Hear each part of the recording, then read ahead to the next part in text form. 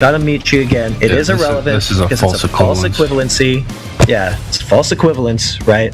Because we should be able to see it, given the dimensions and given the radius value that you just claimed. 1.2 miles at a 1 foot height is not too far to see, because as you can see, we have a picture of a horizon that's 10 times further than that, right? The camera can resolve that far, so we can see things that are further than that. It's a false equivalence. Try again. Just because the camera can see it, doesn't mean you can notice the curvature. Simple geometry. I'm very good at geometry, and I know that you don't know fully what geometry is. So. Okay. You know what? I literally get paid to teach people geometry. I know geometry. I know that you guys think you know geometry. You clearly don't, bro. I clearly do. Yeah, you're going off topic again. We should be able to resolve this horizon. Given a telescope, a telephoto lens, good camera, we should be able to resolve this 1.2 mile horizon and confirm its existence. No problem. You can resolve it. Does that mean the human eye can distinguish it? No. That's irrelevant. The human eye looks through a camera. The human eye looks at a picture. The human eye looks at a picture that was taken with a zoom lens. Okay. That's irrelevant. We don't need to see it with our naked eye. We can use tools to resolve it. You have to be able to resolve it for the human eye to see it. We did, using a camera. Okay. Yeah. Okay.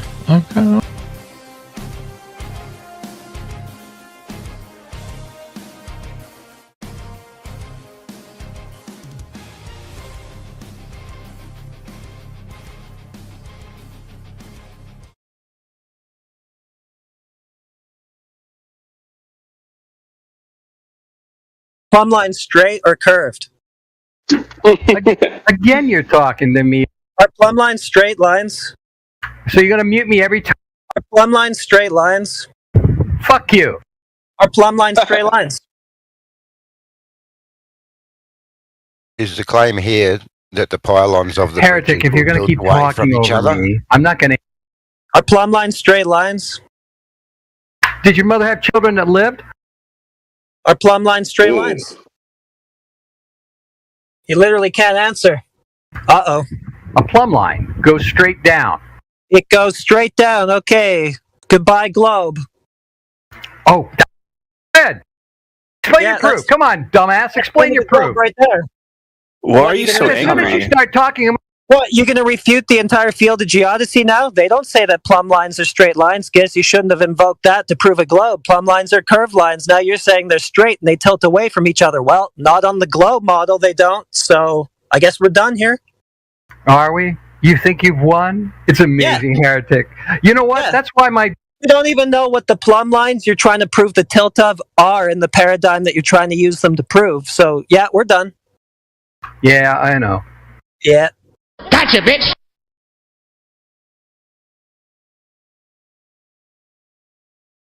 Welcome to the 24/7 Flat Earth Discord Globe Logic compilation. Enjoy the show and grab some popcorn. What? Ladies and gentlemen, we got him. No.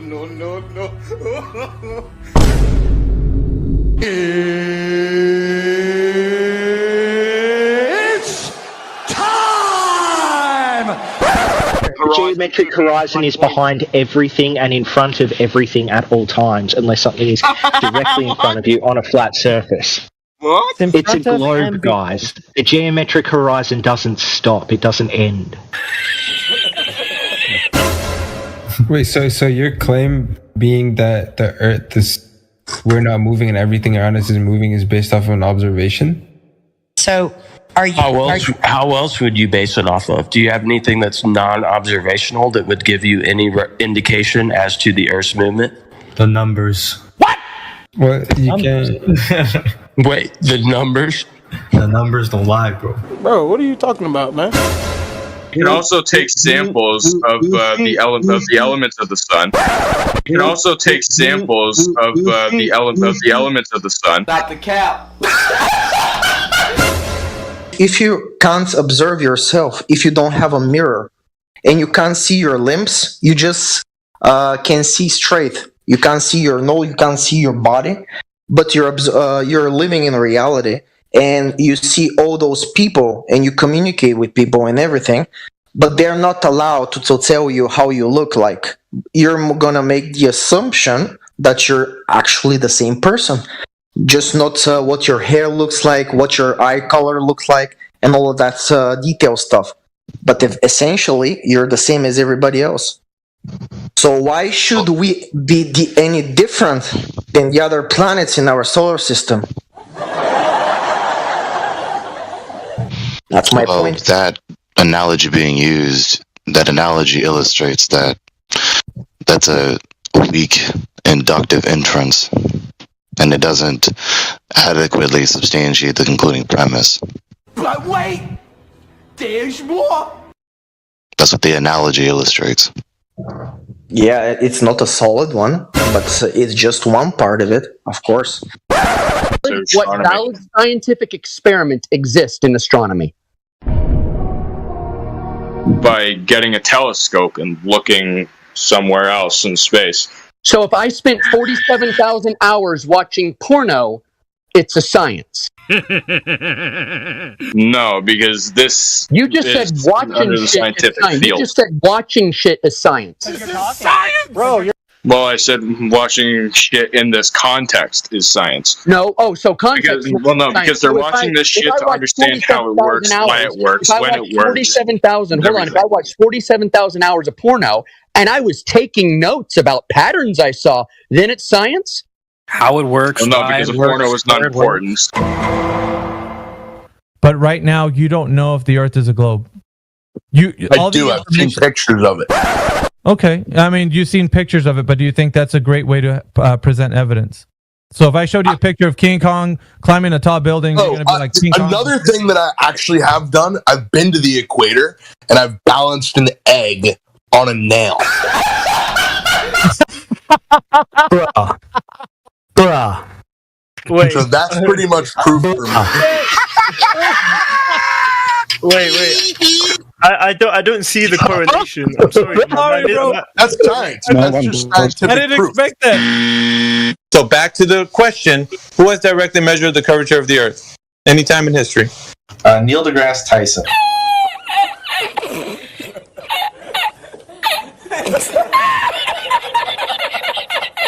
Okay, what did he do? What was he went and he did the calculation that he learned in school. What did he do so that we can know that there's drop over distance? Tell us the method. I don't fucking know. Why do I need to know? I know you don't know. That's why I'm asking the question. Yeah, but I don't fucking know how cancer works, and I still believe in that. Because of the fact that you're stating that the Earth has this curvature, but you have no knowledge on anybody who's directly measured this curvature of the Earth, as in drop over distance, right? I would say, how have you measured the curvature of the Earth or lack thereof? That's not the question. That's not the question here. The question is your knowledge, as your baseline knowledge, as how it's been done. You have no idea. You have just a belief that someone's done that. You don't know it. All right. So you hold yourself to the same standard. All right. Yeah, that's fine. But listen, I'm not the one that's saying that the Earth is a globe, because I know that it's not. What's your claim? I don't have a claim. So you're a coward. I'm not a coward. I don't have a claim for the shape of the Earth. You do. All right. So second question. They're saying that the Earth is rotating, right, on its axis at about 1,000 miles per hour at the equator. These are very simple. You should know these. Who has directly measured this rotation, as in per the axial rotation, anytime in history? Listen, man, I'm gonna bow out. You have a nice night. I love you. Yeah, believe me, this is what I love. I feel like I'm being respected right now, so I'm gonna bow out. Love everyone else. See you later. Why are you running? Why are you running? So, to measure the angle of the sun, you need to get sufficiently far apart on Earth and measure the angle of the incoming rays. And they have to be oriented. That's how it has to be done. Because they have to be oriented. No, you didn't. Yeah, me and my buddy. He did it from Oklahoma City. I did it from DFW. That's at least 15 degrees latitude difference. Okay, what does that mean? It's not 15 degrees. It means there's 15 degrees of latitude. How do you know it isn't 15 degrees, sun? How do you know it is? Well, Jim, let me ask you a question. How do you know it isn't 15 degrees divergence of the sun rays? Well, it's They're both the same. That's how we got. You're just saying that. I asked you for the evidence. You're just saying it. I told you guys it was 20 years ago. I don't have any of it left. My house got robbed. Everything got stolen. I told you guys it was 20 years ago. I don't have any of it left. My house got robbed. Everything got stolen. What research do you need to do to know that you're not moving? Because I have seen multiple scientific pictures of the globe. Of course! Don't you know anything about science? What? Bro, what are you talking about, man? You don't prove the hypothesis in science, buddy. If I look at someone's chin who's like 10 meters away from me, that chin is not really there. It's refracted. It will be refracted. What about someone else's chin? What about someone else's chin? Well, if I'm sitting... Well, that would technically be apparent, but it would match much better to the geographic at close distance because the distortion would be almost none. Physical Earth curve is like your chin. You can't look down and see your chin unless you've got a freakishly jutting chin. You can only ever see it in a mirror or in a picture, right? Plumb line straight or curved? Again, you're talking to me. Are plumb lines straight lines? So you're going to mute me every time? Are plumb lines straight lines? Fuck you. Are plumb lines straight lines? Is the claim here that the pylons of the Heretic, if you're going to keep talking from each over other? me, I'm not going to... Are plumb lines straight lines? Did your mother have children that lived? Are plumb lines straight lines? You literally can't answer. Uh-oh. A plumb line goes straight down. It goes straight down. Okay. Goodbye, globe. Oh, good. Explain your proof. Come on, dumbass. Explain your proof. Right there. Why are you so angry? As soon as you start talking... What, you're going to refute the entire field of geodesy now? They don't say that plumb lines are straight lines. Guess you shouldn't have invoked that to prove a globe. Plumb lines are curved lines. Now you're saying they're straight and they tilt away from each other. Well, not on the globe model, they don't. So I guess we're done here. Are we? You think you've won? It's amazing, Heretic. You know what? That's why You don't even know what the plumb lines you're trying to prove the tilt of are in the paradigm that you're trying to use them to prove. So, yeah, we're done. Yeah, I know. The formula is for the physical horizon that exists. The one that you see is an optical one because of optical effects. You're reverting back. The reason that I interrupted the conversation this time is because you said that boats in the sun go over the horizon and it's optical, and then you're like, well, how do you know? They go over the physical horizon and you see the optical horizon. Yeah, okay, but then your conclusion was that it was a globe. How? Because you assume it, and because it fits the model. It's a reification fallacy then, on top of begging the question. Friend, let me interject. Yeah, go ahead.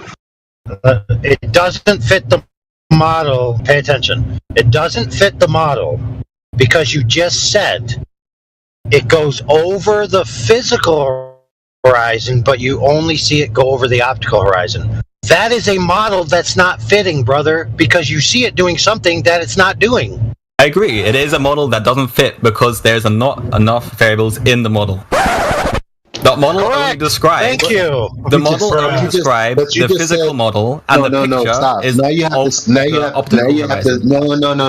have to stop, because when you were talking to me, you said that begging the question is okay because it fits the model. You just told him it doesn't. It's rewind time.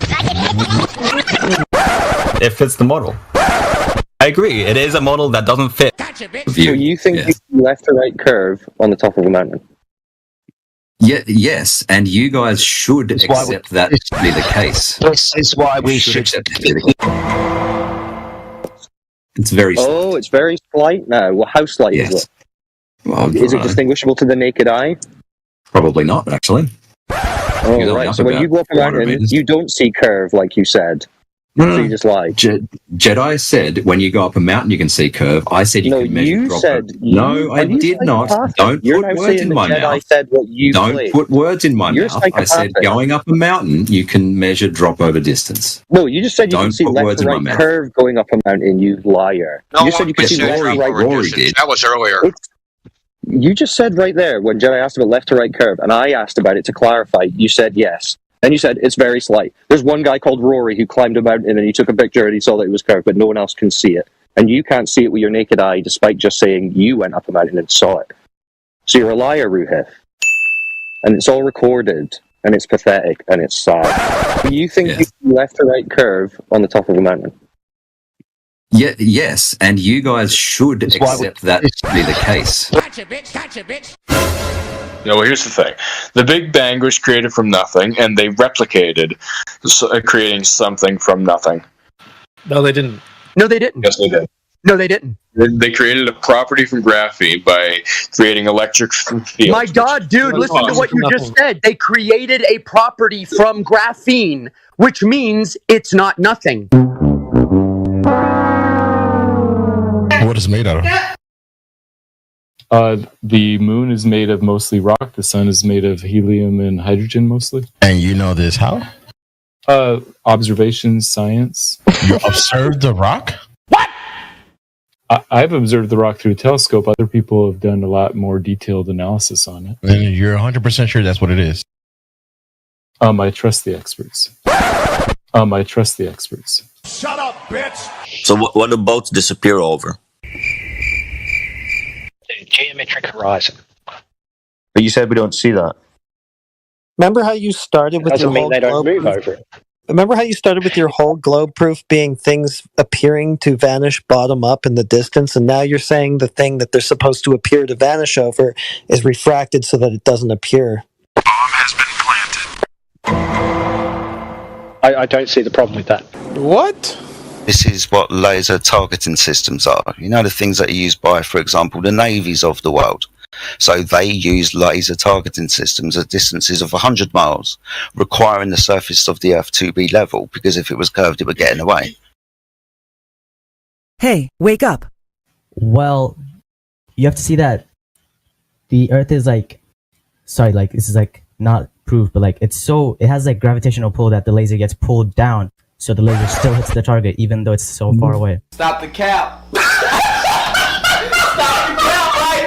Can you show me that curvature? Yes, if you zoom out very far, you will see the curvature. Zoom out from where? From outside of Earth. Outside of its atmosphere.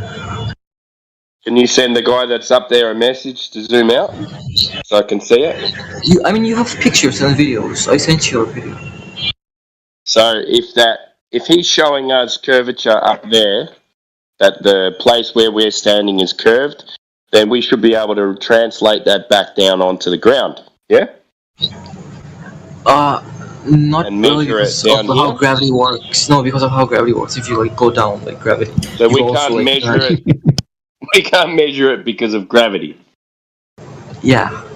What is gravity? I have no idea. Okay, next question. Does the Earth look flat or round? Does the Earth look flat or round? It's definitely round, dude. Hey, does it look flat or round? What does it look like? Hello? Can't even do it. You're fucking sick, dude. You're sick in the fucking head. You can't even admit that the Earth looks flat. I refuse to incriminate myself. How about that? I refuse to. Look at this video. Get the fuck out of here. Yeah. I refuse to incriminate myself. A few moments later. I know. Have you been outside before? Yes. Okay. What does the Earth look like, flat or curved? I am not answering that question. Yeah, you need to. No, I don't. You need to. Why not? Why? It's not proof the Earth is flat or curved. I'm asking you what it looks like. What it looks like. I don't have to answer that question. You serious? All right, so when you go outside, did you see the world looking like it's flat? Yes or no? And how many times have I told you I'm not answering that question? The only thing you've said that's honest is that you were drinking. Yes, that was something that I said. Why won't you answer my question? Why won't you answer that question? Stick here, because I don't want to. Why? Why? Because it's self-incriminating. What? How is that incriminating? I got your ass, man. You know, Indio has you. You're dead to rights, bro. Like you can't get away from that. That's the question that you need to answer. What does the Earth look like when you go outside? It doesn't prove one way or another. Well, then why would you answer? We know that. Like, we admit that. It doesn't prove it one way or another. What's going to happen next is I'm going to say a point that's totally, like, fucking left field of that. Like, this is why I don't believe that. And then you guys are going to be like, oh, fucking straw man. Don't believe that it looks flat? Like, man, whatever the fucking terms you guys use, and then go with that. And I'm like, okay, I guess I'm a straw man now. And I'll do straw things. The hell is this guy on? Man, dude, shut up already. But wait! There's more! When you go to the beach, you see a curve left to right on the horizon. Maybe. I haven't thought about it like that. So maybe next time I go, I'll think about it and go, yeah, maybe I do see it like that. Maybe I'll squint a bit harder and look a bit. But okay, but when you've just seen it, you haven't seen the curve. You would have to squint hard to see the curve, meaning you default just see it as a flat line. No, I don't see it as either. What, you don't see it as flat or curved? With timber? Have either of you guys built anything with timber? Oh, no. Wait, we're talking about the horizon, not building with timber. So when I look at a piece of timber, I can look at that piece of timber and go, that looks kind of flat and that looks really square. And then when I get my square out and measure it, it doesn't fit. So what I do is I assume neither. But you just I assume that the timber might be flat, but I should check it. You said you don't see the horizon as flat or curved? Yes. So what do you see it as? Oh no, the left to right, I don't see as flat or curved. Yeah, what do you see it as, left to right? I see it as neither. Yeah, so how do you see it? Neither. I see it as something that I can't measure accurately enough to determine whether it's flat or curved. But does it look flat or curved? It's the same way, I'll look at a piece of timber and I'll go, I can't tell if that's warped or not. But so if you can't tell that it's warped, then it just looks flat? No, that just means it isn't warped very much. It isn't curved very much. So it looks flat to you, not warped? No, it looks like neither. It looks like something that I wouldn't be able to tell. So it doesn't look flat, How do you not understand look curved. What does it look like? Not flat, not curved? Neither. Yeah, so what does not that everything's look like? A false dichotomy, bud. What? Bro, what are you talking about, man? I know you find it upsetting for some reason to acknowledge observable reality, but you can't say the horizon is neither curved nor flat and give no explanation on what the hell you're talking about. It has to be one of them. Is it curved or is it flat, left to right, to your eyeballs when you go to the beach? That is what is called a false dichotomy, where you have presented two What's the third option? When there's a possible. The third option is that you cannot determine with your eyesight. You can't determine what? Whether it's flat or curved using your eyesight. You don't believe your senses, is that what you're saying? Of course I don't believe my senses. I believe them up to a point, but again, if I look at a piece of timber, I can't tell if that timber is 2 inches or 2.148 inches. So I need measuring devices. Great. Sir. If you were to have a drone and you fly it up a couple hundred feet, you could actually see the curvature. I can't believe you just said that. My detector test determined that was a lie. So tell me, why is the sun 23,000 times less bright on the horizon than it is at solar noon? Because it's like, what are you talking about? Less of it is exposed to where you are. Yeah, so why can I look at the sun directly with my eyes on the horizon, but if I look at the sun when it's at noon, I'm blinded? Huh? Like, well, why can't you just answer your question? Why can I look directly at the sun and not be blinded when it's on the horizon, but if I look at it when it's directly overhead, I will be blinded? Because there's less of it to look at. There's less of the sun to look at? Yes, because it is blocked by the horizon. Man, you gotta clip this. Clip cord, bro. That's the most retarded thing I've ever heard. There's less of the sun to look at. It's not because the air is thicker. Finn Bob, go ahead and demonstrate how the thing that we're standing on is a geometric shape by way of measuring it. And you're like, let's get a big old tape measure. And come on, let's stop being ludicrous here. You know, realistically, how would you do it, Finn Bob? If you were really going to do it, figure it out. Calculating it. Calculating. Then you need to verify through measurement. Is a calculation the same as a measurement? Yeah. What are you, fucking stupid? Let's make sure you understand. So we're talking about the surface of a sphere. You understand we're talking about the surface of a sphere, Yes. right? Yes. So you're trying to say we can have straight lines on the surface of a sphere. Yes. Yes. I don't know what the hell's wrong with you. So if you're on the surface of a basketball, let's imagine, and you walk in one direction heading north, you're going to end up going back to where you started. Did you walk in a straight line? No. No. So you did. So you turned left or right? You went off your north heading? Elevation change. Oof. It's not a straight line. You can walk in a straight line over a mountain range. Your elevation changes, but it's still a straight line. What in the hell are you talking about, man? Do you know what a straight line is? Yes, it's the shortest distance between 2 points. Is there any curvature on a straight line? No, it's the shortest distance between 2 points. Okay, you just finished saying that there's no curvature on a straight line at all. So a mountain wouldn't be a straight line because you're walking up and down the mountain. Yeah, is that a straight line? Yes. Stop the cap. You're telling me staring at the sun is going to tell you the geometric shape of the Earth? Yes. It tells you a lot. Yes. How it is tells that you an awful lot. Lies! Lies! Lies! Lies! Lies! So other than dropping something, or us just being on Earth, what can we do that could prove that the Earth is a globe? Like, what proof is there? You can, I guess, you look at other celestial bodies, and you realize that if they're spherical, and then but it's always going to be gravity at the end of the day. You don't know that you're on a planet. Oh my god! On a scale of 0 to 100, how sure are you that you live on a ball? I'm like, I'll say like 99% sure. Damn, 99%. I'm like 90% sure. What's giving you the most confidence? Like, I'm 10% sure. I'm 10% sure that it would probably don't, right? Like, so what's giving you what's the main thing that's making you think 90%? Appealing to authority. Gay. 6378. 637. Okay, so what was who measured that? I actually don't know how that's measured. That's a great question. Right. Okay, well, do you want to go and figure out who measured it and then come back? No, I really don't need to know. If multiple people are using it, it's verified. Well, what if it's never been measured? Well, no, you'd have to measure it to verify it. But then, how do we measure things too large? We use angles to measure things too large. Well, you tell me because it's your claim. So who measured it? Well, I would never think I need to measure it, but we can do it with angles. Well, someone would need to measure it.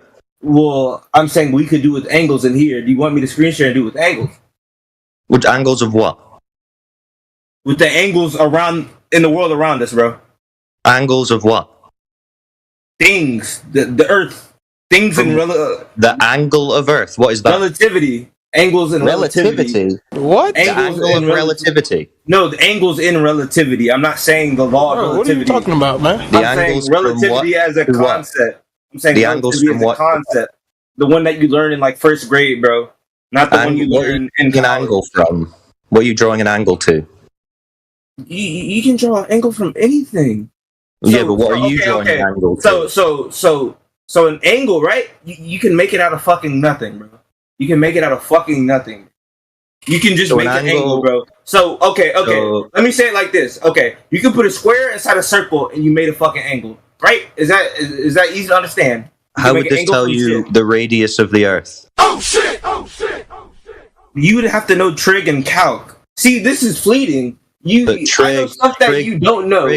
Trig would use a flat baseline, wouldn't it, for an angle? No. No, yeah, well, that's what they technically do for the Earth. So they give the it a flat flat baseline base. of the angle. Yes, they give it a flat baseline. Right, so it's a flat baseline. Yes, right. yes. So how does that work on a globe?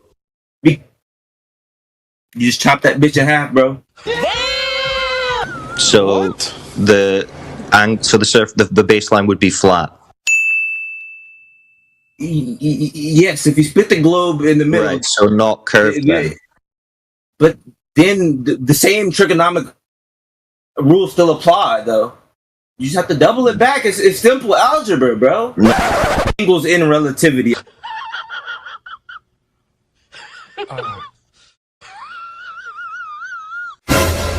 Do you have a demonstration of the 1.2 mile horizon that you say is refracted? Because you just gave 2 ways to be able to demonstrate that and then said, well, no, nobody ever did that.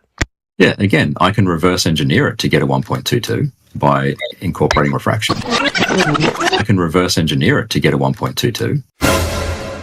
You made a claim that Snell's law is built upon experimentation. We all agree it's built upon experimentation with 2 different mediums. Can you give me experimentation of a singular medium? All right, Snell's law comes from Fermat's principle. It is derived from Fermat's principle. That's correct. Can you give me... so you accept Fermat's principle then, correct? Do you accept Fermat's principle or not? You need 2 mediums. You need 2 mediums to invoke Snell's law. Do you agree? Or a gradient. Okay, then Snell's law is a special case of Fermat's principle. Why can't you show me an experiment of that? Oh, I can show you the mathematics of it.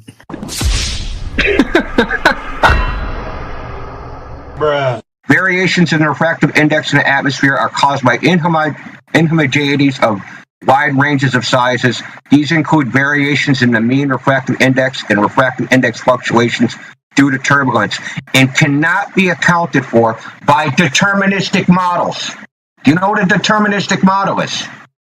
I do know what a deterministic model is. Cannot be accounted for by deterministic models. That cannot be accounted for by deterministic. That's right. Refraction cannot be accounted for by deterministic models. That's why I'm asking you. Where's the model that makes prediction? There's no deterministic model for atmospheric refraction, terrestrial refraction, or whatever you want to call it. There is no model in existence that makes accurate predictions. There never has been, and there never will be. I am saying that if you knew all of the atmospheric conditions from doesn't matter, dude. They've tested it. They've tested it. Do you understand that you have a model, and then you go out and you collect data, then you plug the values into the model, and you see if the model matches observation, right? Yeah. When they do this exercise, let's call it, they don't get reality. What's so hard to understand about that? That the models don't work. That's why I'm hammering on this, is because you think that there's some scientific fucking overlord out there that can predict refraction. No. There's no prediction of refraction. Doesn't exist. So you just saying you can predict where the geometric horizon is, that's just cap, dude. That's nonsense. What I am suggesting is not something that would work in the real world. I am suggesting that if we had a deterministic... Michael, sorry. Now we can't do this in the real world. Why the hell do you believe? No, you never could. Yeah, so where's the direct measurement of the thing that you believe in? Why are we now listening to your imagination? Why? Physics is deterministic. Oh, God's sake. Holy smokes, dude. You do understand that about quantum physics, which is indeterministic? Anyway. You do understand we're ignoring quantum physics. We're out of the realm of quantum physics at the moment. Yeah, you do understand that everything you've done for the last half hour is beg the question. The heliocentric model predicts. Awesome, so the Earth is a ball then.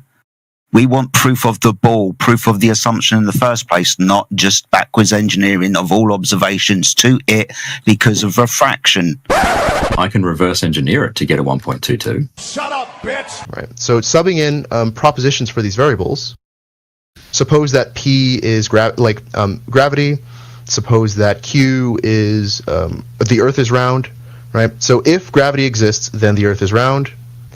if the torsion bar twists, then gravity exists. The torsion bar twists, therefore gravity exists. Therefore, the Earth is round.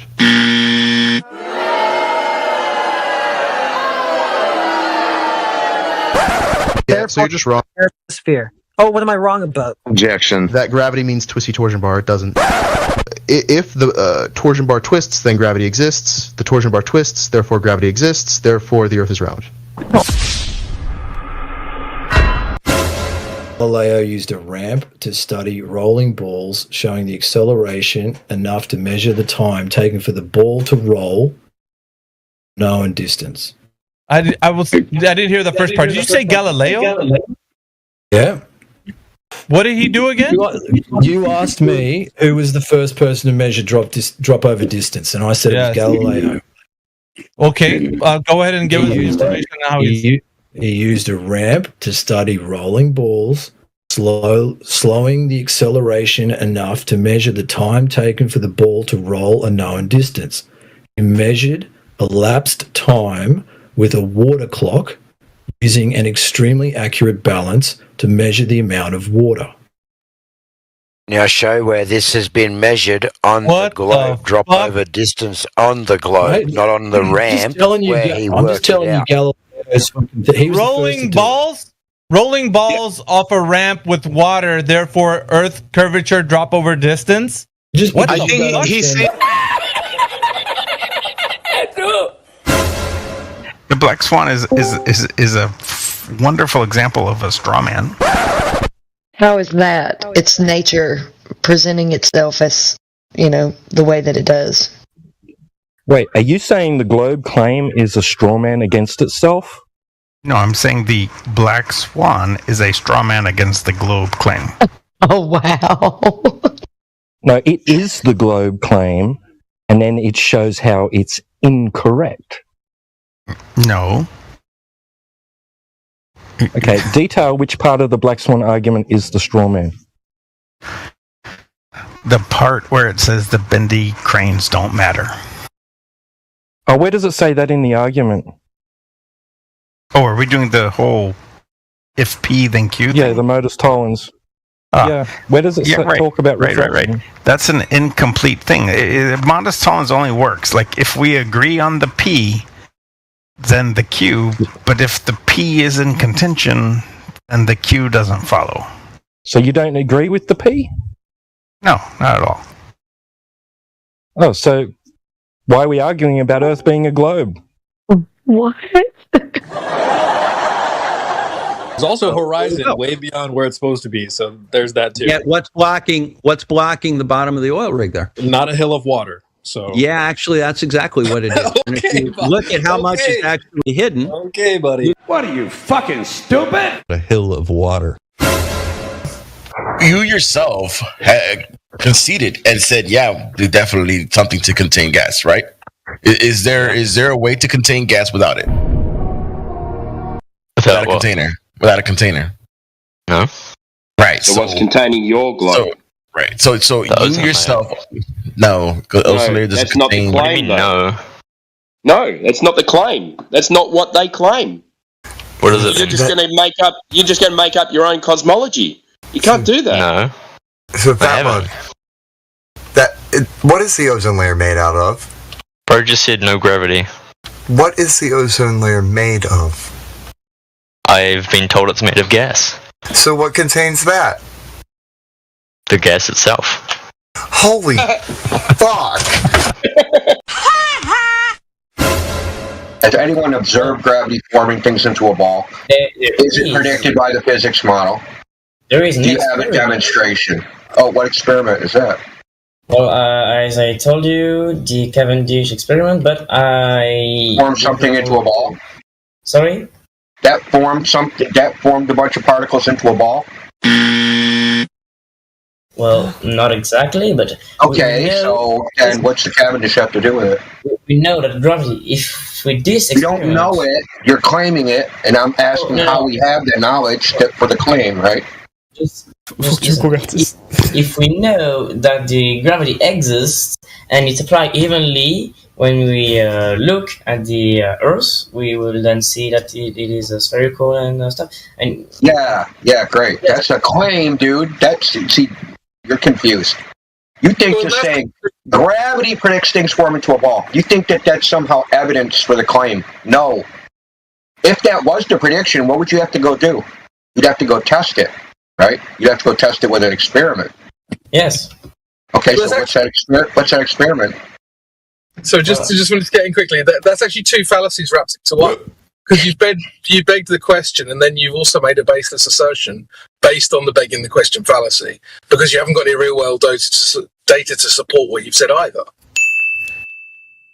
Okay, so just as I told you, there is an experiment, but I don't know that one very, very well, and that's not really the subject I'm fully in.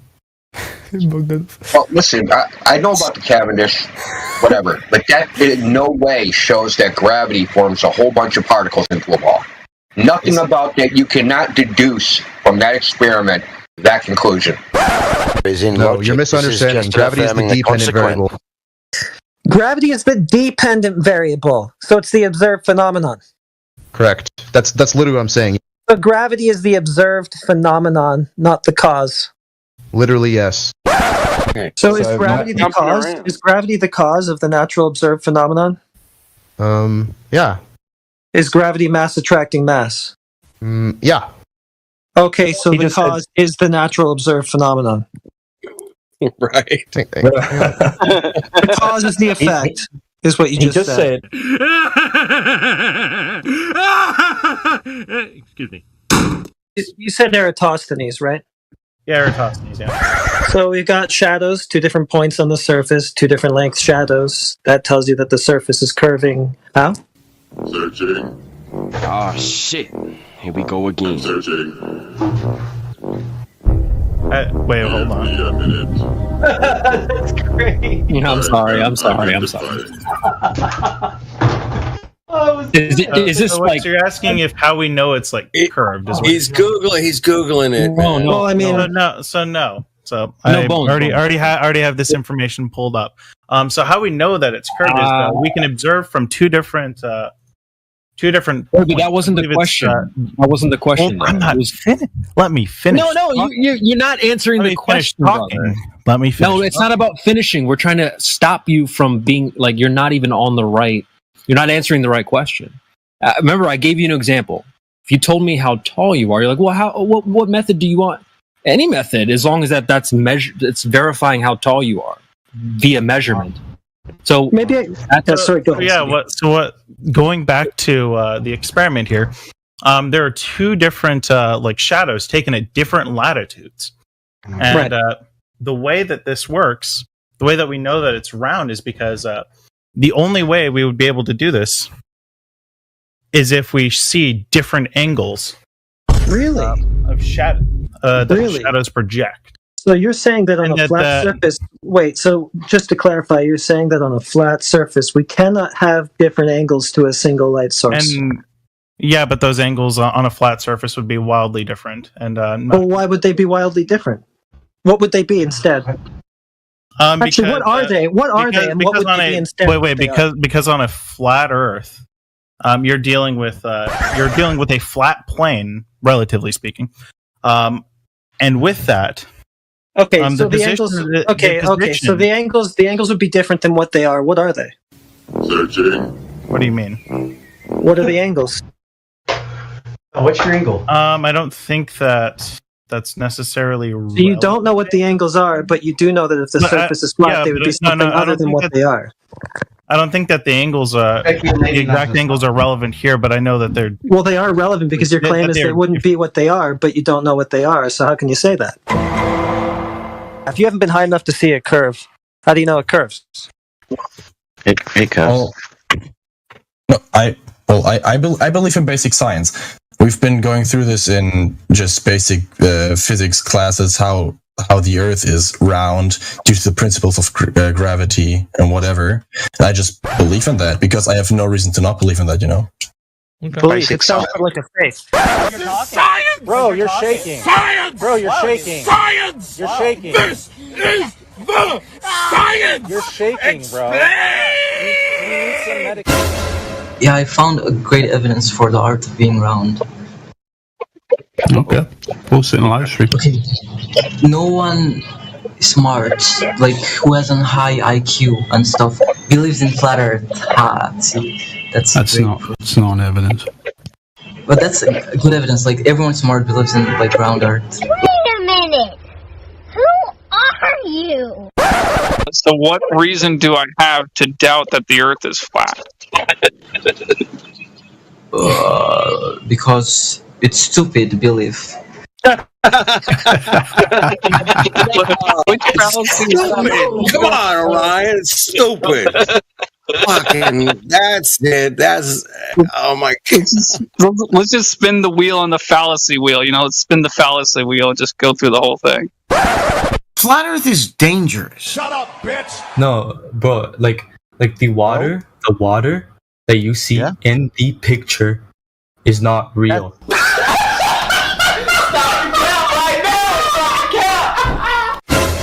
You understand that observational science is a science. It actually is. You take data through observations and can make conclusions without having to experimentally test those conclusions. You understand?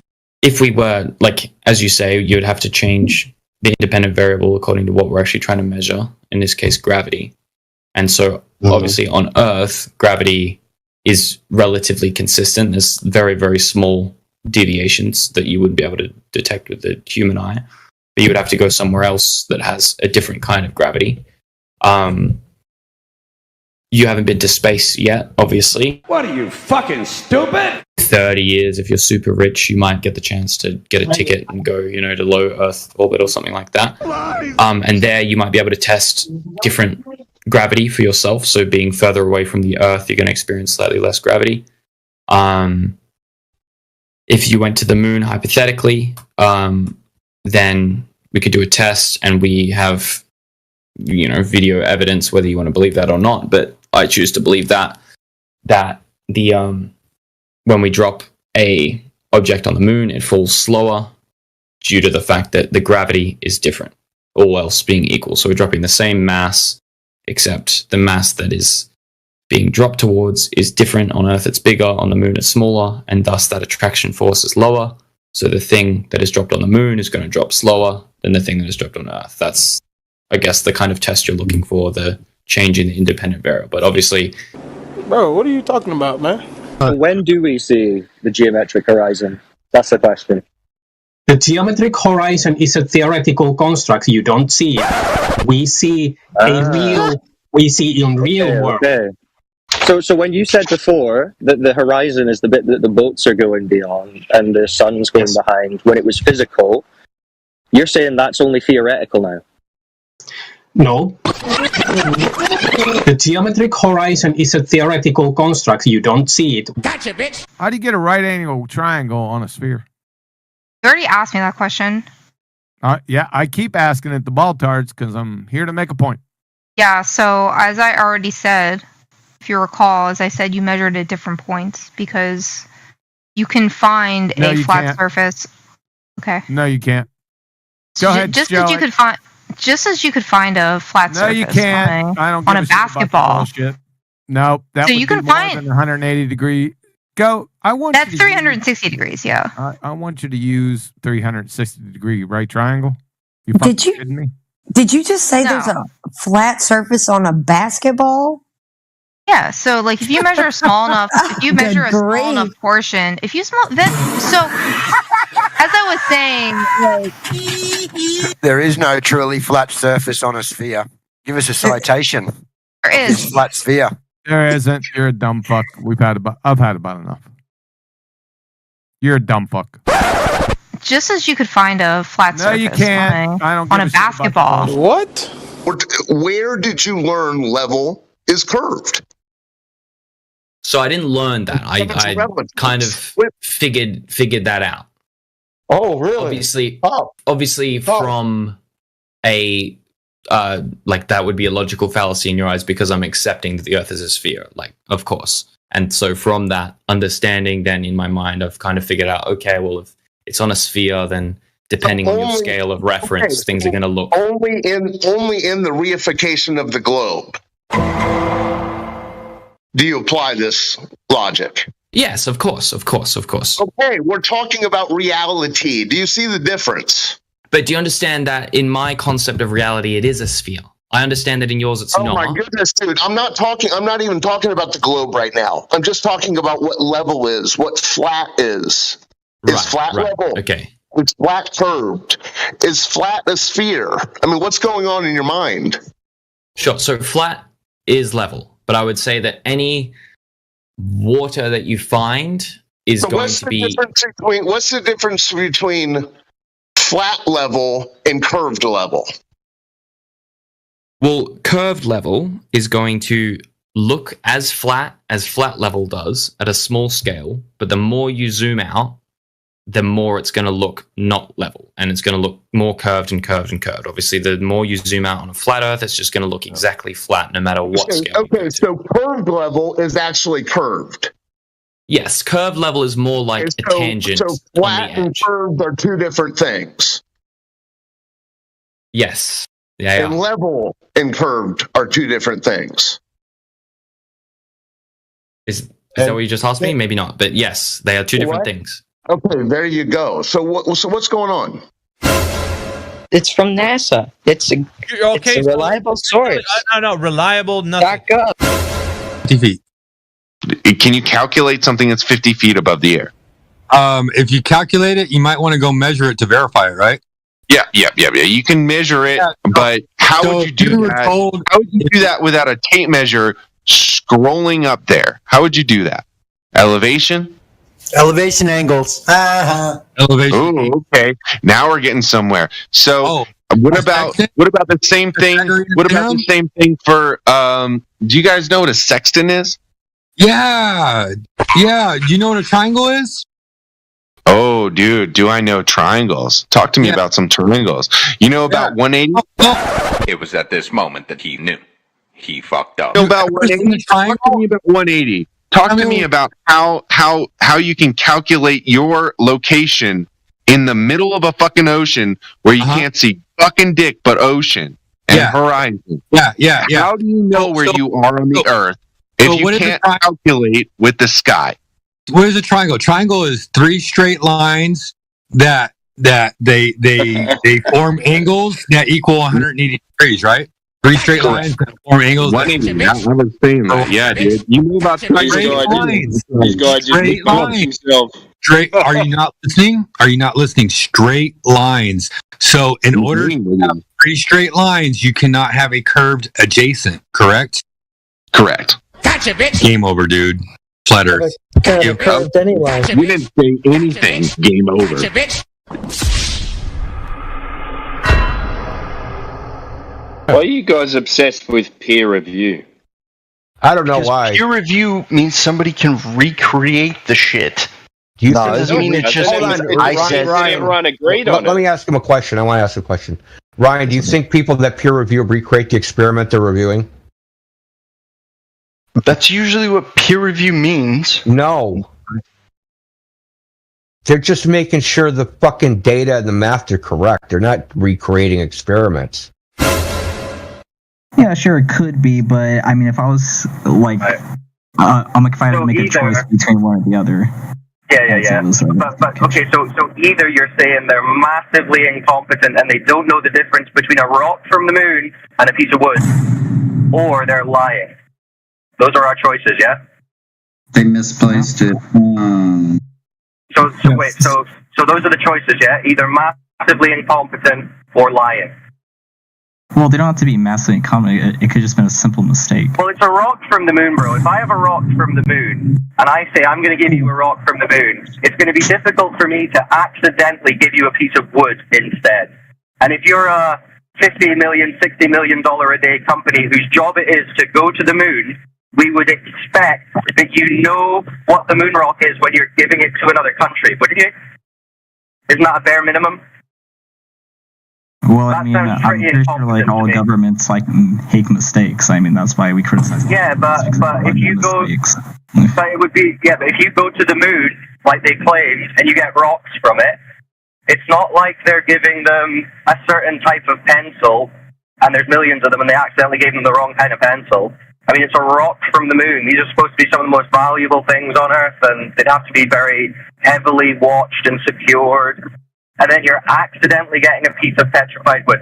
Okay, let's say hypothetically that's what happened. Could you give me your scenario of how that petrified wood is becoming put in place of a moon rock by accident? Just in your mind, how you're imagining that to have happened. Well, like if someone has like a collection of these, they probably have a collection of like other things like petrified wood. It's like if you collect rocks, you probably have like petrified wood and shit too. Wait, so you think NASA are storing a pile of petrified wood next to their moon rocks? Maybe. I mean, why would they be storing petrified wood? I mean, you tell me. I don't know why they would. No, you tell me. It's your story. It's not my story. It is your story. You're defending the story. You made up the story. You said it could have been a mistake. Yeah, I'm saying it could have been a mistake. NASA's in their petrified wood store, about to fuel their fires in the office, and then someone accidentally goes into the moon rock cupboard and drops everything and goes, "Oh shit, we have to leave for the flight to Holland." Grabs all the bits, but he accidentally grabs some of the petrified wood that they're using for the office fire. Is that maybe what happened? I mean, who knows? Listen. Fuck up. Get out.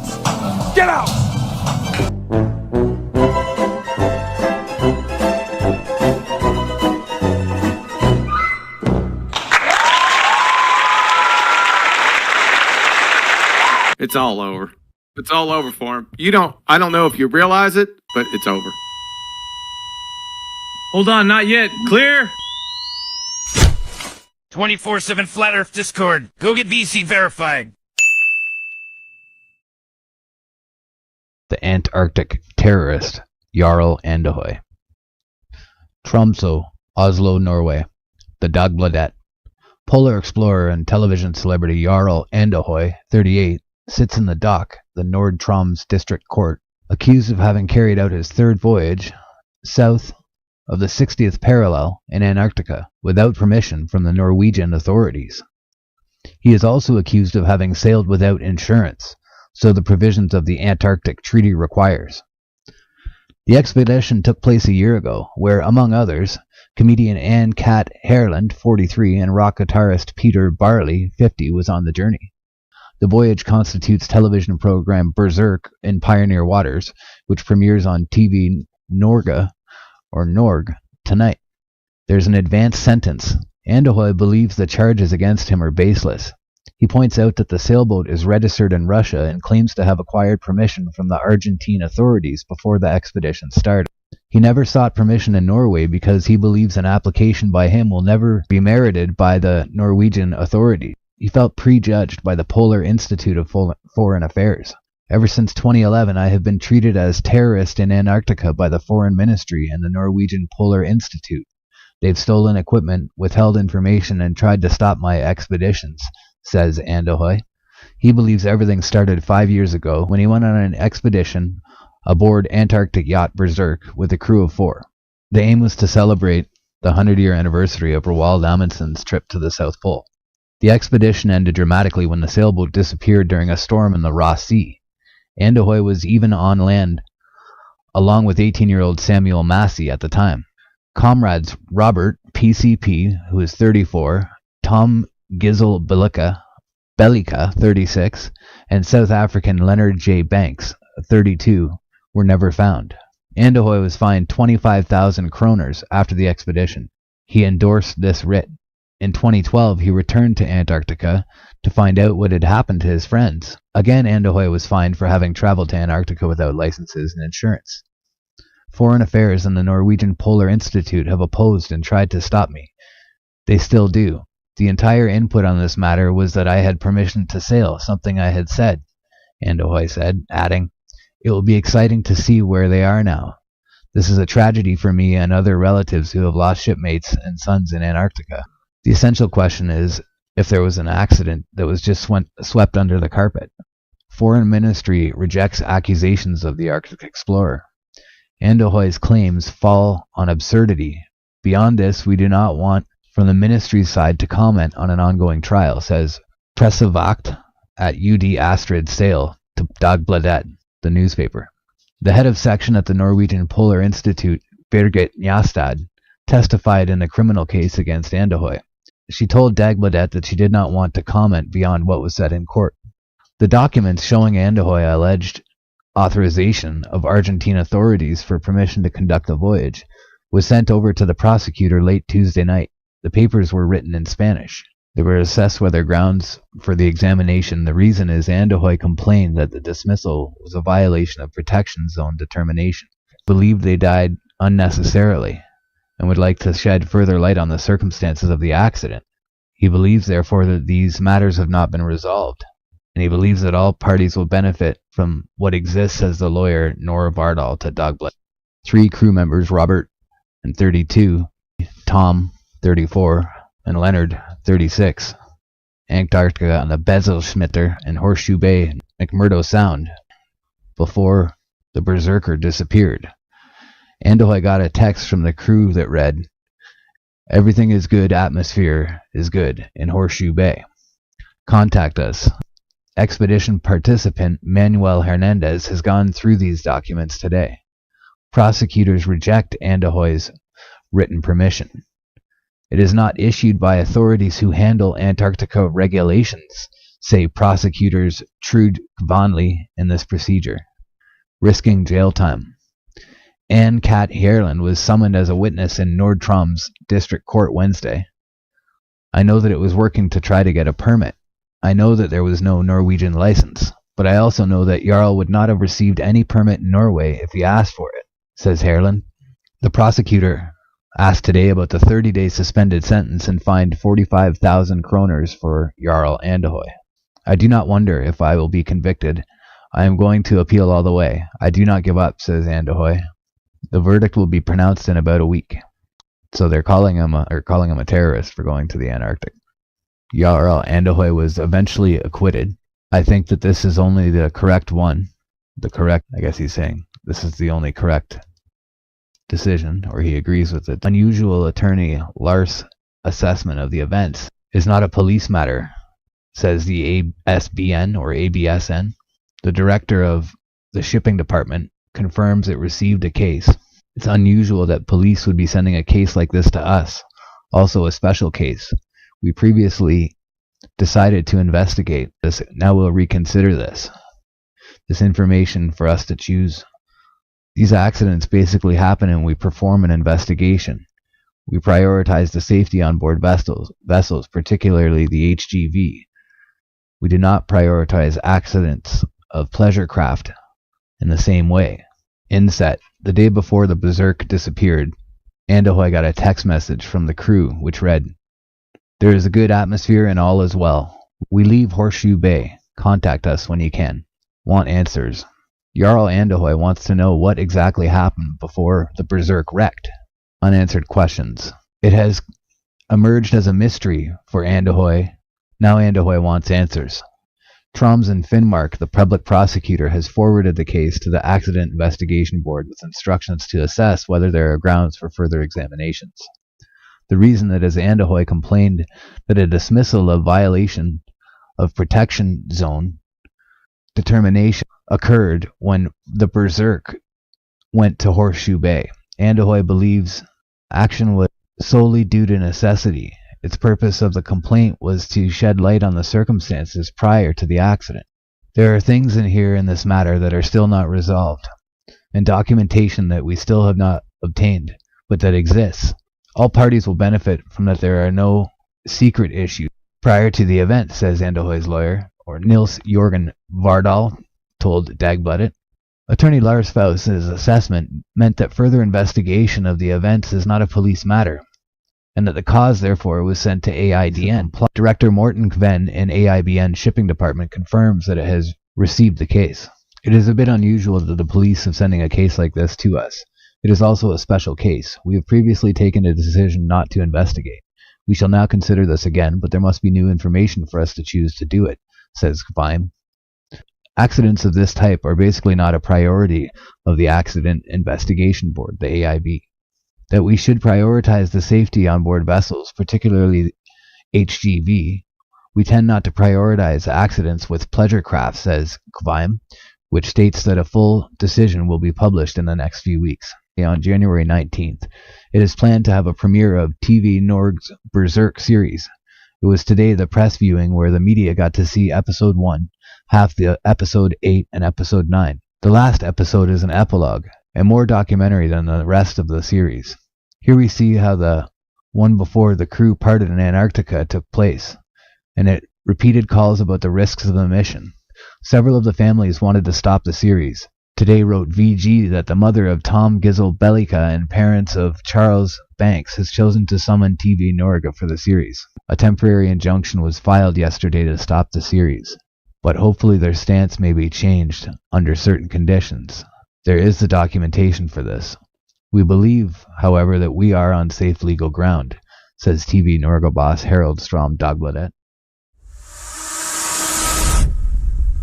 Discord.gg/flatearth.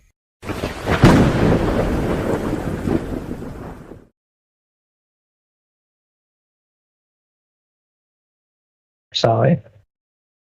Yeah, well, Adam was speaking, so you have to wait. I'm sorry. I looked it up. Actually, I don't mind if you'd like to continue the conversation with Brandon. If he's... Brandon, what did you say? The device is called a Discord. No joke. I looked it up. Brandon, post it in the live stream voice text. I can't post pictures. I'm not on my. Yeah, I don't have the permission. Let's see. I don't know why, but I don't have the permission to. Wait. Right. Hang on. I'm going to give you that permission. 1 second. Wait, just a moment. Okay, I got the plus on there, so let's see. All right, I gave you the permission. I'm actually going to give you the globe earth roll back again. I don't know why it's not on you right now.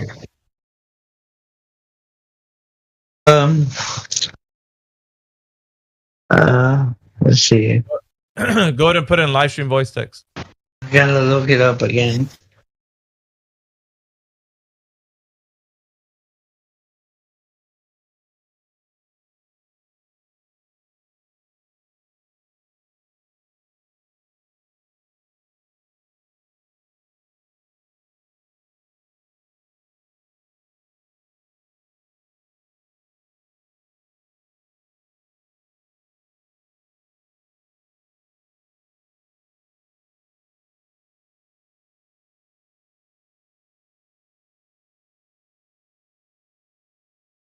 Shout out to Shekel. What's up, Shekel?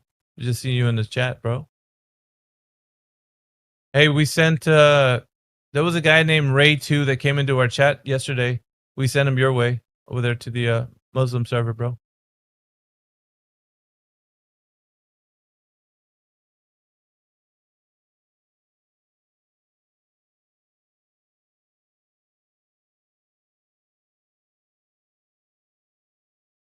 Jedi, are you there?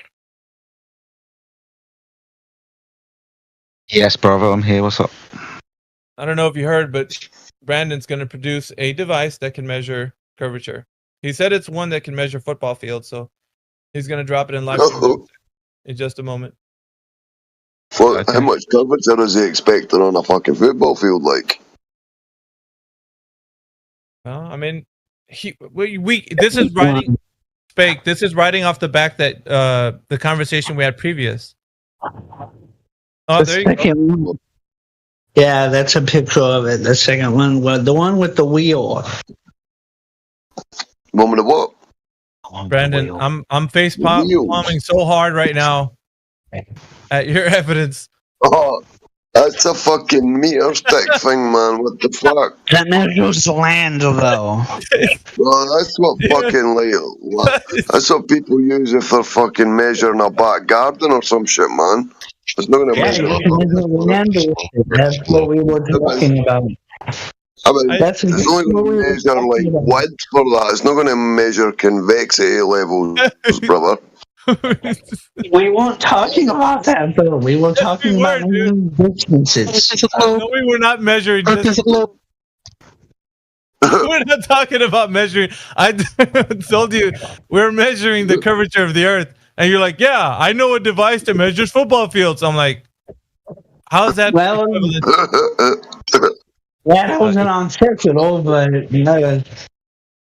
You can measure like the width or length of a football field, but you're not going to be able to measure how much curve there is over a distance, bruv. Come on, man. Get a grip of yourself. Yeah, that's not where I went. That's okay. Why would you bring it into the conversation? For that pool, but I mean, my mind went somewhere else. Brandon, you went somewhere else because listen, man. We were talking about measuring the guy was. I get distracted a lot. That's why. That's not that. I distract myself. Did you even, Brandon? Did you even Google? Like, what's that say? The device used to measure the curvature of the Earth. Is that what you typed into Google, and that's what you came up with? Probably. Well, I was. What's the rest of that Google search? That's what I was saying. That's what I was going for. A device that measures football field. It's not full for sure. Dude. No. I don't know what Max, listen, Max was here for the whole conversation. So even if you're distracted, everybody in here heard what.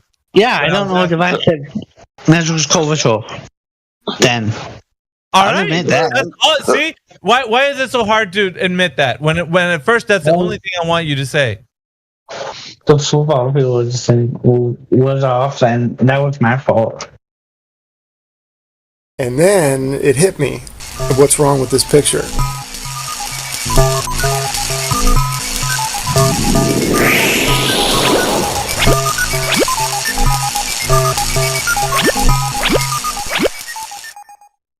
Hello everybody, P-Brain here. I got inspired to do a video. I'd been discussing on a couple of my videos about this notion that the sun would never make it to the horizon, and had a couple people show me diagrams, and I hadn't come up with a really good illustration to completely debunk this idea until now. So that's why I got inspired to do this video. First of all, let me just say I don't know how high the sun is, so I'll just go with the 3,000 miles that many flat earthers use, and that's what I'm going to use for this video. This guy sent me this picture, and he's got all the maths included, and it looks good, you know. At first, I had a little tough time with it because there's a couple things true about it, right? It's showing the sun traversing over the ground, over the flat earth, and it's parallel to the ground. So it had that going for it. And it's showing that when the sun is further away from you, it angles down, just like perspective. Same as this guy, Daz, the cameraman or something is his name. He has a video out and he shows this picture. And it's the same thing. It still shows a parallel sun to the ground. And instead of moving the sun, he's moving the observer. But it's the same diagram. If you flip it upside down, it looks like identical. Anyway, so it's the same notion. So I was a little bit perplexed. I was like, wait a second, you know, makes you start to doubt. But I mean, I know it's wrong, but I was like, wait a minute, it's got perspective. It's so I thought. And then it hit me. What's wrong with this picture? What's wrong with this picture is that they are attempting to calculate visual angles to the sun from a non-visual, non-perspective drawing. So the drawing is not taking the visual perspective of the observer into account, and that's what's wrong with this diagram. You see, you cannot calculate visual angles to convergent positions, which is where the sun is from the observer, by using non-convergent parallel lines, which is what they're doing in the diagram here. They have two parallel lines and they're drawing visual angles to it. It's true that this drawing is an accurate representation of actual relationships and positions of the observer to the sun, but it's a non-perspective side view representation. So this diagram is not accurate at all as it relates to the perspective of the observer. So if we add perspective lines, we get a completely different picture. All right, take a look at this wall of lines. Now, this wall is not an illustration, it's not a cartoon, it's a photo. It's reality, okay? This that they put up here, although it has a lot of truth, you know, in it, showing the parallel sun and all that, it's nothing but some geometry. I mean, they're showing us some angles, but it has nothing to do with perspective. in how we would see the sun. So it's bunk. So in this next slide here, I'm going to superimpose these lines, the perspective lines, over on top of this. Okay, here we go. All right, and as you can see, the way they're representing the sun as staying parallel to the ground is not correct. The sun would follow these perspective lines, and what they really are is spatial planes, right?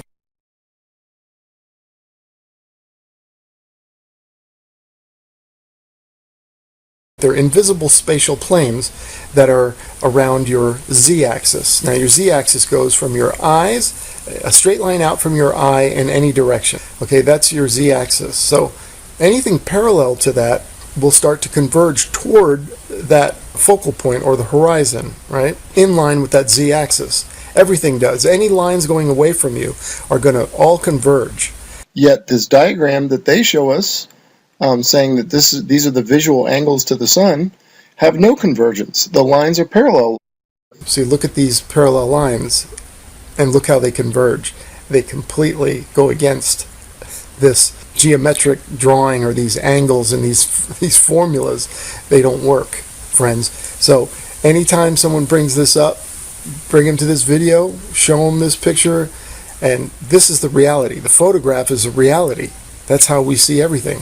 So this representing the sun is going away from you parallel to the ground, and then calculating your angles to the sun based on that is wrong, and it doesn't work. Okay, and quickly notice with this line of converging parallel lines or planes. Notice how the higher up they get, or the further away they get from the yellow line, which is your z-axis, notice how they orient themselves more and more vertically and less horizontally. Also notice how all the lines converge at the same point, the vanishing point. It doesn't matter how high they are, they all go to the same place, which, interestingly enough, means that no matter how high that object is going away from you, it visually goes to the same place. Okay, here's the wall of lines again. Notice that these are true perspective lines. These are parallel lines, but from the observer, which is this little guy down here, this is what these parallel planes or parallel lines would look like. They just happen to be represented by these wooden planks, right? But that's actual perspective. What they represent as the sun up here traveling parallel to the ground is not perspective, yet they are calculating angles based on a non-perspective drawing, right? Their maths are based on non-perspective lines, right? Two parallel lines. Well, you can't, because that's not the perspective of the observer. The observer sees these lines, the converging lines. So as you can see, this is the reality, the one here where the sun travels down. The green sun's here traveling down. That's our reality. Now, here's another interesting thing. The reason, too, that their sun will never reach the horizon in their calculations is, notice this, these spatial planes, as I call them, represent height or altitude, right? Look at their sun. It's crossing height lines, right? Because each one of these lines is parallel to the ground, even though they appear to be converging, and yet they represent different altitudes. So look at their sun. It's traveling higher and higher and higher and higher and higher in the sky. Well, of course it's not going to, this is why they think that the sun would be visible 24/7 on a flat Earth, and why the sun would never get to the horizon. They don't understand perspective. They don't get it or something. I don't know.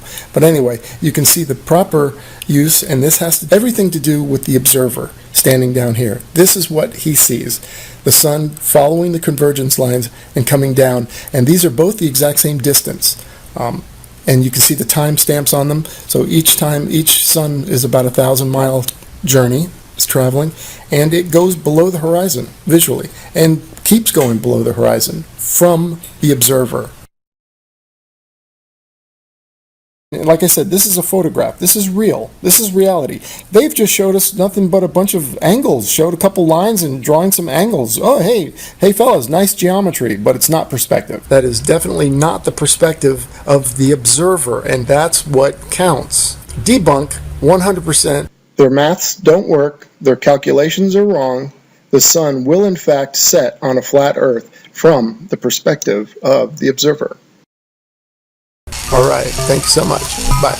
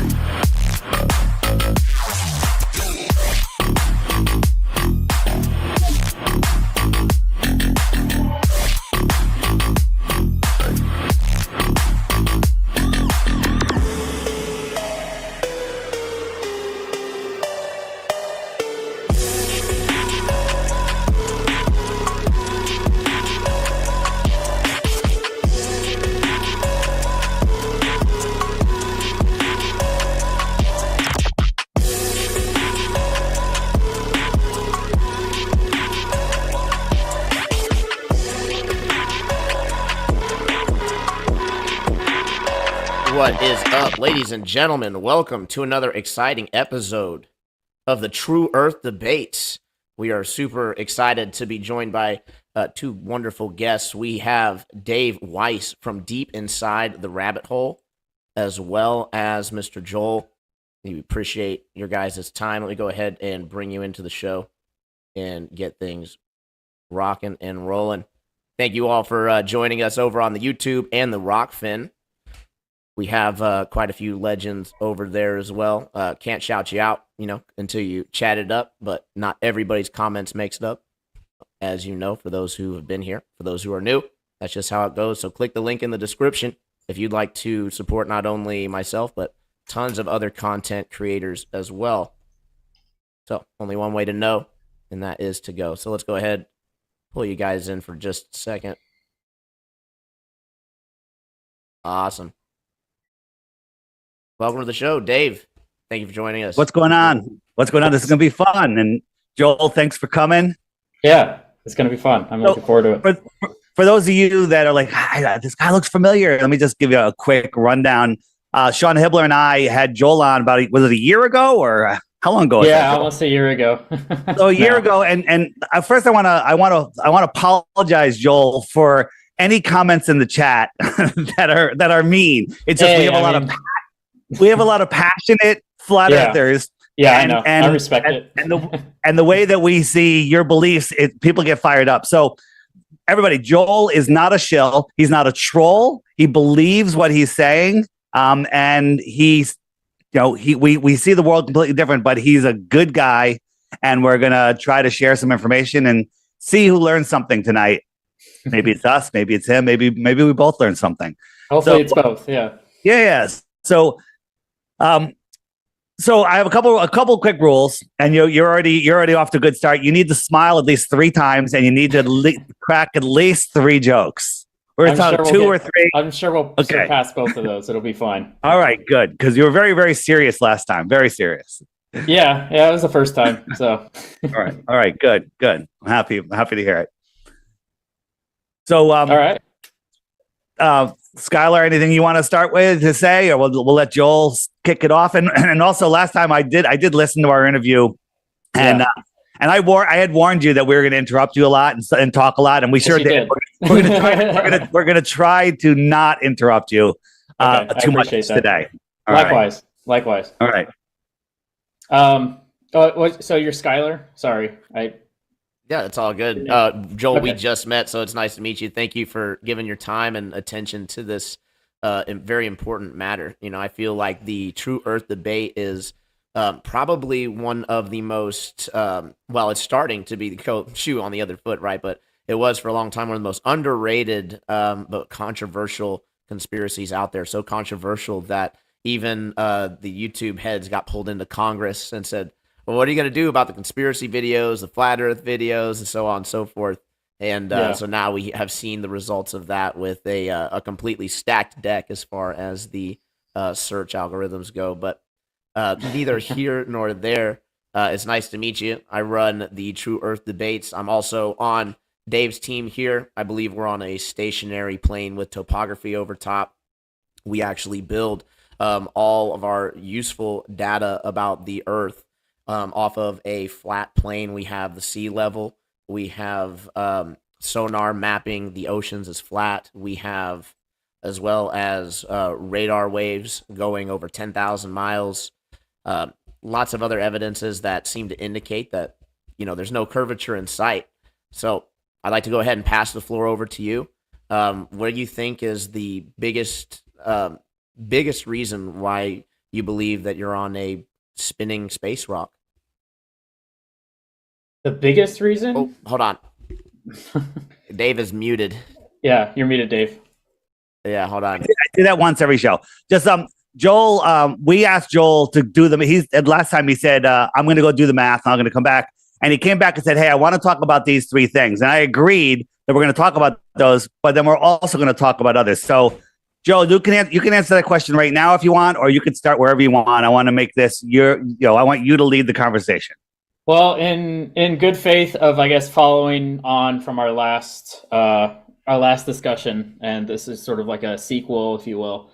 Like you said in the last interview, you guys hit on the inverse square law a lot, because I was bringing up math a lot, and you were like, well, if you like math so much, it doesn't really work out with, us being able to see Polaris. It's way too far, 431, 433 light years. So I was like, okay, I wrote that down. I said, I'll do the math, and I did the math, and I wanted to share it with you guys, if that's fine. Sure. I wrote up the little paper here. It's only 4 pages. It's not crazy. It won't be 4 pages. Yeah. No, well, it's because it's a lot of diagrams. So like visuals. I got it, but I have a question for you. How do we know that Polaris is 433 light years away? And I believe mainstream science is trying to decide if they need to subtract 100 light years from that number. So to me, in my world, the way I see it, it's a made up number. Well, that's going to be off like spectroscopy and things like that, and chemical makeup and maturity of the star and things like that. So we can measure the type of light that's emanating off of it, and then we can basically figure out how far it is from that. That's one of the ways anyway. But right now we're kind of just giving the 431, 33 light years somewhere in there as a given. So if it's all right if I went through this with you guys, it's not crazy or anything. The craziest part about this is unit conversions. That's it. Like converting light years to meters and things like that. So I'm going to do my absolute best to not get mentally fatigued. Okay, I'll try and go quickly. It shouldn't go too much longer than the intro. Touche. There you go. It's one. You're good. Alrighty. Can we see this? Is this seen? Yep. Okay.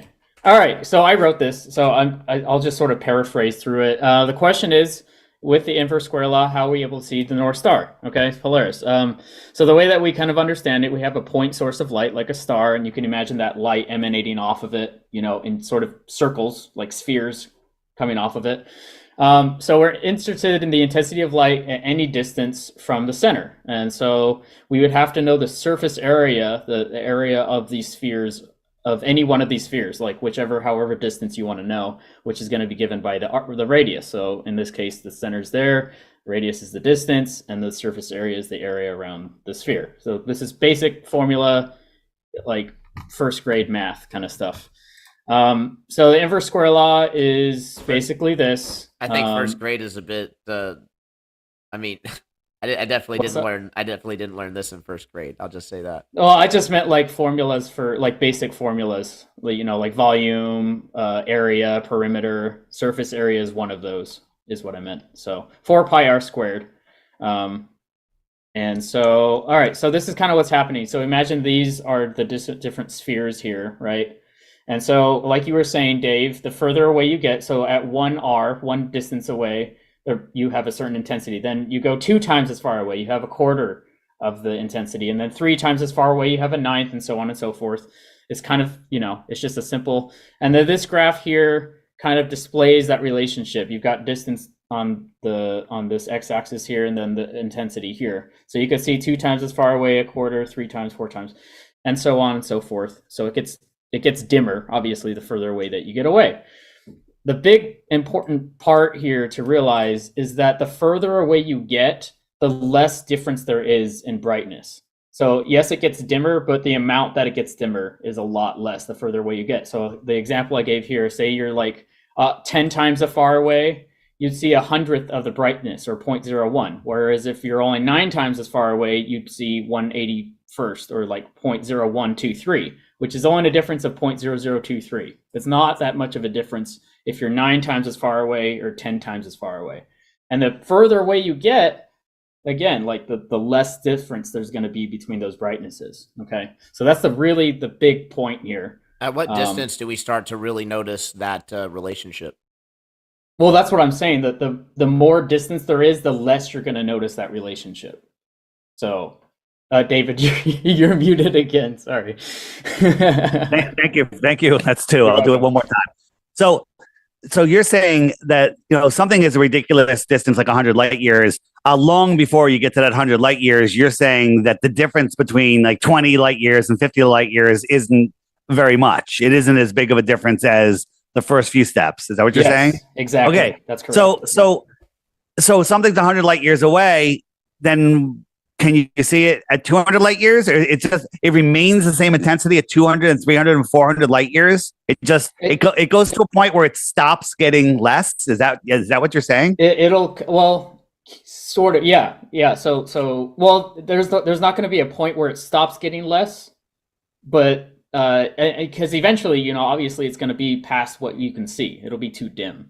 So, but there's also nothing obstructing the light from getting to our eyes. Like, for example, in some of the stars in the core of the Milky Way here. Oh, it's this way. So a lot of these stars here, they kind of just look like a haze at this point, because they're really far. You can't see individual stars with your eyes, but you just sort of see this haze. So the light's still getting there, but you can't make out the stars themselves, the pinpricks, if you will. Well, the only problem with that, just to interject for a moment, is that normally when you have something that's too far away to see that it's like pinpoint, right? When you zoom in on it, you're not going to be able to make it bigger, right? At least not with not unless you have an intense, like a ridiculously intense amount of zoom, right? Most of the time, you would agree that you're with like a camera, right? You're not going to be able to zoom in on something that's 400 light years away. If we're seeing a pinpoint source, right? Would you agree with that?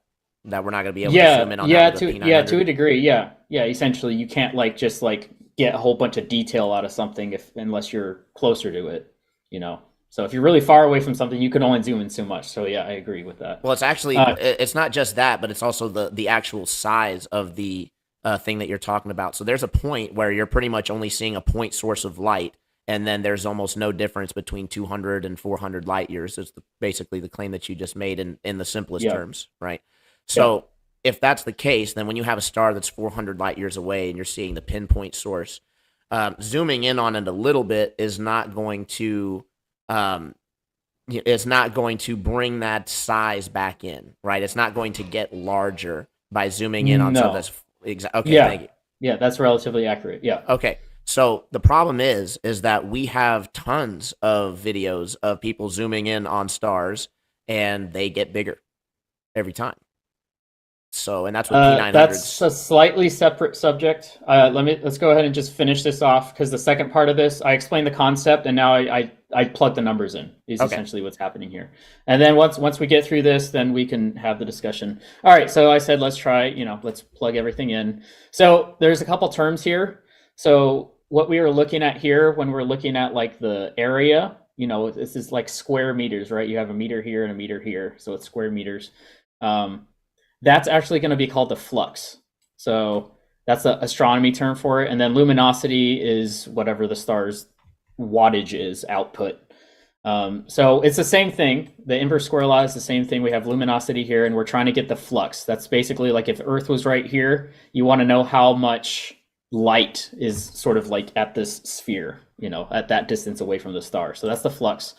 So all we need to find is how bright the star is and how far away it is. So its estimated Polaris is 25,000 times brighter and 50 times larger than our sun. All right, these are estimates, but we know the luminosity of the sun is this. So I call it L Sol. So all you have to do is times that by 2,500, because it's 2,500 brighter. So we multiply that out, we get our luminosity. So this is the supposed wattage output of Polaris. So we have our L. And then here it's 431 light years I put here. You could say 433. It's going to be kind of negligible at this point. Would you agree that this is all theoretical? No, I wouldn't. A lot of these are hard numbers. So which one would you say is the hard number? Well, certainly the luminosity of the sun. How did we get the luminosity of the sun? You can measure it with spectrometers and with light measurements, essentially. You can measure how much light is hitting a sensor. Okay, that's Joel, fair. do you have any examples of anything that's twice as bright as the sun? I mean, there's plenty of stars. Stars. No. When you look at a star, you can theorize that it's whatever number brighter than the sun. But do you have any examples around here of something brighter than the sun? Twice as bright. The issue with that is the sun is giving off all wavelengths on the electromagnetic spectrum. So I could find something that's brighter in the visible spectrum, but not like on all wavelengths. I find it hard to imagine something twice as bright as the sun. But let's just go 10 times as bright as the sun. 10 times as bright as the sun. I don't think there's anything brighter than. I don't think there's anything even visibly brighter on the visible spectrum brighter than. But let's just say 10 times. Let's just pretend that we can do something 10 times brighter, which is unfathomable to me.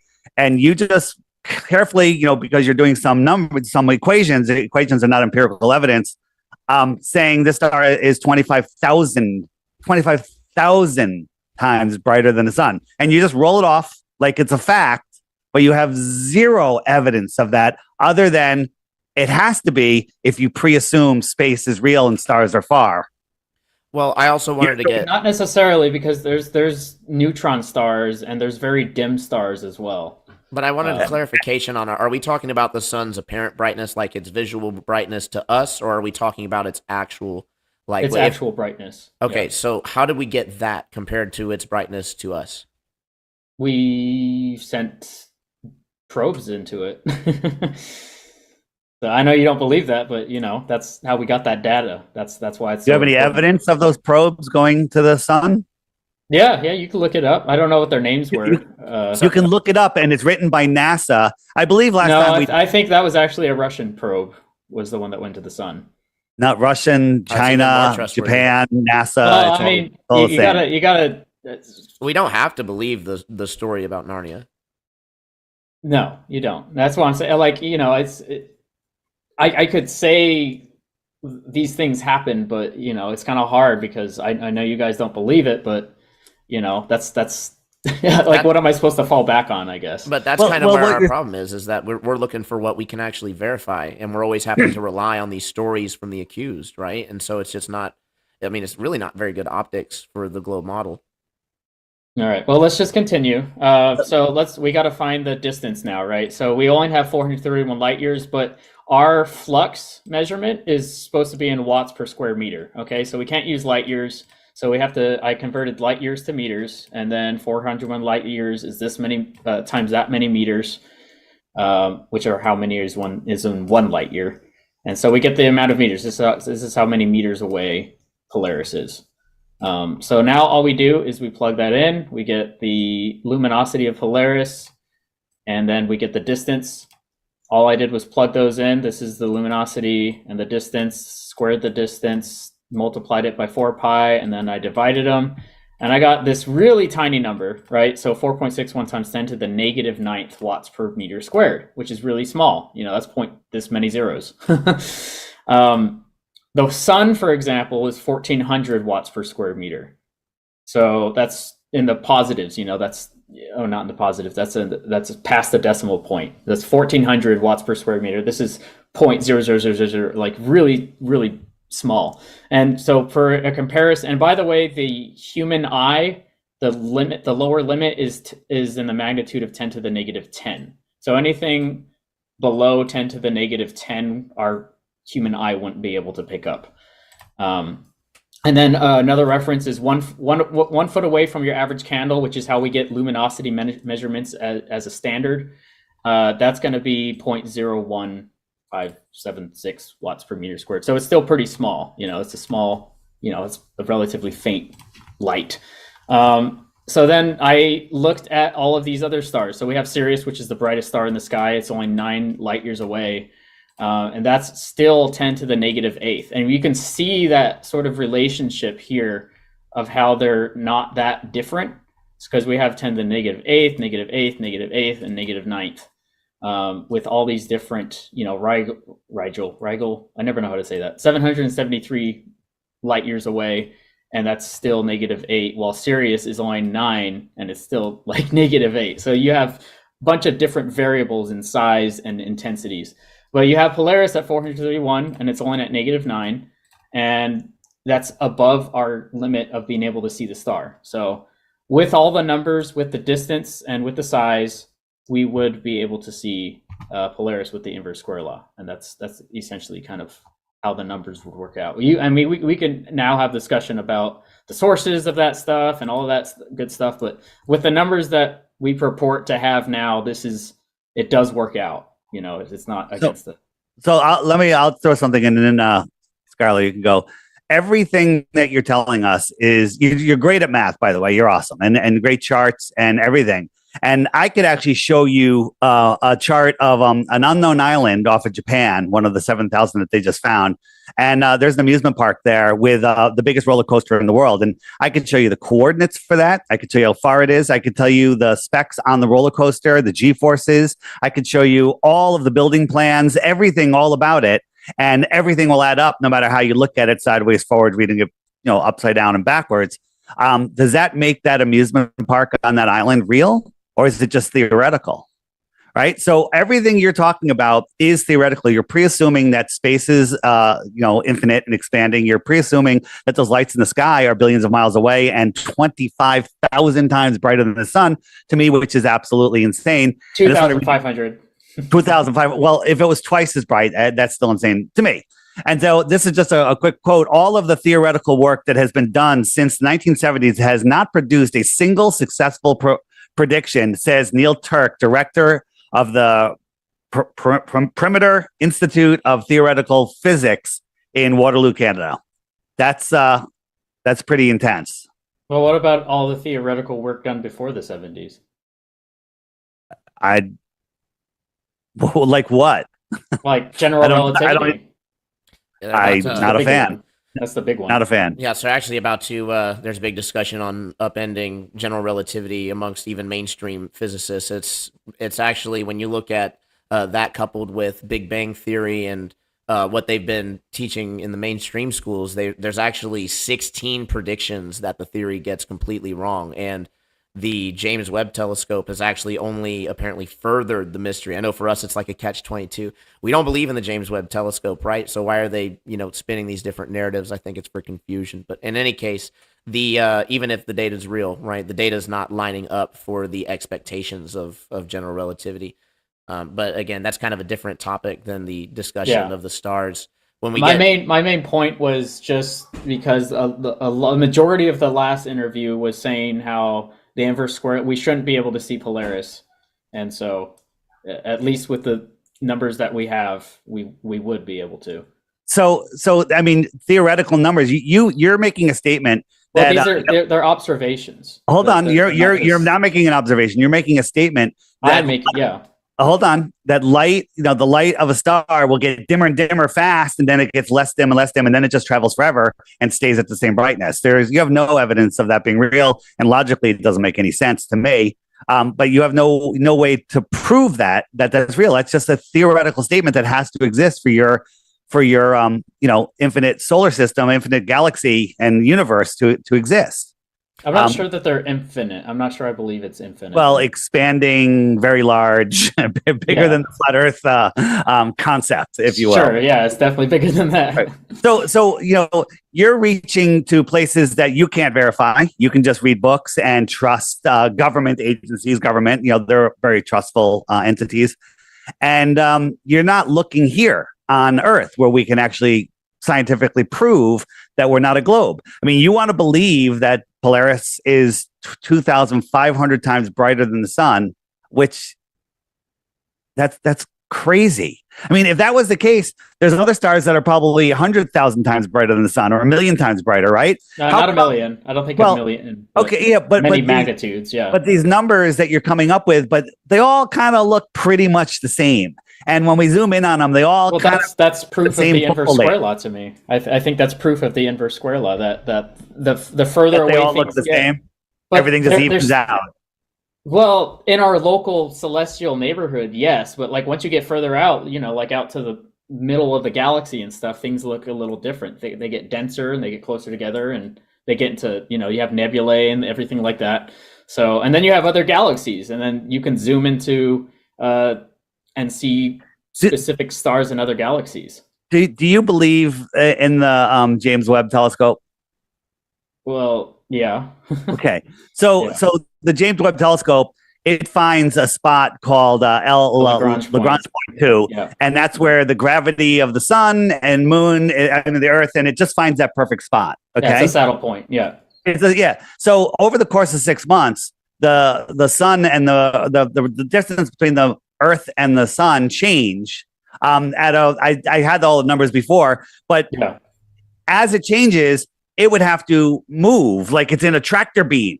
Okay, it would have to move, and it's moving like very fast in two different directions. Throughout the year towards the sun and away from the sun, and you're just believing that tractor gravity is holding it in the perfect spot. Here's my question though: if you watch the launch, did you watch the launch of the James Webb? Yeah, I did. And it was over Earth. Maybe this is that's not it. That's me making a James Webb image. Let me just find something here for a second. You good? Where is it? Here it is. I think this is it. So this is the launch. Let me just see if this is the video I want. And it's up in space. And then is it deploying here? All right. So it's the next one. This is it. So here it is, and they're showing us this beautiful curve of Earth. They always show us this beautiful curve of Earth. So it's ejected it here. Now, how many miles away from Earth is that? Is it 1,000,000 miles away? It's not 1,000,000 miles away. It's a couple hundred miles away. Right? Yeah. Let's round up to 1,000. Let's say it's 1,000 miles away. Got a great shot of Earth. Somehow we can see through all the atmosphere and see the perfect edge of this. And here it goes out here, and it's going to deploy. Let me just jump forward. It's gonna and if you watch, the signal's breaking up here, and it's only 1,000 miles away, probably a lot less. And it's going away. It's already ejected from the rocket. Yeah. And I'm going forward, and it's out. It's now putting out its solar panel. Right. How does it go park itself 1,000,000 miles away? What gets it to the Lagrange point? Well, that's literally rocket science, man. I mean, that's orbital mechanics. They exceeded the escape velocity of the orbit, and so it was no longer within the.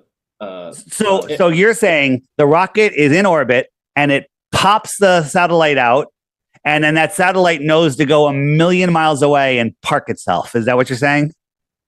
No, not necessarily. It doesn't know to do. It's. How does it get there? How does it get there? I think you need to know that it's constantly correcting itself. How does it correcting? Does it have engines on it? No, it's got I don't know what the nozzles, pressure nozzles. I don't know what they're called. So the satellite has pressure nozzles that are pushing against what? What are they pushing against? You don't have to. It's not the pushing against. It's the fact that it's pushing something of itself out. So it's equal and opposite. And what is reactions. it pushing out? What is it pushing out? Pressure, air pressure. Gas. It's pushing air out. Gas. So have you ever seen where we take a vacuum chamber and we put a little rocket and a fan and all sorts of stuff and nothing moves? We just light it and it won't. There's no propulsion. There's no pull. There's no push. We hang a feather in front of a fan and there's nothing. There's nothing. So we could argue that all day. It doesn't matter. Yeah. You're saying that this thing with where are the thrusters on here? If you take a look at it, I don't see. I think thrusters. I can actually see them right there. There's right, one at right every there. corner. At every corner. So those four are going to take it out of orbit and park it 1,000,000 miles away. That is a faith. That is a religion. I have another big question. Big one for I the think thrusters, it's just math, right? Well, I'd like to see you try to use math to get out of this one. So we know that there's something called back pressure. That's how all our pressurized systems work when we're dealing with gases with the pumps, right? So we have atmospheric pressure pushing down. Without that, the gas will escape the pumps, right? So out in space, there is no back pressure. So what keeps the gas from escaping? Gas from what? The thrusters. Well, they're nozzles. They open and close. Yeah, but see, okay, it's like it's a container. They're contained inside of the thing, and it pushes it out. And it's like if you were to blow in space, I guess. It doesn't mean it's just gonna deflate immediately. Can I ask what right here? They're having this bad video feed. Is it going to get better as they get farther away from Earth? Are they going to be able to transmit some high res pictures because they can't seem to transmit a picture here? Well, I don't think the craft, the rocket, followed it. So, I'm not sure what you mean. So the transmitter on the telescope is better than the one that's on the rocket. Is that what you're saying? Yeah. I'll go with that. Yeah. Yeah. Well, I think we could go ahead and move to the next thing I wanted to talk about, unless you guys had something. No, we'll go to the next thing. And Skylar? I still had one thing on the stars too, because my point on the fact that we can zoom in on all the stars and they all increase in visual size in the camera lens is evidence that they can't be at these varying distances of vast light years away. So I'm not sure what footage you're talking about. Amateur footage. That's not just blurry. There's hundreds. Besides blurry. But you can just call it. I mean, I understand that you can just call it blurry, but even the blur, right? It's getting bigger in size. Like that wouldn't happen. It's a point source of. Yeah. So I'd encourage you to take a similar camera, or to ask someone to do this. Take whatever camera that you did that with a star, and do it with like a different type of smaller dim light. Put it off in the distance in a dark area, and zoom into it, and it's gonna look the same, because it's a blurred. It's so exactly how you described earlier. Remember how you were well, when you do it here on Earth, the diameter of it is, or not the diameter, but the actual angular size of it is going to increase, right? Of the actual thing. No, it's going to get blurry, like he's showing that. That's blurry. That's blurry. Looks pretty sharp to me. No, that's what happens when you sort of when your camera zooms in too much, that it's not able to actually process the light appropriately. So all it's getting is just a bunch of random protons. You can see this with your naked eye. You can see this with your naked eye. You don't even need to zoom in to see Arcturus. You look at it on a clear night, and you can see this with your naked eye. Well, yes, it sparkles. It twinkles because of the atmospheric distortion in the way. The atmospheric distortion is doing this. If another interesting, an interesting way you can tell that, and I encourage people to try this as well. Look at Arcturus or Sirius or any other bright star when it's lower in the horizon, when it's near the ground, and then look at it again when it's straight overhead, and you'll notice a big difference in the distortion there, in the twinkle. Well, absolutely. You're looking through the atmosphere; everything's distorted. Look at somebody, a quarter of a mile down the beach, and they're going to be all distorted. Yeah. But you look at something over your head, you're looking through less atmosphere. So just because you can distort things by looking across the thickest part of the air column doesn't mean that's what that doesn't mean anything, actually. But why doesn't this one look like Sirius? Look like Arcturus? This is Sirius. Why doesn't Sirius look like Arcturus? Why does every star have its own personality, focused or not? That's a really good question, but that's kind of gets a little bit into spectroscopy, because they all have different chemical makes. Obviously, it also depends on the atmospheric conditions of the day, the camera you're using, so that top middle one, for example, is very clearly out of focus. Absolutely, 100% agree. Let me ask you a question. They tell us that, we're looking at the star, we're looking up through all the layers of our atmosphere and all of the radiation belts and everything else, but we can tell what gas the star is made out of. How come they have never done an experiment here on Earth, like get a garbage can, fill it with whatever gas you want, put it a quarter of a mile down the street, and then get somebody with a spectroscope, the spectroscopy instrument, spectrometer. Spectrometer, thank you, and have them tell you what gas is coming out of the can. No one's ever done that. Well, that's okay. I think that's just because. So what spectroscopy is measuring is actually the wavelengths of light, and the different types of wavelengths of light will indicate different sort of gases. So I have a challenge where we get a garbage can with a big bright light in the bottom of it. We fill it with a gas, and then we have somebody with a camera, let's say a mile down the road, half a mile, and they can tell me what gas it is. I'll point the light towards them. I'll pull the top off and let the gas escape with the light behind it. And you think that somebody can do that? It's never been done, right? They haven't tested these instruments here on Earth.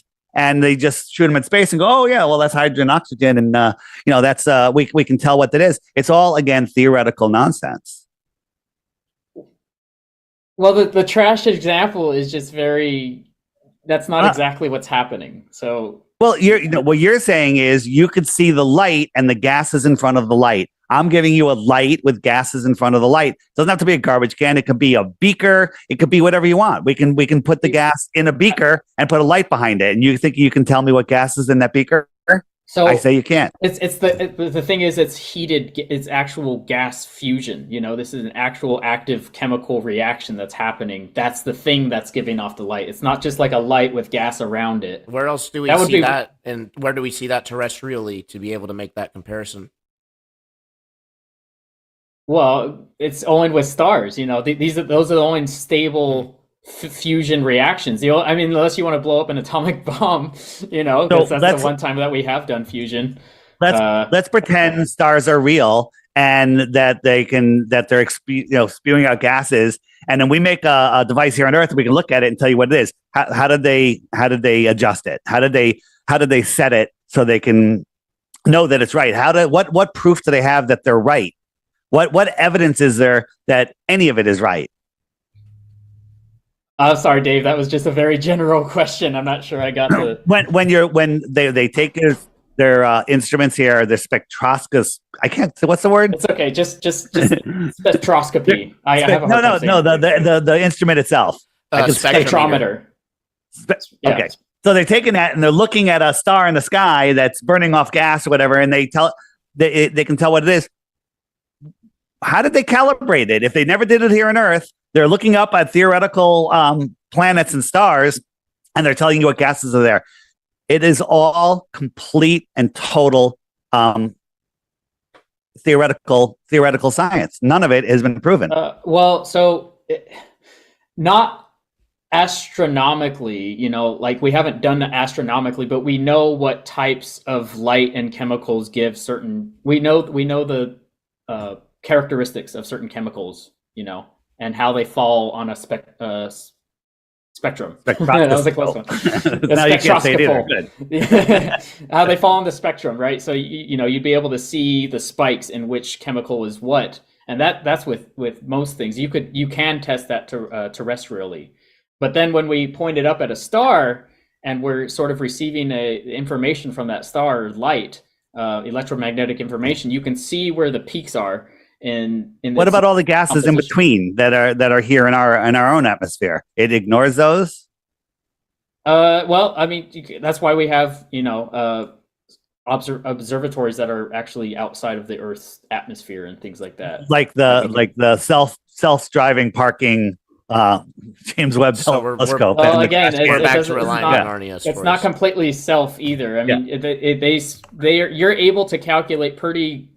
Almost exactly, essentially, of where it's going to go and how fast and all of that. So it's very. So you have no idea how it works. You just say somebody knows. The guy in a white lab coat and a bow tie knows. Well, yeah, I don't know everything, but I know how orbital mechanics work and how things can sort of fall into orbit, fall out of orbit, escape velocity. Theoretically. Well, yeah, but ahead, I got to be honest. If we're just slapping theoretical onto everything, hold on. No, we don't have to slap theoretical on things. We have things that are here on Earth that we're trying to measure that are not theoretical. But go ahead, Skylar. I was going to say, if you're going to say that, that's kind of a cop out. We can define what's theoretical and what's actually verifiable, right? So when we're saying, when you say the hard number is the sun brightness before, right? Again, the thing that made it the hard number was the probe, right? So we had to rely on the story from Narnia. In this case, that's not the only thing, but that was just one example of one of the many ways we've measured the sun's brightness. Yes. Okay. So I'm not trying to start a whole nother rabbit hole on the sun brightness when we already moved on. In any case, spectroscopy, when we're dealing with a spectrometer, right, there's obviously a big difference between pointing something up at the sky and looking at a light in the sky, right, versus actually having an enclosed environment, a lab. Because most of the time when we're doing, from the experts in the field, spectroscopy is done in an enclosed environment. The spectrometer is all enclosed with known variables. So everything's known when they're attempting to analyze these chemicals. So why, again, we're invoking between millions, billions of miles, trillions of miles, right? Unfathomable distances. We're invoking consistent, unchanging mediums when we have no way to verify that whatsoever. Well, the verifying is those observations. That is the verification, I guess. So, I know you guys deny it, but that's the verification, is you can take the same sorts of instruments and measure the same types of things, and you get those observations, then we get these numbers that we work off of. So Aristophanes, with his sticks and shadows, he measured the length of the second shadow. Hold on a second. And he said, all right, the Earth's diameter is so-and-so. And then later, somebody said, the Earth's diameter is so-and-so. And if we took a stick and a shadow and we put them 5,000 miles or 500 miles apart, those measurements would actually equal the Earth. So you're self-reifying your space with space. You're using space as your proof of space when there's no proof of space. It's also interesting how confident you are in spectroscopy when, the people at the top actually aren't that confident. They're like, yeah, there's tons of problems. There's tons of things that we're trying to weed out. And a lot of times we do end up with unexplained phenomena. So again, you're just kind of relying on the authorities, right? Because, I'm just like you. We were spoon-fed one model. But when you actually talk to the people who are doing the work, people like George Ellis, they admit that there's a range of models that can explain the observations, but cosmology is choosing them based on philosophical grounds. Yeah, there was a lot there, but we're both sort of appealing to some sort of authority at some point. So let's stop doing that. Do you have was there a third topic you want to bring up, or can we discuss something else? I've only got through one so far. Okay, all right. I thought that was two. Go ahead. So the next one, then maybe we can interject after that one. The next one was this video that I got. I do want to shout out Karen B with the super sticker. Appreciate the shout out and the support. It does help out the channel a ton. Be sure to, if you guys enjoy this kind of content, then definitely check out the GoFundMe. We're trying to make it to Flattoberfest. There's only one way to find out if I'm an AI or not, and that's to get me to Flattoberfest, where you have a chance to shake my hand. That is truth. Joel, I don't know if Skylar's real. He could be AI. We're trying to get him to Flattoberfest. You should come to, where do you live? You should come to Flattoberfest. It's in Las Vegas in October. Oh, I'm in Ohio, so it's pretty far. If I was closer, maybe. So let's go ahead and move on to this. I thought this was interesting for you guys to look at. So I'm sure you've seen stuff like this, but I guess the interesting thing of note is the direction that this was taken.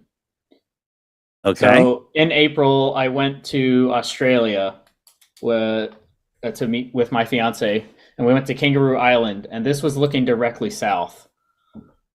So I'm curious what sort of explanation that you guys might have for this sort of observation.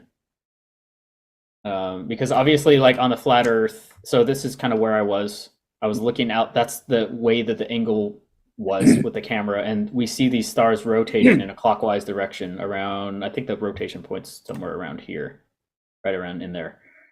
So that's technically, for me, that would be the celestial South Pole. So if you were to, on a globe, to extend the South Pole out and sort of... is the Southern Cross in that picture? Yes, it is. Yeah, it's right there. Okay. Yeah. So the Southern Cross is going around this way. Yeah, so when you're dealing with the star rotations, first off, just for data's sake, right, did you happen to have like a compass or any way to verify the direction that you were facing? Yeah, I had a compass. Yeah. Okay, awesome. Because we had to use the maps to drive there and we had to navigate there and everything. So, and we just looked out into the. I mean, if I zoomed into this map, this flat Earth map here, I would be standing on this edge of the island, looking this way. So, yeah. Sure. I mean, the thing is, when it comes to the stars, there's multiple explanations that we can try to explain what's going on there. None of them in any way actually prove the shape of the Earth one way or the other. That's why, as Dave's famous for quoting, shape of the lights in the sky don't indicate the shape of the floor unless you beg the hell out of the question, as the globe does tend to do. So with the observation, I've actually been challenged with 3 points, right? You have somebody on each continent at the same time looking out apparently south, right? So there's a couple of issues. For one, I do understand that you have a map that you can use to navigate locally. However, when it comes to the larger scale, there's also something called magnetic declination, there when we actually tried to navigate using a globe back in the 1800s, we were wrong consistently. So we went back and we made all these corrections. And I say we, the British military did. So went out and made all these corrections, and now we have our ever fluctuating magnetic declination map that's almost impossible to predict more than a few years out. What predictions we do have are iffy at best, but we're still going to invoke that maybe we'll have a shift in a couple thousand years. This is actually going to determine how we navigate. However, the stars themselves are not going to be oriented based on the magnetic field, right? So how do we actually verify the direction that you're facing, literally like on the ground versus to the sky? Like, how do we know that you're actually facing south in relation to that map to then have to explain the phenomena?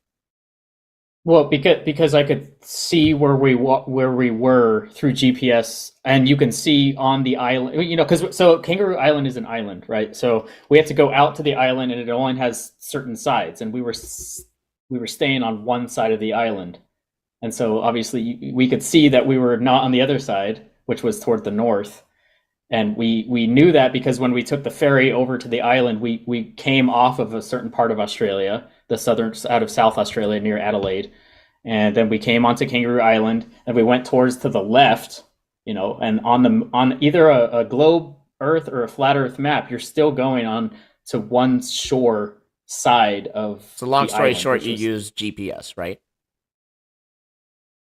No, because we could see. We drove 10 hours from Geelong, Australia, in Victoria near Melbourne, all the way over to South Australia. You know, And if the circle was like 5 miles in diameter, you wouldn't even realize that you're making a big circle, right? That's why people get lost in the desert constantly. So I mean, to say that you know definitively the orientation that you are, based on like something like the GPS, or that, oh well, we were just traveling and it didn't feel like we were turning left or right. That's not very definitive, right? Well, there was no inaccuracies. I mean, there was nothing to say that we were wrong, and we never. Well, if it was backwards, you know. let's just for a moment, and I know that we're going into conspiracy land, right? We make no bones about That's it. fine. There's a conspiracy, right? If there was a conspiracy and we're dealing with something that is a projection from reality, I mean, why wouldn't they make it accurate, right? People would figure it out immediately if the maps weren't adding up. But I would add that people actually aren't navigating using a globe Earth, right? They're actually navigating using flat maps. Most commonly, the Mercator projection, 99% of maps are flat. There's only one map that's not, and that's a globe, and it's not even really used for navigation, right? When it was, it failed, and they had to invoke a changing magnetic field. Okay, but this is kind of hard to discuss because I feel like it's so like point blank. Like even if the maps were distorted or the GPS got me to the wrong location, I was still on a certain, like I could see the coast. I was on the beaches, and you could see the consistency with that, with satellite imagery, with GPS, with maps, with compass. I mean, it was all, you know, there's nothing wrong with it, I guess. Joel, so first, compass, when navigators are using compasses, they're in the south, the farther south they are, the more out of sync they are. They find themselves 20, 30 miles a day off, according to their compass. So what NASA has done is they've taken all those data points and they've programmed them into GPS. Anybody can use GPS, but nobody is allowed to see the source code, because if we saw the source code, we'd say, whoa, why are they making all these adjustments? So you have no idea what direction you're facing down there, but let's pretend you are facing south. That we don't even know if the southern stars are a reflection of the northern stars. We don't know what they are. We don't know what stars are. We don't know anything about them, and their motions have nothing to do with the ground that we stand on. Can you admit, if we're on a ball, that there's physical curvature? Yes. Okay. So if I'm on and wherever you are, let's just say it's the top of the ball. Okay. So I'm here on an airplane, and I'm looking at it's a perfectly clear day. I'm on the runway, and I could see stars on the horizon. So I'm looking this way, and I see stars right on the horizon. Right? Yeah. Right. So I'm in Germany, and I'm going to fly to Brazil. So I'm flying down over the ball, and when I get down here, those stars that were on the horizon are now over my head, right? Well, it depends. It depends, like how much the Earth is rotated in that point. But yeah. Well, the Earth is rotating this way, not this way. So I'm going from the north, right? The stars on the horizon. If I stayed there, and the Earth is rotating, those stars are going to stay there. That's right.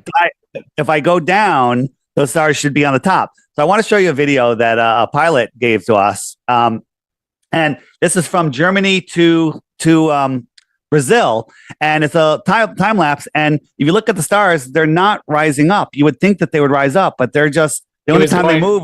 Yeah, that's an awesome example of him going along with the Earth's rotation. No, so this is what Google Earth says that flight should look like, right? Yeah, Google Earth says Google Earth isn't rotating actively.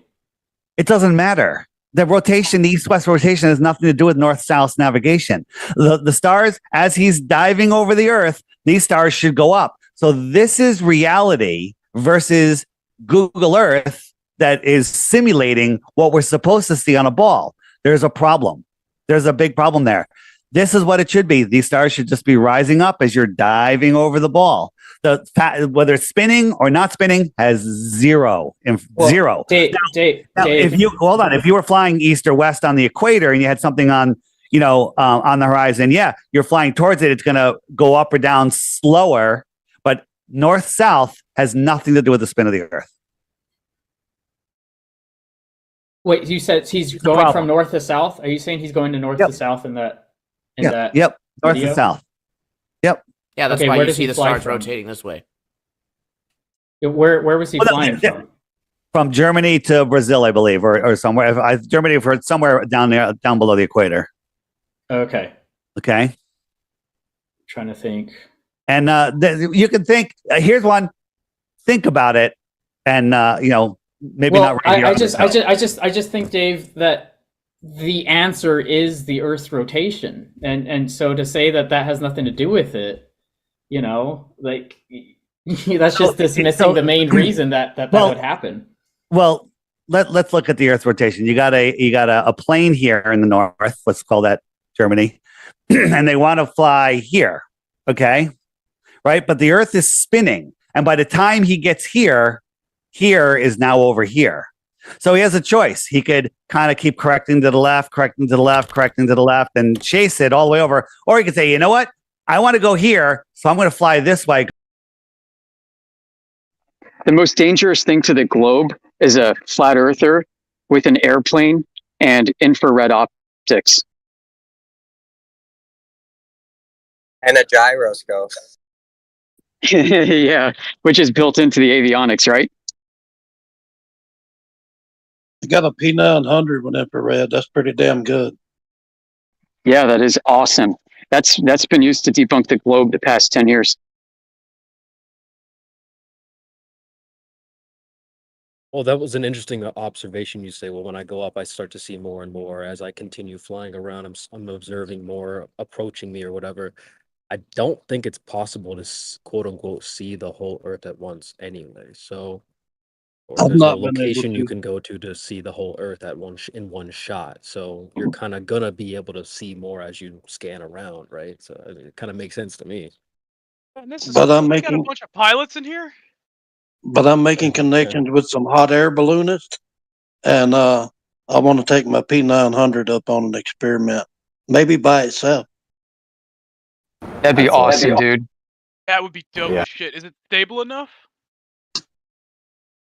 I'm not. I just got in contact with these people. They're in the area, and I'm volunteering some help at balloon festivals, and in hopes that I can make the right connection to send up my P900. I hear it's really calm and still up there, like it's peaceful. I've seen some footage, and I think it's beautiful. But I just, I'd like to do it myself. That's just the way I am. I got to see it to believe it. So, brother, say we all. Right quick, brother, you ever look at any of the quote-unquote planets up in the sky with your P900, like Mars or Saturn or Jupiter, any of these places? Oh, definitely. My sister got them all over YouTube.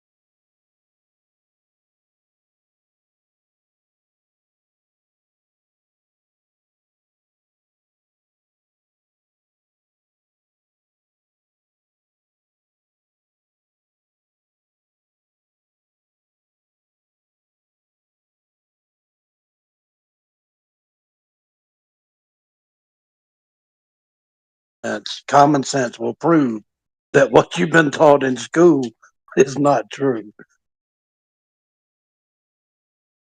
Oh yeah, it's actually it's a whole thing. Talking to pilots about whether they saw a curve or not, they get very nervous. They do not like talking about that stuff because all of them deep down, I think, know this Earth is definitely not a ball. I'm saying they know it's not a ball, man. They all know. Every pilot I've talked to. Last pilot when I got back from Florida, I was waiting for him to bring my wheelchair to the gate, and I'm like wearing my sweater that says the Earth is flat, and I look at him like, "Hey boss, hey captain, is the Earth flat?" And he's like, "No, it's not, because we use GPS coordinates," and he walked away. Oh no, he knows that's not true. I'm sorry, he knows that's not how GPS works. I swear they're now throw out the craziest ideas just to get us off their backs, because they're like, we can't admit to this. We'll start a coup. I know, if they can't, especially because you're probably talking to a commercialized pilot. You got to keep in mind he's got to feed his kids and shit, man. I mean, it cost I myself. It cost me $119,000 to go to school. I'm still studying and shit, but dude, it's crazy. You can't suck.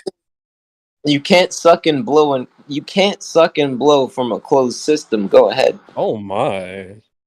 Oh, well, I'm sure a hooker would like to demonstrate the opposite. Oh. You have to be open to the opportunity. This is PG. This is a family-rated show. At the same time, just saying it's a law, right? You can't burp and fart at the same time. Expelling flatulence at the same time in both directions is impossible. So you will have to choose to do one versus the other. You can't. That's true. You can't get. Dude, if you can, you have achieved equilibrium. Equilibrium. I was waiting for it. Let's go. Then a heat death. So who is Gory Trim? We hear you breathing. Feel free to chime in. Hold on. If I could, I wanted to talk to our pilot friend and ask him a question. Yeah. If he's still around. Yeah. Says who? Says who? Hey, yo, Dr. Yo! Oh, I'm here. Okay. So what kind of flying did you do? Are we talking Cessnas or are we talking commercial flight? What are we flying? No, I was not a commercial. I never flew commercial. I grew up from a little small boy in several different private planes, up to like a Cessna Skylane, a 4-seater. Okay. How far did you go? Longest flight? Just with it, I'd say like 1,500 miles. Okay, well that's pretty good distance. In those, you'll have to forgive me. I'm not real familiar with the instrumentation on all the planes, but I imagine they do all have artificial horizon. Yes. Yeah, I'm not familiar with them either. Okay. I can fly the plane and take it off, fly it, land it all by myself, but I'm not a pilot. I'm not a licensed pilot. Oh. Okay, but you're familiar with the artificial horizon, yes? Little gyroscope in there? Right. Okay, so if you're taking off and while the plane's on the ground, it's horizontal and it's telling you that the horizon is horizontal and it is rigid in space, meaning it's not affected by magnetism or any other influence other than just maintaining its horizontal orientation rigid in space, so you know the pitch and you know exactly what that plane is doing in relationship to the horizontal ground that you just took off from. For 1,500 miles, that plane is traveling over a horizontal surface, and when you touch down, you're on the same horizontal surface you took off from. So it never curves 1,500 miles. You measured 1,500 miles flat. So you measured the Earth. Right. Yeah. So it seems to me that if anybody's doing any kind of international travel, the longest flights that they do, a few hundred miles here, they land, they fuel, they rest, they take off. Every place that they go, it's horizontal. So everywhere that you fly across the Earth, you take off, you land, it's horizontal, and it never changes. All the pilots have already measured the Earth to be flat and stationary and horizontal. Good point. I mean, I can't disagree with it. Oh, yeah. They all know it too. Every pilot knows it. And see, the thing about that is, right? we have this thing called the vestibular system, which the good Father blessed us all with this thing called the vestibular system. Our eyes work off of it. Our brain is the captain, the head of the ship of this vestibular system. So that tells me how I interact with this place, and I know that you interact with it the exact same way. So as Sezu is saying, we can always appeal to their intellect and the way they deal with it and pull them into the conversation, almost like a hostile witness, and start asking them these very specific questions, which lead to the observation of a stationary topographical plane. Thanks for the space. Peace.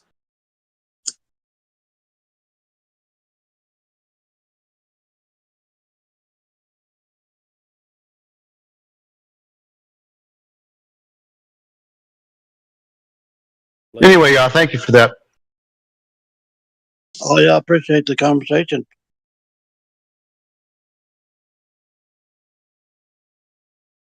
So yeah, what did you fly? Man, I flew anything I could get off the ground, from little powered parachutes up to the sky lane, hang gliders, air coops, Cherokees. I mean, yeah, I flew all of them. And what? Ever since I was born, my uncles had an airplane, and I grew up with into radio control pretty big. Got into competition flying, and and just my whole life I've been flying. You know, and I've That's never owned dope. a What's your plane. favorite area?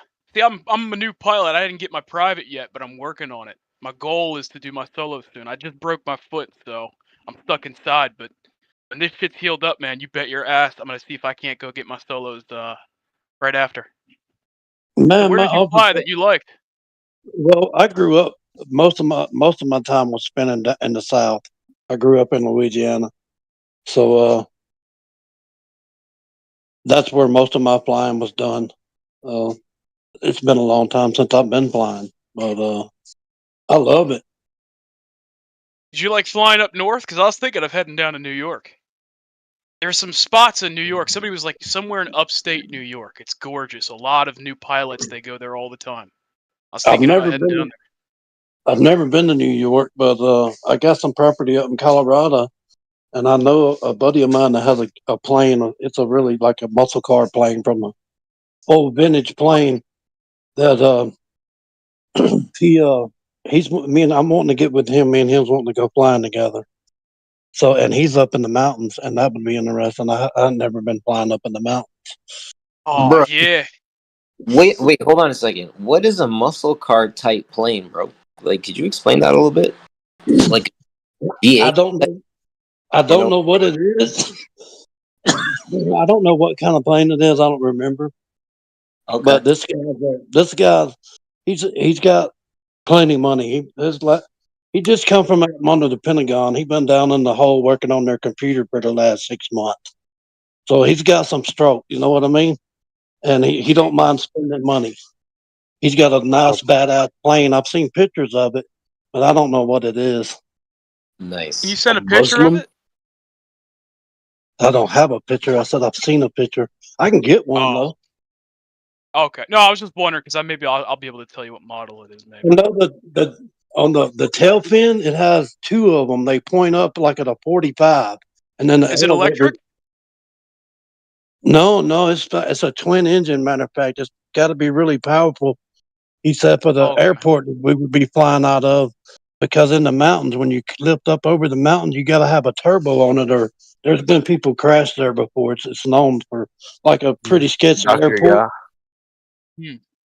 Yeah. Yeah, I ain't never You flying sound with a very jet. sexy. I only use props. Come on, bro. This is how much it's not a globe. Coming on some weird Hold on, shit. let me look up a picture of an eVTOL and then you tell me if this is what it is.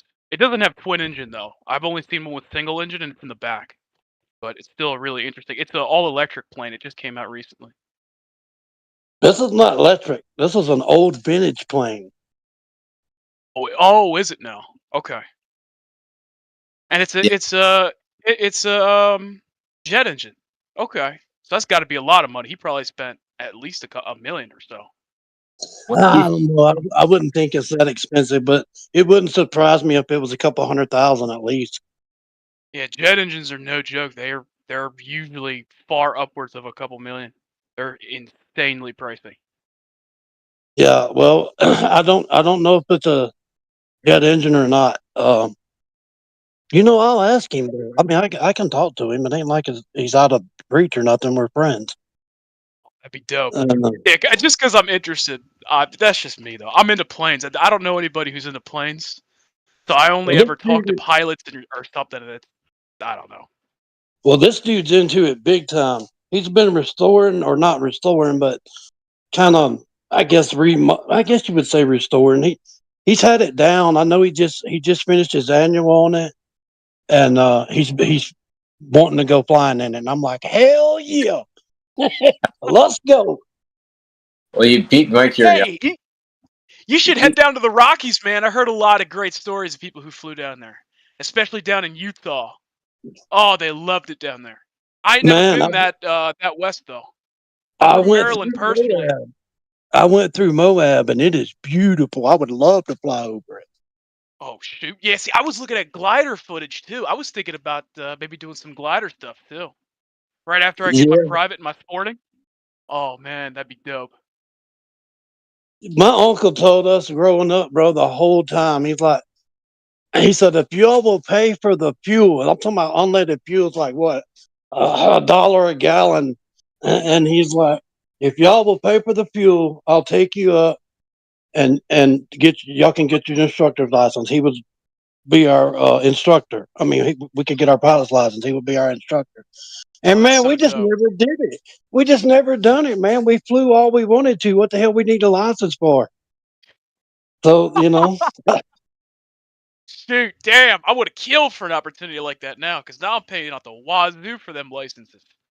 Fuck me, it's pricey, man. It's no joke how much it costs. yeah. Shoot, man, that sounds. I think it's that time. He said, I think at that time, I don't know what it is now, but I think you had to have 40 hours in the air to get your license. Yeah, And hell, to get your private. Man, we could have did that. I don't know how many times over. Yeah, but I'm sure you're damn. You must be damn familiar. You probably just don't know terminologies and stuff, do you? Nah, I don't know the terminologies of all that shit, but Yeah. I mean, I know how to fly it, and I can read the instrument some, but I don't know all it is to it. Yeah. Well, fuck it. At least you could fly it. That's Yeah, really I'm the most thinking. important bit, anyway. Yeah, I'm wanting to get me some kind of little pirate parachute. I've been looking at this dude named Tucker Gott, and just everybody says you're gonna get killed. I was like, well, I'm an immortal, and that's a whole nother story. So, I'll be honest. I don't know what a pirate parachute is. What is that? it's like it's like a little go-kart, like 3 wheels on it. Oh, those things are cool as shit. I know a couple guys that fly those things around with the little fan on the back, right? Yeah. Yeah, those things are cool as fuck, man. It's like they got the parachute on the top, and then they got the fan just blowing on it. Yep. Oh, those things are great. I'll be honest with you. I'm scared as shit flying in those things because your parachute fucks up. I'm sure you crash land. Oh, those Yeah, things scare me. I don't think I want the one with wheels. I've had those. I want the ones that you just take off, you run and take off, and it's got like a little seat you sit in. Mm. Dude, those things scare the ever living crap out of me. I don't know. I saw a guy flying solo. He must have only been like 200 feet, 300 feet up. I mean, he goes down. He's screwed. There's no way he's not getting hurt. Yeah, well, if you in an airplane and that bitch falls out the sky, you probably gonna get hurt too. Yeah, but I'm trained to fix that situation. Plus, the plane's designed to go up. Those things, man. I'm sure once that chute goes down, I mean, that's gotta be just nightmarish. You got like half a second to think about how screwed you are. Bro, Oh, that sucks. I went up 10,000 feet on one with the wheels on the bottom of it, and I don't want to do that no more. That holy crap. Yeah, I don't want to do that no more. Yeah, I ain't never been that high. Even in my planes, I haven't even been that high. Highest I've Yeah. been is like I've been about 3 because I do my because I'm next to DC, so we got a seal and we got to worry about. We got government, so you know what I'm talking. You know about the big Iron Dome, America's Iron Dome, right by DC? Because I'm in Maryland. You know about that? No, never heard of it. It controls so much airspace. It's crazy. It is. You can only. Oh man. I mean, you got to fly out to Virginia, and it's far as shit. So it's like, okay, we'll just fly over the bay instead, and stick to 2,500 feet, and then just do some maneuvers there. The problem is we can't do spin outs. I can't get my spin out trade in unless I do like in another state or something. There's no way I'm doing spin outs at only 2,500. Ain't no way. That just scares me.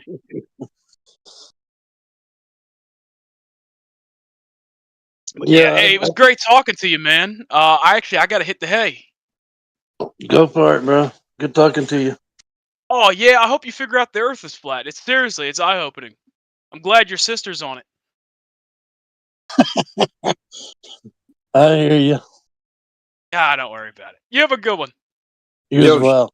Quick, it was a pleasure engaging with you a little bit, brother. First time chatting with you. Be well. Oh yeah, you have a good one.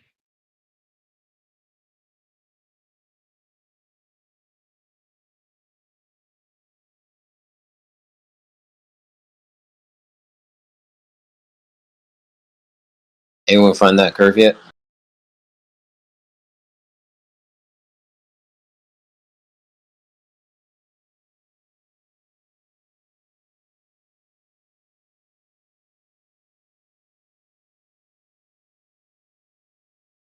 Somebody speaking to me? Well, I mean, brother, it's my first time chatting with you, and I think it's your first time here, and it's been an absolute pleasure engaging with you. The folks that you can chat with and be intellectually honest with, and just ask questions like, "Hey, what do you think?" so on and so forth, without any appeals to any authorities outside of the conversation, like talking about NASA, pictures from space. Like when you're actually able to just have these conversations with individuals and ask them, these are where you start to observe the pieces of direct evidence that we rely upon. That is the thing that we can all see. Then we start to realize, how the globe has been to us. So just again, an absolute pleasure, brother. Thank you. Oh yeah, it's been fun to me too. I'm trying too hard. This is the first time that I've been here. I went to another one and I got kicked out pretty quick. I think I just couldn't deal with honesty, and but that's okay. I get kicked out pretty regular because I'm pretty damn blunt and honest, and people usually don't like to hear me talk. So it's been fun for me talking too.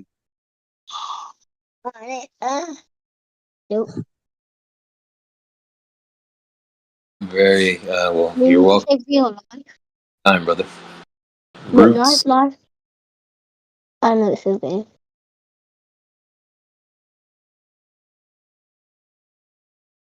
I like to listen. I get on here and listen a lot of times, and once in a while you may get a word in edgewise with somebody, but like you said, if it's a good, honest, intellectual conversation going on, but a lot of times people talking over each other, and you can't hear as well. People let their emotions get the best of them. What you There you go. Becomes in. Well, go back upstairs and get your jammers on, please. Dad can have a snack done. Yeah. Hey, Roots, Yeah, I think you're back up. bro. My bad. No worries, brother. Yeah, that's exactly it. Being able to talk on the points without any poisoning of other things. Like those discussions tend to be ego contests. Whoever can shout or get through seems to beat their chest and put their foot upon their opponent's chest and say, "I won." Yep.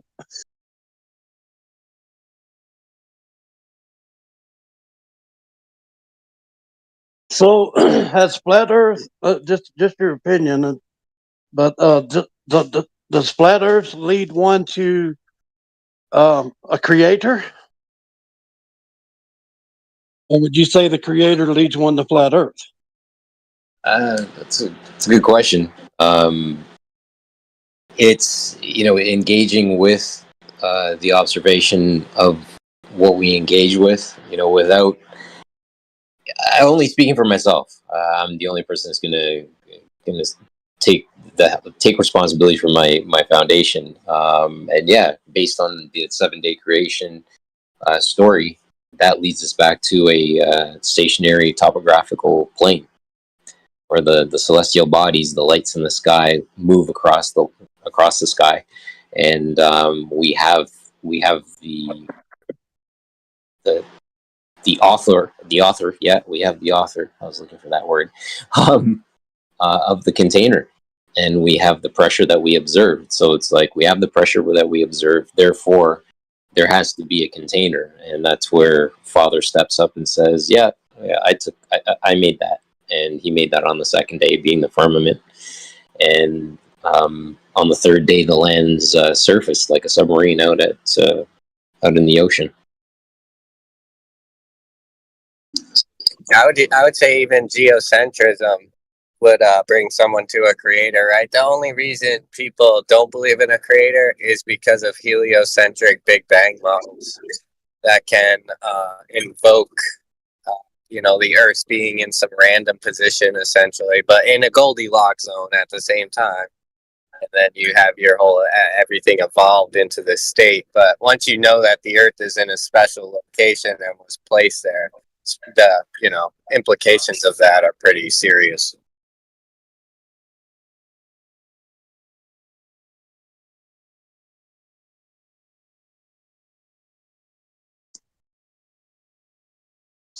Yeah, I think religion has distorted truth for sure. Well, I mean, religion is, to specifically say religion, like there's 4,400 different religions in place, and they all have a different, type of practice, or they have a different type of reading or whatever. But just to say, we look at the Bible, we look at the Torah, the first 5 books of the Bible to consult with for the creation story, to consult with the Exodus from Egypt, and to even consult with the law regarding the land that we talked about, or that is mentioned in the creation story. That ultimately, considering those 3 or those 2 books specifically, that brings you to a stationary topographical plane again. And with that, not to say it's only that, because we also know that the Father sent his Son, and he is Jesus Christ. We all believe in him, and really the only way to get to the Father is through the Son. So I think for the Savior of mankind, we look to Jesus. But the actual creation of the realm that we're in, yeah, 100%, that brings us to Father, I believe. And I think that was a good question. I needed to walk through that a bit. And ascending is only one direction, and that's a parallel direction for everyone here on Earth. So if you ascend, you go up, and that up is parallel to everyone else's up.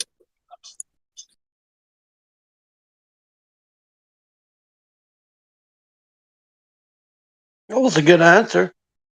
I mean, I see it leaning toward Christianity, but that, as you say, that's most of the world's religion. I mean, it's the world's largest religion. So, of course, naturally, most of them are going to lean toward Christianity. Well, to speak on that for a quick second, like Christianity is a fair place to go to because of the fact that it is mentioned in Scripture. So, and it's not to say that I'm being biased or anything like that. No, like it's literally written in the book. But then I look to like Catholics, right? Like Catholicism, I don't think is mentioned anywhere in the 65 books. So I look to them, and I was raised as Catholic. It gave me a foundation and understanding of Jesus, but that's all it gave me. And that's where one can begin to ask the question, like, and not to take it down the religion hole, but for a quick second, are you teaching idolatry of Jesus, or are you actually teaching the entire encompassing thing to know that there's more to this than just Jesus himself?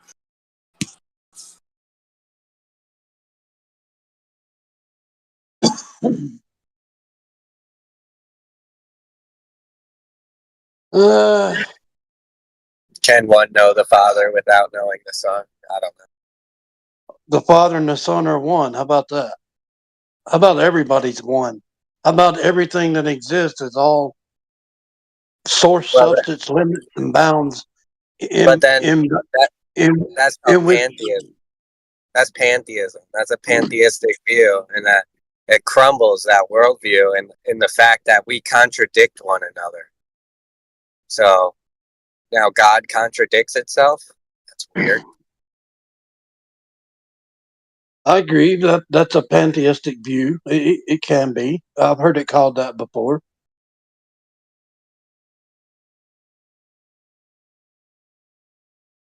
And you think it crumbles a worldview or Christianity's view?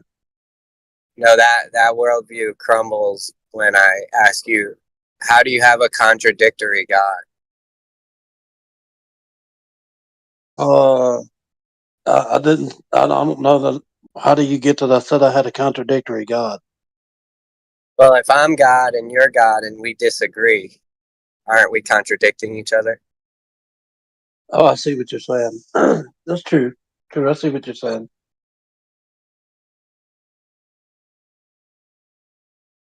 And that's honesty within a conversation right there, right? When someone says something, the other person's like, holy crap, like, you made a good point.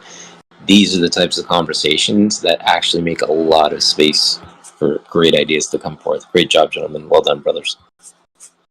Yeah, we need like an ultimate non-contingent source of all intelligibility.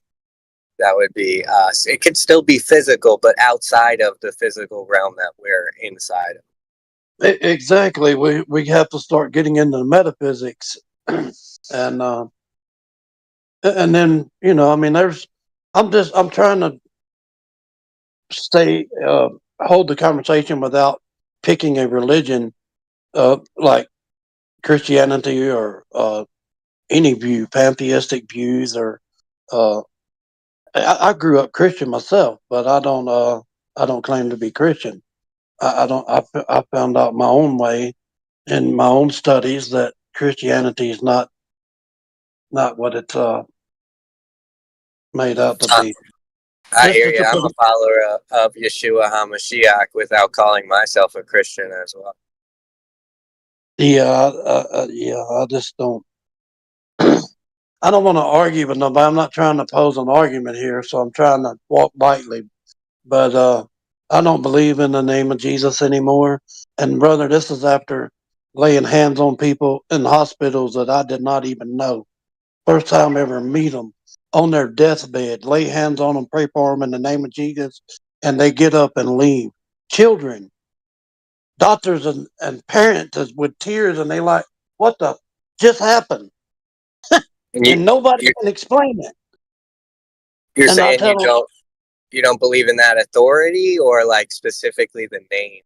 Because usually a lot of times when you say in the name of this person, you're saying in the authority of this person. yeah, well, when you pray in the name of Jesus, because I was brought up that there's only one name given among men whereby men must be saved. And then you find out his name ain't even Jesus. What do you do after you? I mean, I've experienced miracles and then Well, find out.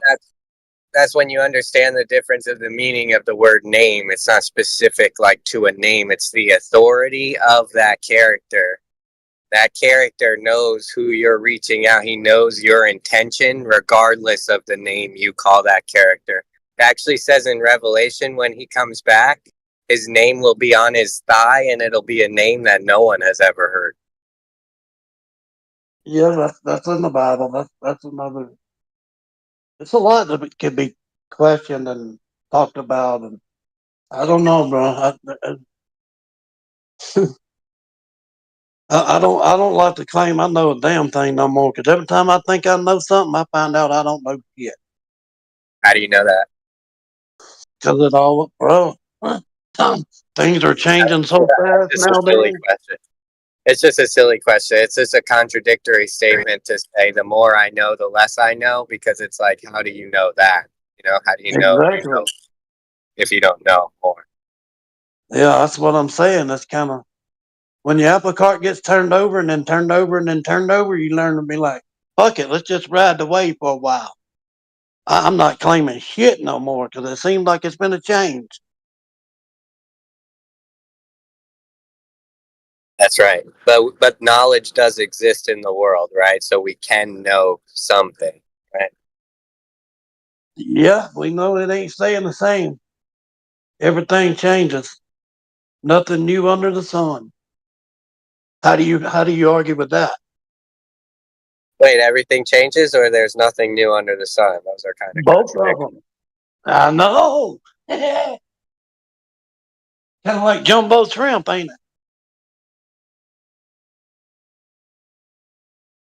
Well, that's like an oxymoron, but yeah, I hear what you're saying. You're saying it seems very paradoxical, Yeah, that's a better word. but it's not actually that way. I think a lot of people get confused with that. But like, knowledge does exist in the world, right? Like, you agree there is knowledge in the world, right? I mean, I would have to say, yeah, wouldn't I? I mean, I think as long as a person is living and has the capacity to learn, then that is living, is having the capacity to learn. And if you're not learning, then you're not living. So, you know, You could how do technically you? learn things in your dreams, though, as well, right? Well, yeah, I think that's metaphysical, and I think it plays a part in the physical. In fact, some people I've heard the term used, spirit materialized. Everything is spirit materialized. Our reality, our physical reality, in other words, everything is all spirit, but some of it is made manifest, materialized. Yeah, that's why I think it's people like Paul tell you the spiritual is more real than the physical. Yeah, I mean, the Bible tells you that. The Scripture says that our war is not with flesh and blood, but with powers and spiritual wickedness in high places. Like how would these people nowadays in the world that we live in, that they think they look up and they're seeing land in the sky or rocks and stuff in the sky, when in reality what they're looking at is heaven, and maybe some of those are gods? How do you know they're not? How do you know what a god would look like if you've been convinced it's a rock?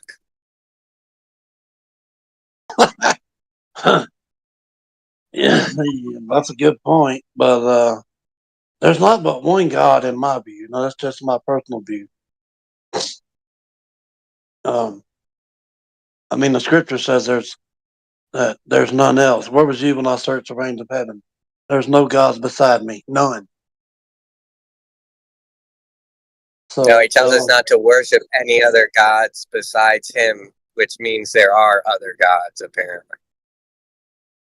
he says for you not to have other gods before him or other than him. But he doesn't say that there That's is. correct. Well, by him saying not to have any other gods before him implies that there is a possibility that you can develop other gods before him. So sometimes people. Well, then how do you reconcile?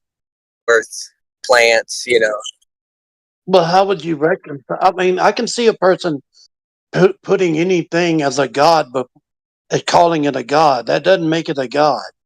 But when the God that you're speaking of says there's none beside him, how do you reconcile that view of there's any other gods? Well, he just pulled his people out of Egypt, which were worshiping other gods, not the one true God, right? The Egyptians worship other gods. They made him God. They made him a god. He didn't call him a god. He said there is no other. I understand that but the people did declare that as God. And if you really get deeper into it, you take the Genesis 6 account into, consideration of the Watchers coming down and mating with the women and creating the mighty men, the giants or the Nephilim. Yeah, And people worshiping those Nephilim, thinking they are gods, or even the Watchers thinking they are gods. So sometimes angels are worshipped by accident. You see this happen in Revelation as well. That John tries to worship the angel, and the angel tells him, "No, no, no, do not worship me." True, but and as far as the Genesis 6 account, I don't go along with that version you just give out there. Although I know there's plenty that do, but there's a perfectly good explanation, I think, for it. Them being the sons of God, being the lines of Seth. It's a Seth lineage, and I'm sure you're familiar with that version of it too. So everybody's got to make up their own mind on it. I'm not here to convince people of what's right Correct. or No, wrong. I agree. I would just say Jude points to it specifically, that it was angels that came down, and then also the Book of Enoch, the Book of Jubilees, the Book of the Right, I've 12 read both of Patriarchs. those. Yeah, I know. I've read those too, and I appreciate them. I think there's some good learning and lessons in them. Again, that's a whole nother debate of who gives the person the authority to say this is scripture and this is not scripture. I mean, again, I don't want to argue about it. And I appreciate the conversation. I'm not saying we're arguing. Some people can't just be honest with themselves, so how can they be honest with others? No, very good point. Who does get to decide what is scripture, what is not scripture? I don't think it is a man, right? So that's the interesting part. That's a good answer. Some people think they're living epistles. You ever heard that? Yeah.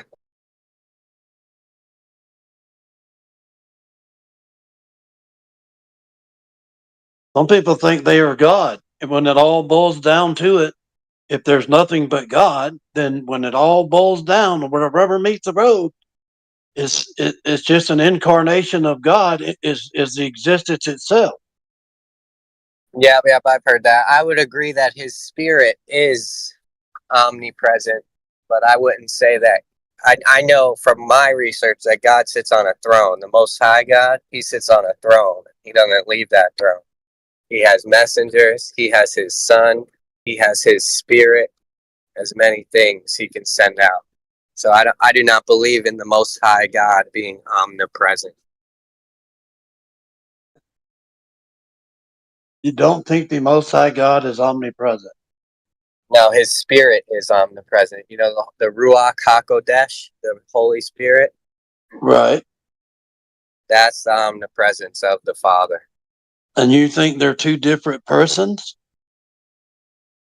Well, just like I am a person made out of dirt, mind, and spirit, God is made out of, he has a spirit, he has a body, he sits on a throne, and he has a son. And they're different people. Am I different from my soul? From my mind? Is my dirt different from that?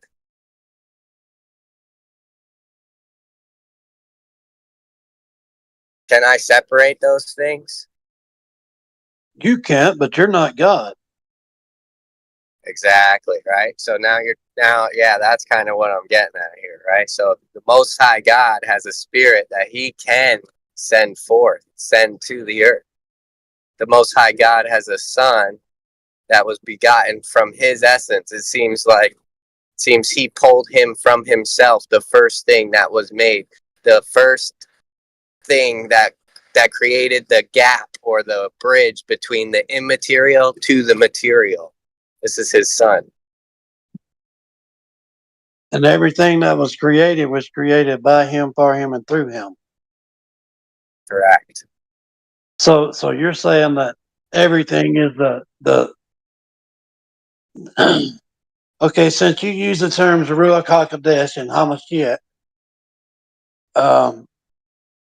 you would have to be calling the Father Yahweh, right?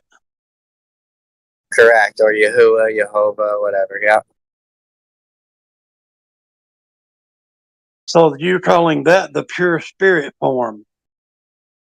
And then the metaphysical is still the Son, the firstborn, the first begotten, not necessarily firstborn, but first begotten. You're calling that the Son. And everything that's created out of that would be a son, right? Everything in existence would be a son, right? No, because he didn't create it from his essence. The first things he created were the heavens and the earth, and then he separated light from darkness. And now when he made everything else, he made it from that. He told the earth to bring forth the beasts, the trees, everything. You were made from the earth. The water made the birds and the fish and stuff like that, so. Right. I'm just trying to break it from the creator to the created here.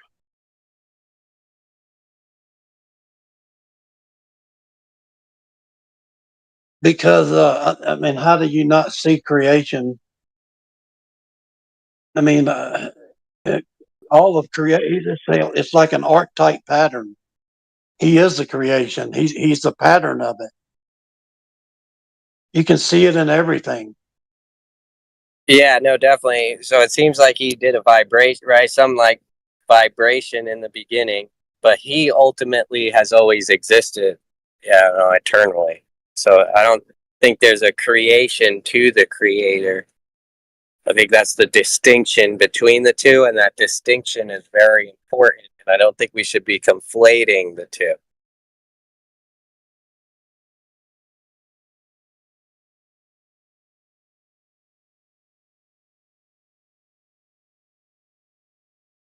Interesting. Interesting.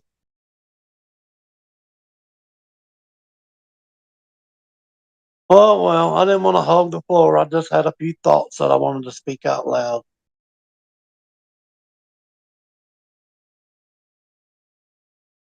No, appreciate you, brother.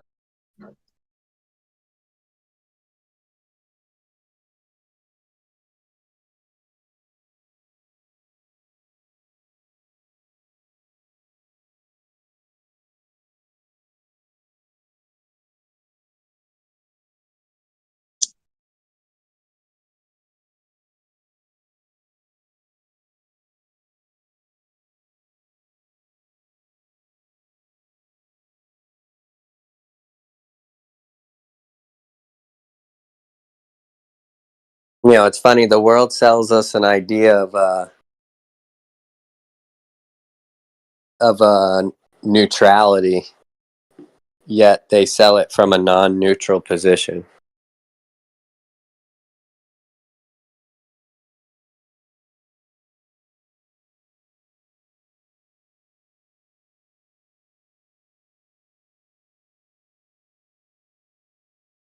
In today's science, what we call pseudoscience is really just a form of obscurantism.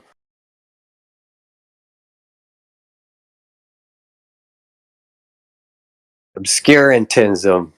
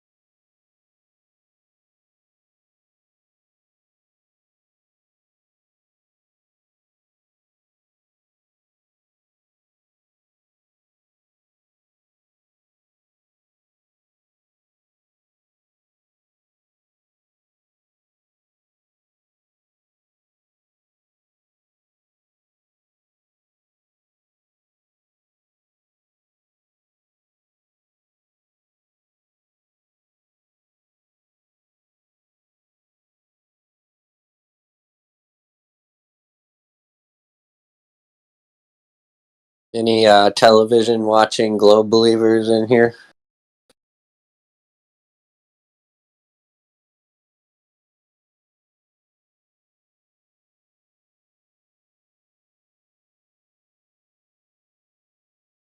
Do you really expect anyone to speak up if they were?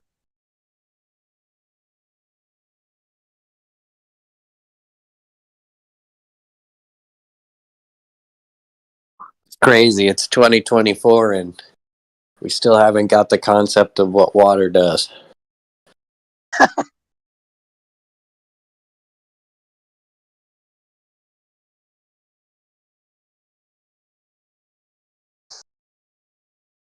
What do you think of this logical argument for the Earth being not a globe? Basically, it goes spheres, like a basketball or volleyball, have curvature that can be measured by drop over the distance, right? The Earth has no curvature that you can measure by drop over the distance. Therefore, the Earth is not a sphere.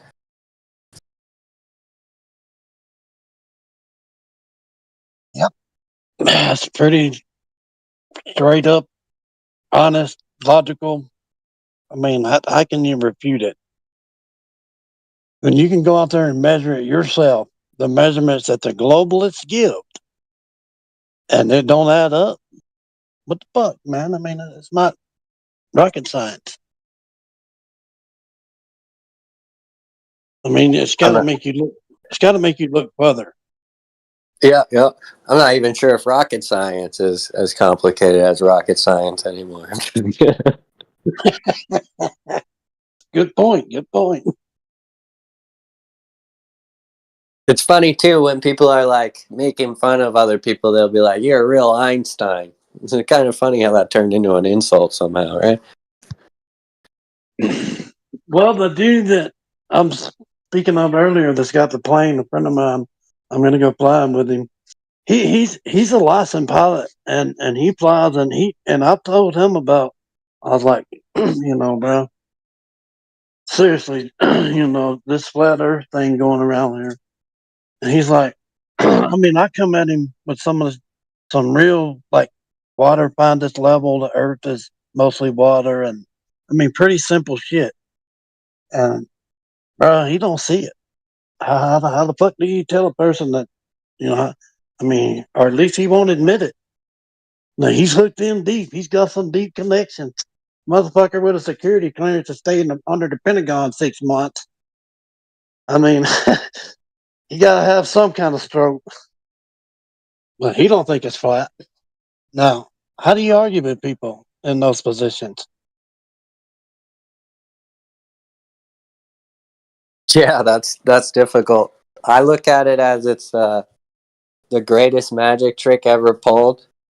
Because one of the things I notice when I go out into the world is I see a lot of like straight lines that are supposed to be parallel converging together, even though they don't actually converge. Like railroad tracks, when you look out into the distance, they look to be converging, even though they're not.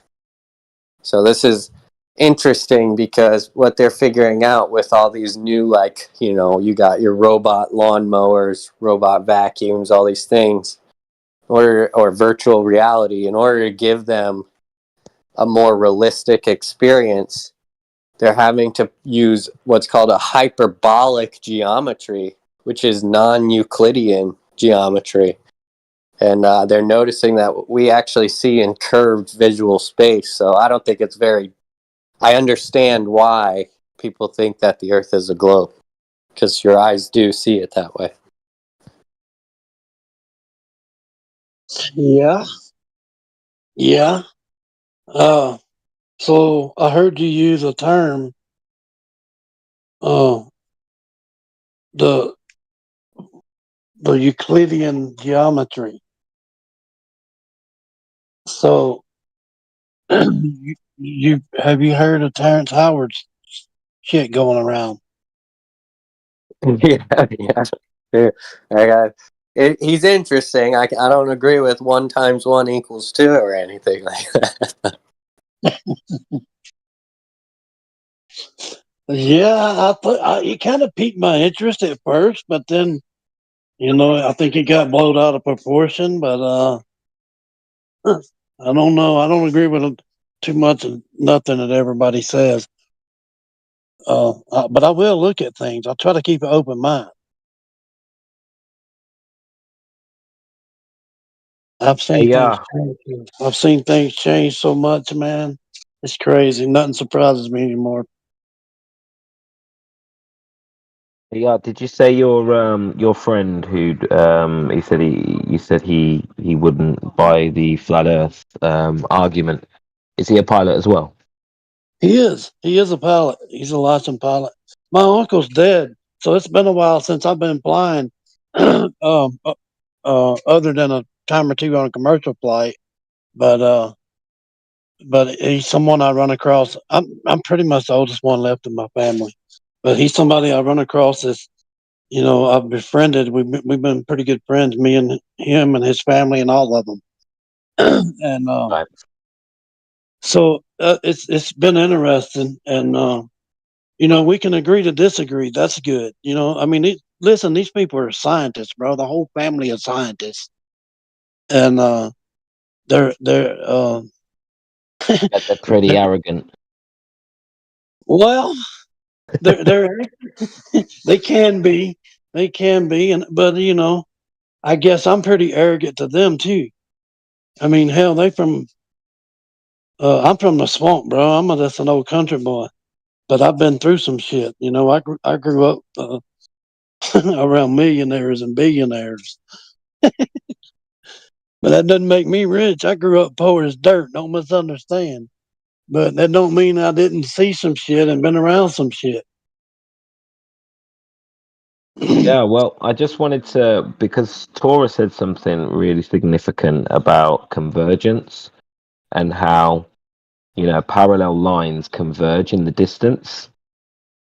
Well, as a pilot, being above 30,000 feet, being above the cloud deck, one observation that you can point out to your friend is that you get that parallel line convergence on the horizon above the clouds. So the clouds will now converge up into your horizon. And I can't see how he's going to have an excuse for that, because on a bull, those clouds should be, decreasing in elevation and curving around, the curve of the Earth. So to have convergence into the horizon from above the cloud deck, I think that's got to be pretty compelling, right? Uh, I kind of caught in on. I think I got on track with you, kind of on the end of the conversation, but I was just thinking about what you were saying in my mind. I'm trying to visualize going above the clouds. That's a good point by Roots. So if you're standing on the ground and you're looking at the clouds, you'll see them dipping down to the horizon over distance, and it's the same path that the sun follows. Basically, is that on a flat Earth, it's the path of perspective, but on a globe Earth, they're going to claim that that's actually the curvature of the Earth, and they're dipping down, and going over the horizon. But if you actually go up in altitude to above the clouds, like you're on a plane and you've got a different angle of perspective, all of a sudden the cloud deck's completely flat. The same clouds that look like, the same clouds that look like they were dipping down over the horizon are now all of a sudden completely flat once you get up to altitude, and your angle of perspective is completely different. Good point, they Roots. go on forever. It's like they just keep appearing. There's no end to them, and unless You don't see any curvature on the clouds up there. you keep climbing until they go out of sight. I mean, you can go out of sight of the clouds. It's like that. I don't see how that again brings me to my very beginning question: how do you measure the Earth? And I can't see how it can be done. Someone told me, and that's why the question I asked in the side chat to begin with. Someone told me that, and this was a flat earther told me, said when JFK was assassinated and when Princess Diana was killed, they measure the Earth. And I'm like, how the fuck do you do that? How do you measure the Earth? Well, I guess a way of disproving the globe by somewhat measuring. I don't know if it technically falls into the category of measuring, but I mean, if you have a 10-mile long lake of water, it should have a specific amount of curvature over that, body of water. And if you can go out day after day and perform long distance observations, laser tests, and other kind of like mirror flashes, and you can see, say, an object at the other side of that 10-mile lake that should be hidden behind a specific amount of Earth curvature, then that would, that would go very highly against the globe claims of there being 6 foot of drop over that 10-mile lake. And then you could test and repeat those kind of experiments in all different locations, different bodies of water. And once you get a whole ton of evidence, you could compare it to evidence of the equal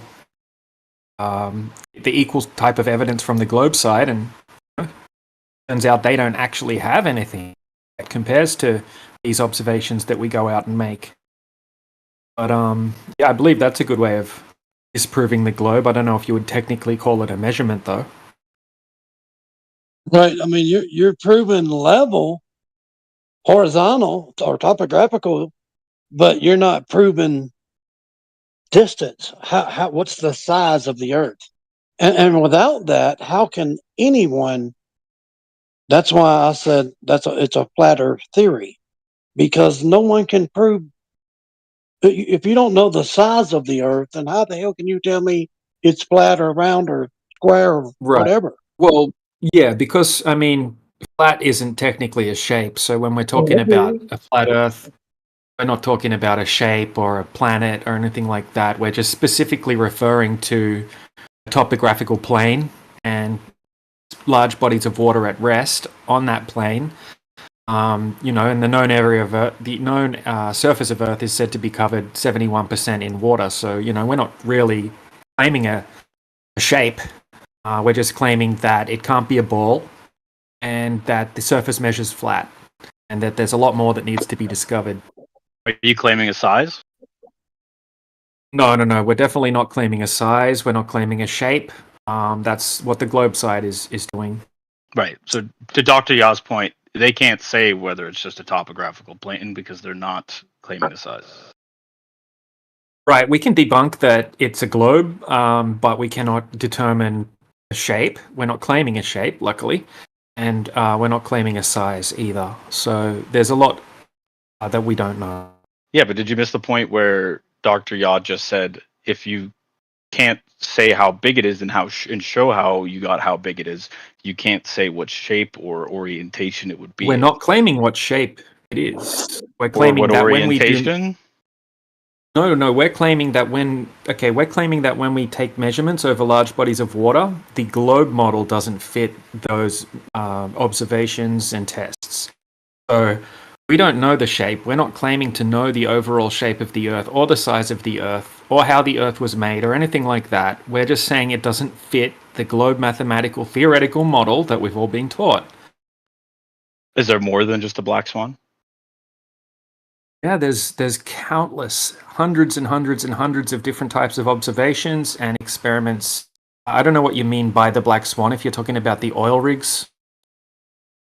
Yeah, the flat Earth black swan. That's what I'm talking about. Oh, you're That's the only talking one about, I've like, really that seen specific- them perpetuated. Oh yeah. I'll post a cool one for you now, Rich, in the chat. This is Before you in, do, is it explainable by refraction? Absolutely not. It's not. I mean, if you want to say a blanket statement, refraction for any observation where we can see too far, and that's totally fine. You can do that if you want, but that's just a blanket statement. It's fallacious. So this is a lake at high altitude in a cold environment with snow-capped mountains. It's a very cool, low humidity atmosphere. Cameras placed 3 inches above the surface of the water, and you're able to see a very small 3 inches. Yes, it's okay. Doesn't look like 3 inches. Oh, sorry, is that the one that Ego Slave just posted? No, it's not. Oh, okay, sorry. That's why that looks like a lot higher than 3 inches. That's why. Yeah. So I'll just go over the one Ego Slave just posted quickly before we go over the one that I'm talking about. So the one that Ego Slave just posted, that's from 8 foot observer height. And it's actually a good one because it's very clear and you can actually see the reflection of the lights on the oil rigs at the surface of the water. So the observer height from that one, yeah. So the observer height from that one is 8 foot, and the far right oil rig is 10.1 miles away, and the geometric horizon in that observation should be at I think it's. Sorry, what do you mean by geometric horizon?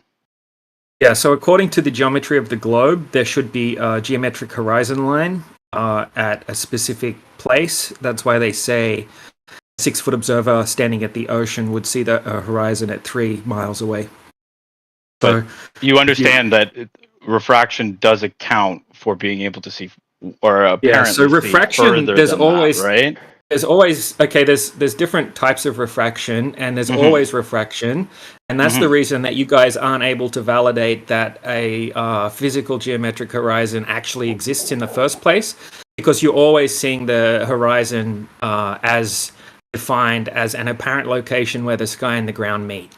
I've only heard it as an apparent location, not a geometric location, right? Like there isn't a spot on the ball that you could draw the horizon, because you can't measure to a spot. Right? No, as soon as you draw the tape measure out to that distance, we're you're on going the same to be page, pushing it further. So then why interrupt me?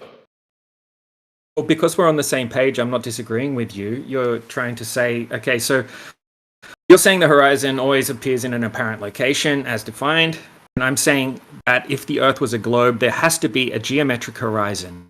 There must be a geometric horizon because of the geometry of the globe. Okay, so and that the geometric horizon appearing to be further than 10.1 is a problem because so you need to first confirm that a geometric horizon exists. That's the problem. No, I don't. Like if you just you do. You could move past my point. The entire point I was trying to make is that if that apparent horizon, right, that what you would call the geometric horizon is dynamic, then how can we say that it doesn't exist? Like, because you have no evidence it's just of it changing. Existing. I mean, seeing boats go over it is pretty good evidence. Yeah, but there's all types of atmospheric conditions in play. So you guys like to cherry pick refraction, different types of refraction. You guys have actually added in a type of refraction called terrestrial refraction, which actually presupposes an R, a radius value. But you guys ignore types of refraction like sinking refraction, where if you look up the definition of sinking refraction, it can say objects on the horizon that that should be sitting on the horizon will appear to have sunk below the below the horizon, but they're not actually below the horizon. It's just another type of refraction. So you can have refraction warping things, making things appear higher or lower, and it fluctuates constantly. You guys, I can't find anything about sinking horizons. Okay, so I'll post the definition of sinking refraction. So if I refraction, right? Sinking refraction, quite a few different.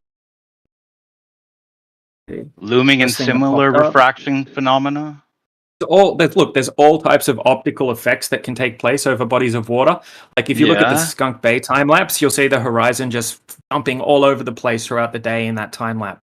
So sinking refraction is a refraction effect in which an object normally visible on the geographical horizon apparently sinks beneath it. It occurs when air density decreases and the height at a lower rate than normal or actually increases. And I can post the link. Yeah, I'd love the citation to that. Gosh. Now, there's quite a few different ones, but that was just like the first one. There's a lot of atmospheric effects and also optical illusions and combinations of all these different effects that can take place when making observations over the water. You would have to agree with that. What is this is a definition of sinking refraction? Why wouldn't you just give the link to the actual definition?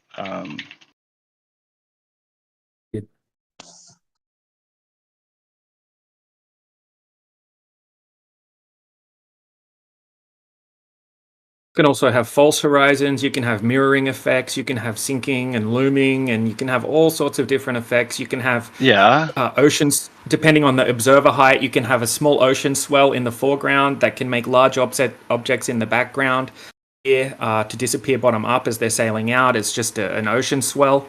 It's the same as you can block a mountain with your finger.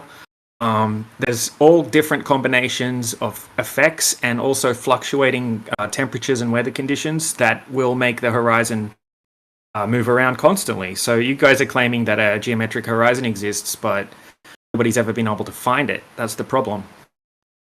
But so you're saying that the apparent we couldn't find ships going over the horizon is not indicative of curve. It's merely indicative of one of these refractory effects.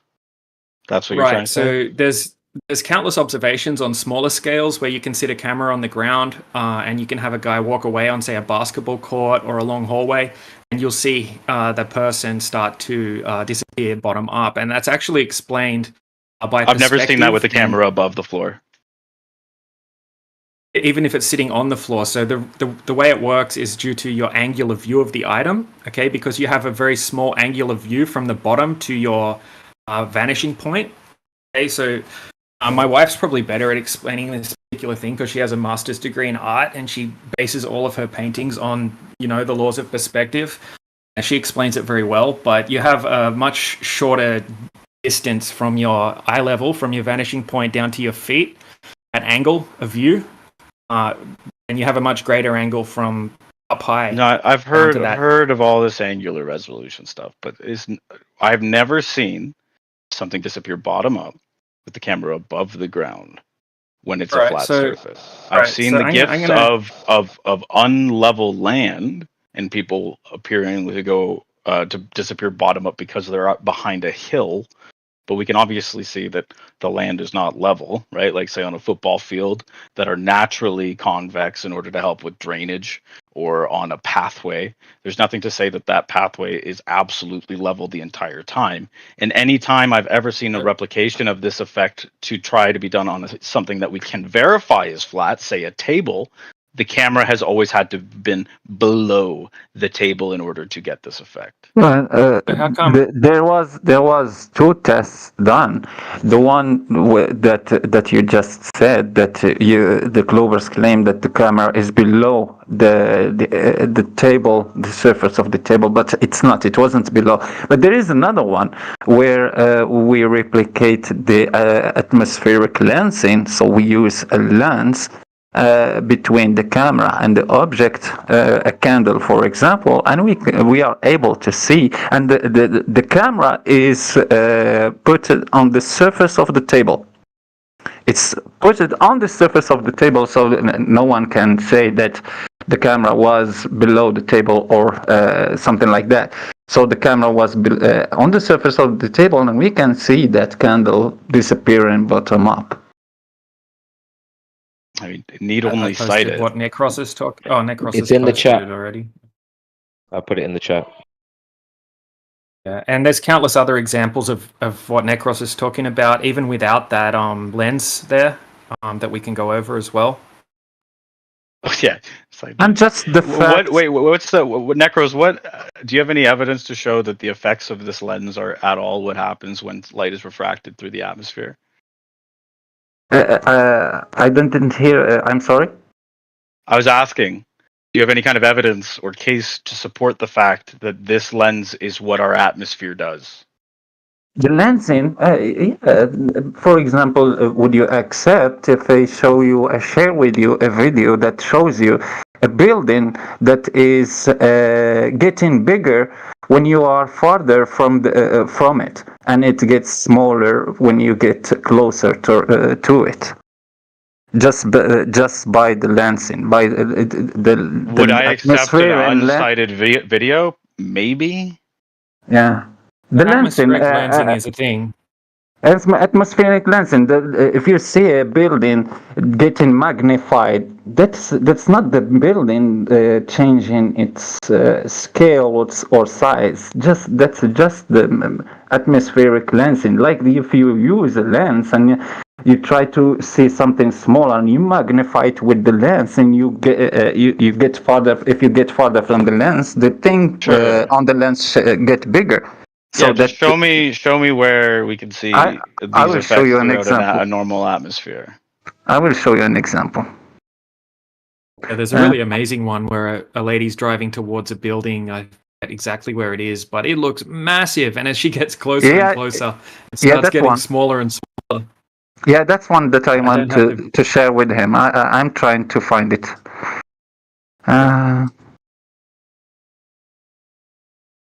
Another Have example. you ever heard of while tilt Necros shift was looking- photography?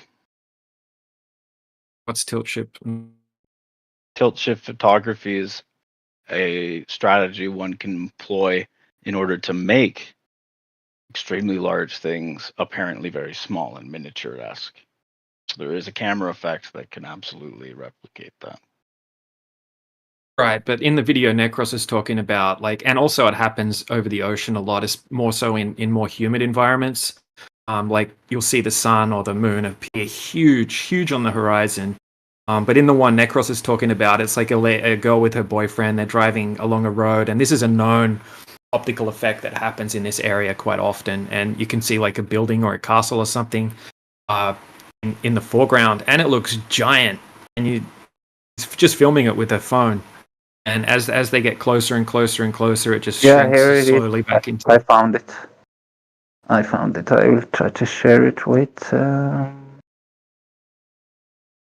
Here.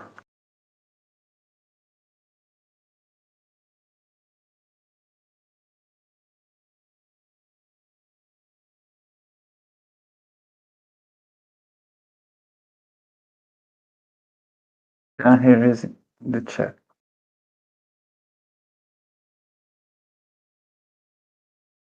That's something normal that people should know, that it should exist in the atmosphere around us, because they do have to understand that we have particles of water all around us, and the water acts as a lens.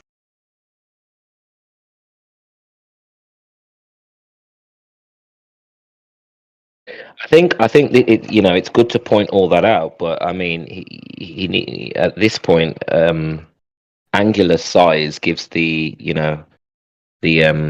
compression on the vanishing point. It gives like a diffraction line where everything curves and bends into the horizon. So I think you could do account for that in long distance observations with the horizon.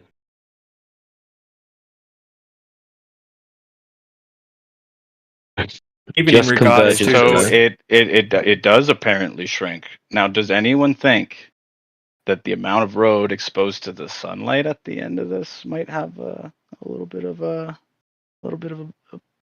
reason for why it's apparently that size?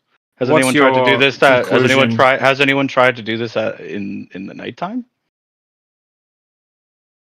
be able to see it at nighttime. They don't. What have would be the lights in point the of mill? that? What would be the point of doing it at It night? would control for the heat radiating off of the road between you and the mill. At this point, though, we're not defending that. We're just demonstrating to you that bottom-up disappearance happens without a geometric curve. Nothing about that shows bottom-up obstruction. I'm sorry.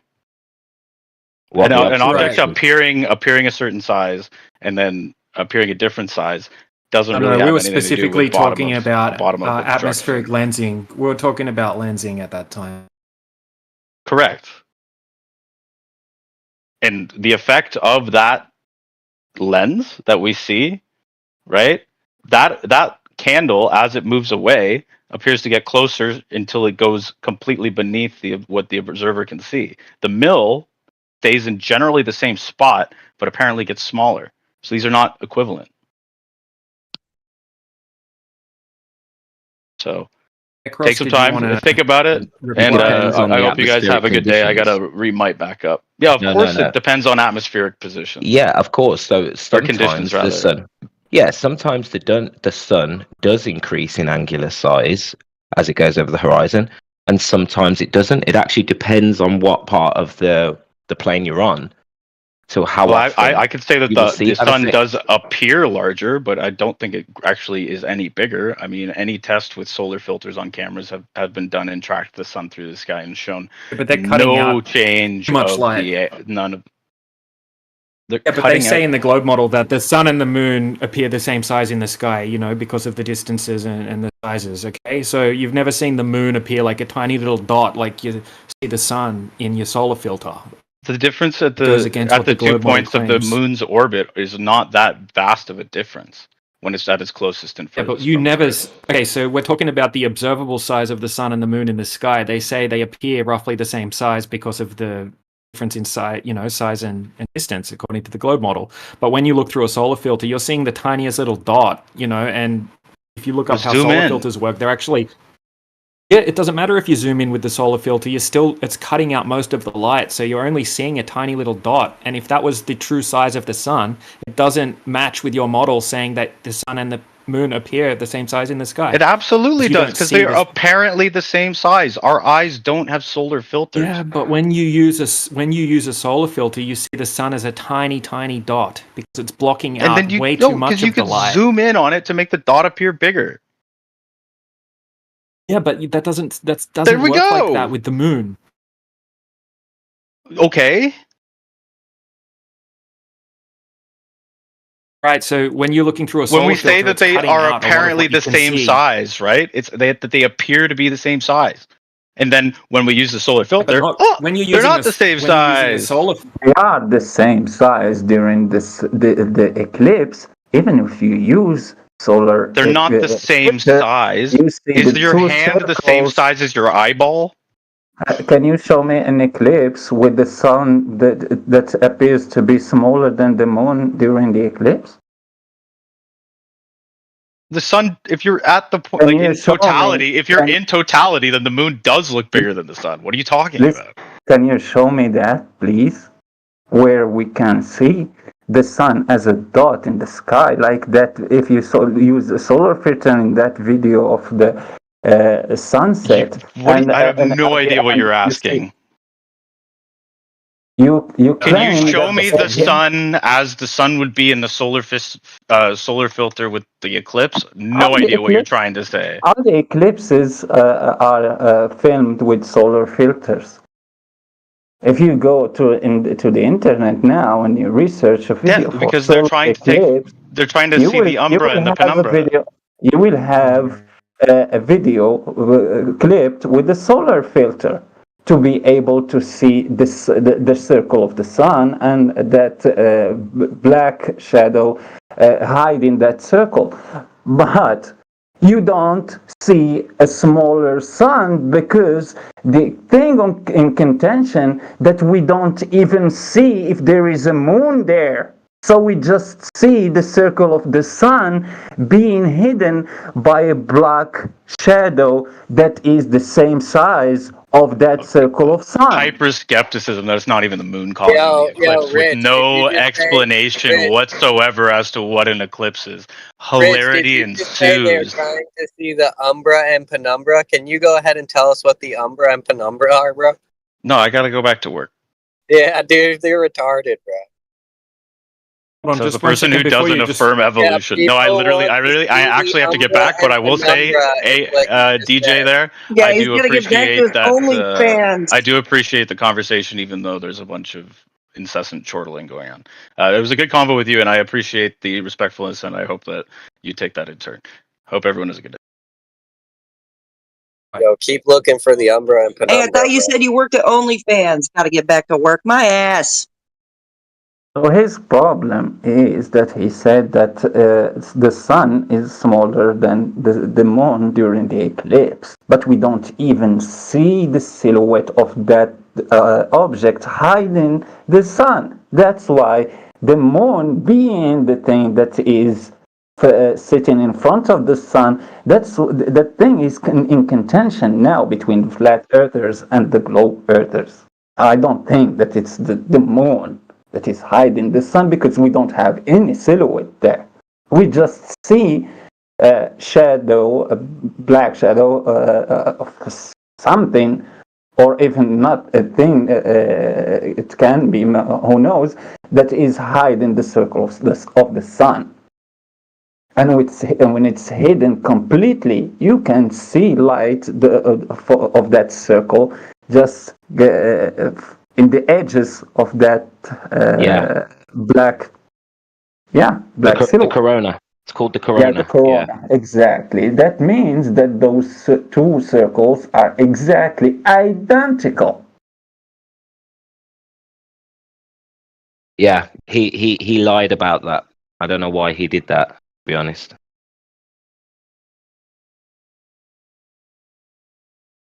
That's There's what another Rich good does. Rich example. lies.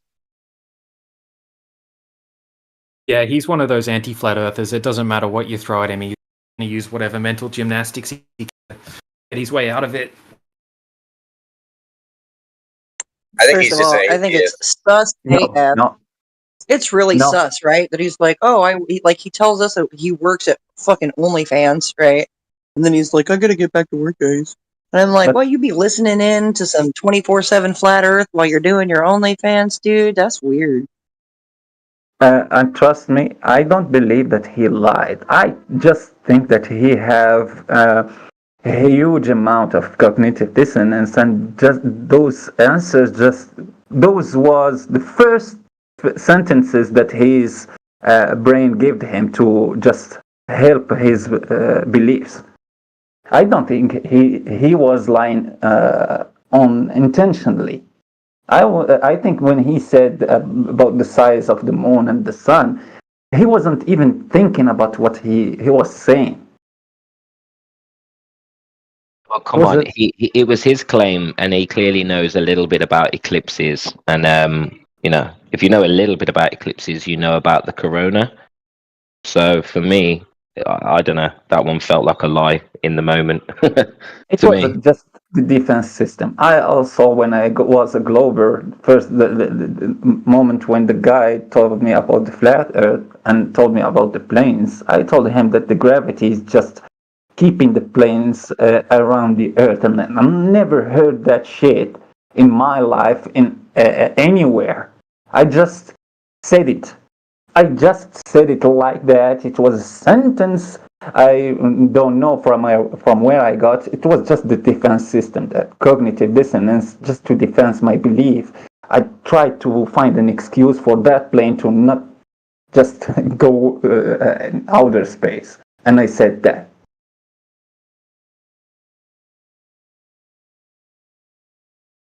I wasn't trying to lie.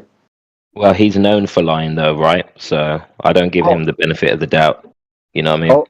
oh, okay. He's known already. Okay. Yeah, that's what Jenna said. Like, he's a regular, and DJ, they said that he's a staunch anti-flat earther. What's his name? I didn't pay attention. Maybe I know. Rich Evans. Oh, okay. I know. Okay, I know that guy.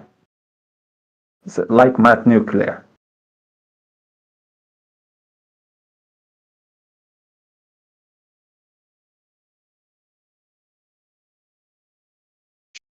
Honestly, that's the best they've got, because if they talk about the ground, all the consequences of a ball, it's over for him. So that's probably his best tactic. Focus on the sky. That's one of those atheist dudes that gets destroyed when he goes into the theist rooms. So then they think that like flat Earth is an easy target because they think we're all like stupid. So then they come in here and then get destroyed. And I think in the end they realize they're like retarded. So that's why they act like that. And when I talk with an atheist, the first thing I start talking with him about is just the Earth itself. I don't talk with him directly about the existence of the creator or non-existence of the creator. I just start talk to him about his beliefs, about what made him an atheist first.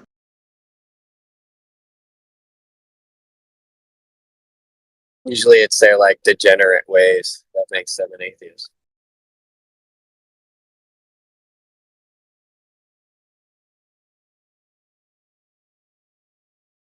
take the globe Earth away, you won't find an atheist at all.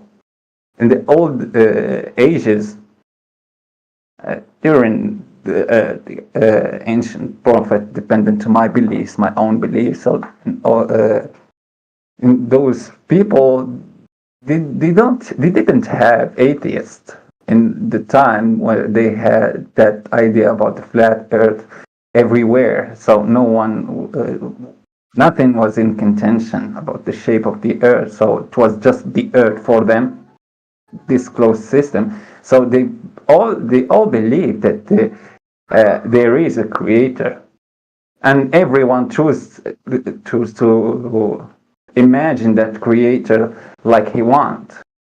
So they made deities in different sorts, but nothing as atheist was existent in that moment. Because you can't be an atheist and have in this realm that must be created. It can't happen just like that.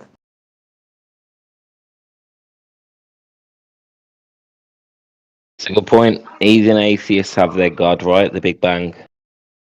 It's almost like it's a non-subject, like it's an illusion, denial or something. That's what it is.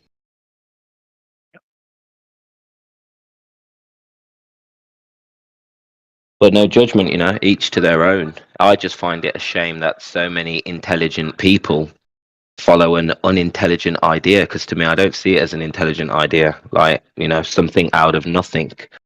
Randomness, complete relative randomness, with numbers so big that it's almost impossible. I don't really see how they go for it. It's definitely not intelligent, and it's not that the fact to be intelligent or not that will just attract people. No, but the modernity, because it's a modern idea, and those people just are attracted to the modern things. So even if it's stupid, they will adopt it. There is so many stupid ideas that they accepted. No, for real. But you know what? It happens on the other side as well. Like, I really don't get the Christians who are heliocentrists, not only because of the creation story and all the references, but also, for example, in the scripture, it says that God created the heavens and the earth, created being, in the past tense. Yet, there's Christians out there who believe that the universe is expanding. So that means that the earth is being created as we speak. And I just think that's a contradiction. How can the earth be created in one instance, and everybody understands that God created the earth and then rested after its creation, and then simultaneously believe that the earth is still being created in this expanding universe? Yeah.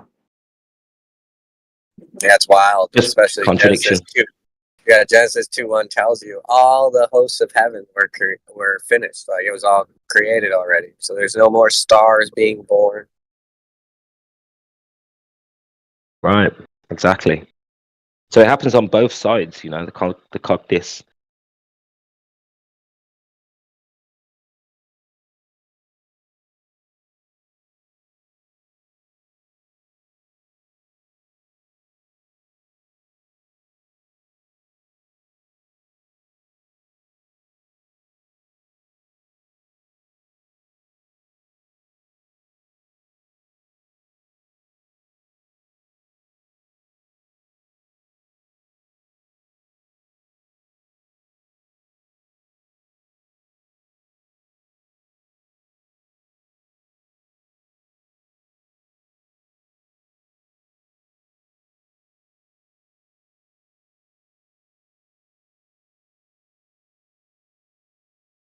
We've got we've got atheist oblate spheroid in the house. How you doing, bro? All in one, like a shampoo.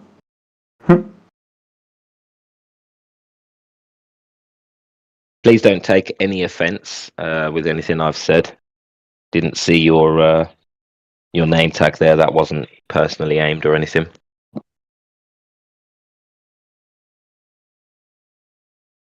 Interesting name though. Yeah, I want to know more about the oblateness. I want to know, like, if it is a little bit fatter in the south, what latitude line is larger? Like, which one? I like that. I like that. No, but the rocks, the solid part of that earth turned oblate, so it means that it went wider in the equator and squished in the poles. But what about the water? Why the water didn't leave the poles to go just at least few distances toward the circle of the Capricorn and the Cancer? If the solid part of the earth, if the rocks, the mountains, the lava and those things, all that shit turned oblate, but the water that is just liquid, why it wasn't affected more than that and left that northern part and southern part to go toward the circle of Capricorn and circle of Cancer? Yeah, I mean, at the very least, they should be affecting the eddies and the water currents, right? Because, and also, if gravity is the original pulling force that created the sphere, and then it only turned into an oblate spheroid because of the centrifugal force, then why isn't gravity readjusting that shape? If it's a constant force, then shouldn't it be counteracting that centrifugal, so-called centrifugal force? Shouldn't it be changing? Yeah, it just took that shape and it stopped there. Exactly, because it changed from a sphere to an oblate spheroid because gravity didn't create the oblate spheroid. It is the spin over time. So if it can change, then why can't it change again? But the problem is that every photo from NASA, those images shows that it's a sphere. It's not oblate. Oh yeah. Of course. It's a The NASA sphere, images. and if it's oblate and those photos or images are not that accurate, and we can't see it as it is in those images, why those things in the sky are not oblate? Is the moon oblate also? Maybe they've been on a diet. They're not chubby like on the Earth, like the Earth is. The moon is not spinning around itself. Oh shit! So it means that the dark part, the dark side of the moon, that should be more toward edging toward, going toward the sun, toward the away from the Earth. You know, that's a really good point, Necros, because I haven't looked into how fast the other bodies are supposed to be spinning. But if any of them are spinning at 1,000 miles an hour at the equator, then they should be oblate, right? Yeah, exactly. And if the Earth is just going around the sun because of that curvature in the space-time, and the moon supposedly orbiting the Earth in another curvature created by the Earth itself. So when the Earth and the sun are in a side and the moon is in the other side, so it means that the Earth is between the sun and the moon. Why the moon is not getting closer? Because it's attracted by the sun plus by the Earth. They should attract the moon more than it's getting away from the Earth, because what what they claim, that the moon is getting farther and farther from the Earth. Well, theoretically, shouldn't they be receiving more zeros and ones, or gravitational waves, or disturbances to the gravitational field when the moon is sun side, right? Yeah. We don't hear about that, do we? No. Never mind the sun is never mind that the Earth is accelerating in different directions and the moon is orbiting an accelerating object. I'm pretty sure, the original Kepler stuff didn't account for an accelerated Earth with several accelerations going on at the same time, right? Or did it? There is too many acceleration to be true. No, I'm asking, Kepler's formulas for orbits, yeah, is the accelerated Earth taken into account, and the fact that it's accelerating, is that taken into account in the math, Kepler's math? I don't know. I don't think that at that time they had the Earth orbiting a sun.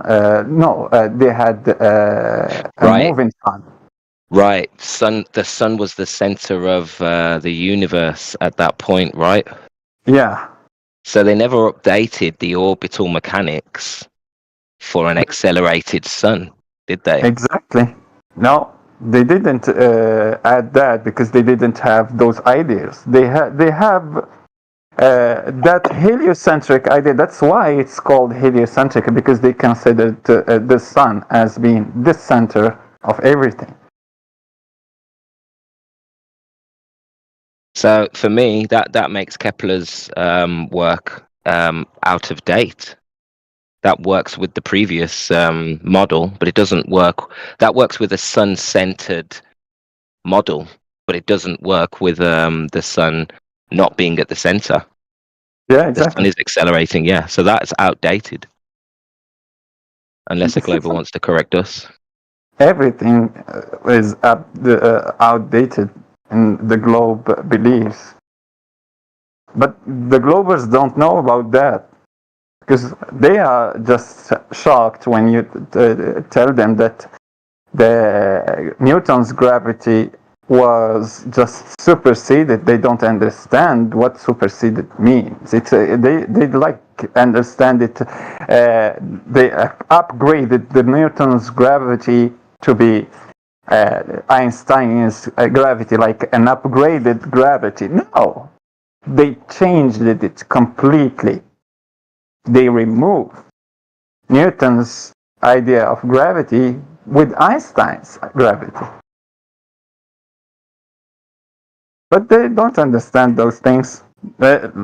Some Globers, they say, oh well, but it still work. Yeah, it work when you want to calculate the trajectory of tennis ball. Okay, it work on a tennis ball, but doesn't work on Earth orbiting the sun going in galaxy. It doesn't work on those things. It works on that tennis ball, if you want.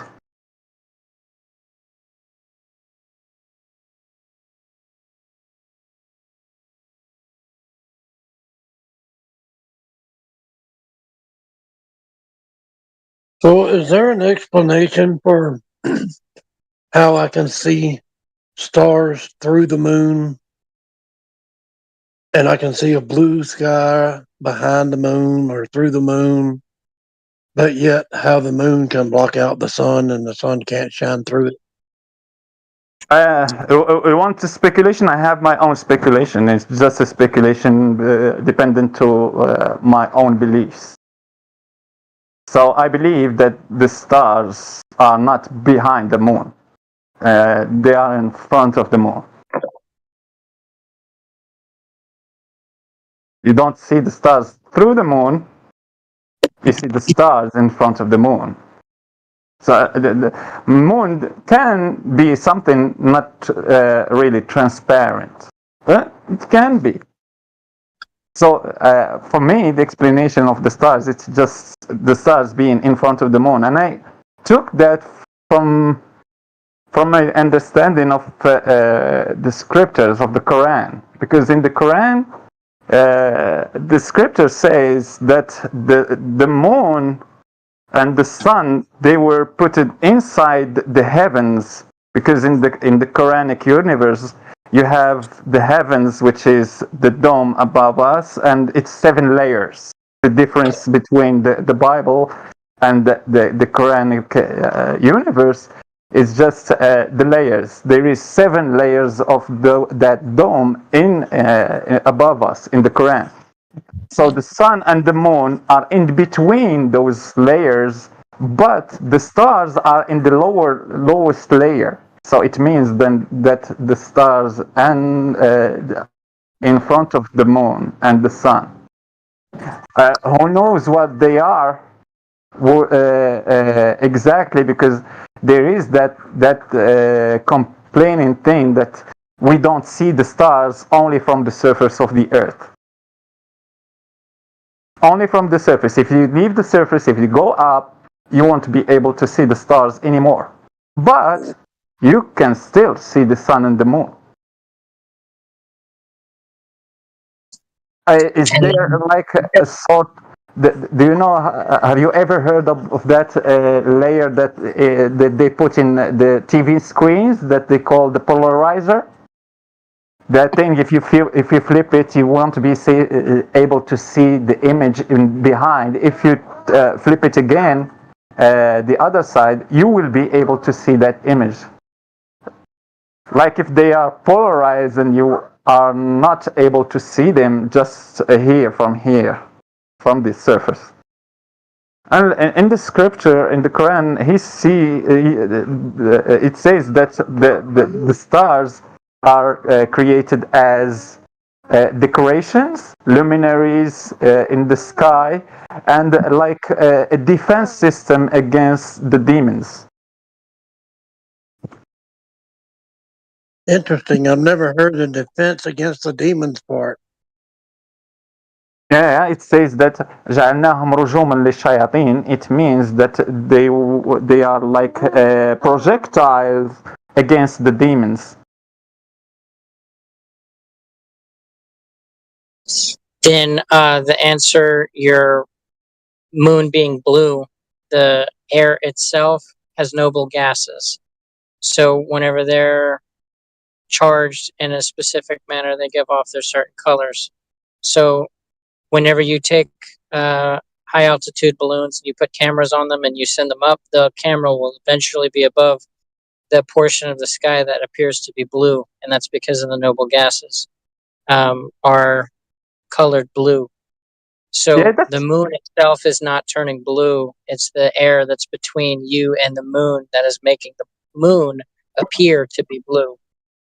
That's correct, and it's not always blue. And I agree with you. I completely agree with you.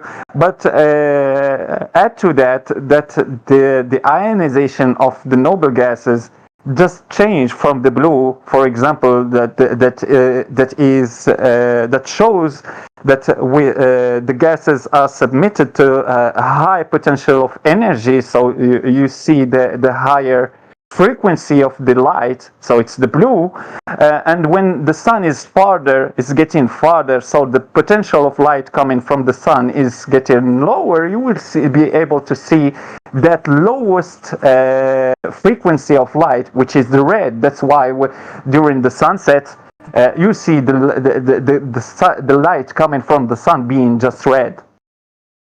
Is it really that the light coming from the sun is red? No, but it's just the lowest potential because the sun is getting farther above the surface of the earth, is getting farther, so the light is submitted to that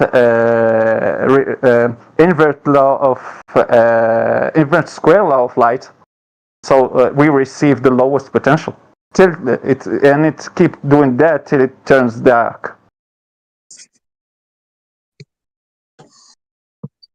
when the globers claim that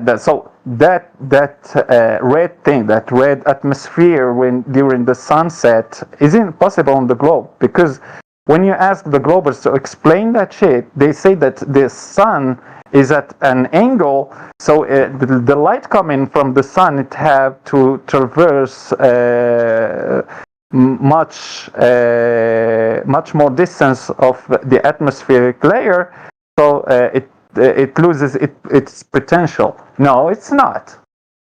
It's because the sun is getting farther on a flat Earth, not because the sun is at an angle on the globe. Because if you add that atmospheric layer during, for example, foggy days, we see gray mood atmosphere during the foggy days. We don't see ready mood atmosphere because of the light coming from the sun just loses its potential because of that foggy layer.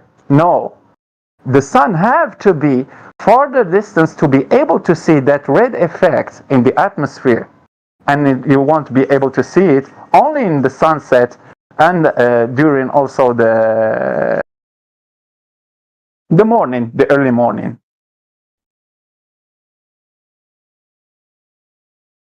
So, according to your understanding of the Quran, could creation be a holographic simulation? A holographic simulation? No. I understand. Well, let me say, take out the word holographic. Could our physical reality be a simulation? Also, no.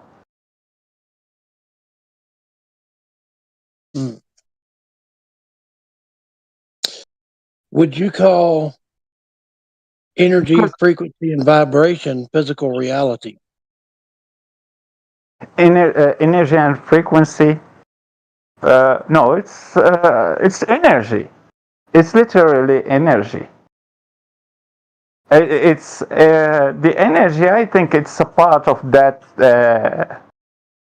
Is it spiritual? Is it what it is? I don't know exactly, but I consider it part of that ether, and I consider everything is like a manifestation, a type of vibration, a specific type of vibration in that ether. Because if you just verify, everything has its own frequency. Like if you can shatter glass, if you get sound to the same frequency as glass, it means that glass has a specific frequency. So everything has a specific frequency. So if light is a frequency, and electricity is a frequency, physical things, frequency, gases, frequencies. So everything is a vibration in the ether. So like everything is a word, a sound. Exactly. A word, like if God speaks the thing and the thing manifests itself inside as a vibration, as a sound inside that ether, and that specific frequency gives you a specific thing, physical matter, or energy, type of energy, like a specific frequency inside the spectrum of electromagnetic waves will give you radio wave, microwave, X-rays, visible light, sounds. If you vary frequency, also it gives you different effect. So everything is just a vibration. Everything is frequency, like Tesla said also. So simulation is not really a good word then. No, simulation doesn't work with feelings and pain. For example, the pain, you can't simulate that. Yeah, you the can only way simulate it. The follow-up question would also be, what is it that is being simulated? So then, your easier conclusion is that if there's a simulation, then what is it simulating? Why is it not the case that you're not just in a reality and not in a simulation? Because a simulation would be assuming more things. Yeah, a simulation would require our central nervous system. That would be the in and out of it. That's the only explanation I can see. That's the only way you could explain. Like you say, if it was just a simulation, you wouldn't have no feelings. What is For the origin? for me, it won't even make a difference. For a simulation to be like if we are in a simulation, that's creating this reality that we have. Even if this reality is a simulation, it will be a reality because there is nothing, just that thing and the creator of that simulation. So that simulation will be our reality, and it will be the same exact thing. Physical reality. So creating the nothing from something. It will be for the creator, like adding codes and making a platform or a reality that we have. So both will be the same exact thing.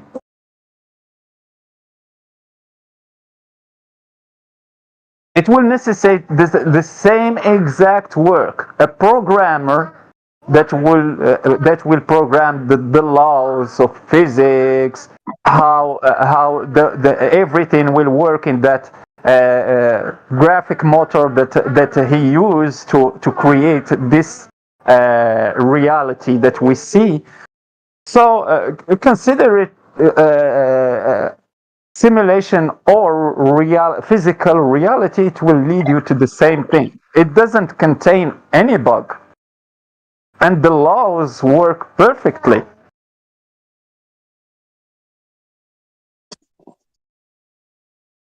Yeah, I guess it really goes more in depth to when we go to talking about physical reality.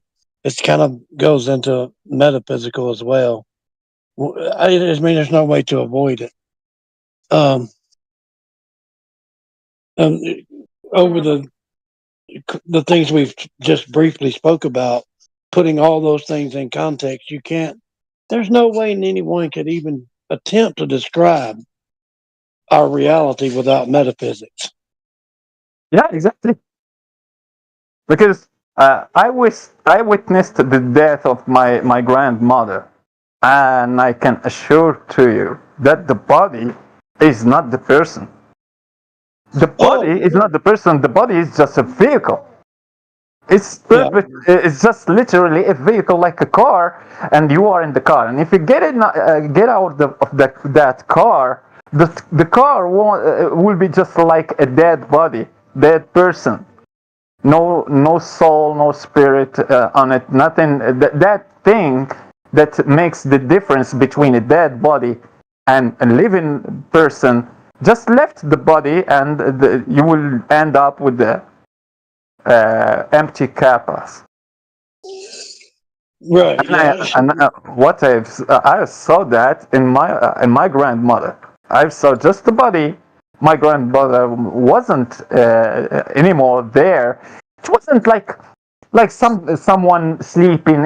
You will know the difference between someone sleeping, someone who loses conscious or something like that, or someone who's dead. It's completely empty. Let me ask you this: have you seen her since then? I'm sorry? Have you seen her since then? No. You want to say in dreams, for example? Well, even that too. I mean, that's metaphysical, I think. But no, but what I mean, no, I wasn't necessarily talking about in your dreams. No, I never seen her when she died. So it was the last moment. Yeah. She literally left the body. She went somewhere else. Who knows? I don't think that the thing that is containing our knowledge, our personality, our memories is I don't think it's the physical body.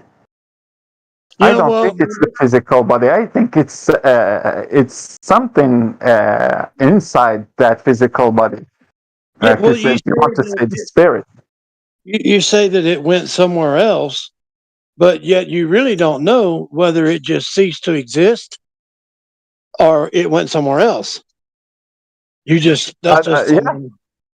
I don't know. It's just my own belief. I literally don't know. You don't know. No one can just prove that thing if the person, a dying person, just ceased to exist, or that spirit, that energy thing that was in the body that gave energy to that body to move, to be able to move, to be able to breathe, to give that energy to that heart to make it beat. So that energy, when it left, I don't think it's like the electricity, like electricity work. I think that energy, it will just, who knows, repeat itself or go to elevate itself or ascend to another dimension.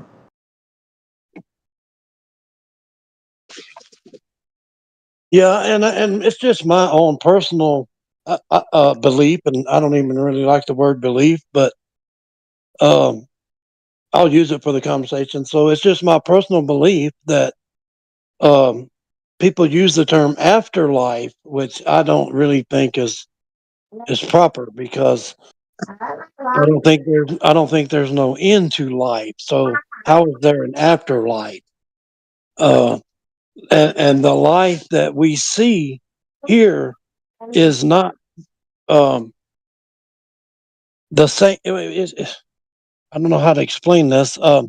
You see, when you look at a person, when you look at yourself, you see a persona, an identity, and know you as you, and me and other people as their identity. But that's not the life. That's just an identity of a shell. Like you said, the life you think is inside, so do I. Some people call it the spirit. So when that spirit leaves that vessel, that identity of that vessel is gone, but the identity of that spirit is still the same. It doesn't change. Exactly. I wanna understand first thing. Do you have any religion? Do you follow any religion? Yeah, I grew up in the Christian paradigm, but I escaped that, thankfully. So you're atheist now, or? Oh no, I don't wear no labels. I'm not saying the Christian teachings and doctrine doesn't have some truth in it, and there's good Nice. things in it, but it's not the religious ideology. I don't take a part of that. Nice.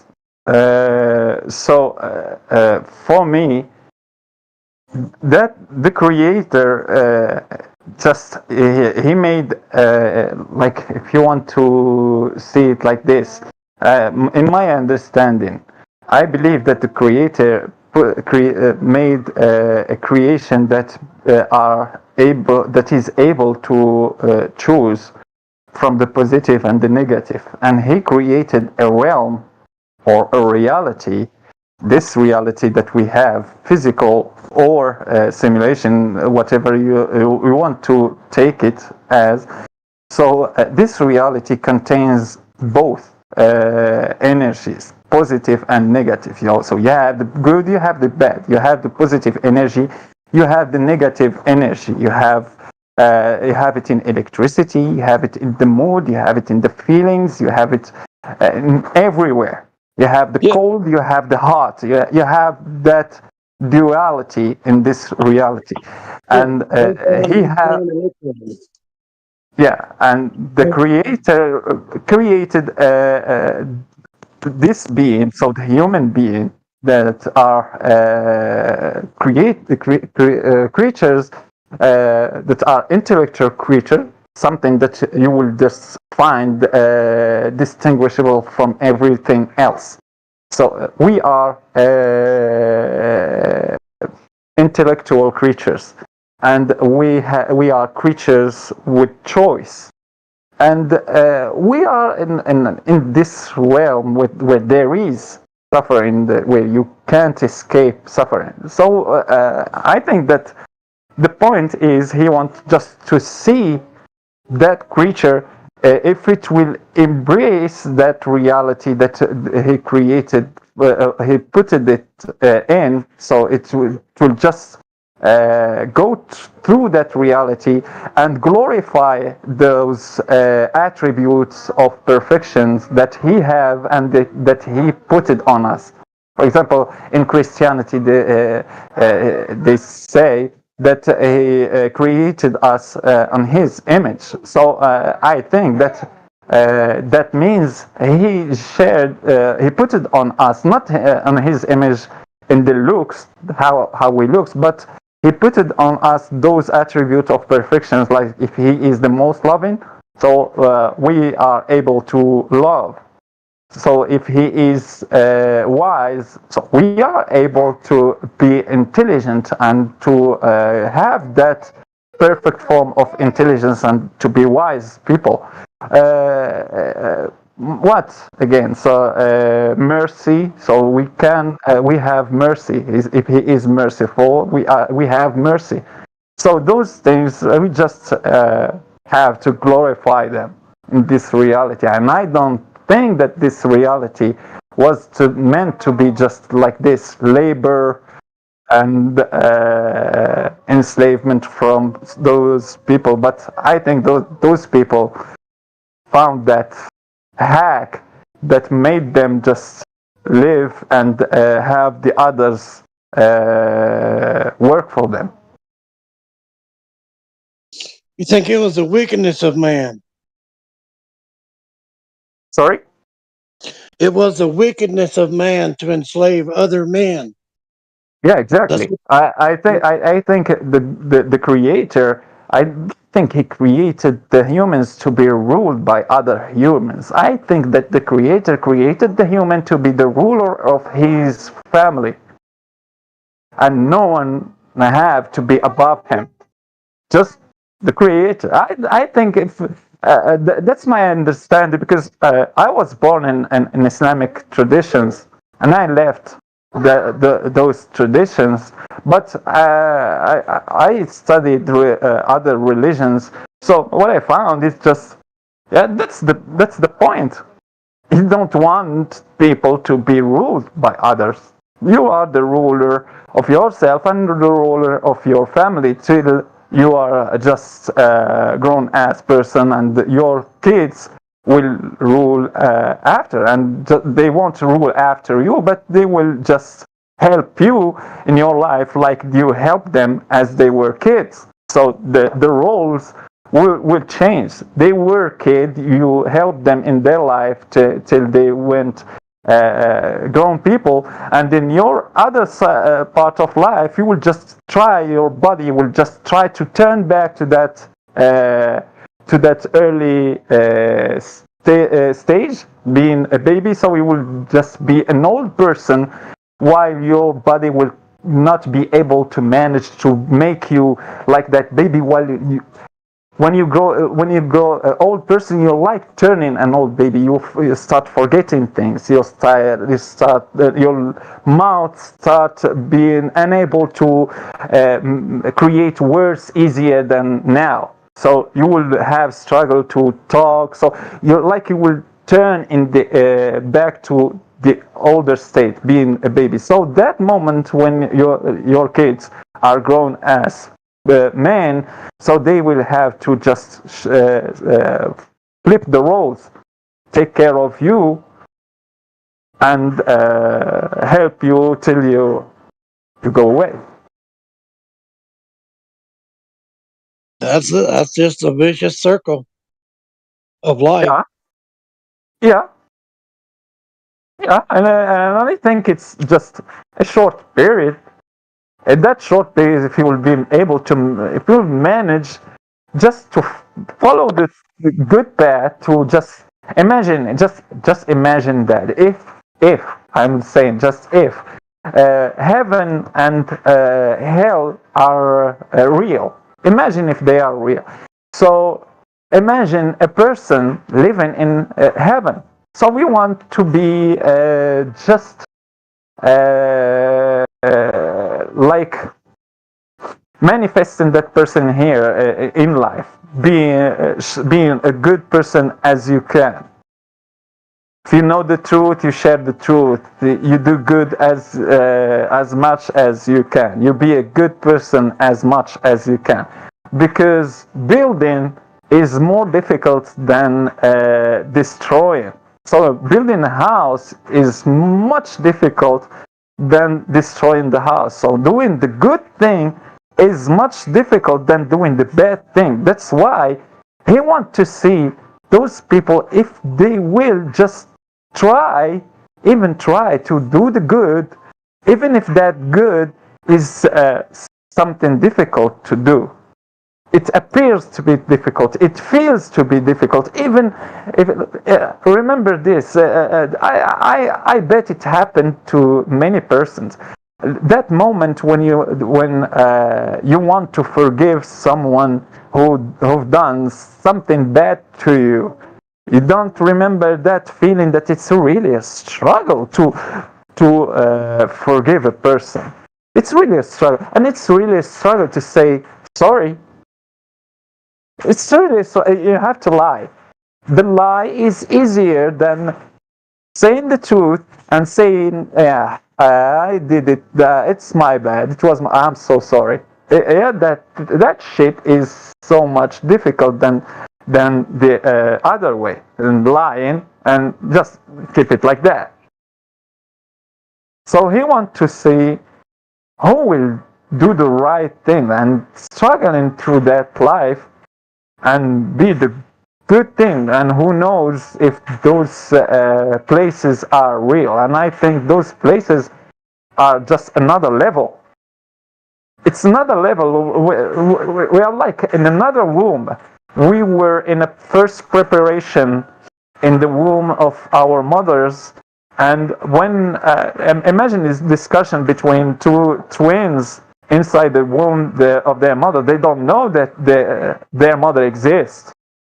If their mother will just take them and love them when they will just be born. So for you, like those kids, for them, when those 9 months will just end, it will be just the end for them.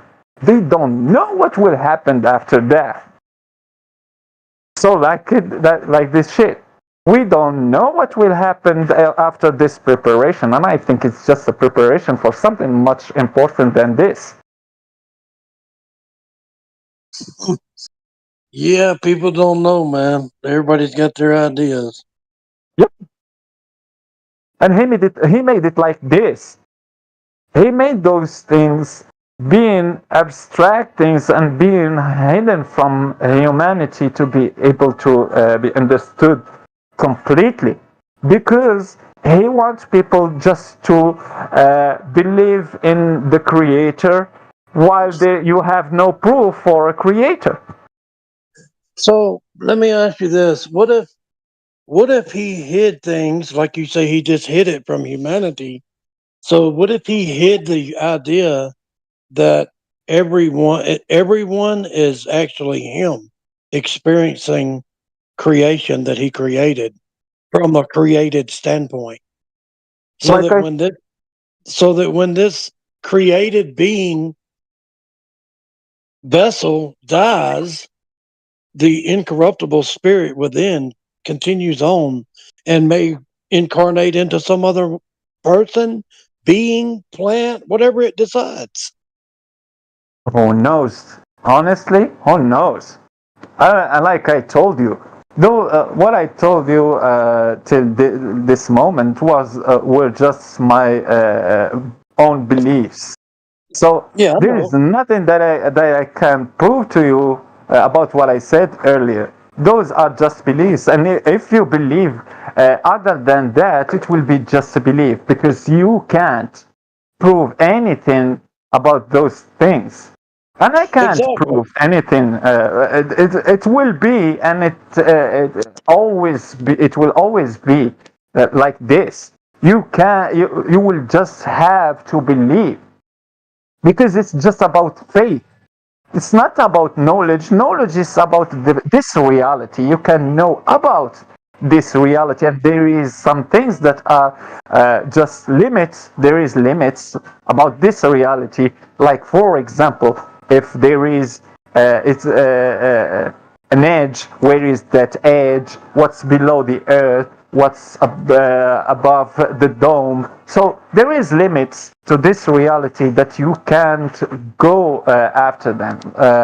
Even in the globe model, they can't check that edge of space where the universe is expanding. So there is limits. So Exactly. no one can just say I know about the God, but they can say I believe that this shit is what I believe. It's a personal religion, and that link between the God and the creature is something personal. It's not something that is like you can find in a community or group. Peoples that you can find peoples that are sharing the same feelings, same understanding, not everything but same understanding. But yeah,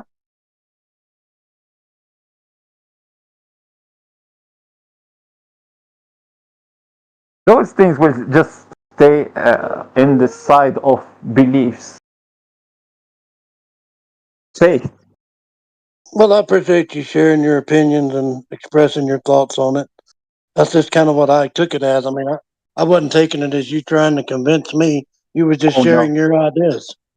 Oh no, I never try to convince people about their relation between them and their creator. Like I said, like the last thing I said, it's something personal. It's something personal. I'm not that guy that is delivering bitches to the people. No, it's something between you and the creator.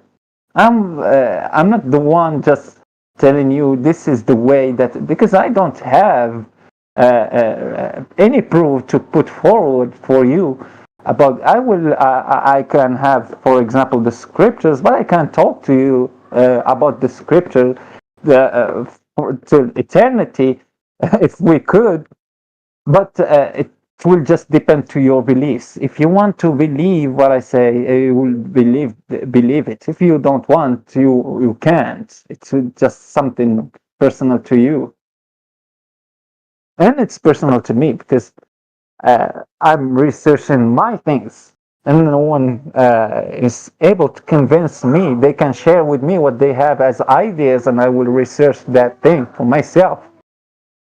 Exactly.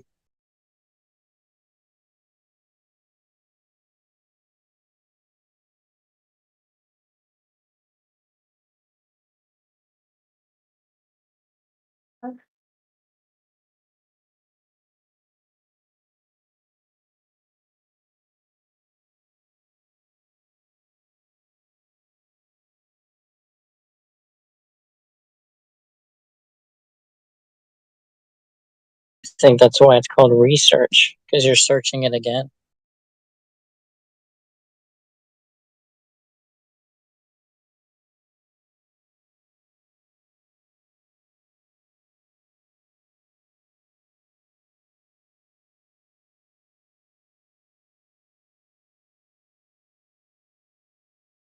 Yeah, I don't like to use the term belief.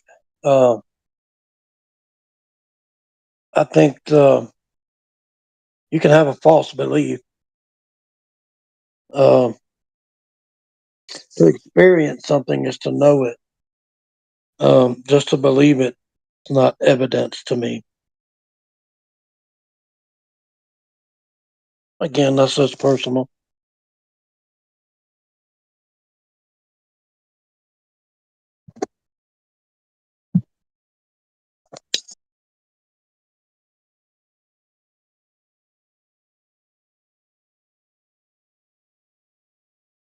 You can believe the food that they feed you is good for you while it's killing you.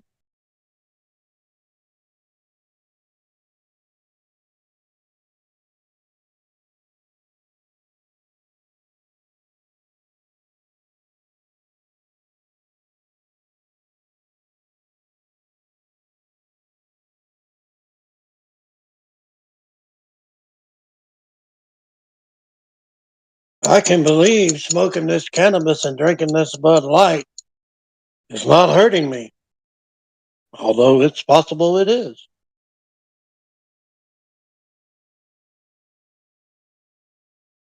I know it's not hurting me. Well, from my experiences, it hadn't hurt me. It's been 20 years that I smoke cannabis every day, and no, I don't have anything. The opposite of that, the doctor that sees me once in a year, he knows now about me. He just know about my weight, how much I weigh, and it will just not change. Yeah, I've been smoking it at least that long every day. I've also quit it for 10 years after smoking it for years.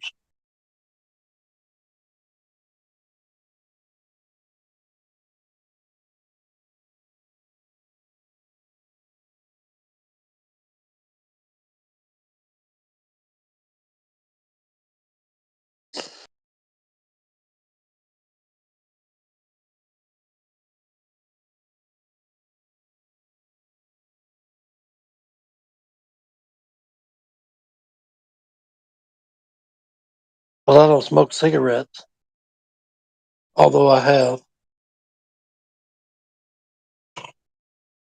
I think cigarettes hurt you, but it's not the tobacco. Pure tobacco doesn't, I don't think it's harmful either.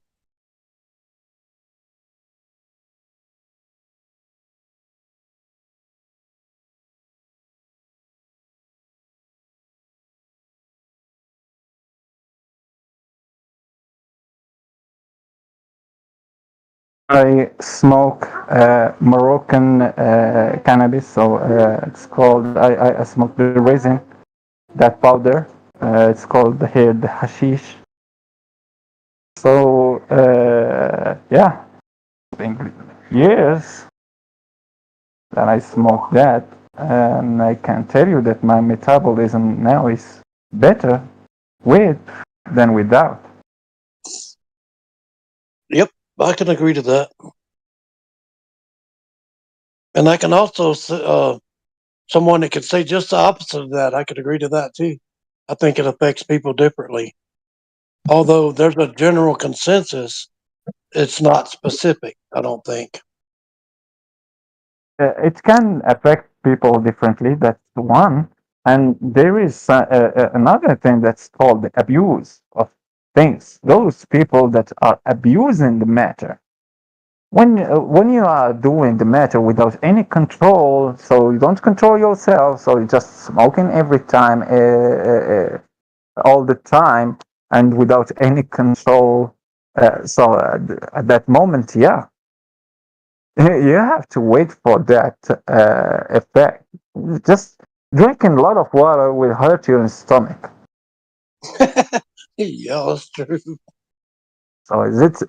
Do we have to stop drinking water? No. It's just the abuse of the thing. You don't have to abuse things. Exactly.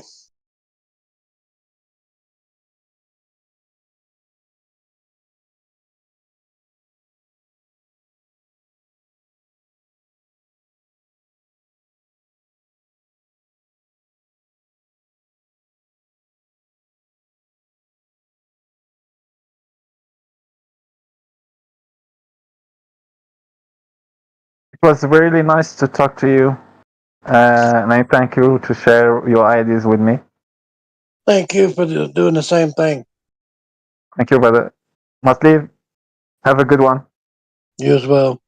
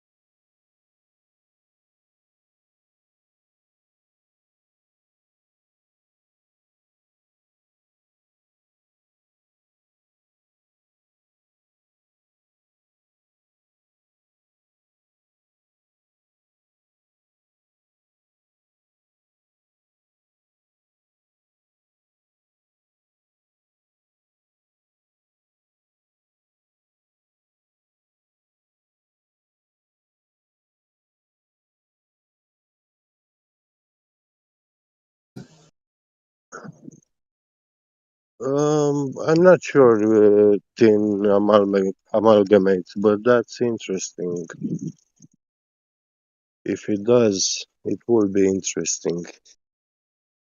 I mean, in the research in electronics, like, soldering and desoldering stuff with using mercury. Yeah, so what is mercury? Like what? Yeah, mercury. White gold, I mercury. theorize it's a heavy metal and it's considered toxic, poisonous for Alive. red blood living beings. And I would say exactly for this reason, because it amalgamates with gold, you know. So,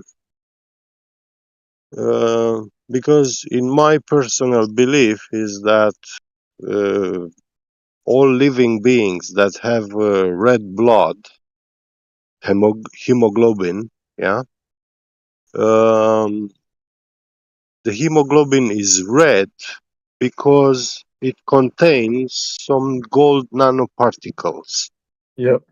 And when it comes in contact with mercury atoms, those gold nanoparticles are amalgamating with it, so it absorbs all the gold from the blood, and therefore it makes your blood like lifeless, and it you will no longer be able to live because the blood without the gold cannot carry oxygen into your body.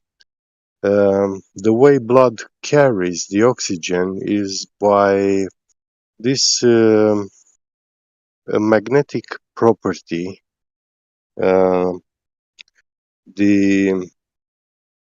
gold nanoparticles are diamagnetic, and the oxygen molecules, they are paramagnetic. They have paramagnetic property.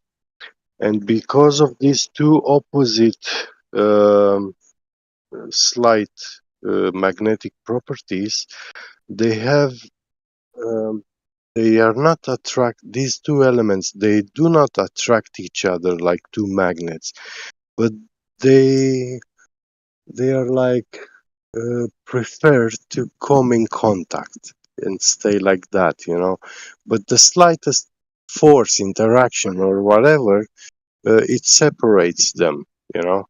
So yeah, this is how blood carries easily the oxygen throughout all the body, and the cells are very, how do I say, it's very easy for them to take the oxygen from the hemoglobin.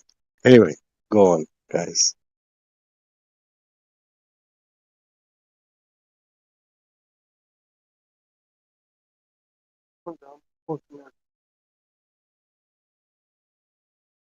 А?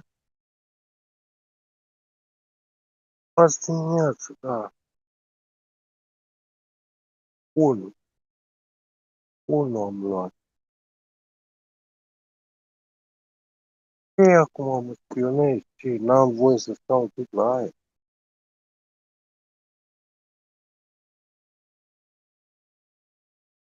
Cine știi?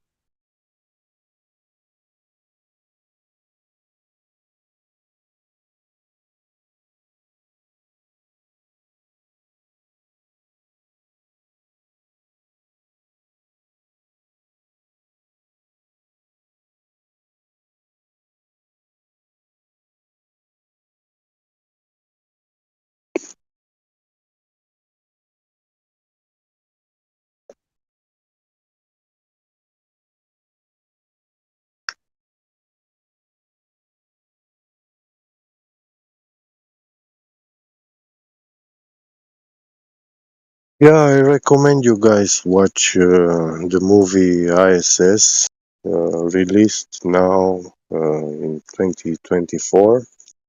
It's a science fiction movie, probably the most scientific science fiction movie ever. It shows us lab rats taken into space. We have astronauts, PhD astronauts, studying and researching, transferring rats from a box to another, and yeah, it's very informative movie. Then the astronauts, they also see like a nuclear war starting on the planet, on the globe, you know. So yeah, it's very, very Any of fun those, movie. Huh? any of those astronauts think the Earth is flat? No, I believe they are wholeheartedly in the heliocentric model. I mean, I don't think any of those astronauts actually doubt of the shape of the heliocentric model Earth. if they are astronauts, then they would know, right? They would know the Uh, shape. no, I mean it's a movie. It's a science fiction movie, ISS. What about the And what about the astronauts that were there on the yeah, ISS? well, those ones, Which ones? they know it's their job. Like who, Don Petit or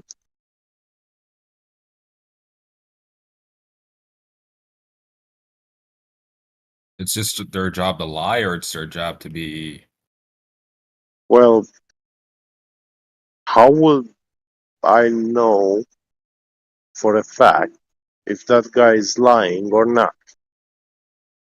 So he could be telling the truth, and that's just the truth. Oh, but you see, he could be telling the truth just because he's being promoted and shown by the mainstream media as What if he's there though? telling the truth. What If if he's there? this? What if How, that? What how if can I this? What if that? yeah, how can I verify anything of what Don Petit or those astronauts on ISS are Oh, saying? because How it's can I verify really good anything that they engineering. say? It's just really good Yeah, engineering. Well, we know that the ISS is up there. We yeah, know that it exists. Well, we know there's something up there. You don't know what's up there. Yeah, and it looks just like the ISS, right? yeah. Awesome. So I how do don't you know confirm anything's that up there's, there. Why? Why is how that do the you Up case? where? confirm that Not there's just how do you confirm that there's not just people on it? like How do I confirm what? That there's people on this thing that you see. um Because yeah. of probability. It's likely that there's people on it. Probability. Yeah, that's a thing. Didn't know that? So your evidence is there probably is. Yeah, that's not really my evidence. That's Well, that's just probability. well, not really. It's not just what Okay, probability is. what's the Probability. what is the Probability works probability with that they're up there? really high, I think.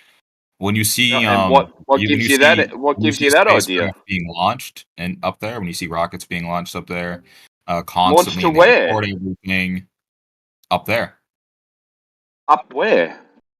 to the cosmic vacuum You don't that see exists. that. Yeah, you do. Plenty of videos No, out you there. don't. Yeah. Yeah. You don't. You I do believe. not see rockets go to the cosmic vacuum. That's what I see. No, you don't. Yeah, I do. No, you don't. You see rockets go up in the sky, and that's Yeah. it. No. Untrue. You Okay, didn't so know that NASA record. how You do didn't you know that know they're NASA going? records all their How do you launchings. know You they're didn't going to know the that cosmic? How do you know they're going to the cosmic vacuum? because I can see. No, you can't. How do you see the line between not cosmic vacuum and cosmic vacuum? Because I know that the gas pressure decreases the higher you go up. Do you know it goes to zero? Doesn't need to go to zero. I know that it decreases to the point where we'd call it a What vacuum. decreases to what level? It's a vacuum level, he said. The exact number would probably be 10 to the No, negative 17 torr. Decreases to what level, and where's the measurement for it? yeah, Do you want the measurement? 10 to the negative 17 torr. 10 to is what the it is. No, that's negative. not. Sorry, that's not a measurement. 10 to No the one's ever 17 measured that. negative. 10 to the negative 17 torr is. Listen, 10 to the negative 17 torr is not a vacuum. It is Okay. Or we're going to be pedantic pressure. then? Low. Okay, but no. okay, let's be It doesn't pedantic even then. The matter. earth is not flat because It there's doesn't even mountains. matter. Let's be No one's pedantic ever then. measured. Okay, Let's no be one's pedantic. ever It's not measured a it. vacuum. Hey, if you fucking speak over the top of me, Matt, I've given you enough Well, leg someone else room. was speaking in front of I've you. given you enough leg room to fucking talk in this channel. If you want to be a cunt, I'll treat you like a fucking cunt. Well, someone else Another was flat Earth meltdown. Another flat Earth meltdown incoming, as The usual. thing is, alright, so no one's ever measured 10 to the negative 17 torr, have they? Okay. What justifies that claim? Correct. Okay, can you show me the And lowest there is. measurement ever measured? Wait, so you no don't know if they measured it. You just say no one ever, Yeah. no one knows or No, have, right? I know. Have you ever Okay, looked? you know? Okay, what evidence do you know then? I know they've never measured 10 to the negative 17 torr. Listen, those Okay, kind where'd of you get that information gauges, from? those kind of precision He doesn't know where you got the pressure information from. You never gauges, got the they don't information. exist. Measure. Listen. No, listen. Those kind of pressure gauges, they don't exist. We don't have that kind of precision technologically or and mechanically. We don't have that. I'm sharing my screen. I want you guys to look at the ripples.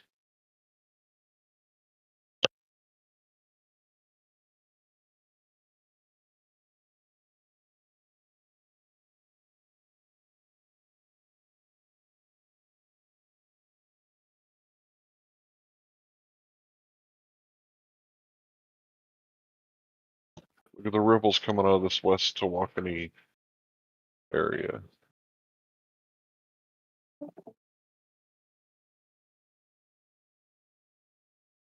What the hell is this? Radar.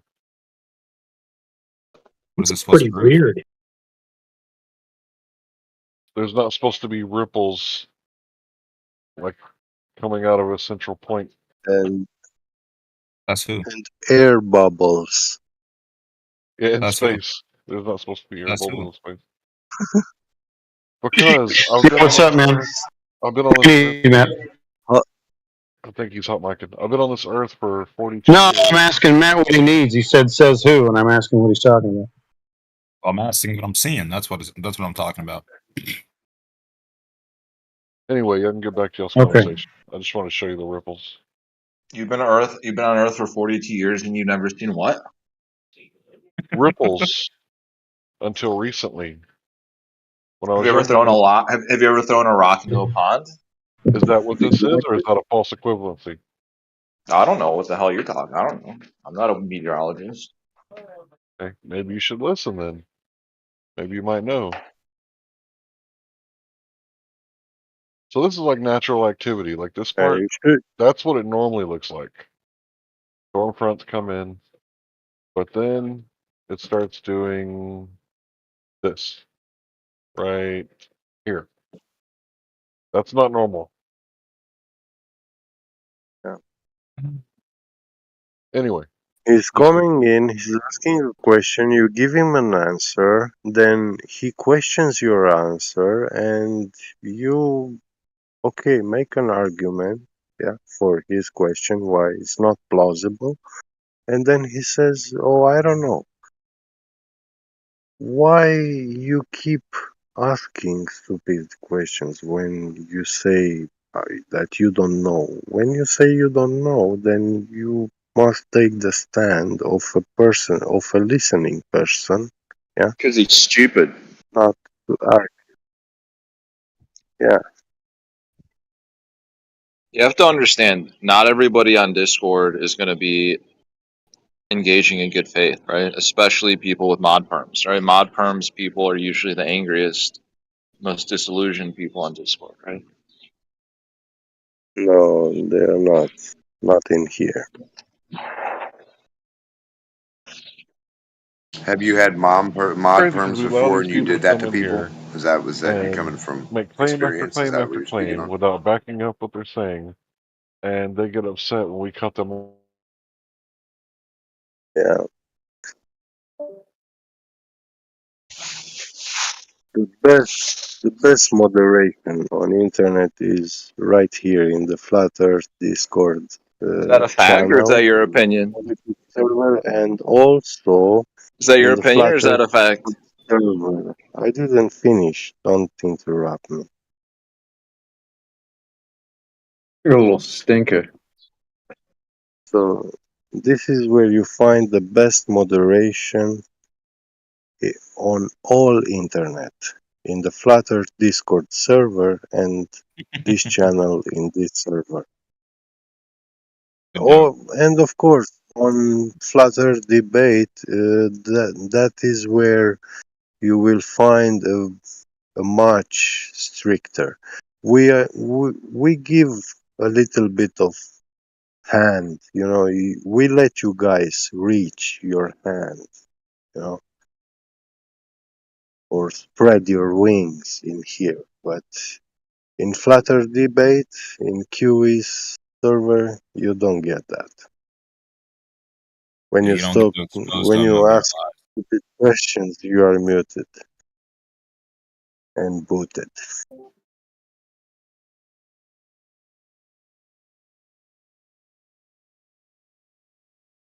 So many misconceptions.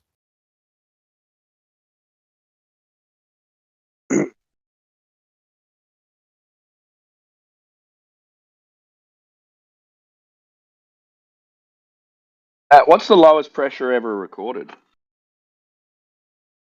Where? Here? in the atmosphere?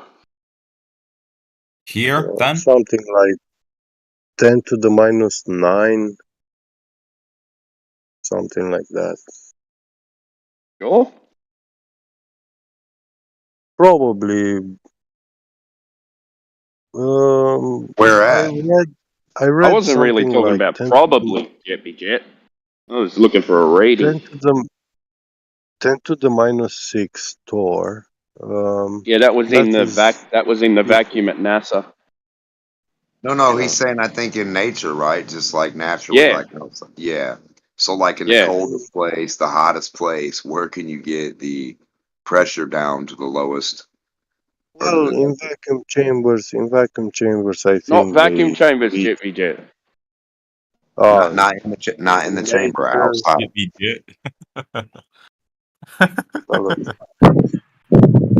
He's saying outside in nature without the chamber. Can we walk outside somewhere? Where would we get the lowest, and what would that be?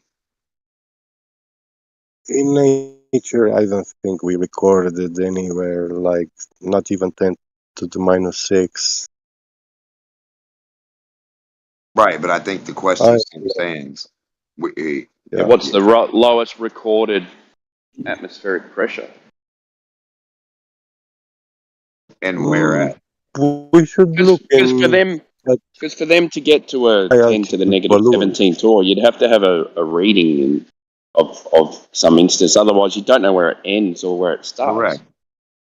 Yeah, that's the whole point. You have no point of there's no, you can't go 10 to negative 17. That's where I'm at. Right. You got to go 1, 2, 3, 4, 5, 6, 7, 8, 9, 10, 11, 12, 13, 14, 15, 16, 17. Yeah. Yeah. And if they haven't taken those readings, how do they know it gets to that?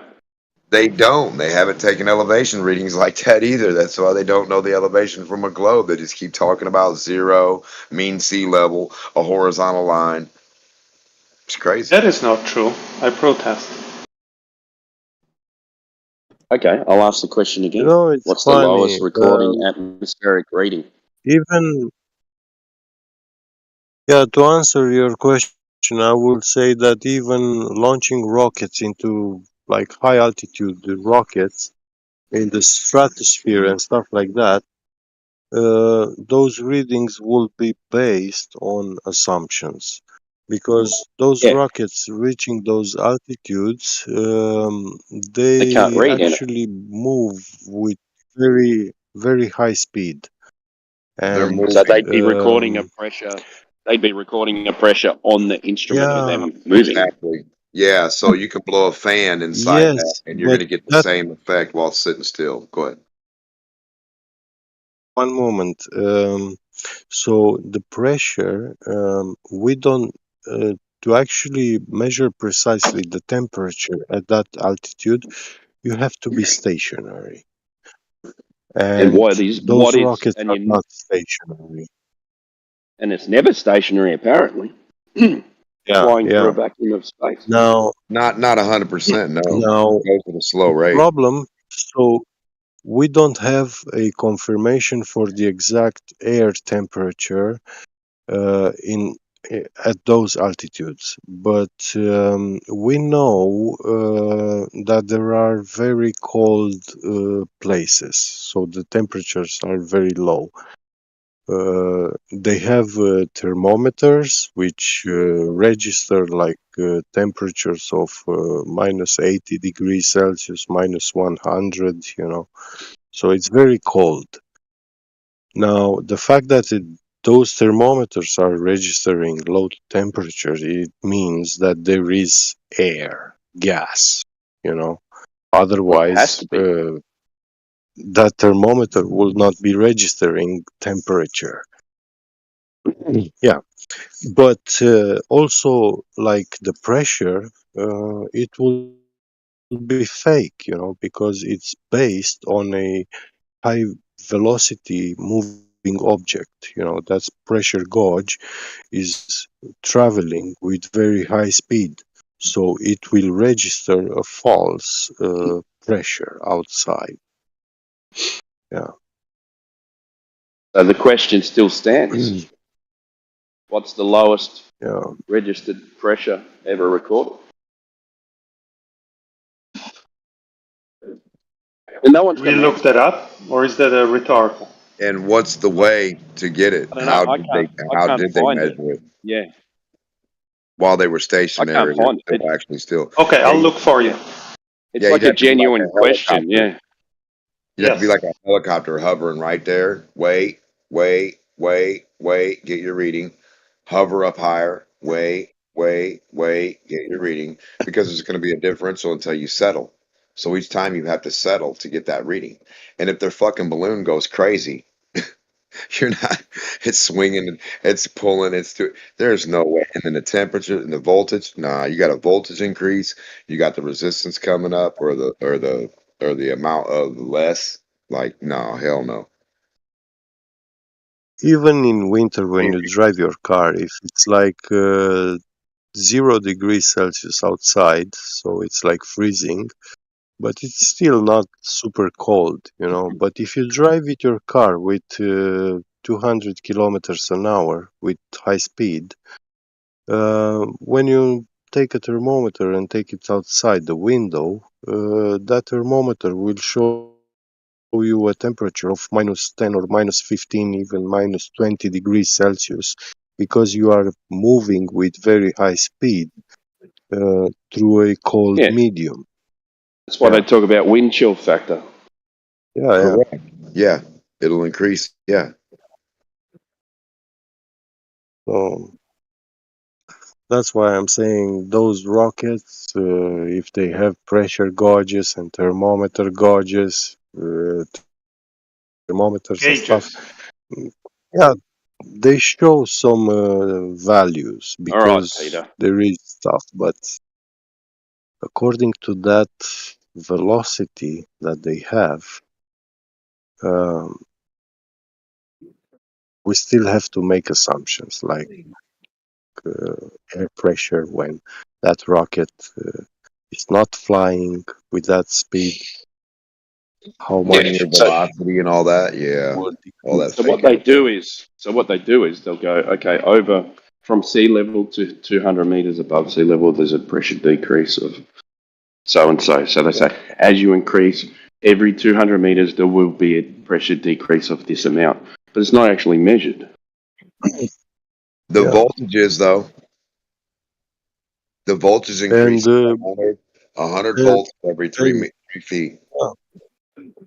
And also, it's which type of gas is actually there, because if you Depends on have the voltage other now. gases than nitrogen, like nitrogen is 70% of the air that we breathe.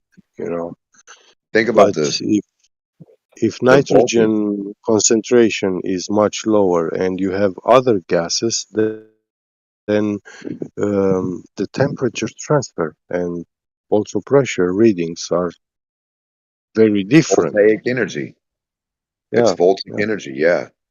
Voltaic. I don't even know if they talk about that shit, do they? Voltaic energy. No, they don't. They don't say it. They don't speak about it. Yeah, It's real. I mean, they make cartoons after this shit and they call it Voltron. They make cars and they call them yeah, VW, a yeah. Volkswagen. Like it's yeah, there's a voltage increase in reality in nature when you go up. Can you And explain why it's called Volkswagen again? because it's made after a beetle, a beetle. Oh, the Volks means the beetle? It's not what I said. Volt means electricity. Yeah, but the car, so the car is named after electricity? Yeah, the Volkswagen. Yeah, what else would it be made after? You guys ever seen the Oh, Volkswagen How Beetle's about the in word painting? folk? German, The English word folk. in German, the Volker? That was the Volkswagen. airplane used by Admiral Byrd when he went to check out He's the right. Antarctica. He He's flew right. the little Fokker. Is that what you're talking about? No, The no. airplane that Admiral Byrd flew? What are you talking about? Fokker. The movie, The Little Falkers? What are we talking about?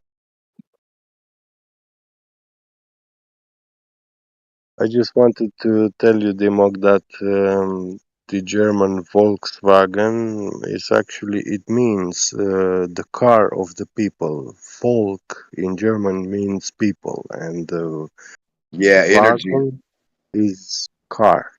Yeah, Yeah. people, a sea of people is a sea of energy. Nothing but fucking potential out there looking at you, looking right back at you. They can tear down mountains, they can build mountains, baby.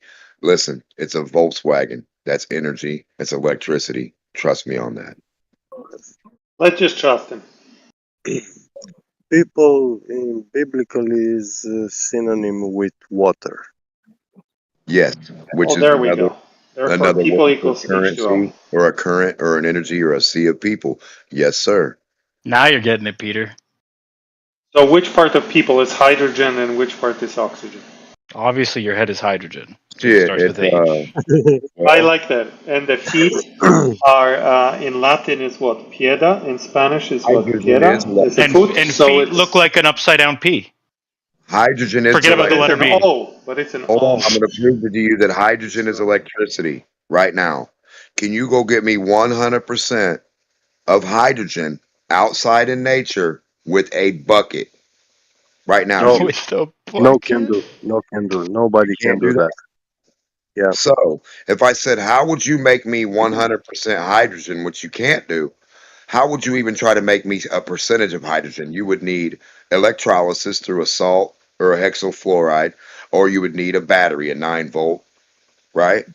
Anode, cathode, correct? To get hydrogen, to make it, you need electricity, right? So, hydrogen is electricity.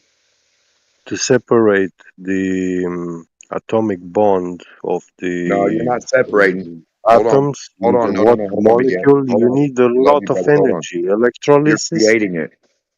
The electricity is creating it. It's converting it from one thing to the next. You're not separating shit.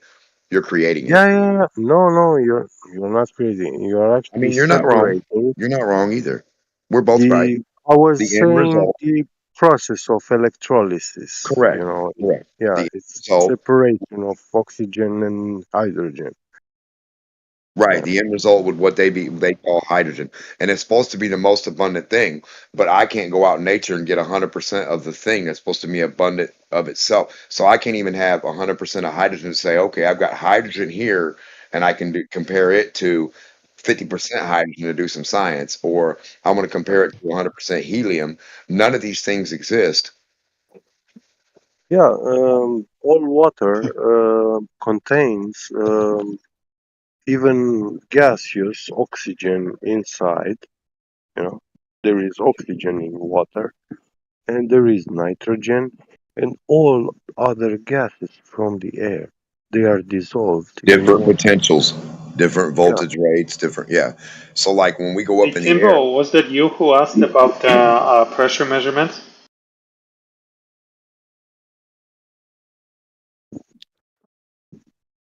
yeah, he wanted to know what the lowest that we've got was. That was actually an interesting question. I haven't gotten to the bottom of it, but here's an interesting read about pressure measurements in the thermosphere, which is kind of like low Earth orbit.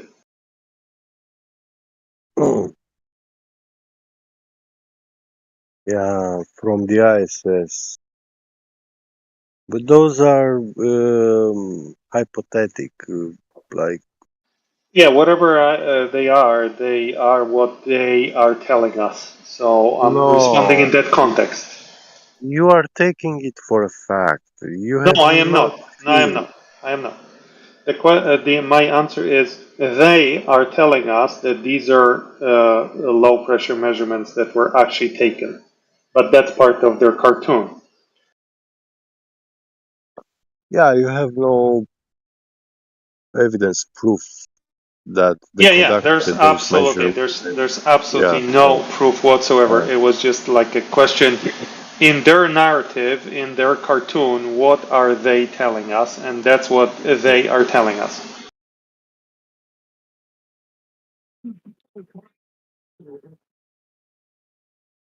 yeah.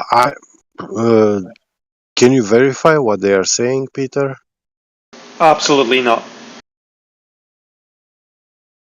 Exactly. That's what I was saying because I cannot either. No, I And agree with you. I agree with you. um, I can verify the curvature of yeah, the Earth is I understood 6,371 that. Yeah, kilometers, I understood. but not the pressure part. Yeah.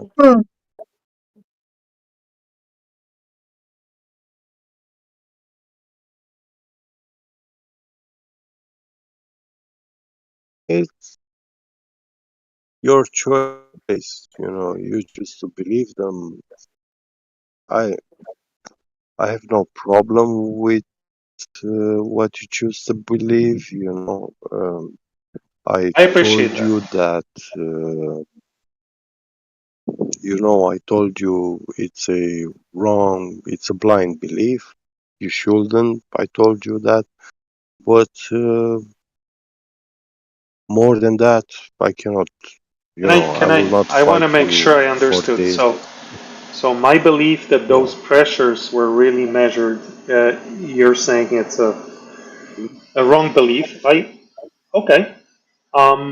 Me measuring the curvature of the Earth is not a belief. It's I can prove that. So you're okay with the Earth being round. You're Yeah, just but unsure about in the your pressures. Okay, I get it. measure. No, wait. You're unsure Yeah, about the pressure. I get it. give But you're sure about me. the sphericity of the Earth. I get Give it. me a moment, Peter. Peter, give me a It'll moment. take as long as you need, You buddy. said about your Peter. You mentioned your personal measurements of the curvature of the Earth, and in regards to that, I wanted to say that you have excluded many variables from your measurement. You used an instrument which is not for measuring curvature, actually. It's a theodolite that you used.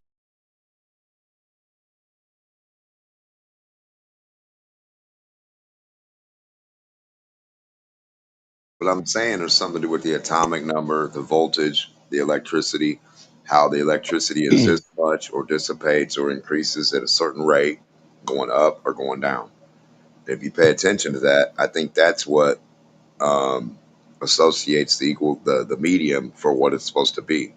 When you say nitrogen, helium, argon, whatever, like each stack a voltage will be considered a different gas. Well, the only guys who were allowed to actually perspective of the world and research the world in this kind of manner and from these angle points were the Russians, you know. Nikola Tesla did say that when you view the world from the perspective of electricity and to truly understand how electricity functions and works, not the way Einstein or um, these uh,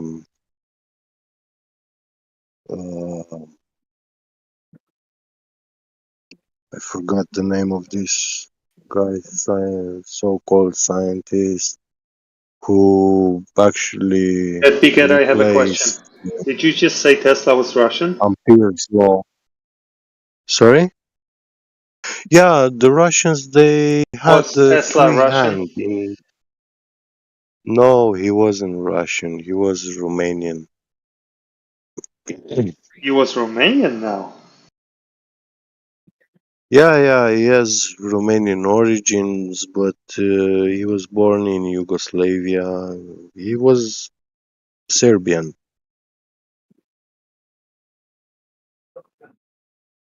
He had a Serbian citizenship, but he had the Deep genealogy inside, he was from Romanian. Romania. Sorry?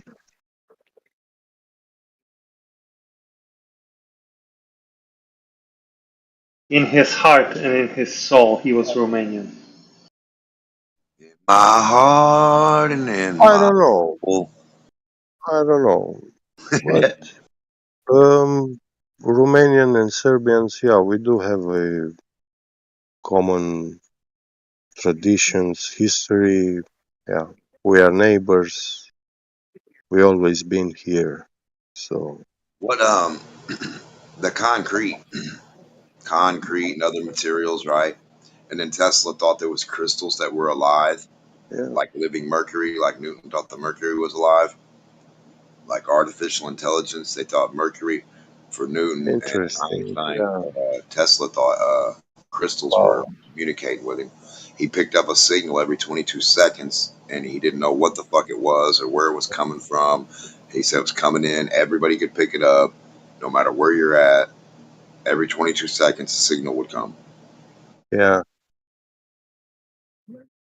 So, Interesting. That should be viewed also something like from Schumann resonance perspective.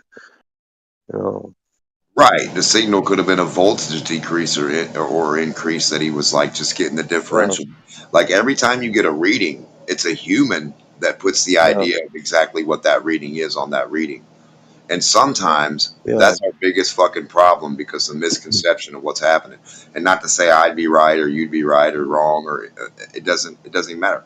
Anytime Yeah. a human gets in the fucking middle of the action or reaction and puts his words in there, they could always be wrong. Yeah. Every fucking So time. get Bigat. Get this. My grandpa told me. Peter, wait, Peter. I want to tell you because I was saying how the Russians had a free hand to actually research and study. So the Russians they did this, and they developed new kind of radar technology, which are radars which are measuring the electrostatic voltage potential in the air, and on these principles of electrostatics they detect what object is in the air flying, what material is it made of, how much, you know.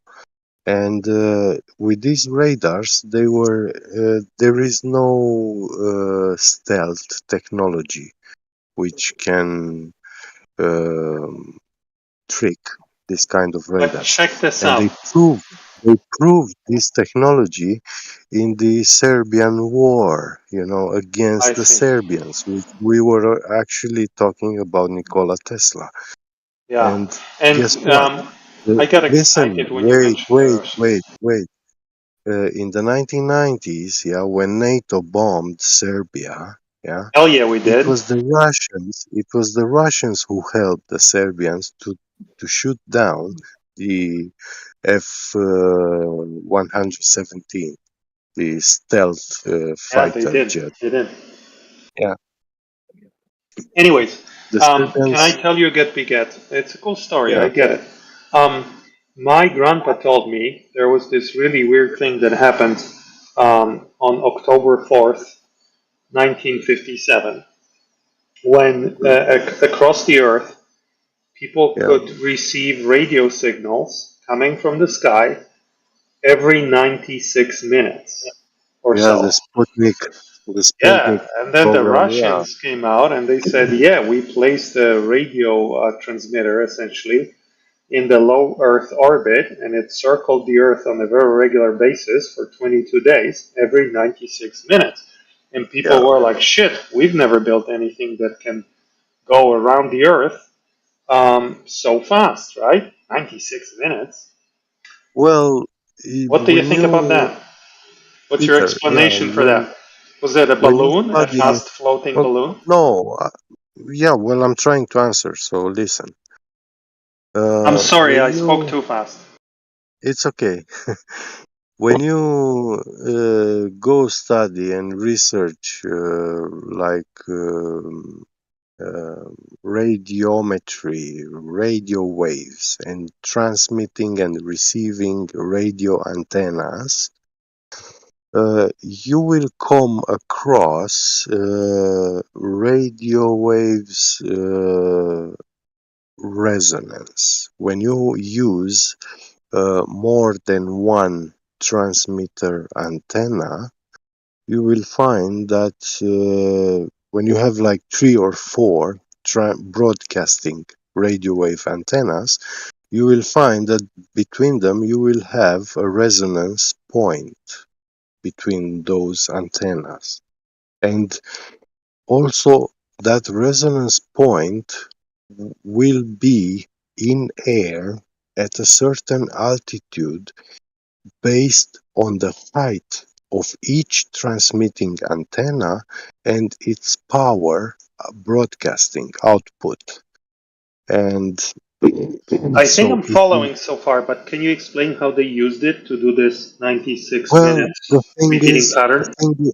listen, the thing is that when you Just point, walk us through it, a- please, so I can visualize it. yeah, when you point a receiving antenna into that resonance point of those radio waves, you will receive a radio signal from that point as if there was a broadcasting antenna right in that space in the air.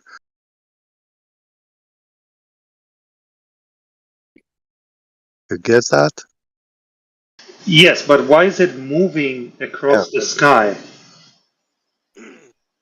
So what happened? Because My grandpa told they me are this. Wait, just manipulating. dude, I listened to you for Yeah. like what seemed like eternity. So let me just ask a question.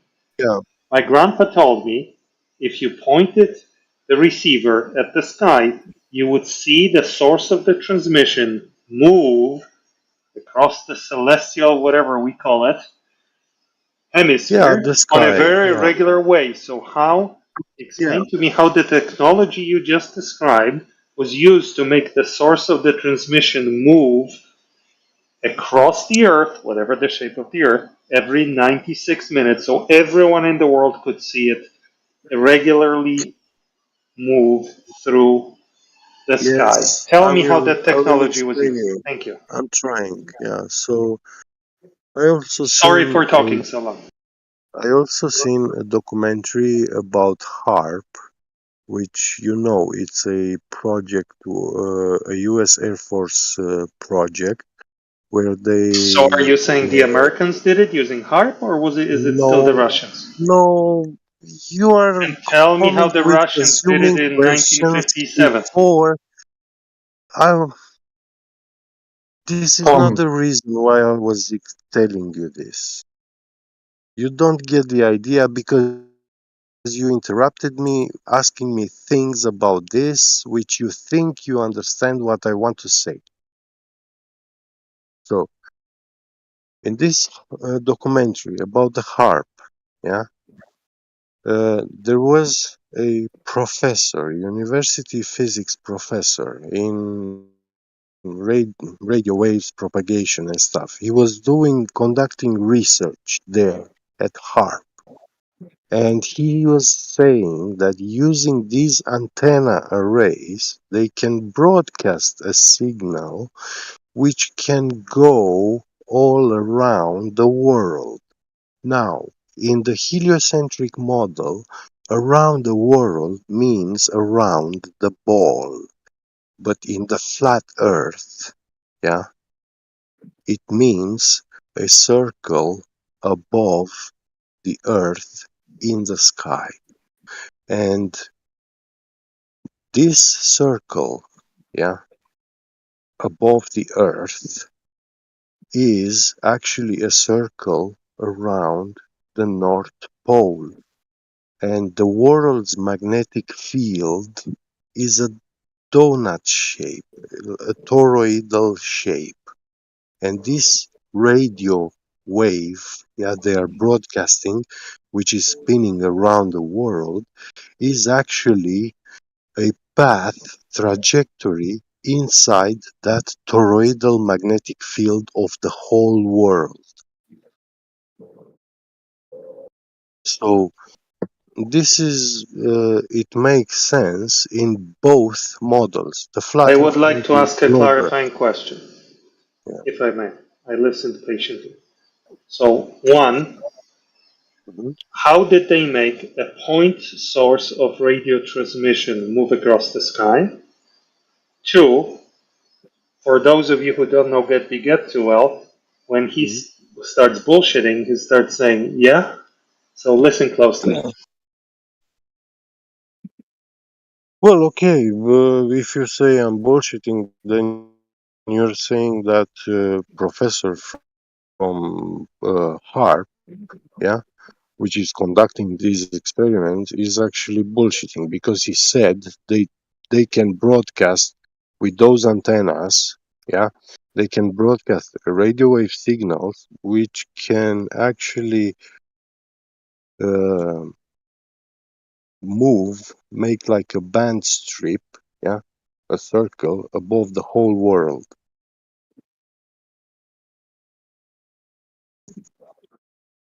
If I could So talk for a minute. they said they are broadcasting that signal towards the east, and they will be receiving it coming from the west. When they transmitting towards the east, the west, they will receive it from coming from the east. And that would be very different than receiving a transmission from a point source moving through the sky. Yeah? Yeah, well, this is what those professors that work at HARP, yeah, this is what they say that they do. And did those professors that work at HARP say this was the explanation for the Sputnik event? No, Yeah? they are not saying no. They are Then not why are saying. you Hey, talking about that? I listen, asked you to explain to us how the Russians made the radio signal circulate the Earth every 96 minutes. I just told you how a radio signal, yeah, can travel above the And this world. is not what I asked. A pointed source, a point source of radio Oh my transmission. God. How did it move through the sky? Was it a fast moving balloon? Yeah, well, you actually What now. was it? Humans made it, right? I'm sorry. Can I just real What quick was just it? take like 10 seconds because I think he made a decent enough point. You can use line of sight communication on a flat Earth model. You know, just like opening networks of communication, like line of How is sight. it going to look like a we point use source of a heliograms, radio Right? transmission? No, I hear you. I understand, but it's So it's not the same thing. no, It's like deflecting it's or like misunderstanding the question. no, because you can do satellites for point of source or line of sight communication. It depends on which line of sight tower you have on or off, which repeaters you're sending it through. On October 4th, 1957, humans across the Earth Yeah, observed I know. a point source of radio transmission No, moving in a they very didn't regular way observe. through the They sky they every received 96 a minutes. signal. Oh, you're Yes, They no, didn't, received. they're Peter. Received. they're They didn't see the satellite. Okay, I'm sorry, I misspoke. They Received. received I a apologize. radio signal. I misspoke. Yeah. Received. Yes. Now, in Please the beginning of explain. this, Please explain. Peter, Peter, Get. stop, Please stop, explain how humans make stop. that happen. Yeah, I told you that when you have three broadcasting Okay, antennas thank you. that Don't repeat are that. I broadcasting heard you. radio wave signal, yeah, they create a resonance point. And by manipulating the power output of those antennas, that resonance point, it moves into space.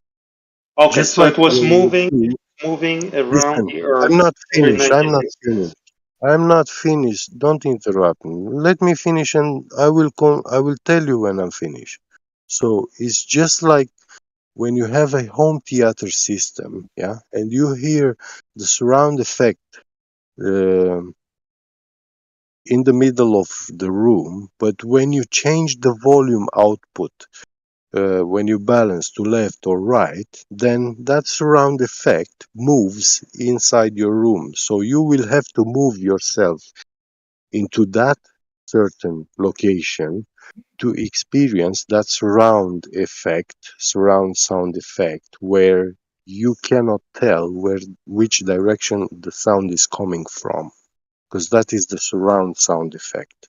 And that is also the same thing in radio waves resonance effect, which is taking place when you have three broadcasting antennas. In other words, you can simulate something moving He through the has not sky finished and yet. Yeah, then He has not yeah, finished yet.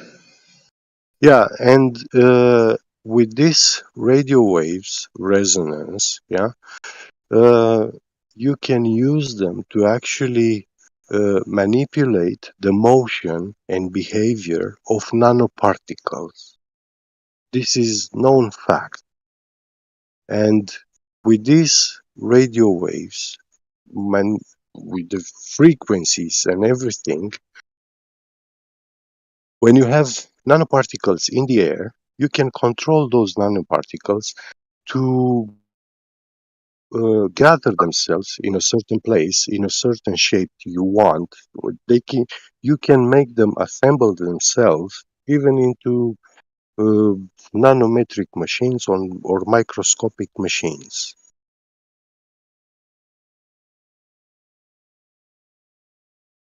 He has There you not have finished yet.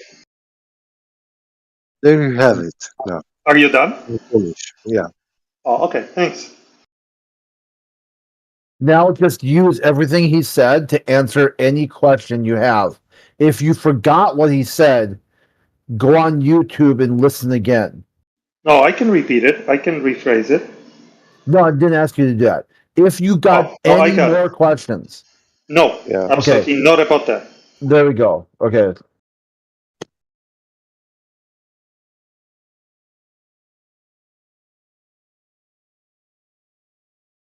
And just so this He hasn't finished.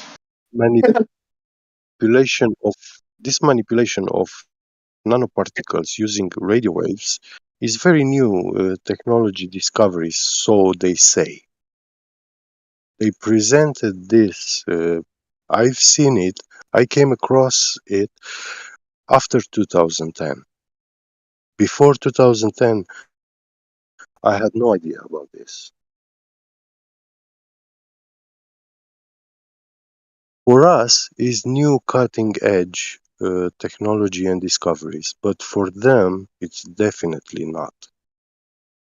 The government and the military complex is always 100 years far further into the future, technologically speaking, in comparison with the civilian.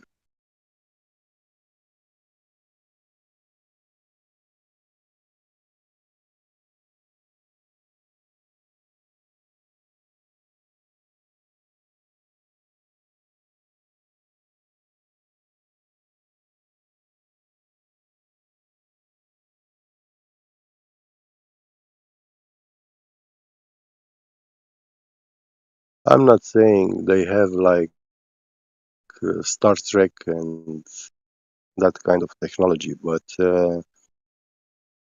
I use a smartphone using Wi-Fi and radio wave, GSM band radio communication. Yeah, my device is connecting to ground antennas. Now, radio jamming technology is now accessible even to civilians. It's illegal for us to use radio wave jammers, yeah, to jam radio wave frequencies. But these are things that can be done. And they are considered weapons because they affect radar systems, airport radars, military radars. They But are illegal devices.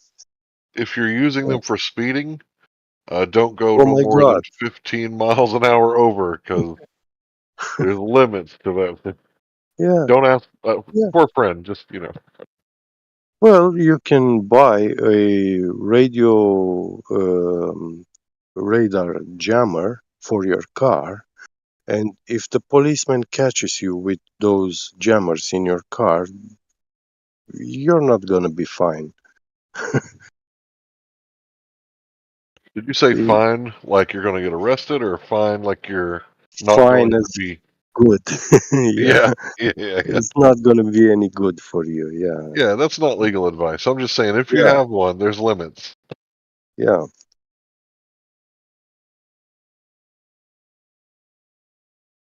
If you have one, yeah, do it for your research, study, and stuff, but do not use it to jam policemen radars because that's illegal. You will get a criminal record. In some states, it's illegal in Yeah. some places. Yeah. Yeah. Try go to an airport and use one of those and see what happens. All those black suits with rifles, they will put their boots on your back. You know what's cool about that technology too? The way that folks in Afghanistan were letting off IEDs when convoys would walk by, they transmitted through radio signal to activate the bomb. So you use jammers to Yeah. block the radio signal when you're driving through places. Yeah. Saves lives. That's why the military uses it too. Neat how it works to Oh, just send out and values on all frequencies. yeah, you see, all these radio wave transmitter communication stuff, the government, the military complex, they know everything, every device, every radio transmitter standard. They are all made according to the way they want. There's nothing else. Um, there are, you see, the military has the capability when you use a radio transmitter and receiver to make like a remote bomb to detonate it remotely. Yeah, they can detect that. They will see it. They know that radio wave signal was used to detonate in that location, and they will know the place where you push the button and also the place where the bomb was. So they know where you were when the bomb exploded, and they know where you bought the transmitter and receiver.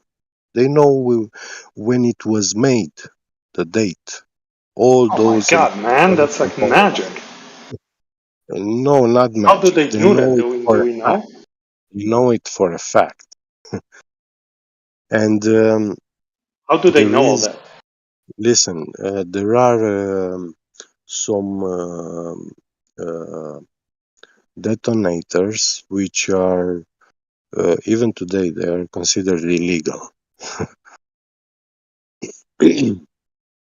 And yeah, I've seen that they use these kind of detonators when they blew up the Nord Stream pipelines. You saw it? I've seen some documentary talks about some technological military experts, yeah. Military Were those genius. experts part of the military industrial complex?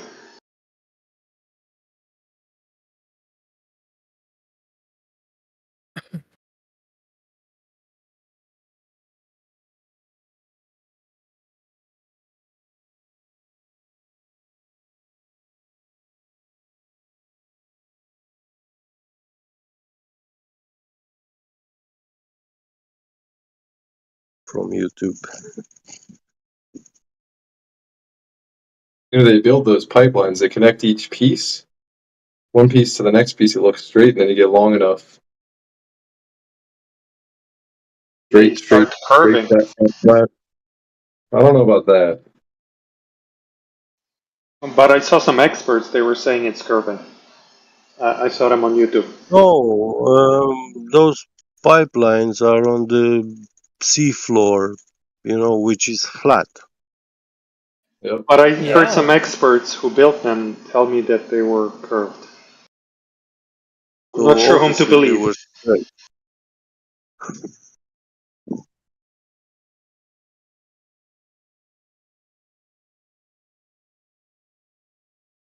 I don't trust any information coming out of NATO personally. Well, that's the Um, genetic fallacy. You can't say that it's wrong because it came from NATO. So you got to be I don't know. careful, right? Obviously, you want to be concerned with any information that's coming out of somewhere, and you want to make sure that you can verify it, right? Validate it or whatever, but you can't just automatically not trust it because where it came from. Information is just information, right? The source doesn't matter. Now, I get you want to be skeptical, but you want to be skeptical of your skepticism as well. Does that make sense? Yes. I like that. we know for a fact that the governments and the military complex conduct so many experiments of all kinds, yeah, about human behavior, society behavior, um, mass population behavior, whatever, you name it, yeah. They don't need to anymore. They know And they everything. also, yeah, but we barely know what they did, yeah. And these so-called declassified experiments that they performed on us, they declassified some of them. And we see the horrors and atrocities and, you know, immoral things that they did. And we are blind sheeps without a voice. Nobody's saying anything. Yeah, everybody keeps quiet. Everybody ignores it.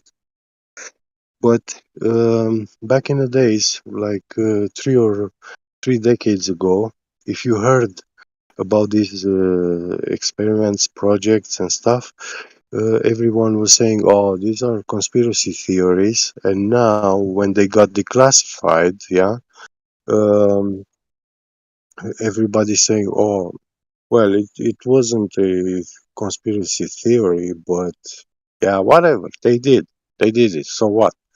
Uh, am I gonna be the one who punishes them? No, obviously not.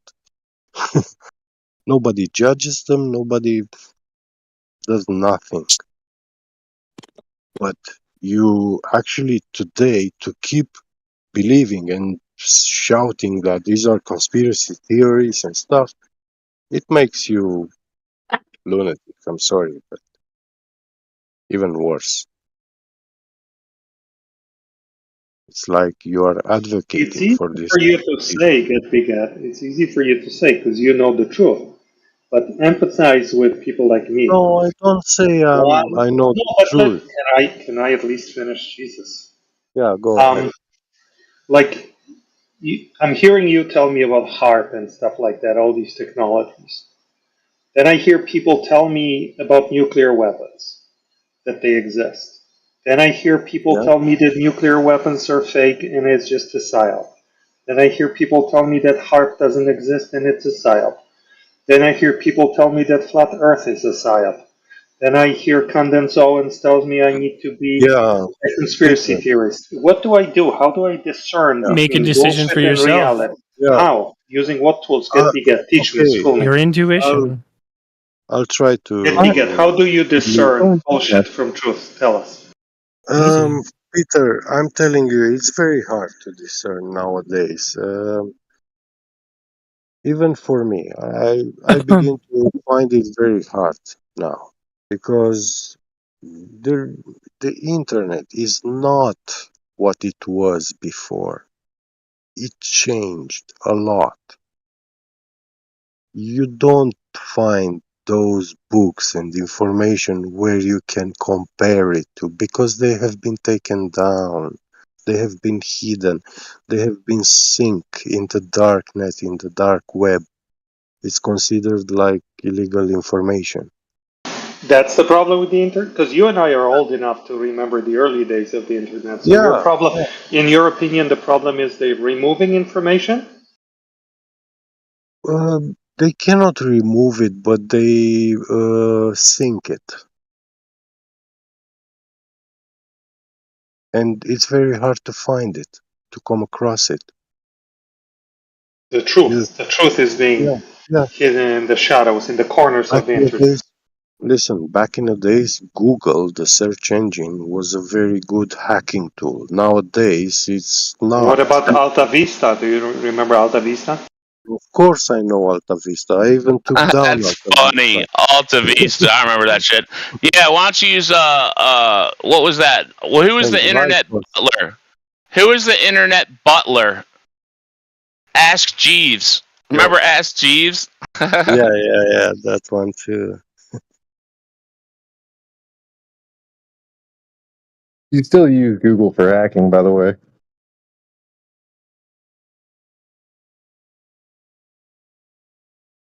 I mean, Google's search engine has so many algorithms incorporated, which are Let me give an example. informational weapons Yeah, nowadays. back in that day, Katvigat, if you went to Alta Vista and you typed, what shape is the Earth? You'll just get a bunch of blue links, right? But now, or nothing. Now it actually gives you an answer. The Earth is a globe, Yeah, right? So it's very much more opinionated now, the internet, than it used to be. yeah. And you have the AI rising. In the era of AI rising, you have to know that AGI and super AGI is in the background, is still hidden. Do you think the Russians had it 100 years ago?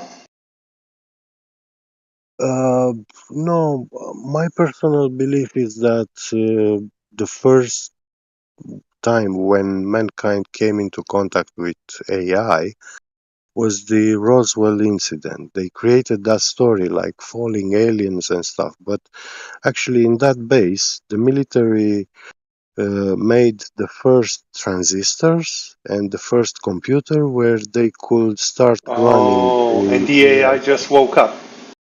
Yes, and from there, everything exploded. You know, this Deus ex technological machina. advancement. Yeah, Deus ex machina, right? yeah, something like that. Yeah.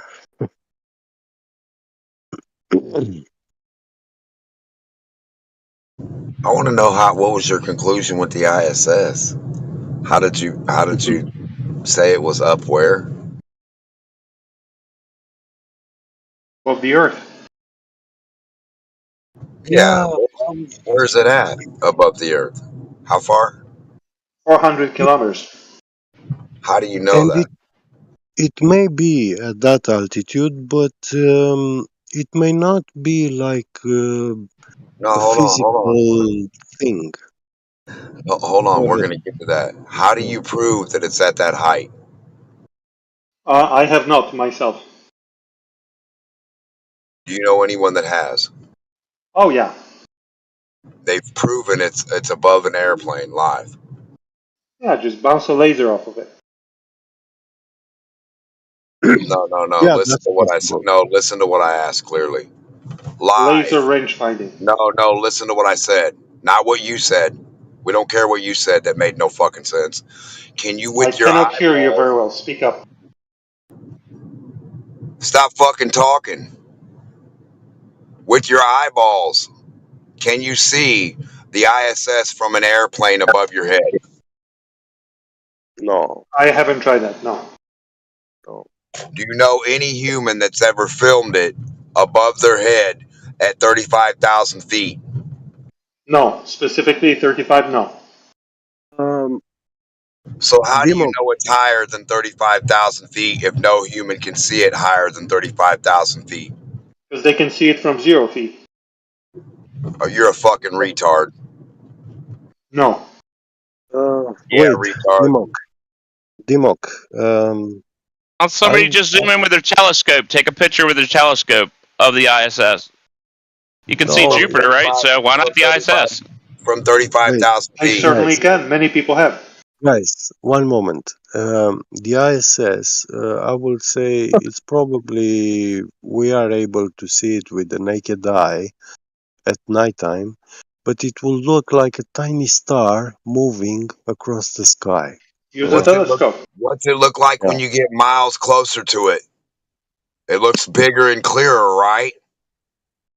Yeah, but we don't see like the When we're shape of 7 it. miles closer to it in a fucking airplane with our motherfucking eyeballs, can we see it? If the answer is no, don't fucking ever bring up the ISS again until you get me some footage of it actually being above 35,000 feet. All we can claim is it's a fucking airplane or a UFO. Laser finder. Range finder. Yeah. Yeah, right, Doesn't stupid. lie. Yeah, lies like you do. Like a rug. Well, Dimok, I mean, every night when you look in the night I sky, don't give a fuck about every night. I want high altitude footage of something. If people keep telling me something is above 20 feet, I want to climb a ladder that's 19 and look up and see it. You understand? I don't want to fucking Do take it. anybody's word for on the ground. I want to go up closer, look up and say, yeah, it's at least above this. So Well, we if know you want that. to, why don't you do it? Why don't I? It should already be done. Should already have But been you done said by I want to, so go do it. It I should don't have want to. already been done by the people who put it up there, don't you think, fucking idiot? Yeah, they have many times. Show me the footage. They're lying though. Yeah, the footage they don't have that you can't produce, what would they be lying about? Nothing? Why would Dumbass. you ask the people who did it to prove they did it? You have the footage from the people who did it. Yes, not the people who built it, just people like you and I. At 35,000 feet, they filmed the ISS above their head. No, not at Stay 35, on no. topic, goldfish. Where did you guys get your goldfish memory at? That's what I want to fucking know. You got a 3-second fucking memory. Listen, man, this is so simple. If you were in a classroom and there's one of you and 30 other people, you would be the only retard saying what you're saying right now. Every other fucking person would understand what I'm saying. We want to see and make sure that it's 50 foot away or 50 foot tall. You don't do that by guessing and looking up.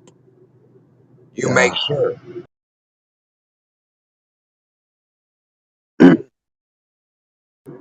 Yeah. So you don't want to look up and make sure it's an airplane. That's not what we're looking for. We don't want to make sure it's airplane altitude. We want to make sure it's above that, right? 70,000, 80,000, 120,000 feet. We should be watching it live the whole time go up. Every 90 minutes, it should go past the object that's going up, directly under it. What would stop it? And where's your gravity with this thing, man? How does that work? It just stays up there the whole time? Jesus Christ. It's in a magical orbit. And when does it drop below the dirt and water? I thought you'd never asked. I The want to ISS, see where it ladies drops and below gentlemen, dirt and water. ladies and gentlemen, the ISS is magically falling around the globe spinning ball in outer space at 17. Because of the density, I gave you the solution earlier today. It's less dense than air, okay. No, the density creates this orbit. There's always a good story for everything related to the globe. Just a just so story. Do you have to go really fast to go in orbit around the globe? Yeah, everything Yes, you do. matches perfectly. Unless you have lower How does the density. bird fly south for the winter then? It's in orbit. I know. Hold on, I haven't heard that before. How does it what? Bird? A guy in a hot air balloon, how does he travel around the world? How does a going guy in a 24,000. hot air balloon travel around the world? Is that the question? Yeah, idiot. Yeah. How does He he orbit floats in the currents of the air. And is he went in a shifting hot air balloon balloon down? and used a rocket. He orbited the Earth in a fucking hot air balloon. Close to the ground, really, really slow. Yes, that's doable. You can do it. So you don't need to go fast to orbit Earth. No, to go around the Earth? No, you can go in an airplane, on a balloon. So what's the point of a rocket then? What's the point of a rocket? Yeah, what the fuck is the point of a rocket if you don't need a fast speed to do anything and get around and orbit the Earth, brother? Well, usually rockets are used for two things. One, to generate extreme speeds. Two, to offer propulsion in places that do not have oxygen or anything to burn fuel with. Yeah, that didn't make no sense. So, terminal velocity, right? And then you got free fall. And the last time I checked, they said no matter what mass it was, free fall. Yes, right? that's true. What density? No matter what density. Okay, so when you drop a rocket and a rock together, how's the rocket outdoing the rock? Can you explain it one more time, your question? I drop a rocket and a rock. How are they outdoing each other? What does it mean? Outdo? Is that a sexual thing? Outdoing each other? What does it mean? Dude, you're fucking slow. I'm dropping a rock and a rocket. They're both gonna orbit Earth now, right? Oh yes, the rock is inside of the rocket. Yeah. By the rocket, you mean something like an ISS? No, I said a rock and a rocket. Yes. So you're in the rocket that's accelerating. No, I'm not in it. Listen carefully, retard. I have a rock in my left hand and a rocket in my right. I'm gonna drop them both. Okay. Does the rocket have an engine on? I don't know. You tell me. It lost all its fuel. What would it need an engine for in a non-combustible fucking okay. medium? They will both plummet towards the density of the Earth. They're not gonna free fall now to space? If you just drop them like that, no, they're just gonna fall like a stone, like a rock. To where? We're at the edge of Earth. The Earth has an edge. Yeah, balls have a radius and a circumference, retard. So where are we in relation to the Earth? Where are you? You're standing on it. I'm standing on top of the Earth and I'm holding a rocket and a rock. You're on top of the Earth? Well, I'm on top of the Earth right now, so... Okay. So if you drew a horizontal line out, where would you be going to? If we drew a horizontal line from my position... Yeah. I'd be going straight ahead. Straight to space. Now if you followed that horizontal line about 3959, that's where your globe stops. That's where you drop your rock from a helicopter or a hot air balloon that's hovering right there where the Earth's edge is. Look forward. No Earth in front of you. Look down. Yes. No dirt and water below you. Now go get in your helicopter or hot air balloon and show us that spot in reality where the Earth stops, fucking idiot. The Earth stops Yeah, under my right. feet. No, stupid. We just went over it. This is, dude, you would never make it out of kindergarten. Listen, we have a ball. We went past the ball. We're on top of the center. We're going forward. The ball stays where it's at. We're going forward. And we get to the edge of the ball now. We go 10 foot past it. Now, when we look down and look forward, there's no earth below us or in front of us. That's what a globe be like. Okay. That's how a globe do. Okay, Now, I'll work with that. That's where's a good that one. spot at on Earth? Yeah. Where you exactly where you described? No. Live right now, where can you show us and film that spot? I cannot film it right now. So you don't live on a globe. I do live on a globe. So go give me the footage where somebody filmed forward horizontally with their film. Gravity's not stopping your video from looking forward. And you're going to see space in front of you and space below you. I cannot deliver that footage right now. So you don't have the edge of a globe. So you couldn't find. So no human can get the radius or the curve or the edge of the globe or have the I have calculation. obtained the radius of the globe for you. Because That I you could do. can't get there. You That can't I get could there. do. I did You do can't that. get to the edge. But I did that without Clearly. getting there. But I did that without getting to the edge. It's presented on the screen for your viewing pleasure right now. No, retard. It is No. on your screen right now. No, Right the now Earth on isn't your on my screen. screen. The It's on Earth your isn't on screen. my screen. The curvature of the Earth is on your screen right now. No. The curvature of the It Earth is on your behind screen. the helicopter. But No, it's on your behind. screen. No It's helicopters are involved. No, shut the fuck up. No It's helicopters behind were your hot hurt air in the balloon. measurement of the curvature. It's behind your hot air balloon. And There's no below. balloons either. I did not use a balloon. So hot air balloons don't exist. They do exist. So go get in your hot air balloon and fly about whatever you need, 3959, and show us where the Earth stops. I refuse to do so. You and every other glober human that's a liar. Well, So, I already measured the curvature. I am showing you a photograph of the curvature. No. I don't care what you imagined. Shut the fuck up. We want to know what you can prove live. Show us where the sidewalk ends, dummy. What I can prove, I'm showing to you on your screen right now. No. That I can prove. No. Well, that's worthless. Wipe your butt with that. So what we need is you to prove water up close, curving from a horizontal line and dropping down. I thought you'd never ask. It's on the photograph. Water. No. Live water, brother. Water curving is on the photograph. There's a video. This is just a frame from a video. You can watch the whole video. In your aquarium at home, show us. I don't own an aquarium. Well, you should, so you could show water. How will you know what water's doing if you don't own any? Because I can measure what it's doing. Aquarium. How are you doing anything without an aquarium? How are you testing water and how it curves? I'm using Puget Sound for that, not an aquarium. No. You take your aquarium and you go a mile away and you say, hey, buddy, hold this aquarium. Dig it down in the fucking earth a couple inches. And then you go away from him and you say, hey, now since I walked away from you a mile, 0.22, did that water start fucking curving magically for us? And when he says, no, stupid, then where'd the earth's curve go? If I were a crazy maniac on the internet like you, I would say those things, but I am not, so I don't have to say those. Real water to curve right in front of your face. I just measured the water curving. It doesn't have It's that. on your screen. No, The measurement of water curving is on your screen. No, it's in your aquarium at home. It's in your bathtub. It's in your It sink. couldn't be because I don't own an aquarium. So it's But not instead, I placed it on the screen, on your screen, so you can look at it, but you're afraid, so don't look.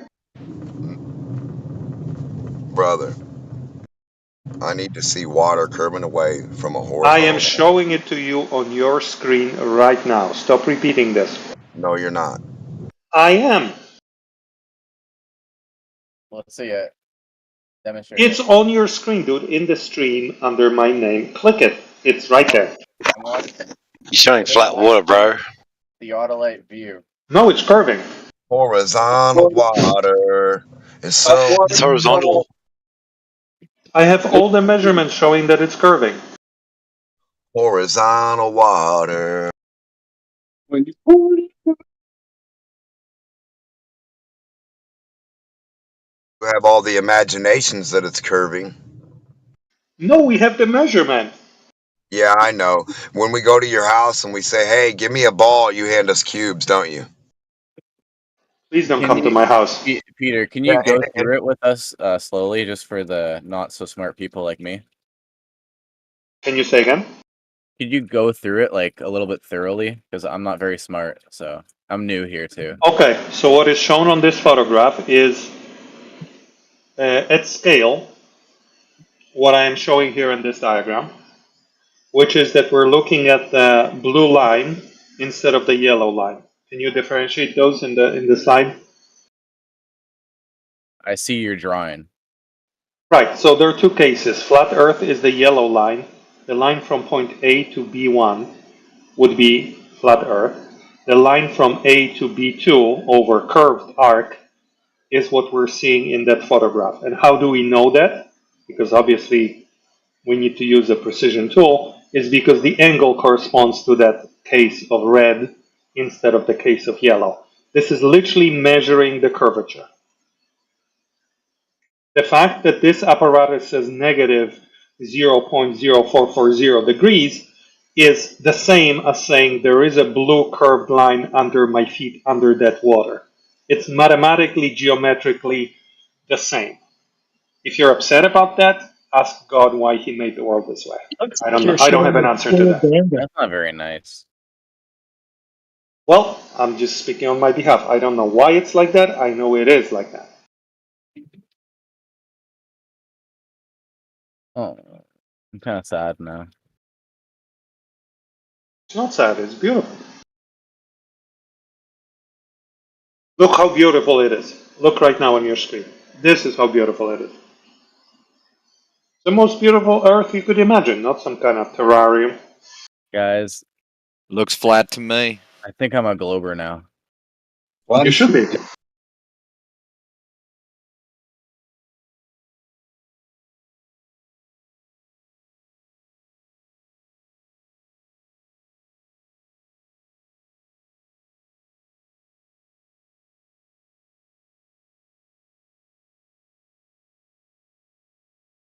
I'm still not understanding it. Maybe I'm just too dumb because I'm a flat earther. Maybe. Wait, I think this guy's trolling here. Yeah, I don't think he's real. Basically, what we're saying Tell this guy's not a flat earther. that the building is leaning away from you. Hold on, we got to do some housekeeping for a second. So the guy who said I'm too dumb because That's I'm me. I'm just being an idiot. Yeah, are you a flat earther? That's like you're a dumb glober. He's Yeah, we don't LARPing. like, He's we don't doing like well, though. LARPing. Yeah, we don't like LARPing. I'll go on So- mute. Those guys are very No. sensitive to LARPing. They can detect it very quickly. No, hold on. Yeah, I don't want to kick you out. That's not what I'm saying. I don't want you to go on mute. I'm just saying that if you're a flat earther, you need to give evidence for it. If not, then don't say that you are. I'll go on mute. Okay, so you're not a flat earther. I'm just trying to clear that up. I don't want you to go on mute. No, I'm a He flat wants earther. to be, but he's not yet. So you're a flat earther. So what are the three best evidences that made you think that the earth was flat? Water is flat, but I don't know. This guy's showing it's curved. That's why I'm kind of confused. Which guy is showing that it's curved? I don't know. He's trying to say that it is, but I'm just confused right now. What he's Okay, you can be confused. There's nothing wrong with that. You're not going to get kicked out or anything like that for being confused. We're just trying to understand why you said that you're a flat earther. I think we have our wires crossed with Peter sharing his stream. He was bragging about the blue marble. He kept saying, "Look at your stream," but he wanted us to look at his stream. Yeah, Peter was just spiraling out, and yeah, I heard was what you were spiraling doing. out of control. Yeah, I got what you were going for, Neil. But yeah, it's sorry. I won't LARP anymore. My bad. no, I don't. I wouldn't even know if I would classify it as a LARP. I think it was you're being more facetious or whatever. But anyways, but yeah, it was good to hear you cope there, Peter. Thank And you. to show us your blue marble and tell us how beautiful it was. No I know. LARPing. Please continue.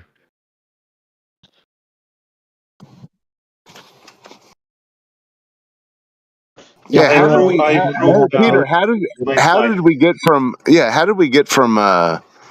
water at its surface being level to you going back to talking about your drooling over your blue marble. How did that happen? It was an emotional outburst on my part. Okay. That's okay. For which I apologize. It got too real, and then you pulled out your shiny marble again. Yes. I get it. Yes. Yeah. Okay. Back on track. Got it. Yeah, so I improved my slide, and I am now pointing out where the curvature. Flip it. Proved your slide. That's classic, dude. I improved. I'm No, sorry. improved. That's Improved. okay. Even better. Just the fact that you referred to it as a slide is what cracks me up. Well, I have a sequence of slides. It's a globe proof. It cannot be done using one slide. Not interested. Yeah, but Peter, that one It slide you requires show. 9 slides. Peter, the blue marble slide you show, that all of Africa isn't even depicted on the half of the globe, correct? Yeah, that's because this is a Eurocentric slide. No, it's supposed to be a photograph, bro. Yeah, go to number 8. I know, right? Yeah, anyways, try to wedge all of the right. other land masses and oceans on the other side of that globe, Peter. Wake up. I know, the CGI artist at NASA had a bad day and he screwed it up a little bit.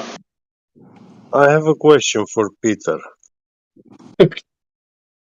Go ahead, get Biget. Keep it long, please. Yeah, you saw the Tesla By car. the way, I missed you, space dude. It's launch. been a few months since I heard you, and I was worried maybe. It's good to know that you're okay. I'm good, I mean thank it. you. But Peter, you saw the SpaceX Tesla car launch into space, right? I didn't watch it, but I know it's a meme. I know Yeah. of it. I mean, you know that SpaceX, they launch a Tesla car into space. Yeah. Yeah, so you believe it's there? Yes. Okay, now they put cameras on that car, you know, like those selfie sticks, you know, to have a live stream from that car, you know, in space, being in space. And yeah, the battery for those cameras, they must be powered by the car itself, you know, because it's a electric car. So it has a big battery. Is that what How they long? said? Well, they said they sent a whole Tesla car, original Oh, the Tesla whole car. weight, like with all the batteries? That's the heavy part. Yeah, it has the batteries. It's a functional Tesla car, yeah. Nice. The red paint and all. Yeah, and they installed Tires. cameras on the side of the car, mounted on selfie sticks, you know, attached to the car. Yeah, so instead of And having their own batteries like my camera does, well, they in were that tapped into the no, Tesla no, battery. Is that what you're saying? stop. It's irrelevant what you're saying. So You brought it up. in that day when they launched it, they showed this video live feed, you know, live stream from those cameras, and those cameras obviously they were powered by the car itself. You know, it has those huge batteries, and a Tesla car battery should be able to power those cameras to run for days or months, you know, like I would think so, yeah. providing a live stream. But we don't have such a long live stream. We have only a couple of seconds, like 20, 30, 1 That minute is very strange. video. Yeah. You know why? Because it's all CGI, Why? so it should be infinite. Uh-huh. Like a video game, you know, you can generate CGI forever, right? Yeah. Yeah. So that's very weird. I don't know why. But I mean, being in space, yeah, you launched it in space. It's live streaming, and you only save a video of 1 or 2 minutes, yeah, of live stream, and then you let I think I know those why. batteries degrade, you know, Yeah, I to the did my own point where, research and I know why. So, but thanks for bringing that up. oh, why? So, Because they were what trying is, too hard to convince us that it's not CGI. They could provide infinite footage. They could make the car green. They could make it yellow. They could make it a bus, a school bus. But they wanted to kind of make it, you know, sometimes when you lie, you provide too much detail because you want to make it look like it's legit. So they went yeah. like, let's just show them a show stream, and then we say the batteries ran out. Yeah, but it would have been nice to see that car orbiting the Earth, you know, and have that recording from the camera, you know, to see the car tumbling, rotating on 6 axis. So at some point it was pointed towards the Earth, so you will see the spaceman in the car and the Earth in the background. That's nice. Then it will be pointed at nighttime. Yeah, when it goes into orbit in nighttime, You know it what would will be be cool? pointed towards the moon, and you could see it like, you know, yeah. It would be cool if the car could self-park itself.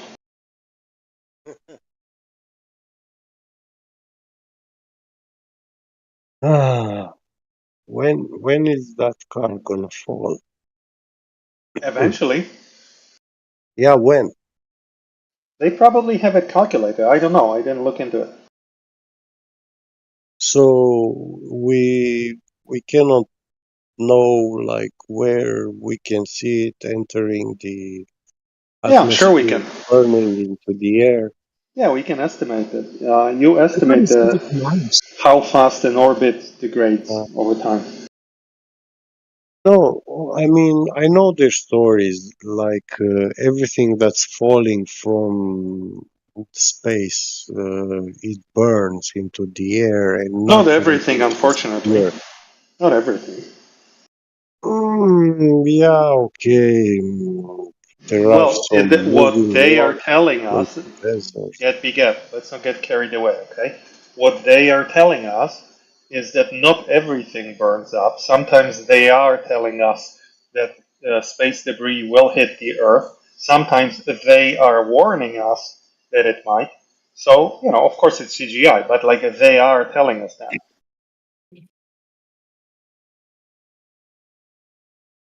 So don't, you know, at least be precise. They are not telling us everything burns up.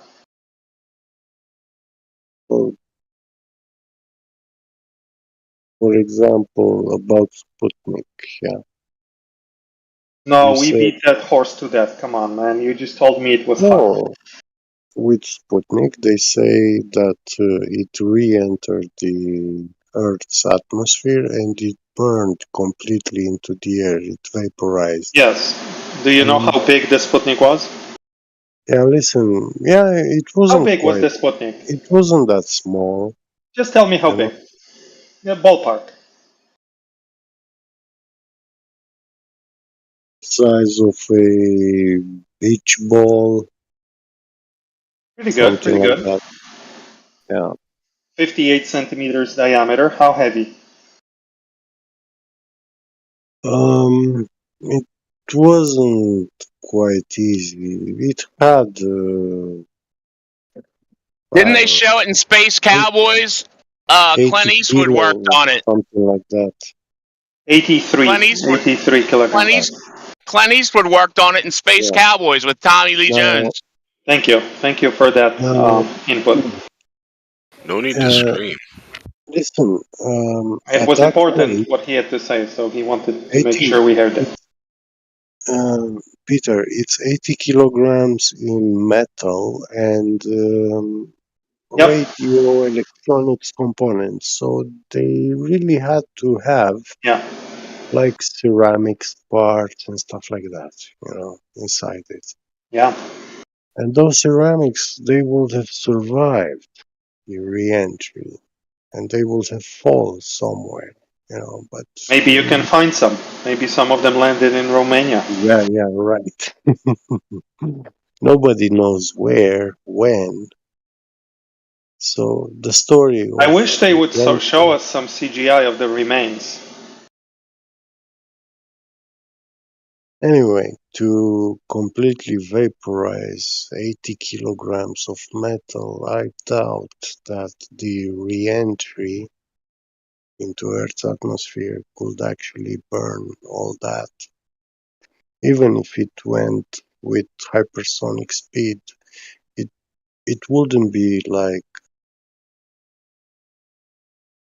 too very fast, because that was the beginning of the space age era, and that satellite was launched, and So here's what I'm thinking. Get together. yeah. Let's take a crack at this, okay? So there are replicas of the Sputnik. The Russians have them. I think we have one here in Seattle. So why wouldn't, if you and I were writing this script, we would show like a damage, burned up remnants of the Sputnik, and we would say, look, it came back to Earth. Here it is. That'd be much better than claiming that it just burned up in space, wouldn't it? I guess maybe those Ruskies were not at the top of their game at that point in time. Oh, Maybe they didn't. were busy mourning Stalin because it They, was only yeah, yeah. 4 years after his death, so they were still sad. The Russians are not as good mathematicians as the Americans are, right? I think it's quite the opposite. Well, the Russians didn't know when and where the Sputnik entered But you claim that it never happened in the first place, so they had. Well, It's how like is it going to writing a survive? novel. I'm Like How is writing it a going to novel. survive, Peter? It was a tiny little thing. Yeah, like you can make up any story you want. They could have made up. It was a tiny little thing. What kind of remnant did you want? Did you want someone to crush? Did you want someone to crush a Coke can and Well, spray paint it silver and say there it is? It's Come on, up to guys. the It PSYOP wasn't. operative to come up with. It wasn't tiny thing. It was 80 kilograms of metal. It's like one get worth of Sputnik. You can't make 80 kilograms of metal vaporize. It takes a lot of energy. I imagine you weigh around 80 k's. Get. Am I right? I'm closer to 100. Okay, things are good in Romania after you joined NATO and Yeah. EU. Things have gotten better. Okay, well, it'd be like throwing Get into the atmosphere and hoping he will all burn up. We can only hope, right? Yeah, completely vanish, obliterated from existence. Yeah, I think it'd be much better if they showed us a replica and they said, "Oh, these are the remains." But yeah, we digress. Well, I think from the topic of the VC. I don't know, but it's just me. I can't find it plausible that 80 kilograms of metal, yeah, can actually burn and completely vanish just from atmosphere re-entry. It doesn't make sense to me. Okay, 50%, 60, 70% of it to burn, but something still would have to fall on the ground. And they do not know where it was supposed to fall and where it did. They don't know. They just have stories that the satellite re-entered the atmosphere and completely burned, but they don't say above which country or above which ocean did this happen. So this story of it completely vanishing, disappearing, is very convenient for them because it eliminates any proof, it obstructs anyone to investigate anything, because yeah, It's gone. It's burned. And they are saying there's no ash left, nothing of it. Space junk that makes it to the Earth. Junk makes it to the Earth. It's things that come from orbit that actually do make it to the surface. I don't know. Those are hot moons.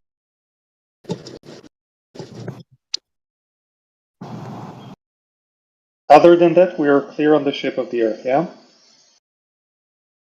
Flat. Yeah, it's flat.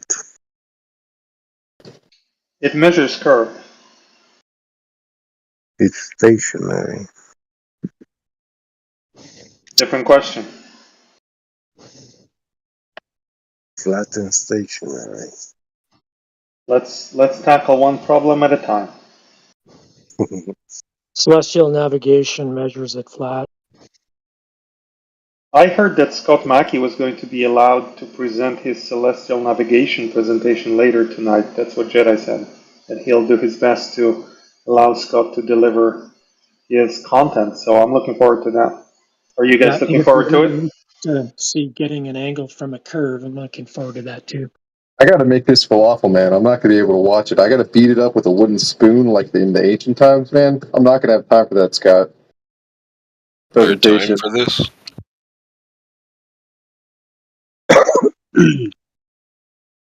Hopefully, it's after I'm done with this falafel.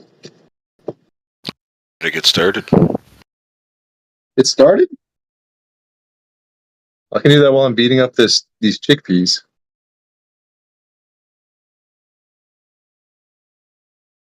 Yeah, they first sent a dog to space, and then they sent a monkey, which proves that whoever decides to endeavor on a journey into space requires a very, very high intelligence, you know.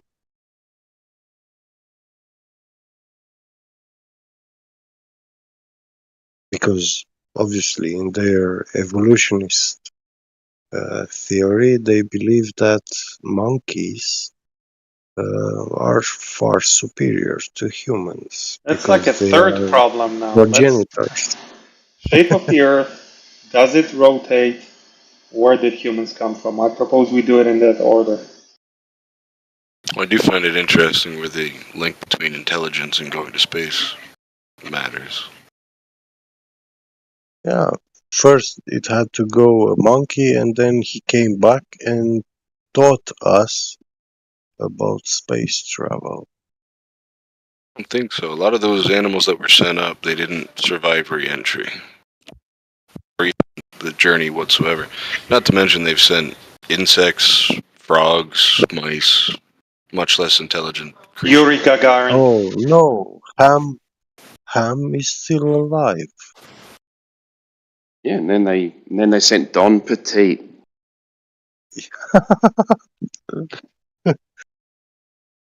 Yuri was first.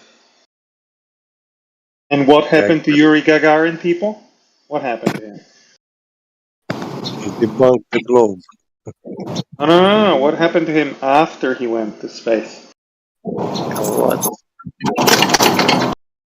He died in a plane crash. I kid you not. Interesting, yeah. That guy from Wagner also died in a plane crash.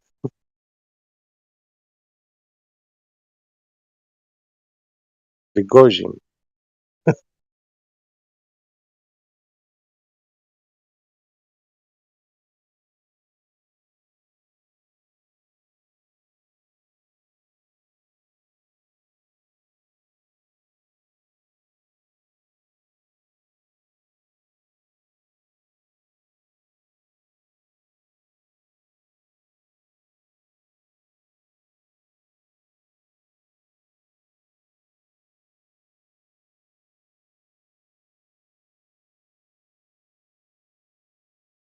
So someone said re-entry into the atmosphere.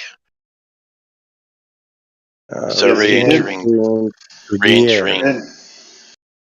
re-entering gas pressure No. from a vacuum. Nope. From a low pressure. Yes, it's traveling up So the from a gradient of pressure. vacuum into gas No. pressure. No, not from vacuum. No. From You low. said re-entry. From low. Yes, but Yeah. re-entry is a shorthand for going from low pressure to much higher pressure. Yeah. So the It's that vacuum of simple. space into gas pressure. No, nobody No, talks you about can't do vacuum that. of space. Nobody talks about that. That's a violation of the second law of It would thermodynamics. be, You can't have exactly. And that's why nobody talks pressure. about it. Yeah, nobody talks You about seem it. to be talking over me, Peter. Yeah, because you're confusing yourself for You're no talking reason. over me, dude. Yes, I am. So you can't have gas pressure next to a vacuum. Can you show us gas pressure without a We know container? that. No. We already know that. We know that. You cannot Yes, have so that. space is fake. Yes, No. the space you agreeing. described is fake. The space you described is absolutely fake. We all agree. Yeah, space is fake. Space Can't have that gas has next to a vacuum vacuum. and then gas next to it and a boundary between the space and the gas is absolutely fake. So you Anyone need who tells you this is misleading you. the gas would fill the space. Exactly.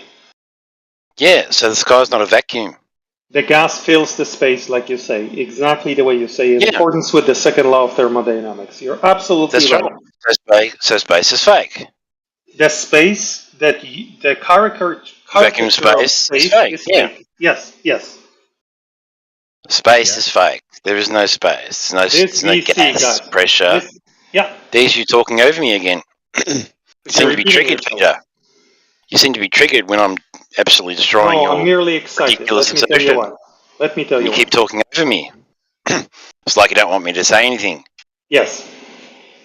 So now I am That's right. only Yes, you don't want me to say anything. Yes, I'm getting So excited because you haven't got any evidence of gas next to a vacuum. absolute zero. Yep. Correct. Yeah. So there's no gas next to a vacuum. There's no space. There is no space. Yeah. Are you So done what are you now? talking about? Not that. So what are you talking about? About Re-entry. satellites re-entering the atmosphere. Yeah, that's a second law of thermodynamics violation. You can't have a vacuum. There's no spaceships going from a vacuum into gas pressure and burning Correct. up. We already agree with that. Nobody said that. Yeah, we already You agree. said the globe model says that there's a vacuum next to gas No. pressure. No, it doesn't. You can No, say whatever no, it you doesn't. like. It Well, doesn't. if I said That's that, what the then I model is. apologize. I misspoke. That's what the model is. No, it's The not. model is wrong. That You have model gas is wrong. pressure next to a vacuum. The model you're describing is absolutely wrong and ridiculous. Correct. So You're just getting it wrong, man. you have gas pressure next to a vacuum, which is You Nobody cannot. does. You No, cannot. we don't. Can you show us that? No, that'd be absurd. The violation of the second law of thermodynamics. Exactly. Duh. So you're just double speaking now, dude. No, there are more than one model, and the model you're describing is wrong. So we agree.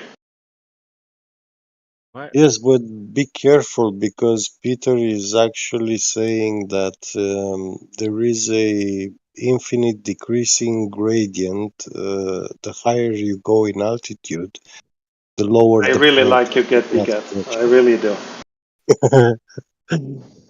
And yeah, like if you get like 1,000 kilometers high in altitude, you will experience a air pressure. Can I Like jump in what here they real say. quick? Just have a look at the No, get if you just beget have a has look at not the chat. finished. Get beget has not finished. Yeah. If you just have a look at the chat of the photograph of the car in space, so you can see that it's depicted to have gas pressure around the Earth, and the black pit is an infinite vacuum of space. So this violates natural law. You can't have gas pressure next to a vacuum. We've already agreed with Without that, man. containment. Why do you keep saying it? So that's debunked. And of course, you have to talk over me. You have to talk over the end. So yeah, you have high pressure gas. You have pressurized gas here, all the blue, and then the black is the vacuum of space. Excuse me, is the blue the gas? No. Is that your It claim? isn't That the the vacuum blue? of space. Are you saying it isn't the vacuum of Scott, can you space? believe this? So In so that yeah, do you have photo, any in that evidence that photo, is this? the blue the gas? Do you have Can you any point me? evidence that Yes, it is a globe? yes. Because you're showing Where? us. Yes, I do. Because Now, could no, you we show don't me in seem that to. photo that you You gave shared? us a. Can you show me where the gas is? Point to me and the audience. Point out where the gas is in the photo you shared, because that's your evidence. That's your evidence. I apologize. That's your I evidence. misspoke. I misspoke. I misspoke. In the photo you shared with the audience, where is the gas? So this is your claim that there's gas pressure on the Earth next to the vacuum of space. The That is black not part. my claim. That is not my claim. That is your claim. This photograph is your claim, right? Okay, where is the gas in this There's gas photograph? pressure next to a vacuum. Where is the gas? Where is the gas? It's on the Earth, according to you, next to the vacuum of No, space. according to me, the gas is everywhere. It's inside of the car as well as on the earth. The gas is inside of the car. Yes. Really? Inside of the Where? helmet. Yeah. Inside of the helmet. Yes, there's So- gas. There are particles of You gas have inside of the helmet. gas next. Yes. Now you have gas next to the. You have gas next to the planet. Next to the car. Next to the car, I have vacuum. gas. I'm not talking about the car. I mean, that's completely fake, of course, because you can't have the gas pressure I have on gas Earth where next the to black, the vacuum. where the black part of the photo contains particles of gas. That's supposedly 10 to the minus 17 torr. I wouldn't know. I didn't measure that. You know, that's supposedly 10 to the minus 17 torr next That's to your claim. 14 psi. No, that's the globe claim. Not You're mine. ignorant, Peter. 17 torr Not is mine. a low pressure. You're extremely ignorant, Peter, It's not my claim. of your own globe model. That's your claim. I didn't rig it. Yeah. So space is fake. Disagrees with So the model. here's how awesome this place is. Yesterday, me and Larry agreed on why things fall. Today, we agreed with this gentleman from Australia about the correct model of space and Earth. You guys are amazing. You guys are way better than you were a few months ago. You're an idiot. Really, I man. don't think so. Just a waste of time. No, you misunderstand. No evidence. You got a picture of flat water to say that it's curved. You got vacuum next to gas pressure next to a car in space. That's not evidence, bro.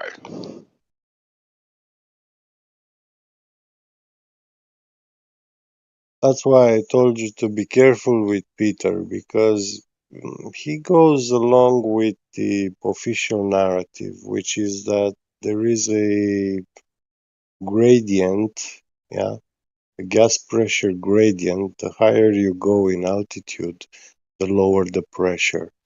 And Yeah, that still doesn't prove a vacuum, though. That still doesn't prove it's next to a vacuum. The official narrative is that Earth's atmosphere, Earth's air, reaches about 500,000 miles altitude.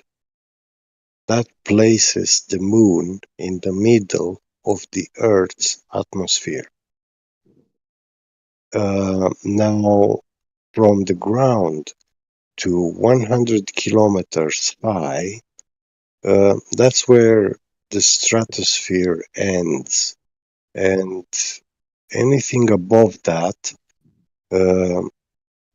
that's where this 10 to the minus 17 torr begins at 100 kilometers altitude.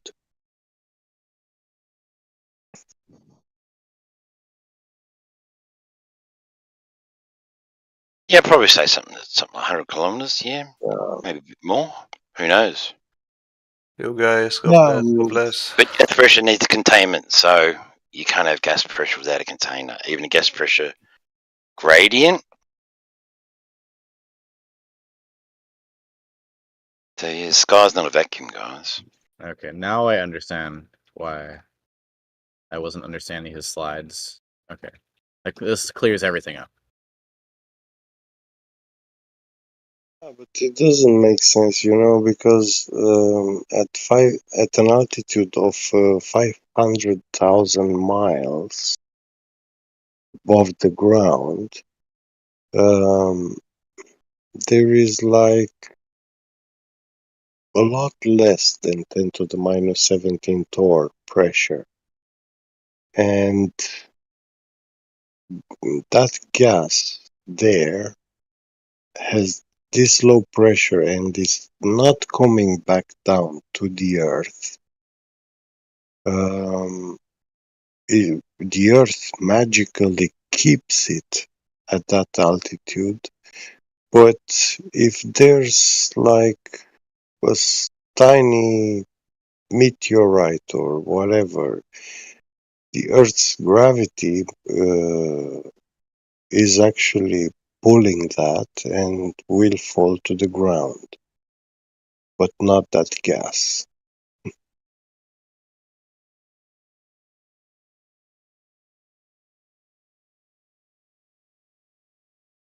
And the sun emits this stardust, like all the heavy metals and elements known in nature, but none of them are raining on Earth.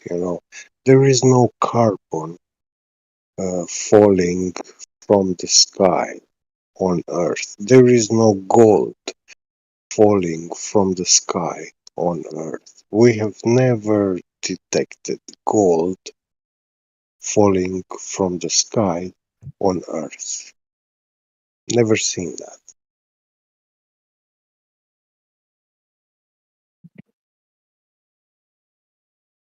From any of their wild claims that we are stardust. We are stardust, which is coming from a ball of gas. Yeah. So do you think the gas comes out of trees? Do you think oxygen comes out of trees? Does oxygen come out of trees? Yeah, trees, photosynthesis does emanate oxygen, but Yeah. the trees So does that are not. that oxygen go up? No,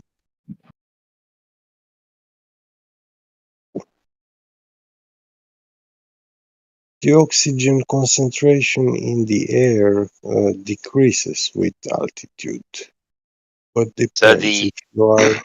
no, so If you are the gas from the tree, the oxygen from the tree, it goes up, yeah? Goes up and out in all directions, yeah? directionally, yes. It just keeps going up and up and up, right? And spreads out into the atmosphere, yeah? It requires energy to go up. So gas molecules, they require energy to go up. So you're saying gas molecules run out of energy?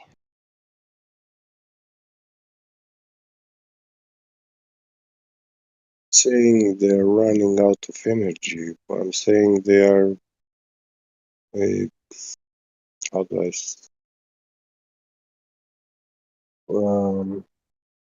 So what they have energy is different temperature pockets into the air. So these gas molecules, when they move through these pockets, they slightly change their energy state. They lose energy or they receive energy. They absorb. So, Well, they slow so down when it's colder, and they speed up when it's hotter. yes, They of don't course. lose or gain energy. They bounce indefinitely off the walls of the container or other gas molecules.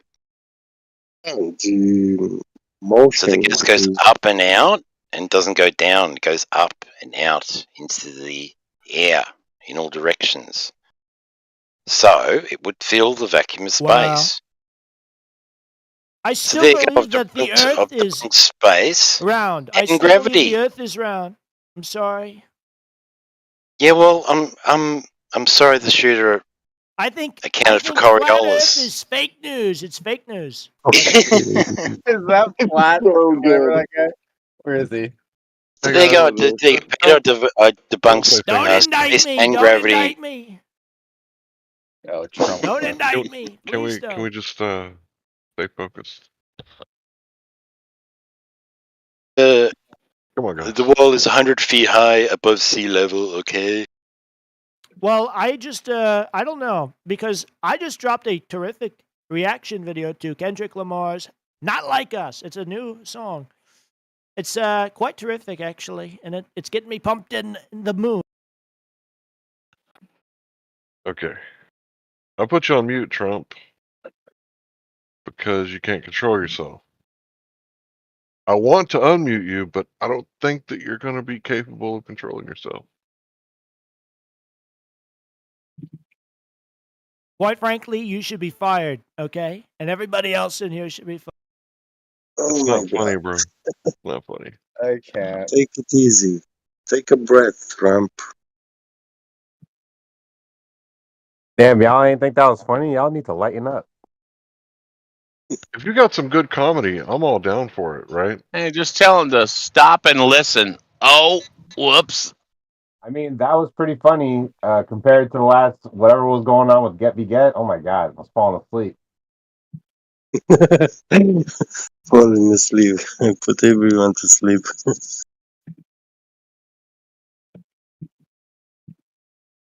Oh, I hear thunder, but no rain.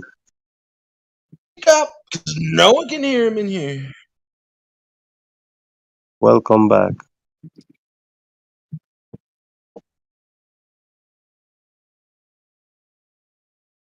I said, come on, really? Really?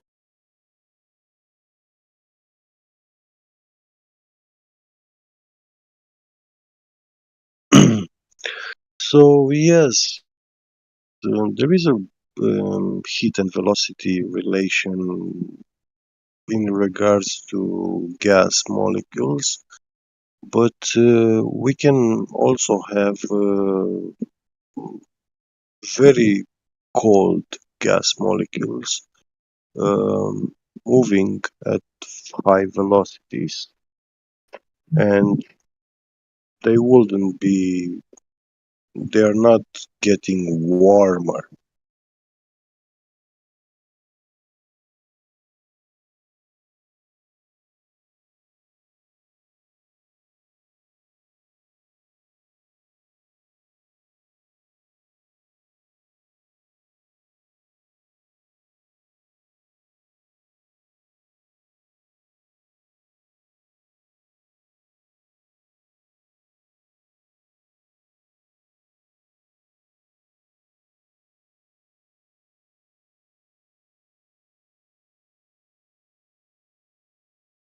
We can have 100 miles an hour blizzard wind in winter and also in the summer, but the air temperatures is like a huge difference.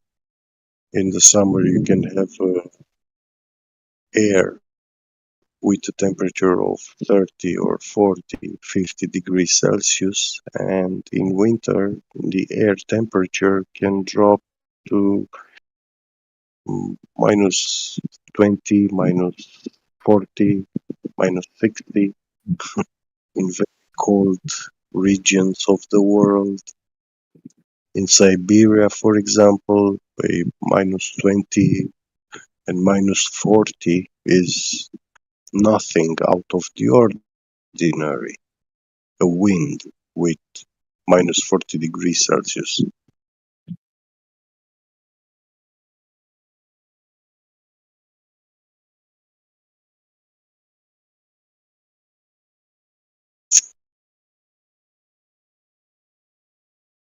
So those gas molecules, they have the same kind of velocity, but they don't have the same energy with them.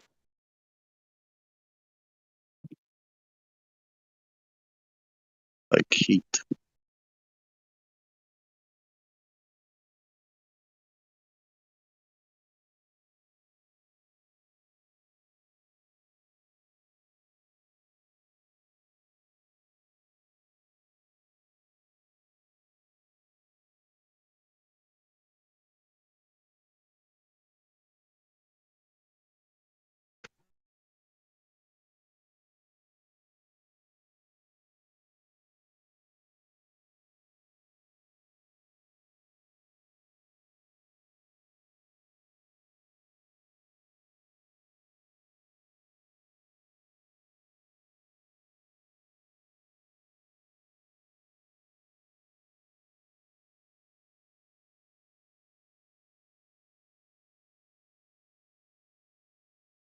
There is a clear sky in my city,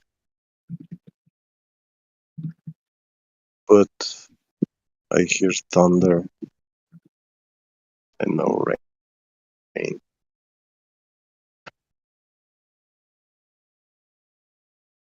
And we had 42 degrees Celsius.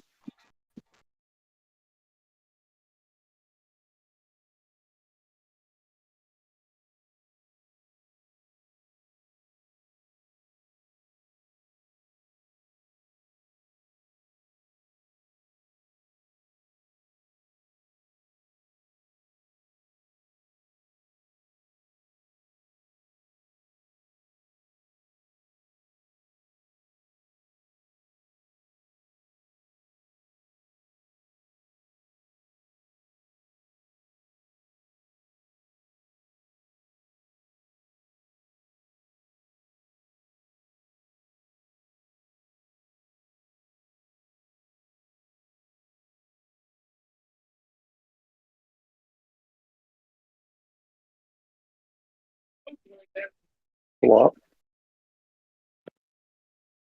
Man, I really wonder how are they going to do it, with the Mars landing, because it's in their schedule, in their programming, in their agenda that they will send humans to Mars.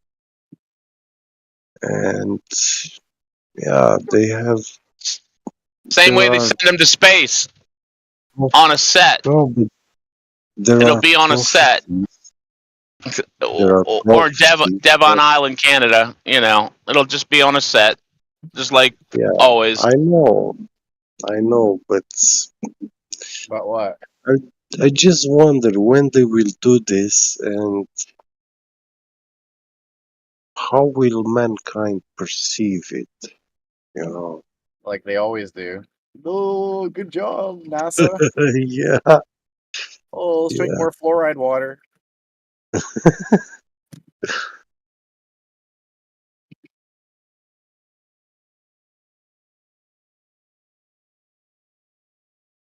I think And it when will be. your pineal glands calcified, it's like hard as a rock. Like you're just like, yeah, that looks like Mars to Uh, me. I don't know. It's I don't like identical to it. Devon Island, Canada, but it looks like Mars when they turn it red. So that's just a coincidence, though, that they train there and the terrain looks just like Mars. You know the funny thing about the Mars thing? There's so much dust on Mars and stuff.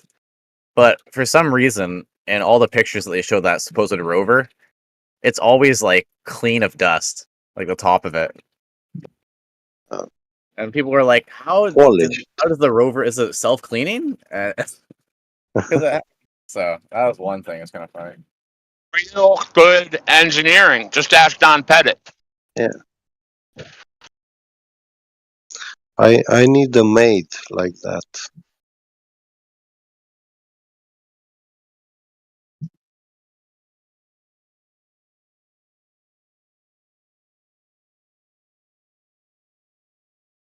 Wait, Get needs a space maid? Yeah. Oh, yeah.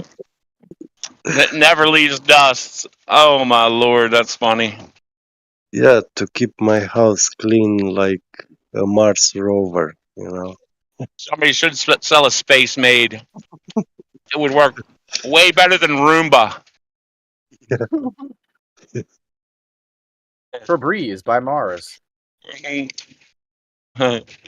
Space maid.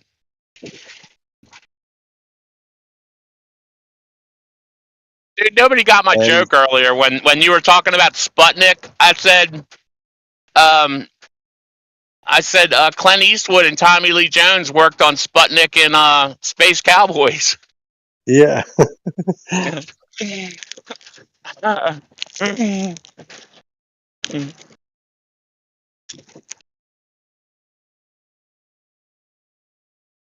Actually, it wasn't a bad movie for as far as movies go. No, I liked it. It was very good. Yeah. That thing with extracting gold and stuff, like how they were able to make the gold flow upwards from the ground using harmonics, sound, stuff like that. That idea really fascinated me. Dude, I think it probably has some truth to it because they had that. They had Yes. the monkey. Remember the monkey? He sees the monkey and he's like, "Oh Yes. man, that monkey's going to space before me, son of a bitch!" Like you could see, like Buzz Aldrin's like, "Damn it, they're sending monkeys before me. What the hell?" The monkey had to teach him. Holy crap! What's funny is they think the monkey actually went before him. The monkey Yeah. didn't go anywhere. The monkey didn't go either. I don't know where Ham was, but yeah.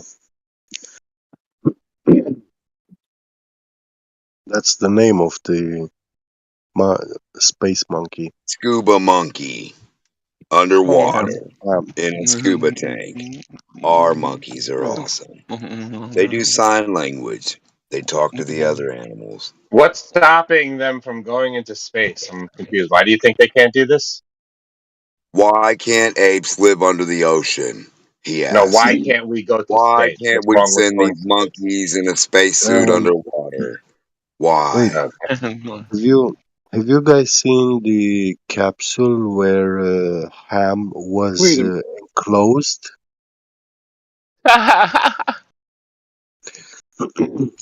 Dude, he's lucky he didn't get John Grishomed. There wanna was written, listen, on that space capsule which they say they sent Ham into space, on that door it was written like this door should not be open. Like if you send a monkey into space, why would you write that on the door? Like who is up there to open What are you talking that about, door Gabby? of The the monkey obviously was taught to read. What do you think? You think they're going to send an illiterate monkey to space? No. Clearly not. Man. The monkey We knew put a 6 CNC on languages. him. Well, we had a He knew 6 translator. languages.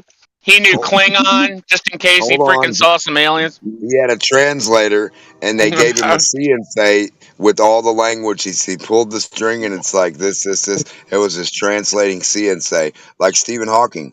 It just stuck to his nerve. The cow says. So you don't think there's such thing as I'm gonna space? What show is you. there, like a wall or something? You think there's a ceiling? Oh no, I just think you're crazy because You're not in a vacuum chamber right now, loving so much space. Yeah, I think Yeah, Bill Nye was there's right when he things said in space. we're in What are an you crazy enclosed not getting in system. a We vacuum cannot chamber leave. alive? So What you're are you saying that Cannot there's leave. a ceiling? Oh, Are you saying fuck. there's a ceiling out there somewhere? I'm saying, why are you crazy? Why don't you want to get in a vacuum chamber right now at 10 to the negative Why don't you 17 answer on my Earth? question? Is there a ceiling? Yes or Your no? question is in a vacuum chamber. Yes, Once you get it's a in there, Okay, ceiling. Emma, you're de Yes, Hang on, facto Emma. Demok. asserting that Can there's I, a ceiling. Demok, can I answer him? Can I answer A him? ceiling. I will Clearly, there admit is. to there being a All ceiling. right, thank you. Yes, Clear answers are you're nice. welcome. Ceiling on top of the Earth. All right. ceiling Where are the inside a walls? vacuum chamber. All right. Hey, where are the walls? Where are the walls of your vacuum? Yeah, there's supposedly a ceiling preventing us from going into space. So No, it's that's interesting. supposedly a fake Yeah, vacuum you where are the won't get in walls live. holding up the ceiling, dummy? Rockets hit Oh, there's something when they get walls really too? high. Dang, there's walls too? Shit. Yeah, in your Uh, vacuum, there's walls holding the air to a sphere. Isn't So it we're like awesome? trapped inside of a box? No, a sphere. A Is it fart like a bubble. box shaped container No, or it's a is it like shit bubble. Fart It's a bubble. fart. It's a fart bubble with a turd. Floating round turd what? What? in the space of Listen. farty gas Listen to him. in a vacuum. A turd of gas, fart, and that's your Earth, a big shit All right, pile let me growing. make a diagram of this model you're describing Write right it now. down. Get pen and Turd, paper. an oblate turdroid with a fart around it in space. That's your You know ball. you're There's a little supposedly piss on there. describing a flat Earth model There's right now. But 73% piss on the outside of it too. That's a that's globe. just small. I know globes are crazy, huh?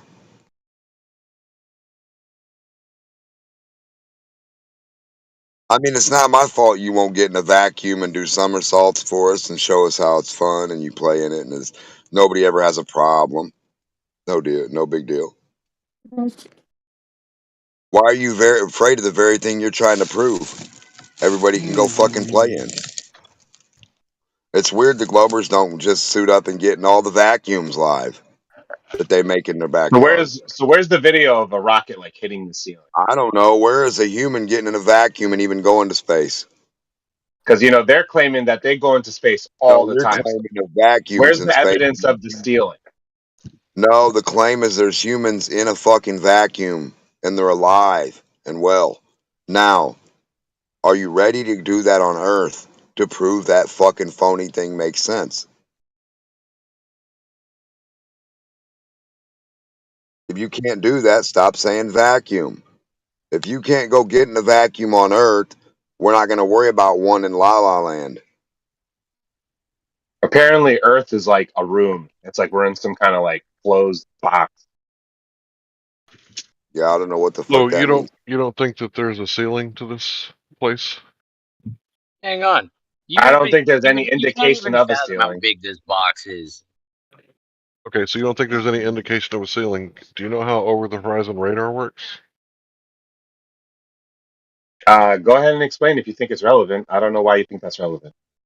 Well, see, this is the flat Earth room, so we're talking about radar working over the horizon. So the horizon is supposed to cut things off, right? Because boats disappear over the horizon. Well, radar is basically light, and if it can cut off the light from the boat, it can cut off the light from the radar. But we can see much further with the radar than the horizon limits us to. So the over the horizon radar is showing that the Earth is flat.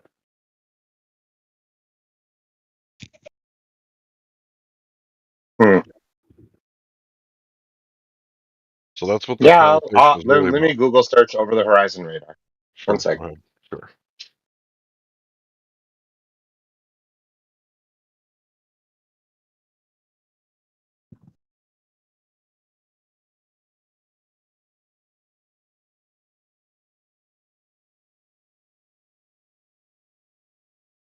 Okay, so the first diagrams that I see, apparently they're bouncing the radar off the ionosphere. Is that what you call the ceiling? You mean the ceiling? Why are The you inverting the ionosphere ceiling is after not a coming? physical ceiling Then how preventing do you rockets bounce from something off going. of it? How do you know? Because you Well, read it this on is Google? supposedly Because you radio read it on Google. that's Okay, I getting. got you. It's not a physical barrier ceiling that's more dense than air. Different. Says who? Okay, you want to call the ionosphere a ceiling that's Calm down, preventing bro. rockets from gaining Just altitude? asking you. Okay, Who told you I this don't think shit? that's Yeah, okay. that's Don't not the answer me. context of a ceiling that you need. Okay, dude, you're saying that the Calm ionosphere down. is blocking rockets. You need the ionosphere to be more dense than the rocket or something. I don't know what you think is going on up there. What do rockets have to do with over the horizon radar?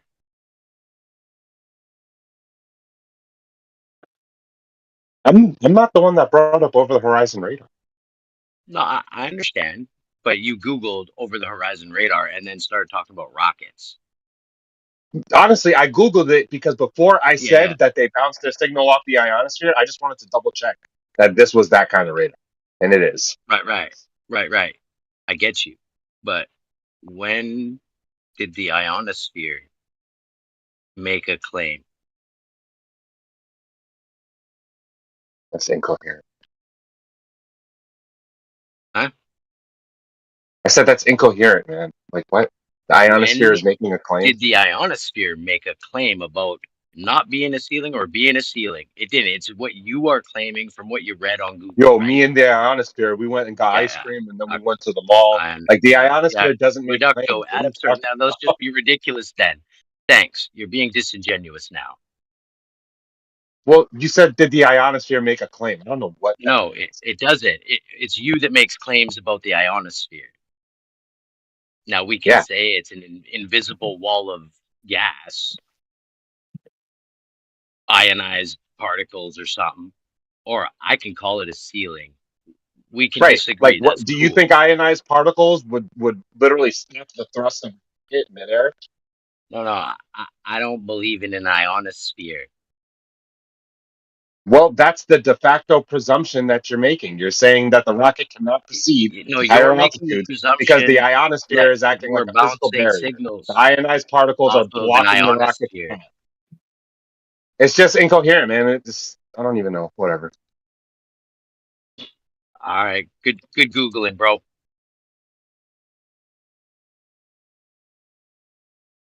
If there's something about the ionosphere that would stop a rocket, then I need to know because I don't know.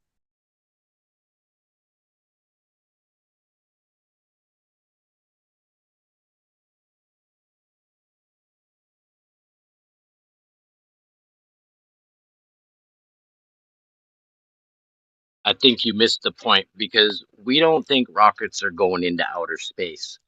Thanks.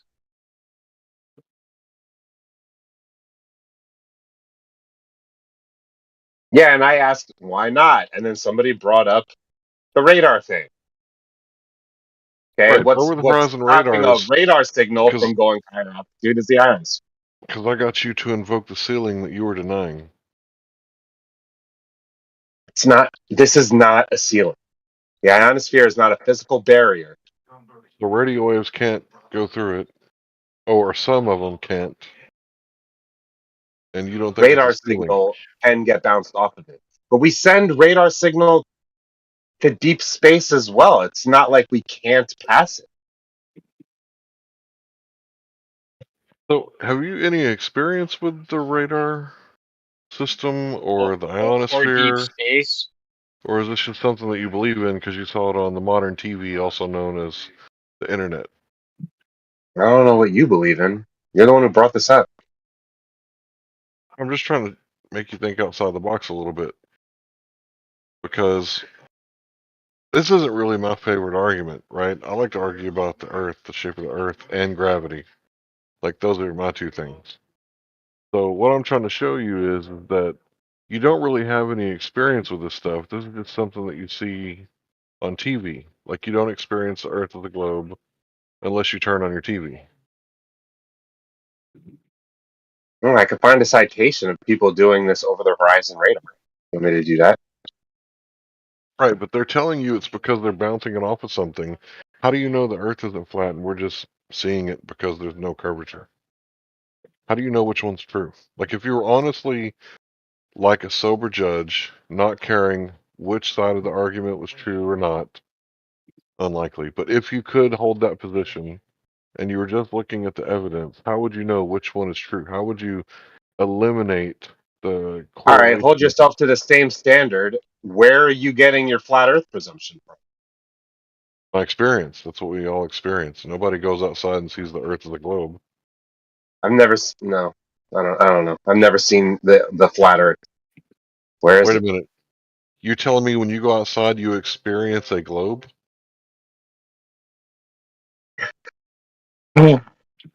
Like firsthand primary knowledge, like Yeah, everyday you feel experience. like you're spinning No, hold on, dude. I was gonna at answer. 1,000 miles an hour right now How at high do the you have to equator. be to know that there's no curvature? Oh, Like, how are you they say above. confirming the horizontality of the surface of the ground Well, based off of your local You do know terrestrial that observation? horizontal is a straight No, line, what I'm right? saying is that you Not a curved cannot line. determine Yeah, if yeah. the entire Good Earth is job. flat based off of going outside. You don't have a big enough scope. You need a bird's eye view. You need more. wait a minute. I thought boats Okay. disappear over the horizon. I thought that that's how you could tell that the Earth If is. you're trying to conclude that Earth is flat based off of just standing outside on the ground, that's not enough. What are you talking about?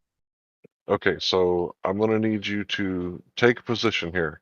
Either the Earth is a curve because we know that you can see that there's a geometric horizon when boats go over it, or you can't see the curvature of the Earth from the surface. You have to go to space. That's Which not the one? reason I presume it's a globe.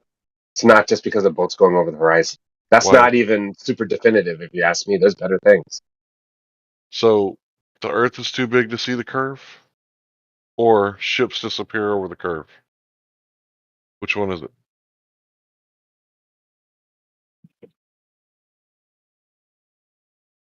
God.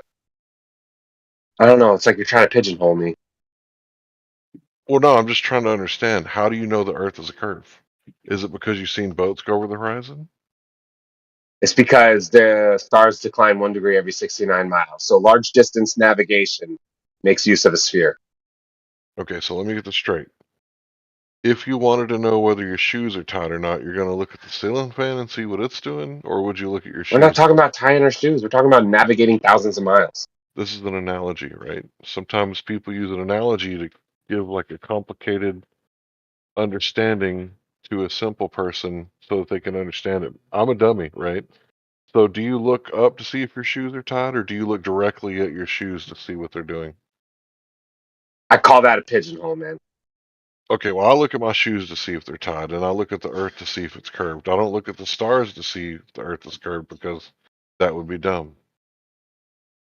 Okay, but you can't look at the stars and explain where they are relative to their ground positions using a flat Earth. Like, where's that? So, do you know how perspective works? Are you an You think artist? perspective is causing the stars to decline 1 degree every 69 miles?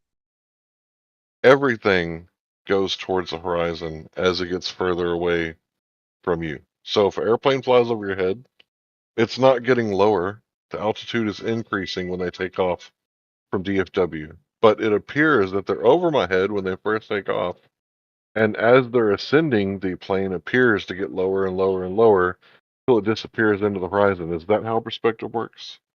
That Yes or is no? correct, but that's not Okay. what happens to stars How do you know that? because stars don't follow the laws of perspective. They just don't. How do you know that? Their angular size between them don't change as they decline towards the horizon, The angular which would be the size case if they were declining because of change, correct. No, that's not automatically true. why not? Because just because the angular size of something doesn't change doesn't mean that it's not changing due to perspective. So if you look at like a light at night at the bottom of the pool when you're in the pool underwater, right? You can move further and further away from that light and it's not going to change perspective because the way the light Whoa, attenuates. man. What? Really? You think that? Yeah, when you're on the opposite side of the pool at nighttime and you're looking at the light on the other side of the pool, it looks like a big ass freaking light. But if you were to change the bulb, you would see You're that it's actually quite small.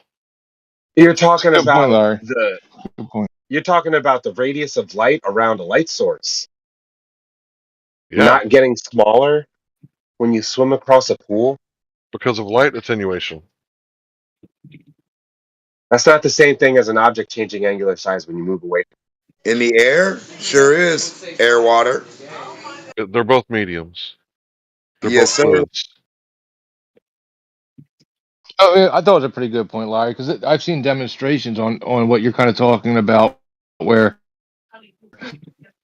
there was, you say two tennis balls up in the air, but once they're up in the air or down below, and there's a camera above it, whichever one it is, the angular size doesn't change much once it's a distance away from you. I've seen that demonstrated repeatedly, so it's a pretty good point.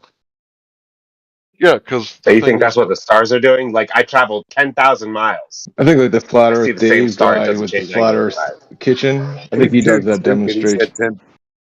He said 10,000 miles. Something unimaginable to even Yeah, think of two doing. different people 10,000 miles apart can see the same star. So your little comparison to this little local observation of light is not even close. It's not an example of the same thing. 10,000 miles is the other side of the globe, you dumb bastard. You're stupid as It's hell, not an dude. example of the same thing. It's just Your not. globe is only 8,000 miles thick, buddy. That's giving it some. Whatever. Yeah, Okay. whatever. You have That's a problem. non-math You have a here. problem with the distance that you can No, see I got a stars. problem with you knowing what you're talking about. You're on the other side from another person. If you're 10,000 miles away from him, you dumb fuck. You can still see And it. if you're on the other side of the globe, how you seeing the North Pole star when they're seeing it? You're fucking an idiot. Shut up. Yeah, You're just an Wow. idiot, dude. 20.901 You just say is nonsensical the shit. circumference. Okay, let's just say 5,000 just to calm you down. Oh, now you got nothing. Great. You're making up stuff, obviously, at that point. But yeah, I've seen it demonstrated. Where you have two objects that are a certain height above you, and as you move, once they're at that height, the angular size doesn't change, but it still gets obscured by things like cloud decks and the opacity of the atmosphere and whatnot, and appears to decline due to perspective. I mean, I've watched it demonstrated. Yeah. I'm just wondering why the North Star is not visible south of the equator and declines until you get to the equator, then it's not visible. okay, I'll try to explain it one Curious, more time. curious to me. Definition of the equator. I'll try to explain it one more time. Okay, so if you have a drone over your head, it's at 399 feet, right? The legal limit is 400 feet. So if it's right over your head, you can see it right over your head. But as it flies away due east, right, it's going to appear to get lower and lower and lower due to perspective. Does that make sense? No, because it would So, not. so the drone is going to Larry, appear let above me your head. explain how it's supposed to look. It's supposed to get asymptotically closer to the horizon, but never fall below the horizon, right? I know you know what that means. You never see anything below the horizon. Yeah, but it never falls below the horizon, so the North Star should always be visible on a flat plane. That's not true. That's exactly right. The definition of the equator is the minimum elevation angle to Polaris. When you back away from Polaris, it gets lower and lower until it gets to the point that it's on the horizon. When it's on the horizon, at the minimum elevation angle, you just arrived at the equator. Bingo! Is there a big hump between the North Pole and the equator? Go ahead, Larry. Sorry. That's all right. So this hump that's causing it, right? How do we prove that this is what's causing it? Because we're saying one thing, you're saying another. So how do we have an experiment where we can figure out which one of us is telling the truth? We did an experiment to rule out perspective. It's over. How's that? The Perspective. angular size between constellations doesn't change. If you want perspective to be the cause for the stars lowering, then the angular size between stars needs to change as it lowers towards the horizon. Yeah, but you're You don't have strawmanning it. You don't have perspective causing the lowering of stars. So without perspective, you'd be blind. You're strawmanning the model because there's an atmosphere, right? And there's atmospheric lensing. You heard of refraction, right? Is there such thing as called? Oh no, I would be strawmanning the model if I said that the sky acts as a big magnification lens and changes the angular size of stars as they actually move away from you. So you're saying That's there's insane. no That would be a atmospheric straw man. refraction. Are you saying there's no atmospheric refraction? The type of magnification you would need to keep a star the same angular size as it moves away from you, you need like crazy lensing effects in the atmosphere that we don't observe. No, look, it's really easy. The atmospheric refraction would have to be absolutely stable across all seasons and all atmospheric conditions for this to be even a remote answer to the problem, because we've used the North Star to navigate, and it can only be used to navigate in the northern hemisphere because you can't see it in the southern hemisphere, period, no matter what weather conditions. So does that mean How do you Earth know is that? a globe? Who? Hold on. Does that mean Well, the listen. Earth is a globe? So is your argument therefore the Earth is a globe? My argument is, therefore, the globe is a better explanation for what we see in the sky. Okay, that's affirming the consequent and a form No, of it's logic. not. Abductive Yes, it reasoning. is. Let me put it in Nope. there. So, if the Earth is a sphere, you would only be able to see the North Star in the northern hemisphere. We only see the North Star in the northern hemisphere, therefore the Earth's a sphere. That's not what I'm Second part. saying. Larry, That's exactly what you just said. argue against what I'm saying, or would you like to argue against what you're Okay, saying? what are you saying this proves that we can only see the North Star? I didn't say it proves anything. Listen to me carefully. I said the globe explanation is a better explanation for what we see in the sky. Okay. Yeah, listen. Bottom line, he's looking Okay. at. I mean, Perspective in is a general, you're better looking at explanation. a like an. No, it's not. Yeah, it is Because for sure. hold on. Perspective, what you would see is you see each measurement towards the equator would result in a decreasing angular change in the North Star. We don't see that, right? And also Okay, so are you measuring angles there, Mark? Are you measuring angles? Is that what's going on here? I'm more interested also in the 15-degree rotation at the stars exhibit over the period of 24 hours. They're running away from all the things that are. Listen, the one guy started off by saying we travel a linear distance, a straight line distance, to prove that the Earth's a globe. It's ridiculous. It's just a flat Earth proof, like the stars being some kind of globe proof, because we can travel 69 linear, straight miles. To get to a destination. So, I mean, that's and then now they're bringing up angles that require a flat Earth to prove Angles the do globe not again. require flat Earth. Angles do not require Well, flat when Earth. you're Where do you get using that from? you are correct. Angles themselves don't require a flat Earth. But when you're using the horizon and as the baseline, then yeah, you're assuming that the Earth is flat there. But So we're not. No, I'm not assuming the But we're Earth is not flat using the anymore. horizon as a baseline. Aren't you well, then don't use it, navigating the right? Earth? If you're navigating the Earth, of course you're using the damn ground. I Don't know be it's stupid. ridiculous. So No, all you're these not. You're things are a using a bunch of star. you're going 69 miles, but you're not using the Earth. Gotcha, right? So You're all these using the things are star to navigate in all celestial these things navigation, are dude. all these things are interesting flat Earth proofs. And then if somebody's curious of what's going on with the sky and saying perspective doesn't apply when it's a law, right, of perspective that somebody said, right, it just applies to all things, right? So if you're going to say Everything it doesn't else for apply, blind.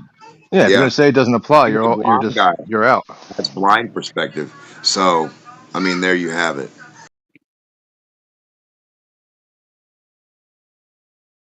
The Yeah, blind guy. somebody to say yes. For somebody to say the things that happen always don't apply to this situation, you're just wrong. I mean, you lose right Well, off it the makes bat. no sense. So the You can't. Glovers are denying the laws of perspective now. Why I, do they always deny laws when they're That's a explaining straw their man. model? Hold on. First of all, Hold on. So perspective is do kind the of a laws term of of art. perspective It's apply? not a law. And Larry, you don't understand the laws of perspective, and I think you do. I think you're just misusing them. So, because I for don't or I each, do. Which one? Which one is it? I think Am you I understand them, and pigeonholing you again? you're purposefully misusing them. So am I pigeonholing you again? So I do understand them and I'm No, you're purposely saying, misusing them. So when I yeah, apply I the do. laws of perspective, which apply to everything, when I apply it to something, you're thinking that that's misusing them. I mean, you're misusing them because if you understood them, you'd understand it does not apply to what you're seeing with the North Star. So in order for something to be a law, it has to apply all the time, right? Like the laws of logic. They're That's right. never not true. They're never, ever, ever not true, right? Like the law of non-contradiction. Can somebody be kind of pregnant? Like, no, they're either Yes. pregnant or they're not. It's law of identity. They're pregnant or Perspective does not. not explain the North Star. Did you say kind of pregnant? You said yes. What is the specific problem with the North Star, Mark? What is it? He thinks it proves the Earth. He's He trying to thinks it's use a. 433 light years away. how do He's you trying. eliminate your perspective, your human Oh, perspective? okay. He's trying to affirm the consequent. Oh God, Larry. All right. No, again, you don't understand philosophy. Please don't go there. Okay, now Okay, so back to you That's an don't add-on. understand not understanding philosophy, so please don't go there. Now we're even. you don't understand philosophy. You misuse terms. No, Everyone in this you. room does all the time, including Gregory. He's the worst. It's not a Anyway, so philosophy. No, you don't understand. Yeah, fuck Is you. that okay, what we're Gregory's doing? the best. I've explained. Do you understand? Do you understand that a deductive argument is different than an inductive and abductive argument? Yeah, but only one of them was worth a damn. The rest of them suck. Well, Deduction so is how you induction is solve crimes. science. Deductive is Induction is science. If you don't like science, and I guess you don't, Larry, but okay. So yeah, you're that's telling not my me. problem. So you're telling me that I should start out with, I think it was the baker, and I think he used the crowbar, and I think he did it in the garden, right? And only look for that evidence and ignore all the other evidence and don't use any deductive logic when trying to figure out who the killer is or what the cause is of any given situation. I should only use inductive reasoning? Is that what you're saying? Science is induction. That's all it is. Okay, I'm just trying to get you to answer a question. Should You I? cannot Okay, I'm gonna deduce ask you anything again. from your I'm observations. gonna I'm gonna ask you again. Should I start out with a premise and only look for information that's going to confirm that premise, or should I look at all information and rule out the things that it possibly can't be? Like controlling for variables in a scientific experiment. Which one, A or B? You can start with a hypothesis and try and falsify it. That's the way Okay. science works. Do you control for the variables? That way you're deducing that, well, if it doesn't work with this one, then I can rule that one out. Do you control for variables with science? Not all the time. Sometimes you can, sometimes No? you So can't. you got correlation and you don't actually know the causation with science, All which science is means just knowledge. all science is just correlation, Larry. It's not causation all the time. Matter of fact, Oh, causation is very difficult okay. to prove. Again, Okay. you don't know philosophy, you don't know philosophy of So let me science. get this straight. I'll straighten The you out, word Larry. We'll science, talk about it. yeah, straighten me out, please. Learn me. I will. So the word I'll take care of it. science, which comes from the word that means knowledge, can just be correlative. So if shark bites go up at the same time as ice cream sales go up, it's probably because sharks like the taste of ice cream. That would be a spurious correlation. That would be a spurious correlation, but yeah, Right. that's So a good that's science. example. That's science. That's No, what you it's not think science. science. Oh, It's why not not? science Why not? because there's no hypothesis that you're trying to falsify, right? Well, I think that it's the sharks that like the taste of ice cream. And that's inductive logic. That's inductive So reasoning. what you have to do is, hold on, Larry. The way it works is you have a hypothesis, right? Which is just a statement you think is true about the world, which has to be falsifiable. No, a hypothesis is independent, dependent control variables. No, that's not true, Larry. So You're we don't completely control wrong. for variables in science. Is that what you're saying? They can sometimes as part of experiments, but it's not sometimes. required. It is not required, right? So we don't need to control for variables. A hypothesis is simply a true statement about the world that you can falsify. What schizos, man? These Globers are just such Can you cite your schizos. source for that? Yeah, it's just Wikipedia. Oh, Go to your source is Wikipedia. Wikipedia. Yep, and a million other dude, science websites, but start some there. dude, That's the easiest one to cite. Can you just cite your source for me? Because I'm going to cite a source. I doubt that you will. Oh yeah, I'll cite. Well, give me a He minute. I'll got go so to Wikipedia. upset that he Let's go look up traveled science for. 69 Go look at hypothesis on miles Wikipedia. Yeah, no, per hang on. degree Okay. of You know that declination. But what I'm, Larry, Wikipedia actually cites their sources? Idiot. He's talking about grab nothing. one of those sources then. He's talking about nothing. He got really upset that you travel 69 statute straight linear miles per 1 degree of vertical if it were declination. perspective, if the North Right, so Star, it's vertical declination, right? So it's up and down, perpendicular to the horizontal, and you're going 69 miles straight in a straight line. It got him That's so right. upset that he's now citing dictionaries to say that you don't know philosophy. He doesn't know It's the philosophy of science. traveling It's okay. from A to B. All right, so listen. If it were perspective, you would not see a linear relationship between the 69 miles and 1 degree of declination, right? Did you know your source? It would be perspective, Larry. It's a law of perspective. Why are you talking if you haven't cited your source? About People bring that up a lot, Larry. Can you cite your source, please? Which source, Larry? You said that you had a definition of a hypothesis, that it's a question or something. While you're looking for yours, I'm going to go ahead and read mine. So this is, from Colorado State. A scientific hypothesis is a special kind of prediction that forecasts how the independent variable will affect the dependent variable. The next one is from geosociety.org. Hypothesis. The The hypothesis should also contain a prediction about its verifiability. For example, if the hypothesis is true, then 1 should happen when 2 is manipulated. The first blank is the dependent variable. It depends on what you are doing in the second blank. The second blank, number 2, is the independent variable. If you manipulate it to get a reaction, there should be no other variables in the experiment that may affect your dependent variable. So this is really important. This next one from Penn State, there should be 3 categories of variables in every experiment. Experiment, that's what science is, right? So what are these? Dependent, independent, controlled variables. No, I'm an not done. experiment is not a Not science. done. Science can use Not experiments, but it's not not done. required. Not done. Experiment. There are 3 important variables you have to remember when you're doing your experiment. Independent variable. This is what you change in order to provide a result. Dependent variable. This is what You're talking. You're not. Why are you That's not. muting me? That's not You germane. guys are Because that's muting not. me. Why do you That's guys mute people? germane. That's not. Why do you have to mute me when I'm reading my sources? Sir, did you even cite a source? I'm going to finish reading and then I'm going to let you read your source. So, controlled variables. These things are the things that never are changed. So that's Penn State University. So I cited a few sources. I'm going to hope that everybody else is on mute and give you a chance to cite your sources. Okay, I just posted to the chat there. Hypothesis: a proposed explanation for phenomena. For a hypothesis to be a scientific hypothesis, the scientific method requires that one can test it, and that means being falsifiable. That's it. It's from Wikipedia. And your source There is you go. Wikipedia, and mine is colleges and Yeah, professors. and is maintained by sources, colleges, and other primary sources. So there you go.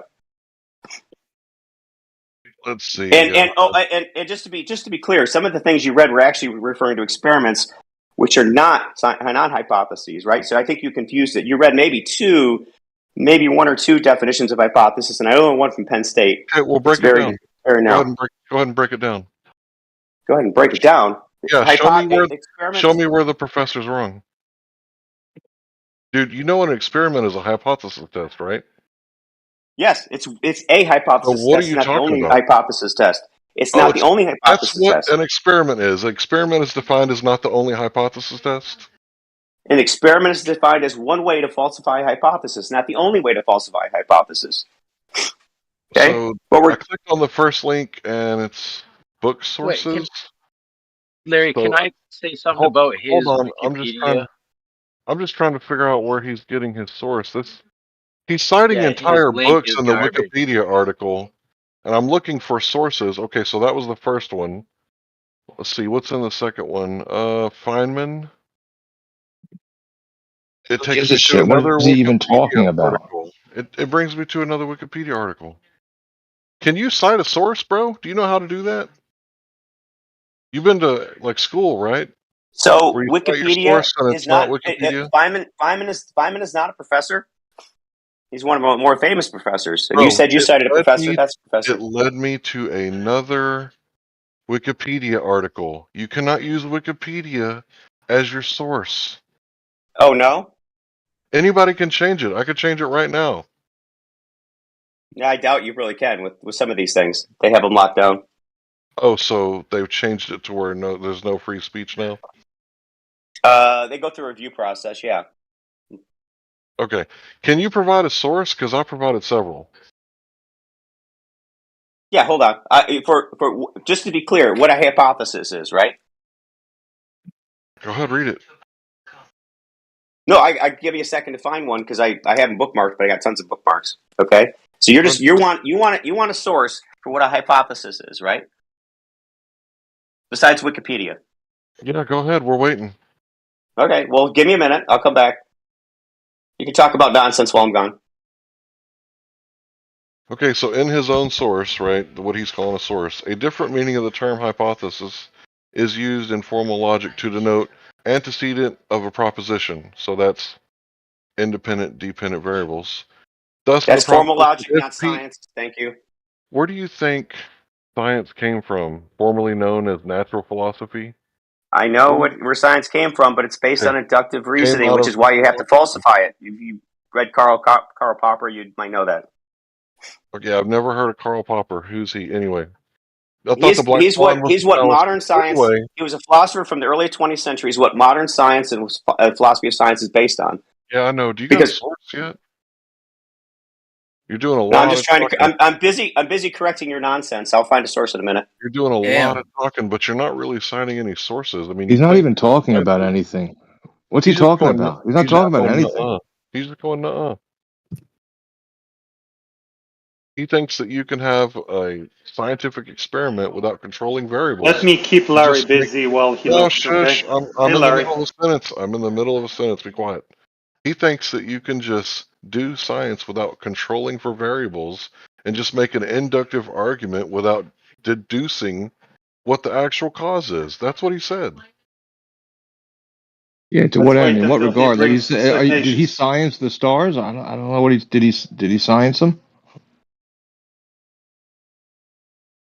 He Hey, science the Larry, so stars so what he do you knows think? that they can't. I don't know. You can't see the North Star. He scienced it out.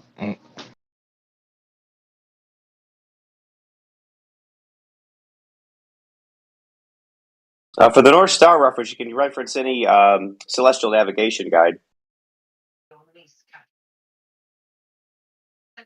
Hey, Larry, what do you think about what Get Beget said? I don't care. I'm waiting on this guy to cite a source.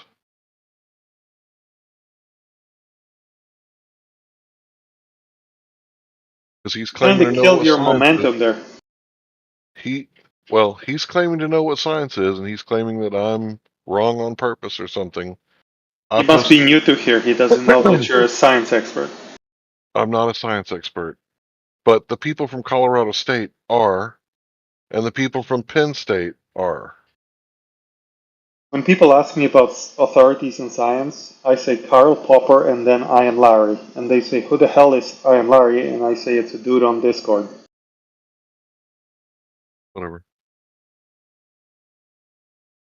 Yeah. So what he was, I guess maybe he's trying to tie together. He's saying angular size change is a law. We can't measure in the stars, therefore it's not happening. Even though you would be changing your angle on a globe or flat, either one. But he somehow science has shown him that he broke science. I don't know what he did, what experiment he did.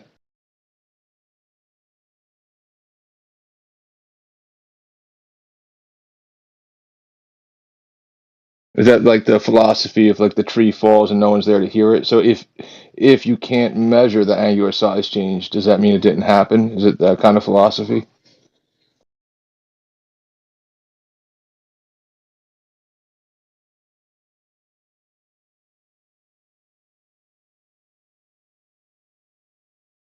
We make things true. Is that the philosophy that he's kind of talking about? That our it's all this reality is subjective, and if we can't measure something, that means it's not happening because we are what make these things true. I'm not sure what he's mixing all the things together: philosophy, science, and I don't stars. think So it went that far, dude.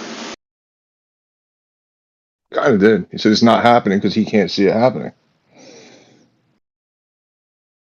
I don't know, man. We're talking about the shape of the Earth should be measurable. He said he measured a star or didn't measure it or he couldn't see it.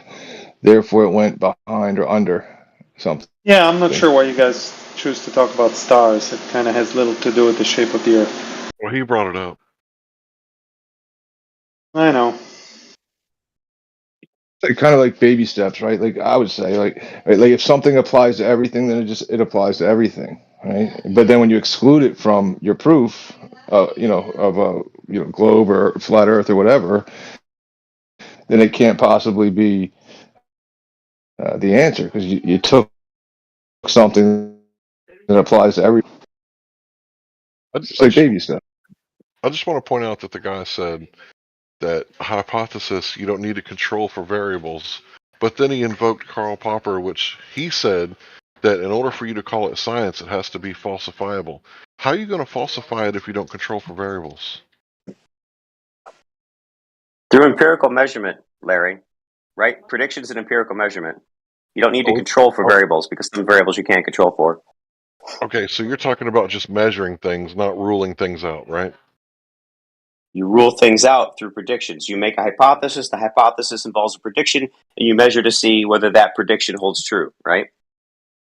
You measure it. How do you measure it? With a ruler? Well, through empirical methods. You don't necessarily need rulers. You can use a ruler. So what kind of empirical methods would be useful if you're not controlling for variables? Anything that's empirical that doesn't rely on our senses interpreting things in our own mind, right? So that we can verify through that's intermind verifiability or whatever you call it, right? So that it's not dependent on our subjective measurement. So can you manipulate multiple variables at the same time in an experiment? You can manipulate multiple variables. Sure, multivariate analysis is part of some scientific designs. How would you know which one is the cause and which one isn't if you're manipulating two variables at the same time? Oh, they do this in a lot of health studies. For example, they'll have multiple treatment protocols, and they do control for those in there, right? Because they give them at different times, or they analyze the impact of the variables through like a matrix, right? Yeah, but you're in a category area. You're talking about medicine. We're talking about science. Medicine is science. Thanks, Larry. It's extremely correlative, but we're not going to talk about medicine in here because we're Biology is science. So would you like to debate that? No, I'm not talking about biology, right? Yes, No, we're biology talking is about hold on, science. time out. Biology is a science. Time out. Biology is science, right? But when you're talking about double-blind placebo-controlled studies, like that's different than your typical independent dependent control variable hypothesis test. So let me explain why. Hold on. Yeah. Let me explain why you might think this is true, but in reality, you would not act like this. If your car broke down and your mechanic said, "Look, I couldn't figure out what the problem was, so I had a hypothesis. It was the engine and the transmission and the starter and the air conditioner and the four wheels. So I changed all those. It's going to be 15 grand." You would be like going to court, right? Because if he didn't control for variables and through a process of elimination deduce what the problem with your car, why it wasn't starting was, you would have to go to court. So I here's would how never science. diagnose a problem like that, Larry. I'm offended. Yeah, are you a mechanic? You look for the one thing and Yeah, you I am change one thing at definitely a a time. mechanic. You change one thing out at a time, right? Oh no, I test each part of the system and find out which piece failed. Right, through deductive reasoning. You don't Yeah, start out by going, it must be the no, I starter. don't I'm just only start. looking for evidence that it's a starter. Yeah, it doesn't start, so I'll just change the starter. Oh, I changed the starter, it still doesn't start. That's Well, inductive reasoning. fuck. That's what this guy's talking about. Yeah, I'm not doing that. I Yeah, don't just because change parts because I think it might be broken. I make sure I find the broken part first. Thanks, Larry. You cleared that out. I was really offended there for a second. I thought that's how you thought mechanics worked. no, this is how Mark G thinks that mechanics work. He thinks it's all inductive. Because when you're trying to find the cause of something, you want to use inductive reasoning. Yeah, you might start out with a hypothesis and say, I think it might be this, and then you test it. But you don't have only inductive reasoning. You have inductive and then deductive. Without the deductive part, you don't know what it was because once he finds the part that's messed up, and then he changes it out, that one thing, and then he tries to start the car and drive it to see if it fixed, if it worked. That's how the experiment actually works. You manipulate that independent thing, your presumed cause, which was causing the car to malfunction. Once you change that part, then you test drive it. Wait, if it's not starting, it's probably low on starter fluid. That's an Can I inductive argument. ask for? Can you tell me if I got it right? So if I'm, for example, manipulating one thing, like the amount of density in a location, would that be a valid experiment? Well, you need independent, dependent control variables. What are they? Right. So the independent variable is the amount of density. Increasing or decreasing density in a particular area. Right, so what's the dependent variable? Whether there's acceleration vector caused by the presence of that density. Okay, so you're manipulating the density to find out if there's a vector. Acceleration vector, right. If that Yeah. causes a vector to occur in that area. Yeah, I would say that's a good test. You can manipulate the density, but you have to understand it's not just a density of an object in a vacuum. It's No. the That's, density oh of my it. God, why did you bring up vacuum? Right, so it would be in a medium, right? Oh, So you're obvious. manipulating Yeah. the density of an object relative to its medium. So let's say that you had mercury, right? Sounds good. And you got iron, right? You can't make the iron less dense and think that it's going to change, right? No, I wouldn't do that. No. Right, you would want to make it more dense to see if it changed. Let me ask you to clarify. So let's say I have two objects, right, in relative proximity, and so I have two areas of volume. You know, a little cube here and a little cube over there, cube of volume, and I increase the density in one of those cubes. That's my independent variable. I add density inside of that cube.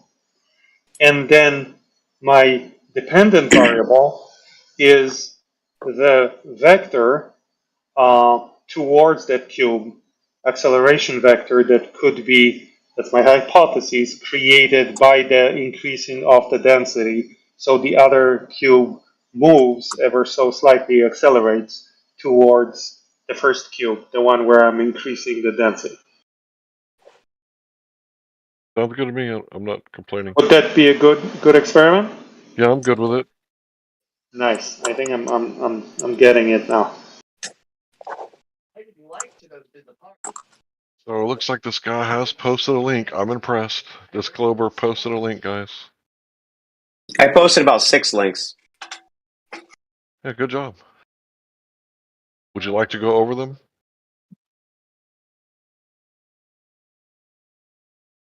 I just like to admit that your definition of hypothesis was too narrow, and I want you to. So here's what I want you to do, Larry. So you did one from Penn State. Pick your favorite source.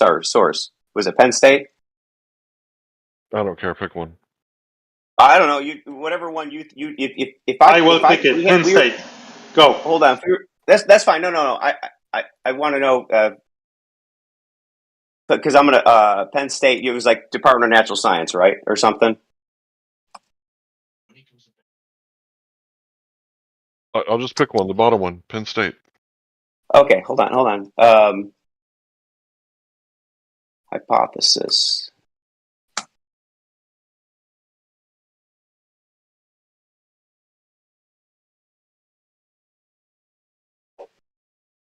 All right, let me go back to your.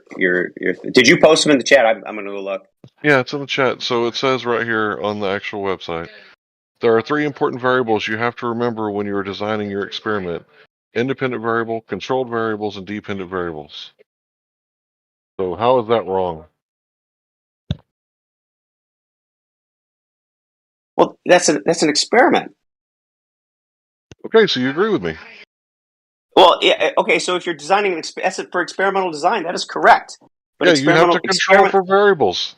Took you long when you're enough. doing it, when you're doing an experiment, experiments are not the only way to do science, right? Not the only way to falsify hypothesis. That's the definition of pseudoscience. If you believe something is science that doesn't come from an experiment, so are you trying to say that pseudoscience is real science? Let me define. No, that's not for you. that is not the definition of pseudoscience, Larry. Right? Right. So the definition of a hypothesis is that it's just a statement about phenomena that you can falsify, right? And the idea of falsification requires empirical measurement. An experiment is one type of, and it's preferred, to be honest. It is preferred that we can do experiments, but we can't always do experiments to falsify things, right? But as long as it's falsifiable, that's all you need to be science. So pseudoscience is defined as consists of statements, beliefs, or practices that claim to be both scientific and factual, but are incompatible with the scientific method. So you just invoke pseudoscience. No, and called it science. the Yes. scientific You said method. No, you have to go through the experiment. experiment is not the only. experimentation is not synonymous with scientific method, Larry. A scientific experiment is not synonymous with science. With the scientific method, right? It is a That is subset the of the method. scientific method. No, it That is not. is It okay. is So not what is scientific the method. method then? What is the method if it's not experimentation? It is empirical observation and possibly experimentation, but it's empirical measurement to falsify a hypothesis. Okay, cite your source because you changed the definition on purpose. You said and possibly. It doesn't say and possibly. It says and. No. I'm saying experimentation is a subset of the scientific method. You can use experimentation, sure, but it's not the only What do way you to falsify a experiment with? hypothesis. Okay, just cite your source where it says and possibly. Show me where you got that from, No, so I I'm not know going to that you say and didn't make possibly. it up. I'm going to say more broadly. I'm going to say more broadly that the scientific method is just empirical measurements that can falsify a hypothesis. Now, So obviously, a not just subset of that staring would into be space. experimentation. That's too broad. You're going into pseudoscience. You just don't know. Nope. Yeah, Sorry, looky-loo Larry. science is what he wants. Looky-loo science. It's not looking. You don't even know what What I'm talking about. So, do you want to go to kangaroo courts when the guy replaces your transmission, engine, alternator, Maybe and air compressor? Google pseudoscience or Larry, look, Wikipedia. No, in no, some yo, things, bro. an engine. So Google an engine we pseudoscience. can. All right. So an engine is something we can manipulate. So in your case, you're probably right. You wouldn't want to use purely inductive methods for an engine. However, imagine this. Imagine that you cannot replace parts, and somebody just calls you and says, "Hey, what's wrong with my car?" And you'd ask them some questions, and you'd probably make a reasonable guess. Let's say, let me think of a real world example. Okay, here's one. Right? You'd say, "Okay, my car's not running right, and it gets hot. Right? My car gets hot after a few minutes, right?" And you'd be like, "Okay, well, get in your car and start it."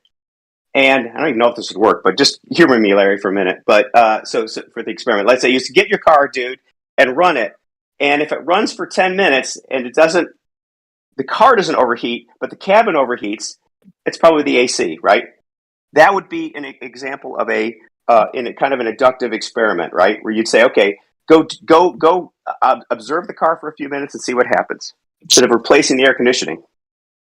Right, but what would the mechanic do once you brought it to the mechanic? He would turn it on, try to repeat it, or let's ask the mechanic. Shit, mechanic, are you still there? Would you open the fuse box and start there and maybe look at the clutch and see if it's engaging? Would you start using deductive reasoning after? What would you do, mechanic? Are you still there? Yeah, I'm here. A lot of the times I get very limited information. Like all the customer knows is it just doesn't start. That's the information that I get. So I Right, have we're to talking figure about out the why. air conditioner not working. It's not Oh, cooling. What would you do? first thing I do is I check and see if it has any pressure in the system. I have a gauge I put on the low side, Right, and it's the not first thing that. I do is It's not check the and low see if it has side. pressure. It's not the high side. They're both full. Go.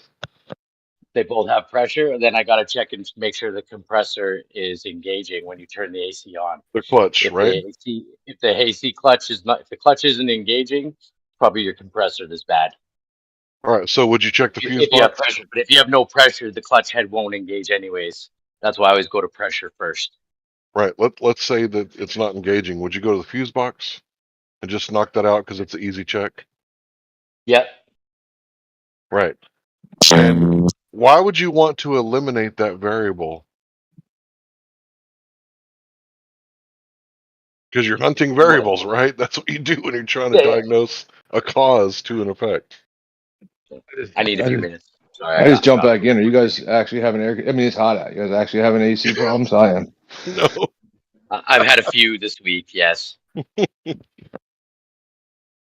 We're trying to explain to the guy that you have to control for variables in science. No, you don't.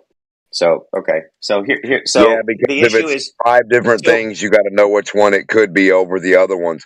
Because if it's five different explanations, you sure do, bud. so Larry, do you believe in evolution? Dude, not the way that you think about it. You need to learn about epigenetics and genetic expression before we have this conversation. I know about epigenetics and genetic expression. What would you like to talk about? Well, if the You don't genes believe are it? You don't believe expressing, in last no, common I don't ancestor? believe. No, I don't believe we're related to rocks like Michelle Fowler from NASA says. I think that's the stupidest thing I've ever heard in my life. Yeah, it's a ridiculous statement. Do you believe in generally the neo-Darwinian synthesis of evolution? No, I think it's stupid. Okay, you think it's stupid. All Absolutely, right. because you don't need for the code to change because it can express different things physically without the code ever changing. So why does the code even need to change? Prove the code's It's changing. well, you can see the code changing, right? We can I can genotype things and see the code changing in on fast reproducing organisms in real time, right? Well, the Ebner Even over effect humans. shows that you can revert it back to its original form. So how did the code change if you could revert it back? The code changes. The fact that it can change back is irrelevant. So I could make No, a it change in a didn't computer program. change. If you can revert the organism back to its original form, like in the Ebner effect with electrostatic fields near the embryos or the eggs, then the code did not change. Only the expression of the code changed. Well, what I'm talking about is evolution over time, right? Change in allele frequency or genotypes over generations, right? That's the kind of evolution. Now, can the genes express different things? Absolutely, but you can't, for example, get a mouse from an elephant genome, right? Or a mouse from a banana genome, the great comfort, right?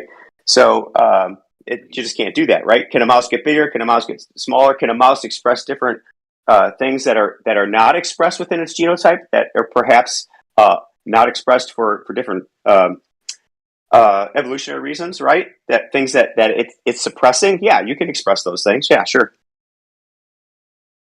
You got any science or anything? Like, I think we're going to disagree on what science is. Do you got any curvature or anything? Yeah, I got Dude, lots of give Mark a hold on. win. Like, what's better, Mark, vanilla or chocolate ice cream? I know you need a win before you go. Which side do you want to take? I don't know. I like both. Depends on the day. I like both chocolate and vanilla. Well, you're wrong, and everybody will disagree with me, so you'll be right, and you got your win. Pick a side, Mark. Pick a side. Get off the fence. All right, I'd probably have to go with vanilla. I had to pick one. That'd probably be it. Look, I think it's really important. Real world scenarios. We put all this philosophical stuff aside and we put our feet on the ground and look at the world as it actually is. If the mechanic charged you $15,000 for a fuse that was stopping your compressor from engaging the clutch because a $20 fuse went bad, you would take that motherfucker to court and call him a pseudo mechanic. If he changed a fuse and your air conditioner worked and he charged you $500, you would gladly pay him for his expertise because it's better than sweating your ass off, and you would call him a real mechanic. Now, why would that mechanic want to independently check that fuse box to make sure that the regulator is regulating properly? Because I do good work. Right, because you want return services and not court dates. Hey Larry, you must have had some bad experiences with car mechanics, huh? I deliver pizza I for a can living. hear that in your voice. Do you think I'm going to pay a mechanic if I delivered pizza for 20 years? Probably not. Not with these prices. Not with today's prices. Right, so do you think maybe that an industrious man would look on the internet and learn to diagnose things? An industrious man would. And an industrious man would keep a good set of tools handy and No, pay I'd him rather that you bill. come see me, Larry. I think an industrious man, instead of buying expensive physics books, You make a good would point, Larry. resort to watching YouTube and conclude that the Earth is flat. It reminds me of a thing that said that the politician controls the laws so that you have to go see the doctor, and the doctor hopes that you're sick, and the lawyer hopes that you get arrested, and the mechanic hopes that your car breaks. And all these people are hoping that you don't crack open a book and read for yourself and think for yourself. That's a loose quote from like an ancient Grecian or something. Okay, I thought that was you telling me off, Larry. No, Do you know bro. which ancient Greek it was? I think I got it on my phone. Let me look it up. It might not be Greek, but it was like some ancient thing. Let me look for it. I'll get the whole quote. It was a loose quote. I wasn't telling him off. He's just trying to make a living, and I respect the men in the trades.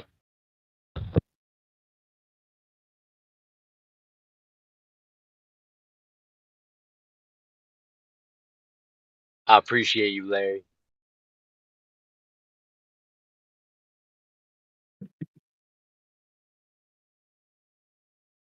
All right, I'm looking for that low resolution screen capture. Larry, do you think electric cars have a future in the delivery business? Hell no, that's stupid. Hybrids are better. Isn't Yeah, maintenance cheaper though? Like no oil, no. I don't mind maintenance. I can fill up my car, get 300 miles, and it takes me like every bit of 5 minutes.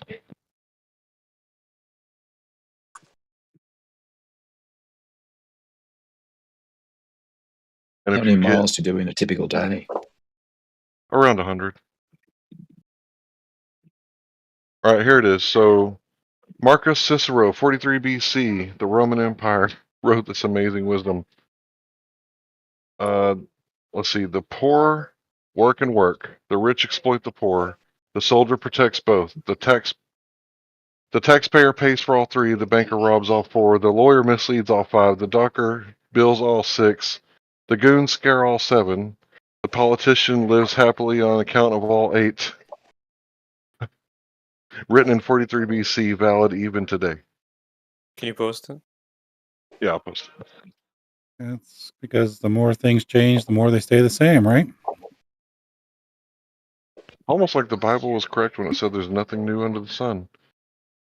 Oh, thank you. That's nice. Well, I think that was a poetic thing the Bible says. There are certainly some new things under the sun. And in the 12th century, they already had it figured out that if you want to destroy your enemy, just give them nudity and perversions. I'm a sucker for nudity.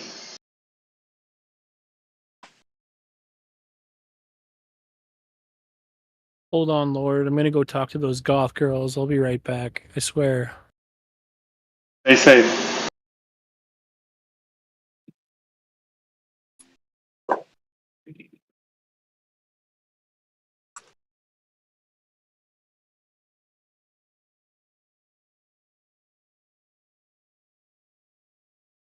One big pond. I like that definition.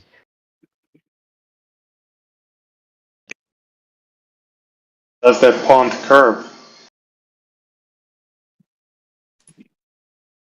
I don't know about ponds. I ain't seen one big enough, but oceans don't, from my experience. I'm showing you a photo of one curving, not to beat the dead horse, but that's the title of the VC. Well, I mean, if you want to straw man the model and say that there's no refraction. Oh, there is refraction. Right. So when things disappear from the bottom up, it could be that your aperture is too small, or it could be. Yeah, but nothing disappears in my measurement. Interesting.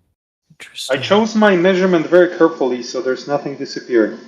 The guy said interesting when I said the aperture is too small and it could cause things to merge. Do you want to see where I got that from? Sure. Awesome. Let me find it. He fell for it like a sucker. Well, I mean, if aperture being too small You did can make well, is what things I'm saying, Larry. You merge. deflected, and now he fell for it, and off to the races. Well, I mean, even if he doesn't think the Earth is flat, I'd probably still want to see this. You've been doing this for a while.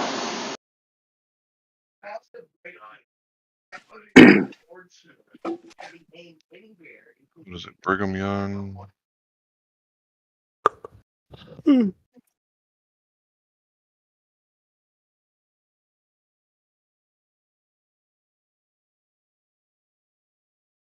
No, I know we changed topics, but I posted a few links to the scientific method in the chat. Check it out as soon as I'm done posting this. All right, so Can you radiant paraphrase what criterion. Does it say that there's more than one scientific method, or what does it say? No, actually, the scientific method is sort of a loose term. There's a basic principles, right? And the difference between science and what Larry's calling non-science or pseudoscience is generally referred to as the demarcation problem, right? So that's why I use the most broad, clear definition, which is what I provided. I paraphrase it, but these sources kind of back up what I'm saying. Yeah, but there's always going to be the three main things: observation, hypothesis, experiment. Observation, hypothesis, and then testing, which may or may not be an experiment. Oh, you're done then. That's not science. You need experiment. No, experiment can be used in science, but you can do testing without. You can test your hypothesis and falsify it without experiment. It's impossible, because in your hypothesis will state what the cause and the effect is. It'll state simply a property. We already covered this. Go read the definition of hypothesis. Hypothesis is an explanation for phenomena you can observe. That's all. It doesn't necessarily have a relationship between variables. It's just simply a statement about reality that you can falsify. And pseudoscience is boring.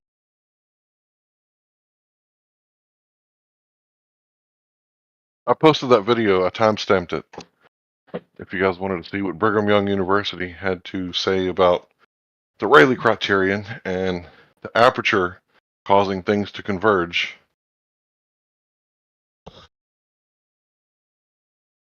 Diffraction.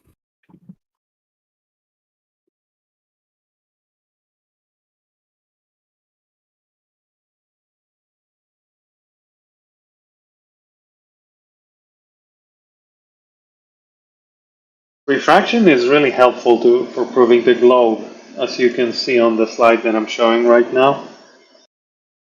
And diffraction proves it's flat. It does not. It does too. Yeah. Oh, you saying diffraction? Yeah, diffraction. Oh, yeah. Well, I mean, it's that's proof of the horizon.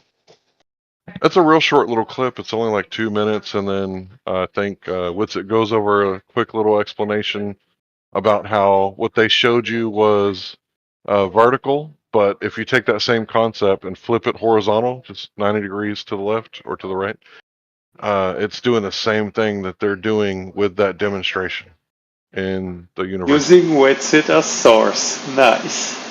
It's Brigham Young as a source, and it doesn't matter who the source That's is. even better. We've already went over the genetic fallacy several times. So I don't see it. So it says Schooling Globers, episode 19, Sunset. What's the timestamp on the post? The video was posted at 58 minutes after the hour. The timestamp on the video is 1:10:25.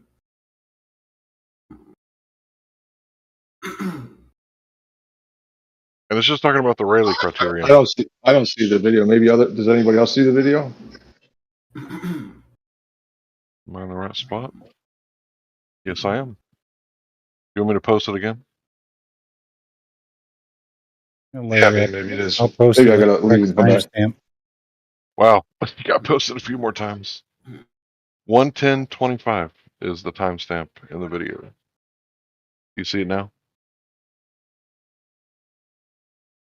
Yeah, there it is. I don't know. I wasn't getting anybody's links for some reason.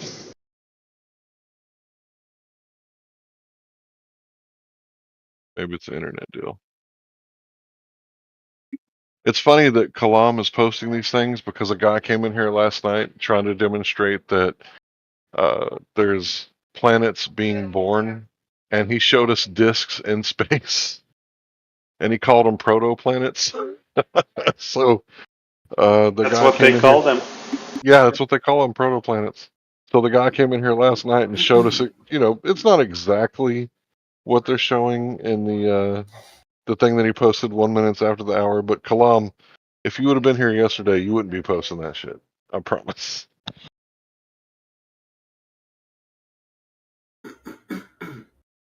I do agree that introducing such advanced topics is that's way too early in the process. So I don't think that there's disk planets in space. Right, But you and guys, it's you guys, irrelevant to the shape of the Earth. you're right. It is, but it's People who it's quite introduce comical. that either want to educate, or show off their knowledge, or they're just suckers.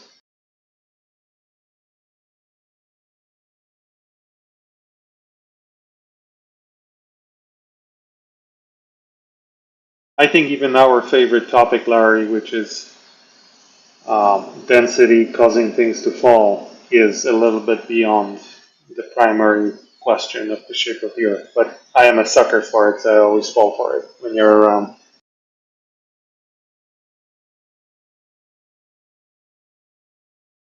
Yeah, but you got to think when people first hear this topic, and after they get over their emotional phase, and they calm down and they start going, "Wait a minute, really? Like you really think the Earth is flat? What about gravity?" That's like the first thing they say, usually. Like, Yeah, because they're new to it's the first time they're right, interacting with a flat earther, so they're new to this. right. So it would behoove me to know just about everything that I can learn about gravity, so that I could say, okay, Yeah, this is what you think is going on, because I also went to public school. But this is what the higher learned men say about gravity. I agree. All I'm saying is that, the global argument, there is gravity, therefore a ball, while I have to say I agree with it, that's not how you prove the shape of the Earth, because it's I agree. it's too remote, right? It's 2 levels removed from the much simpler question, which is how do you measure the curvature? I agree, but I still think it's an interesting conversation, and you guys probably get tired of me talking about why things fall down and why things go I up. never do. Well, I don't either. I think it's interesting. By the way, earlier today you agreed that a Cavendish experiment is the correct experiment. I agree that the Cavendish experiment. Okay, so when you were Yes. asking me about density, you had the Yes. Cavendish experiment in mind, and you pinned the Maybe. tail. Is that the Maybe. pin the tail on the donkey fallacy? No. You agreed that increasing the No, amount it's of not. density is a valid independent variable. All right, so That's what a Cavendish experiment is. I'm increasing the generalizing. density In a given is a area. Yeah. valid independent variable. Yeah. You So agreed to it. what would be the dependent variable? The acceleration vector in the area. The torsion of the bar is what he's looking for. No. I know, but I've been talking to him for a long time, so I know what he means. I'm generalizing so we don't get lost in the weeds like you did with him for hours. So the acceleration vector is the dependent variable. And you'd think that I'm proving your point because with your little math equation that No, you just said hold on, hold it's on, a valid hold on, experiment. hold on. And you think that I'm proving your point because in the equations that describe density, there's gravity in there somewhere, right? Absolutely not. No, gravity's not in the equations that describe density. I'm not talking about that. We're talking about a valid scientific experiment, and the Cavendish experiment meets exactly the criteria you outlined for us tonight, and I thank you for that, Larry. Well, see, I play chess, so I too like to look 2 moves ahead. So That's why it's always a pleasure to debate with you, Larry. It's that foresight that you have, that 4-dimensional chess that you always play, that brings the excitement to the game. I appreciate your kind words, but that buttering up stuff doesn't work Just for me. make sure if someone ever questions those experiments saying there is no independent variable, make sure you jump in and you say the amount of density in the given area is the independent variable. Quantum Eraser would rip my head off. Well, sometimes saying the same thing, just rephrasing it slightly to find common ground helps. So how do you change density in a given area? Yeah, how do you do that? Did you go to a dentist, Griff? No. Okay. You just put more density in a given area. Okay, so you are the cause then. Okay, nope, that's not Yes, science, yes. dude. It's an independent variable. If you do it, you're not the cause of it. Well, I'm controlling the independent variable.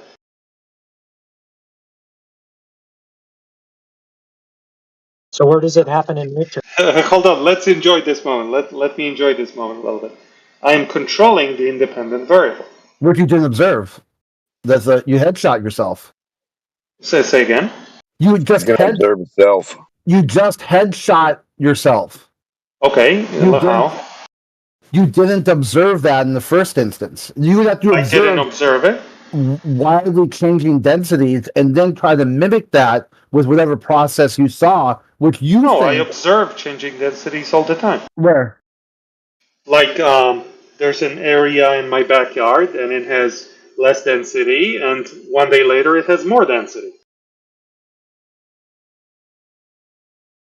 For example, snow fell in my backyard and there is now more density in the same volume than there was a week earlier.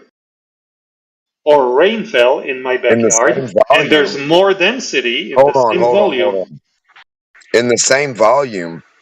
Yes. If the pile of snow got bigger, that wouldn't be the same volume. Yes, it is. You take a cube 10 feet by 10 feet by 10 feet in my backyard.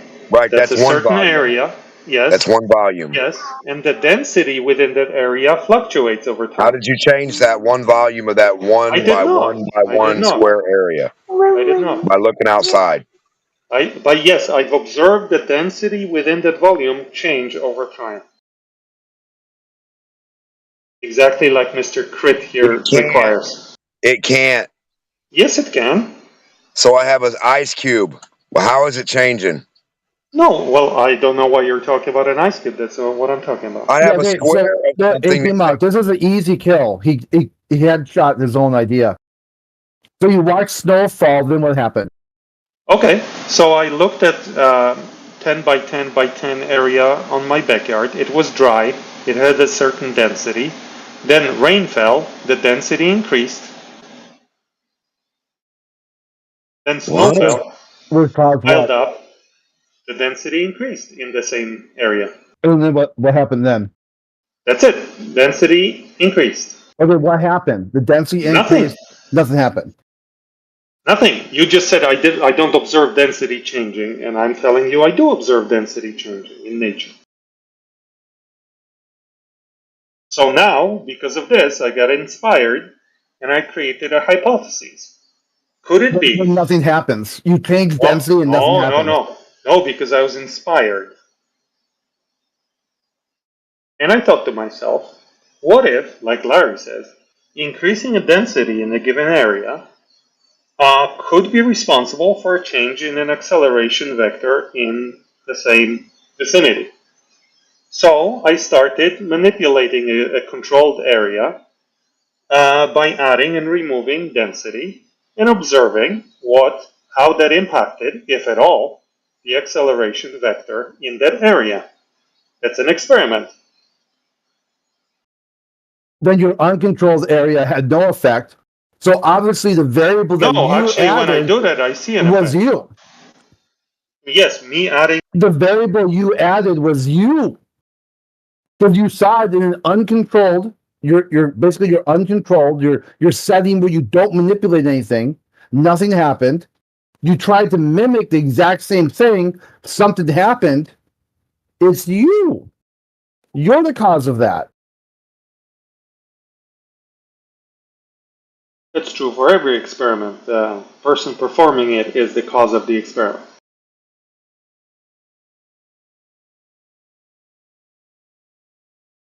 Can we see a demonstration of this where the torsion balance is not oscillating? I don't like that. I don't like that one. I don't do that. I don't either. Someone showed me that, and I couldn't believe they actually showed it to me. Yeah, you should ignore them. I want to know how you change the density of a steel ball in its volume. You don't.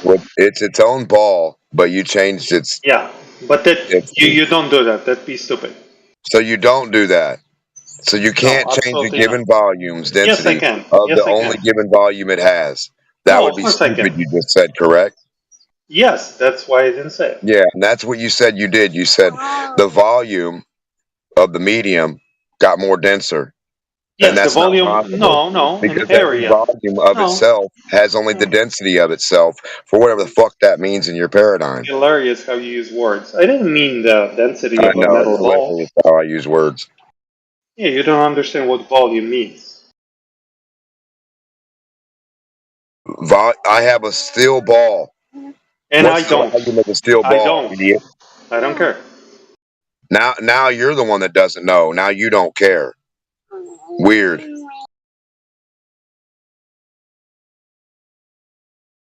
That's not what I do. What I'm doing. Why would I care about the steel ball? Who even mentioned a steel ball? Dude, you're trying to get the variable of the density and the amount per volume of area. And you said Yes. you could change the density of the given volume of something. Okay. Would you like me to explain? One volume would be Would you like? one amount of a thing. And you have to take that amount and tell us how Okay. you made it a different Okay. density. Okay. Can I explain it to you? Yeah. Okay. Do you have a garage? No, it got tore down a couple years ago. Okay. But you are familiar with the concept of a garage, a car garage. Yeah, 100%. I was going to build Okay. another one. Yeah, go ahead. Okay. I have one. It's a certain volume, right? Yeah, it's one size. Yeah. So it's a volume of like space that the garage is, right? Yeah, Okay. but Wait. but you're not. Hold on. No, you wait. You're not talking about the volume of the wood or the material that would be solid. No, You're I'm talking not. about a medium inside your volume. Can I explain? So you're talking about like you got a balloon, right? Go Could ahead I with the balloon. explain? Please Your don't balloon garage. explain on my behalf. Can I explain? Yeah, explain something totally different. Okay, so I have a garage. It's a certain volume limited by the container. And when there is no car in it, it has a certain density, right? Let's assume there's only air in there and I removed all the other things, right? So it has a certain density. Would you agree? What's density? Density of stuff inside of the garage. A car is density? Wait, its density of stuff in the garage is certain value D, D1, So density 1. weight. So weight is density. Okay, go ahead. Okay. So there is no car and the density of that volume of space is D1. And then I drive my car in there. Now density of the same volume has increased. It's now D2. Would you agree? Nope. How do you know the density increased of the Because there's medium? more stuff in the garage. No, no, the gas and the solid stuff, they're different. Yes. The total density of that volume has increased. Larry will agree. I'm sure he will agree. That's the whole thing behind buoyancy and all that. How did the car enter the garage? Did you have to I, unseal? Did you have to unseal the garage yes. to enter Yes. the The car? garage was not sealed. Then there was no pressure. Is your garage sealed? Like there are no gaps in the door? No, we're trying to make this an analogy to the Earth, right? No. No? No, Gas not at all. No. pressure, No. density of No. the air. Nope. Okay, maybe I missed something. Carry on. Sorry, Peter. I'm only explaining the idea behind controlling the density in a given volume, which Larry didn't have a problem with, and I think Crit was somewhat Wait, stop okay with invoking it. my name until we Okay, talk I'm about it sorry. thoroughly. Okay, Yeah. okay. Fair enough. I'm trying to explain the idea behind controlling the amount of density in a given volume as being a independent variable in an experiment. That's all I'm talking about. I didn't even bring up Earth at all. Actually, the experiment's not about the Earth. But we could make some great progress here tonight if we at all agree on what a valid experiment is. That will help us with the other I conversation. think agreement would be great if we could achieve it. Right. I agree with that. So Larry, let me ask you a very direct question.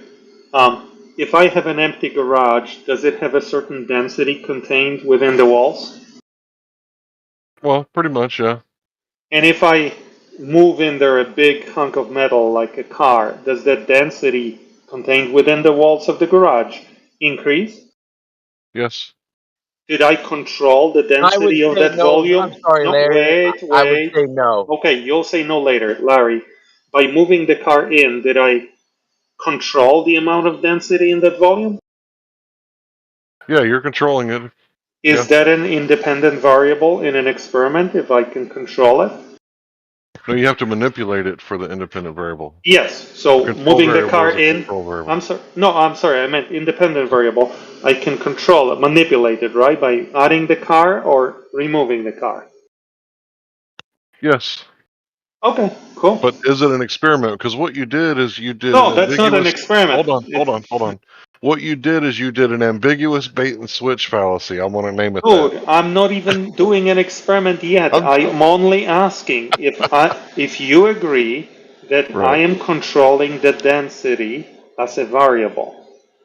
Right, but you were talking about I'm not manipulating. even talking about anything else. Just I just want relax. to hear a yes. Yeah, you're controlling that. If you put a car in there, you're manipulating that Okay, density so it's in the possible for a volume. human being to control the amount of density in a given volume. Yeah, see, I'm not afraid of being wrong. Let's see where this Okay, goes. cool. That's Let's it. go. There's no trick here. That's it. Let's see where it goes, and let's all think about it for a week. Keep going. So all the types of gravity experiments where someone introduces an object and shows that something is moving are really a form of an experiment where there was less density in that area, and now we introduced an object into that area, so now there is more density in that area, which is exactly the thing I was doing with the car. And if you can show, I'm not saying you do, but if you can show that introducing density in a given area creates an acceleration vector in that area, Then you've now, shown, then you've then you've demonstrated. shown that the presence of density can introduce an acceleration vector in an area. And if I was to still man your argument, Larry would say a rose is a rose by another name, so if you just bait and switch the rose for gravity, this is a scientific experiment that shows gravity is correct. Words are words. I like to talk about acceleration vectors because in this VC everybody agrees there's an acceleration vector. And I'm just trying to still man your argument so that I'm making sure that I understand it correctly. Yeah, you did great.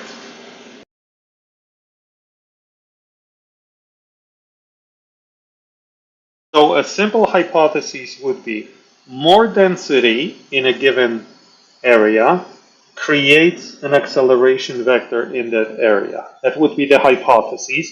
And of course we can pile onto it that the acceleration vector's value is directly proportional to the increase in density and um, inversely proportional to the square root of the distance, square of the distance, and so on. So more complex, but like the initial hypothesis could be more density, more acceleration vector. All right. So when you're done laying out your argument, you're going to let the naysayers come in, and I think we've had one naysayer already. Are you Can done you laying repeat out your that? argument? Sorry, can you repeat that? I was saying that when you're done laying out your argument, which I think you're done because you've agreed to my steel man, then we got to let the audience in the room go against your argument and pick it apart. Crit already took a stab at it. I'm pretty sure there was another guy who said he disagreed, and you said he could disagree later. Are you ready for people to start disagreeing with your premise? Yes, as long as we keep it simple and we just talk about the increasing, decreasing density. All right, you have the floor.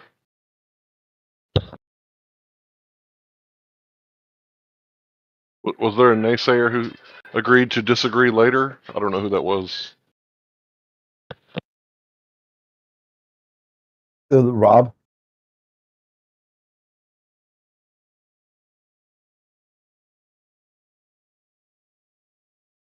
Is that Rob Noxious? Or another No, Rob? Rob Keane. All the way at the bottom there. Yeah, I'm not looking. Maybe someone else wants to take a stab at it then if he's busy.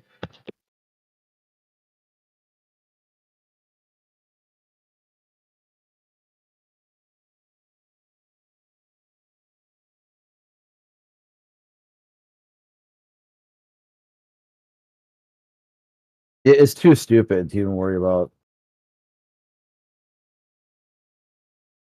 Well, entertain them, I guess.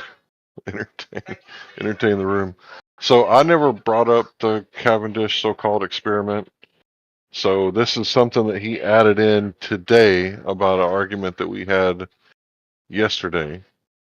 And he's saying that if you manipulate the density in a volume by adding a large pile of lead next to a torsion balance, that this is showing cause that the density is changing the vector. I've never seen this demonstrated, so we're just, kind of in hypotheticals right now. I've never satisfactorily seen it demonstrated. So if that's the only thing that you manipulated and you got a torsion balance that's not oscillating, that's perfectly still, and then you put it there and it moves towards and touches and stays there, and then you take it away Yeah. and then add it again in a different location and it goes towards it and touches it and stays there. I guess that would be like showing motion, showing vector change. Can I show you a simpler version? We don't have to bother with any torsion bars or any nonsense like that, okay? Let me show you. Can you see the stream that I'm presenting? Give me a second. Let me get to my computer.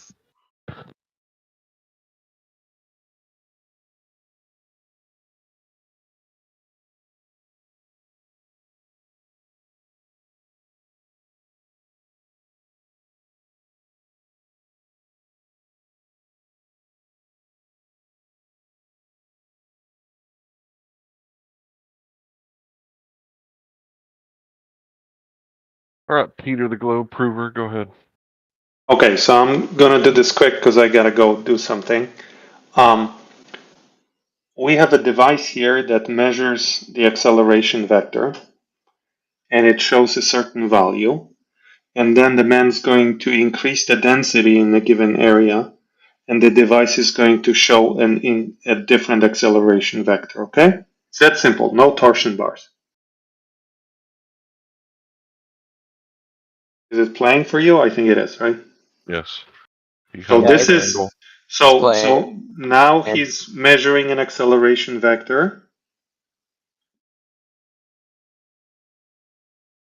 He's And measuring now in grams, right? it doesn't matter. Now he's introducing more density in that area. By moving the steel ball, he increased the density in the area, and the acceleration vector changed. Wait, it was 2.1. The whole. Where was there a change at? I'm trying to slide the bar. This is the reading before the extra density is introduced. Right, it's at 2.1. That's what I'm reading, right?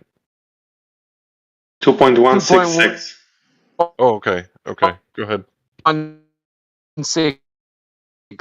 And now you see him increase the density, right? He's increasing the density in that area. And now the reading will be greater. 2.167. Yeah. So this is a valid experiment, correct?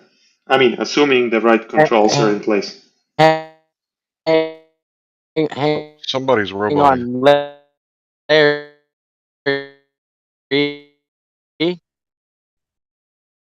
Rob, you're roboting. Gravity is the only thing that caused that change. Am I good now? Yeah, say it again. I was just saying, gravity is the only thing that caused that change in that experiment, right, Peter? Well, he's asking you what's your independent variable. Is it gravity?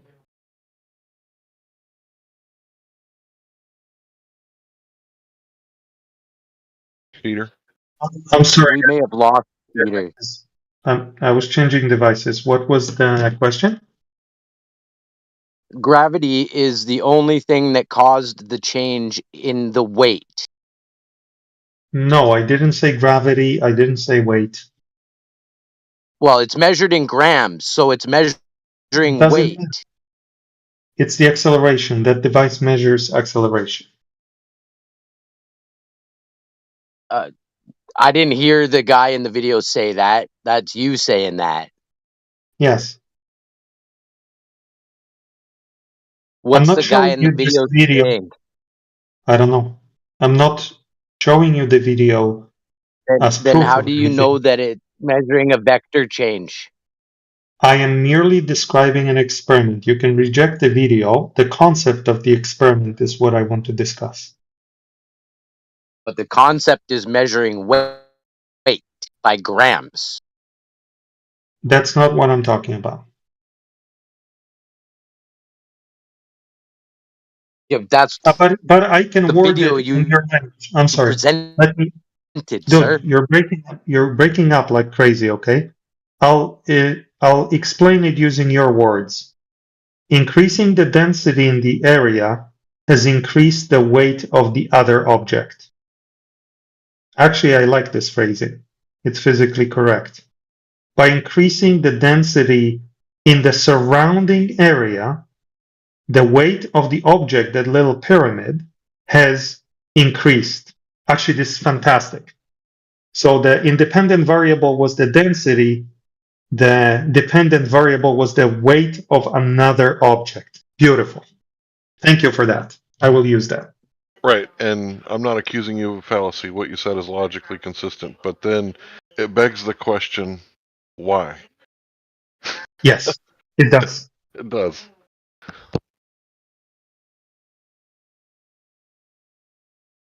And that's where the science is. No, we've seen the demonstration. Some might call it an experiment, depending on how loosely they are with the word. Now this is the end of the science, Oh if there no, was no, any. I'm Hold on, sorry. hold I'm on, sorry. No, hold on, no, hold no. on, hold on, hold on, hold Why on, loosely? Why hold on. loosely? Yeah. Explain. So This is the clue of my discussion. Is the experiment, right. not the So I'm result. I'm I'm not arguing that point with you, right? So let's take that caveat away. Let's say that was an experiment. Let's give them credit. Okay, just for now. So now that the experiment is over, the science is over. Now we're back into philosophy and we're asking why. Yes, and currently that question remains unanswered. Correct. So Nobody knows why. now that we've seen this, right? Some people might say it's the mass attracting mass. Others might say no, it's the density. Others might say it's the bending and warping of space-time, where others might say it's electrostatic forces. Other people might even say, and this is far out there, it's the Casimir force. Sure, but one thing that we did see with our own eyes is that increasing density in an area had an effect on the weight of the object, or as I would originally say, the acceleration vector.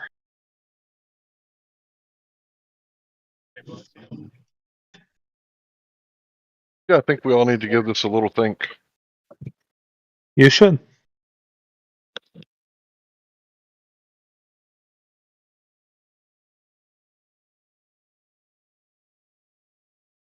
Man, it's One like thing. 3 wins in a row.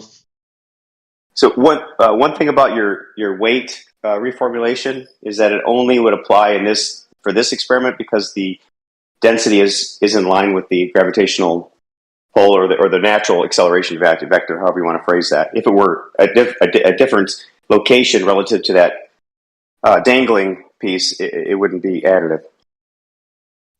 Well, I'm being very precise with my words. So the density affects the acceleration vector, and I think, like you said, it happens to be in line with the let's call it nominal acceleration vector that we observe on Earth.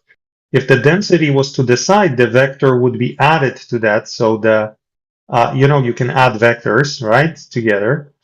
So the measurement would be different. We would actually see the other object maybe deviate slightly from the Plumb and whatnot. But what is shown in the video is actually very easy to measure. That's why they chose to do it this way.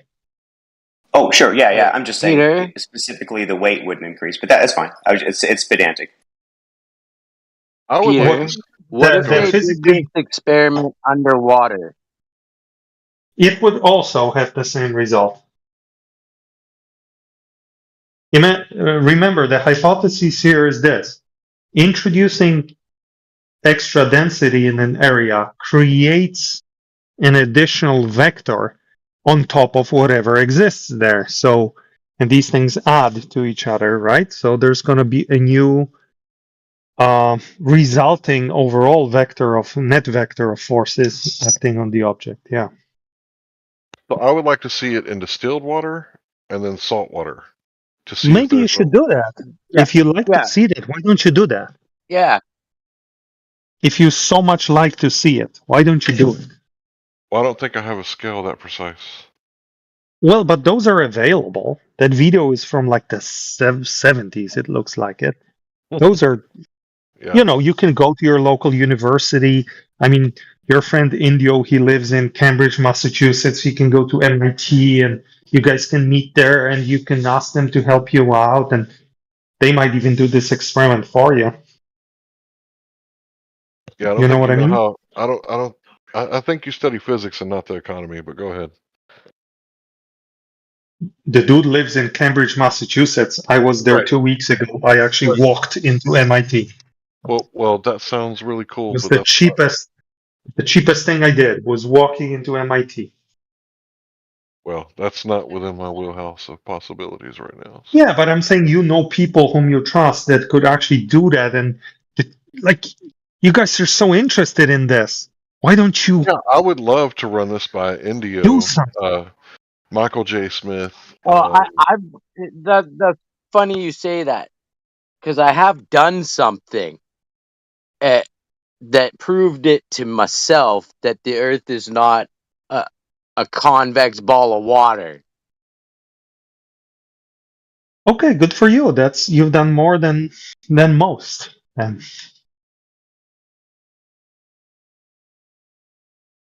AI Ardent. I would like to Yeah, see what he has to everybody say should do about it this. themselves. I would like to hear what Gregory says without a debating, just an analysis conversation.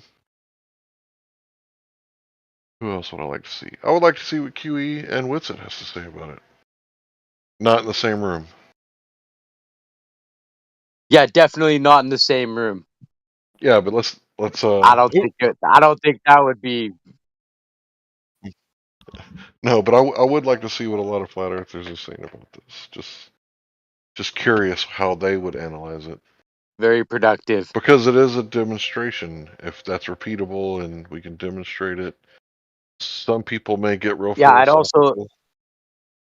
I'd also like to reiterate what you said, Larry. I want to see it in some water and then in some distilled water and like just different mediums that we could figure out.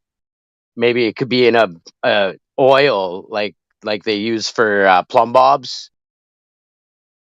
You know how to keep them from swaying? They put them in an oil Oh, that's a good idea. to make them precise. Yeah. Yeah. I got lots of them.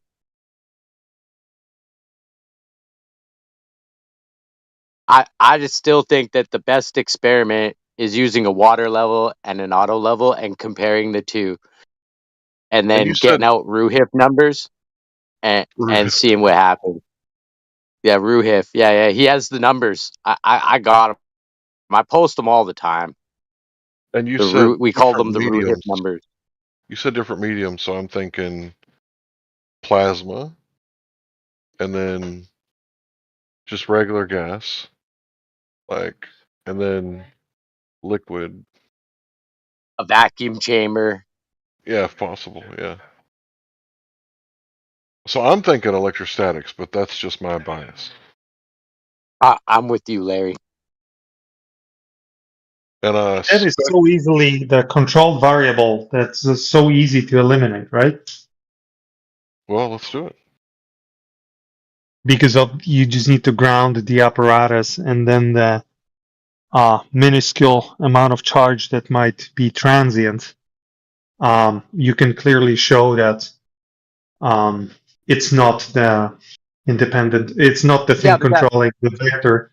because the amount of density you've seen you'll be what introducing decimal will be place move dramatically different. on the scale, right? Hang on, sorry, Peter. You've seen which decimal point moved, right? Yeah. Yeah, yeah. So That imagine amount this. of movement is Mhm. so minuscule. How I don't understand why you're confused. There's no confusion. Lexi, shut Imagine up. how easily controllable this experiment is, even as shown in the video. You perform the experiment, and then, because it's static, right? Once you introduce that extra density, that number changes and stays changed. You can ground the hell out of all these objects. In fact, you could actually even do the reverse. You could start pumping electric charge into those objects and see if that number budges. So you could like throw electrons at them, you could ground it, you could torture it, you could magnetize it. Yeah, those are Well, good those ideas, metals Peter. are fully non-magnetic, right? And you could do all sorts of things. You could shoot lasers at them because it's not like a fast-moving experiment or anything. So yeah, party on that.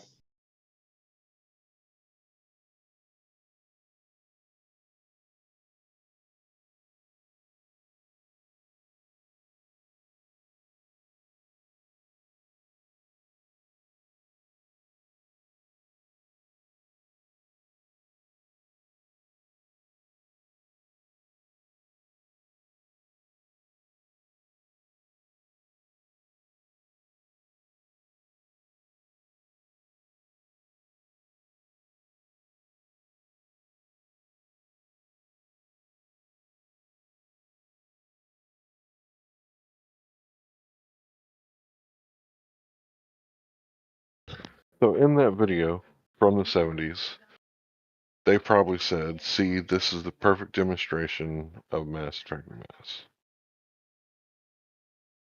But Maybe I'm not saying they were right, but useful video.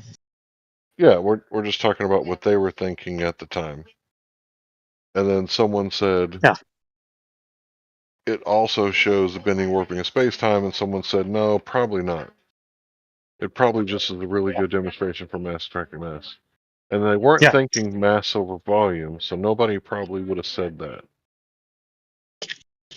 yeah. And then Peter and Larry came along and they said density. Right. So you And they, introduced so density that's into that volume that was below the Plumb bob, and the weight changed. yeah, yeah.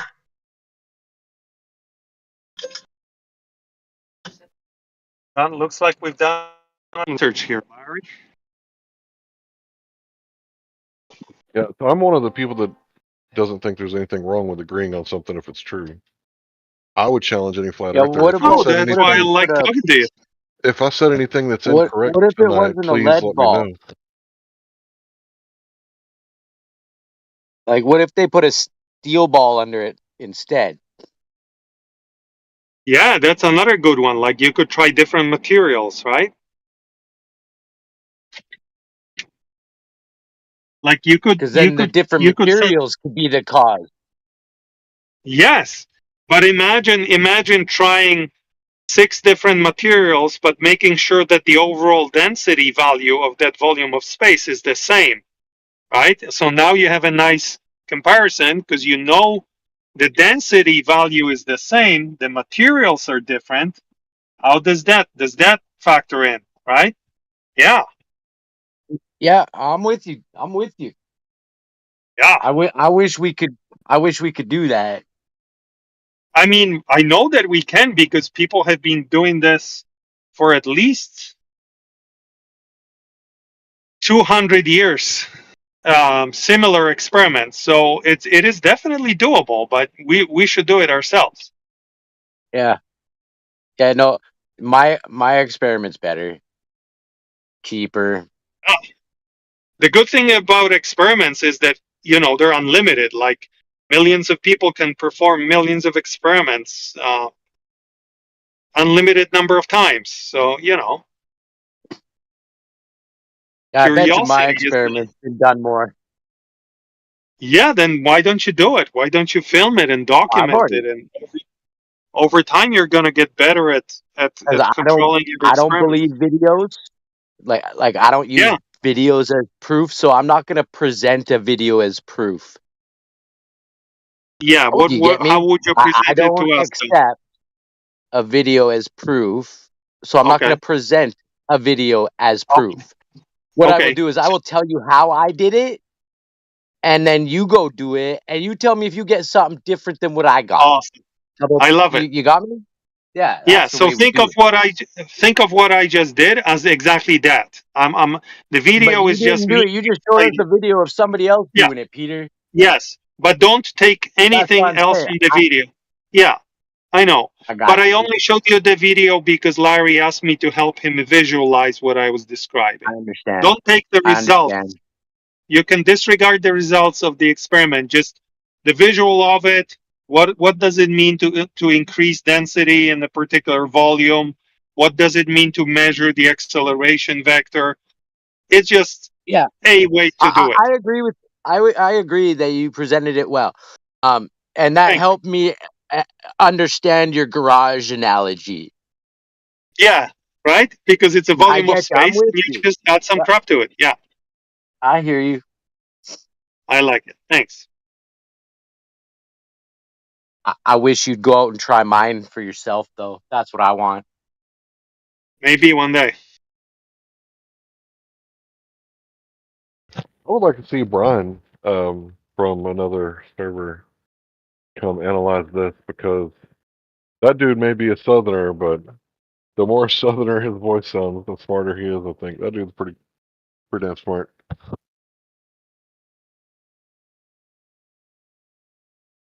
His accent, not his voice. Okay, I'm gonna get on out of here now, guys. It's been a slice. Thank you, Peter. You're welcome. Anytime. Peace, bro.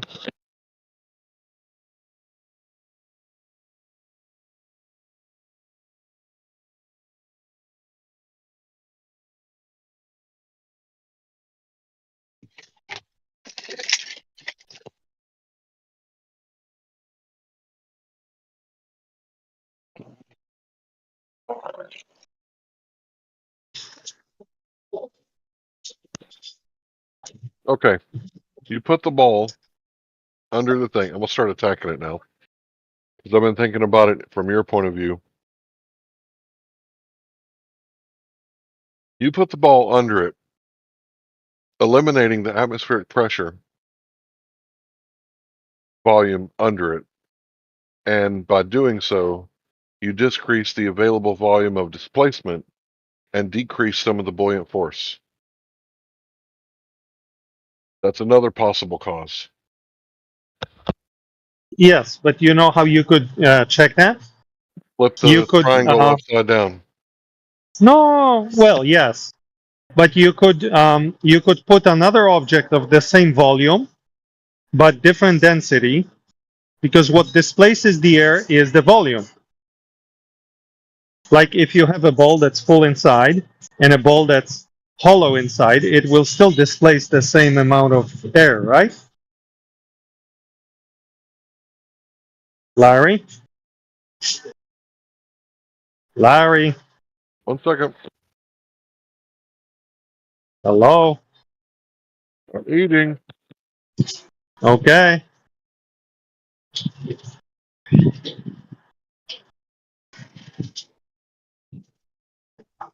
All right, say it again. I'm sorry. So imagine in that video that you have two spheres. One is hollow and one is full of some dense metal. They will both displace the same amount of surrounding air, correct?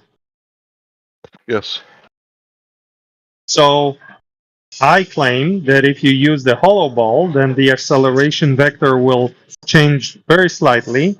And if you use the one that's full inside, it will change way more significantly, actually proportional to the density of that ball compared to the hollow one. But if it was only 0.01 gram of weight change, you won't even measure the other one. The hollow ball will probably have no effect, or no measurable effect. Right. But of course, you can do, depending on the tools available to you, you can control for that. You could have a way more massive ball, way more volume, and the hollow one would still even have some density in it, and so on. So, but you can clearly eliminate whether it's the volume or the density. In your what you just said suggested the volume controls it because it displaces the air. Easily verifiable, that hypothesis.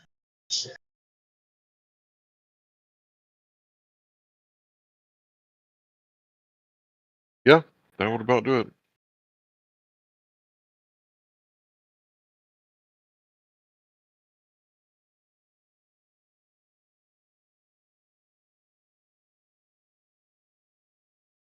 New Perspective joined. What's up, guy? What's up, Larry? How you doing, brother? Good.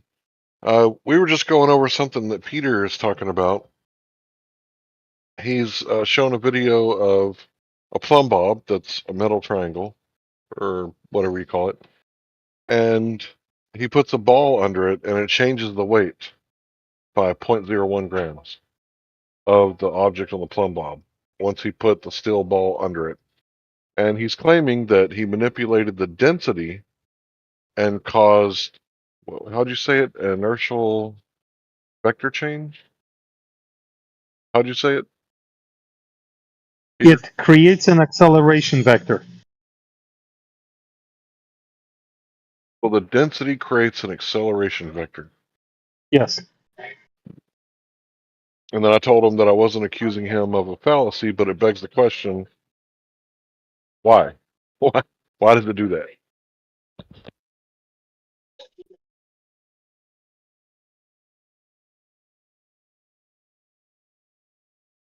So do you think that's an experiment? We all observe weight of an object. So objects have weight, dependent variable. The plumb bob has weight. It's pulling down on the string. He manipulates the volume below the plumb bob and adds density only, and the weight increase on the plumb bob. I agree with the way you described it, Larry. Yeah, I'm still manning it, right? I'm not straw manning. Yes, you're doing well.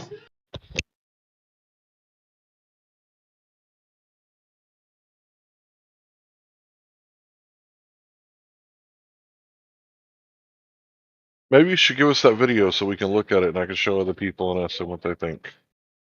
I did. It's in the chat somewhere in Oh, there. okay, gotcha. Don't watch it from the beginning because it has the torsion bar version. You don't want to look at that. I don't want you looking at that. Just fast forward towards the end where he does, that part. I don't like the torsion bar. It's too complicated, unnecessarily complicated. And maybe slightly triggering. Very triggering. Right, we're just Almost looking at as triggering, almost as triggering as saying the word mass. right. So what you're doing is you're trying to get us to talk about these things by circumventing our triggers and programming Yes. from other flat earthers Yes. so that we could just talk about the Yes. subject and put our biases aside. Exactly. That's what educators do. They find common language. They don't obsess about words. They obsess about concepts and understanding. I know this well, Larry, because I speak 3 languages. And so all the words are different in every language, right? So I know that it's the concept that matters and not the word. Right. So you tailor your rhetoric to fit the person's To understanding. the audience. Yes. But you also have to make sure the concept is grasped and not necessarily the Right. word. Right. So I am really careful not to misrepresent the concept or the physical reality, but I am more than happy to change the words around and oversimplify sometimes. Yeah, with Spanish jokes, I understand what you're talking about because they think that ambiguous jokes are funny. So the double meaning like makes them laugh even harder. Sure. Anyway, sorry. Yeah, the double length. Yeah, okay.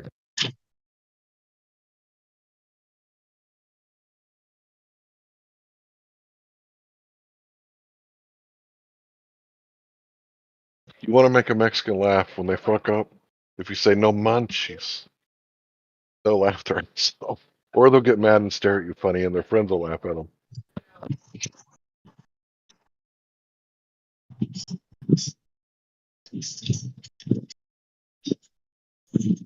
So it's 0.001 gram. Okay.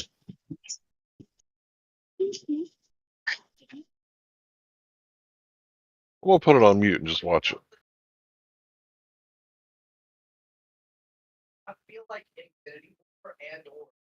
So that was a comma. That wasn't a point. Wait. What's going on?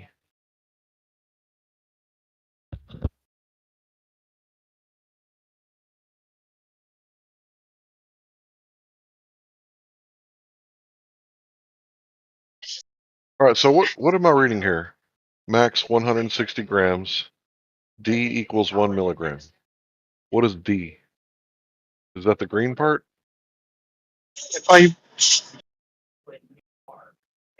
What? What are you reading? I cannot I'm see, trying Larry. to What are you? read the scale. Right. It says Uh-huh. 15 2. I think that's a comma 1 6 6. So what am I looking here? Where's the 1 milligram? Is that where the 2 is? Before the comma, Larry. The unit is grams. Okay. So 2.166 grams. That's how much the plumb bob weighs. That plumb I bob guess, weighs yeah. 2 grams.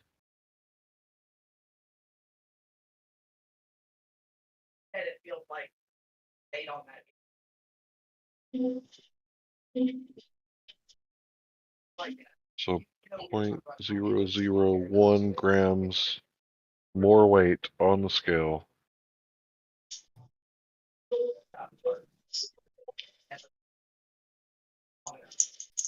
Because he changed the density of the volume. Yes, exactly. So there's still buoyant force there.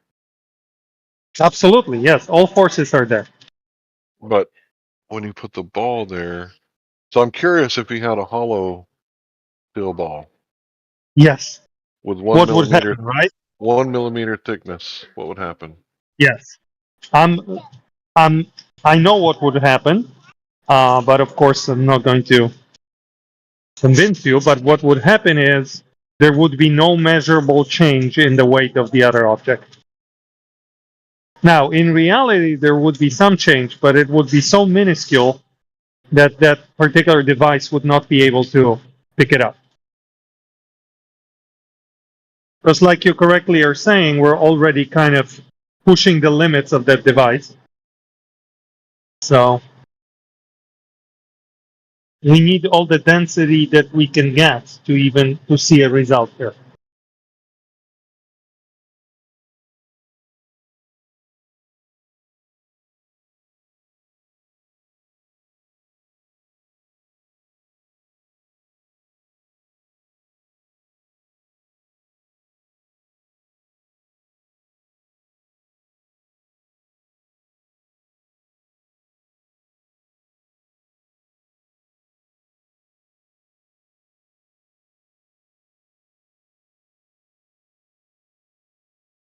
So you're not manipulating the relative density, so this doesn't have anything Why to not? do, because you're not manipulating the relative density between the object and the medium. You're only manipulating the density of the volume below the object. Yes. Yeah. But that's relative to the other object, right? The volume So at below the time object is t1, relative to the other object. oh, but you cannot forget that the Earth is below and it also has a significant density. So think about it like this. At time t1, there's a certain relative density, right, below the the little pyramid, and at time t2, after we introduce that extra ball, that relative density in your language has increased, right? That relative density has been changed, and that clearly created an acceleration vector, which causes the weight, what we call weight in common language, to increase.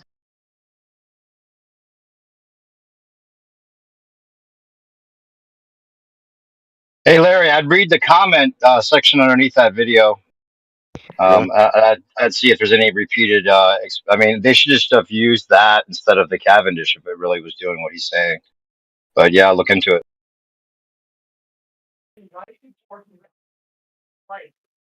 Here's the new concept. The first comment, right? Talking about gravity also repels. Recently, I heard someone say that the reason that the Big Bang happened is because gravity is a repulsive force. That was the first time I'd ever heard that. And then I read this comment, and it says gravity also repels. Has anybody else heard of this before, or is this new? Inflationary theory. So in the inflationary theory, I never picked up they're saying that gravity is a repulsive force in the inflationary theory. Yeah, there was a state before gravity that the inverse is the inverse of the gravity, that it causes an expansion, and this expansion causes bubbles when it hits a point, and you get these bubble universes from this inflation stage of Pure the. speculation. Well, it easily explains. So when it comes to physics, if I have a model 1 and 2, and 1 better explains the phenomenon than 2, 1 wins until a better model wins out. So this is why even disingenuously acting like this isn't the best model when it literally battled out all the rest is really silly. Yeah. So, but Larry, on your question, every experiment we have performed has always demonstrated the attractive force of this interaction, whose name I should not mention. There was up until very recently a proposed hypothesis that antimatter would be repelled by gravity as opposed to attracted. And there was a very sophisticated set of experiments designed, and they have confirmed that antimatter, in fact, is attracted by gravity. So it's Attracted or people repelled? You said attracted, like all other, like ordinary. Antimatter is attracted.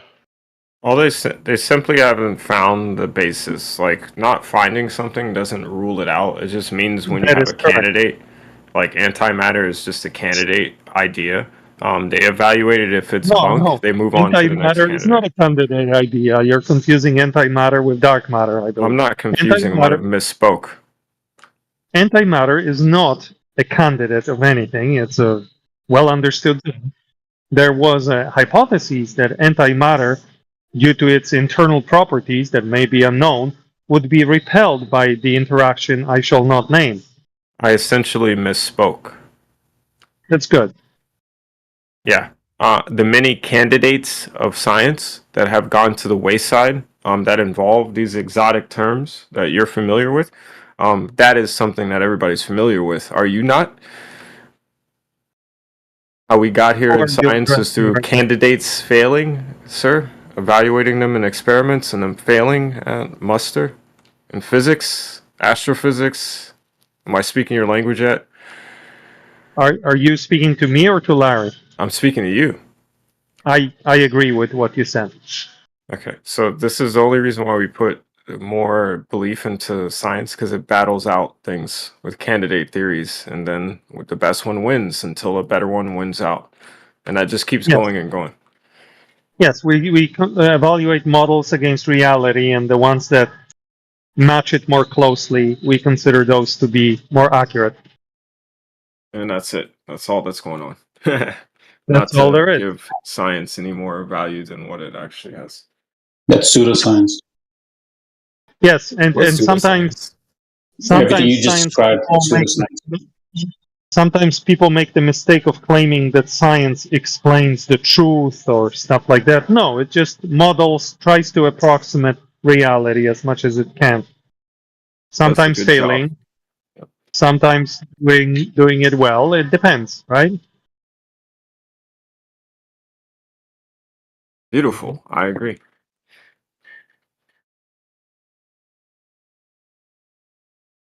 What are your thoughts on dark matter, dark energy, by the way? Some very informed. Uh, Peter the Globe Prover. Okay. They are part of, they were introduced into the, let's say, the mostly accepted cosmology around, I think, in the 90s or 80s.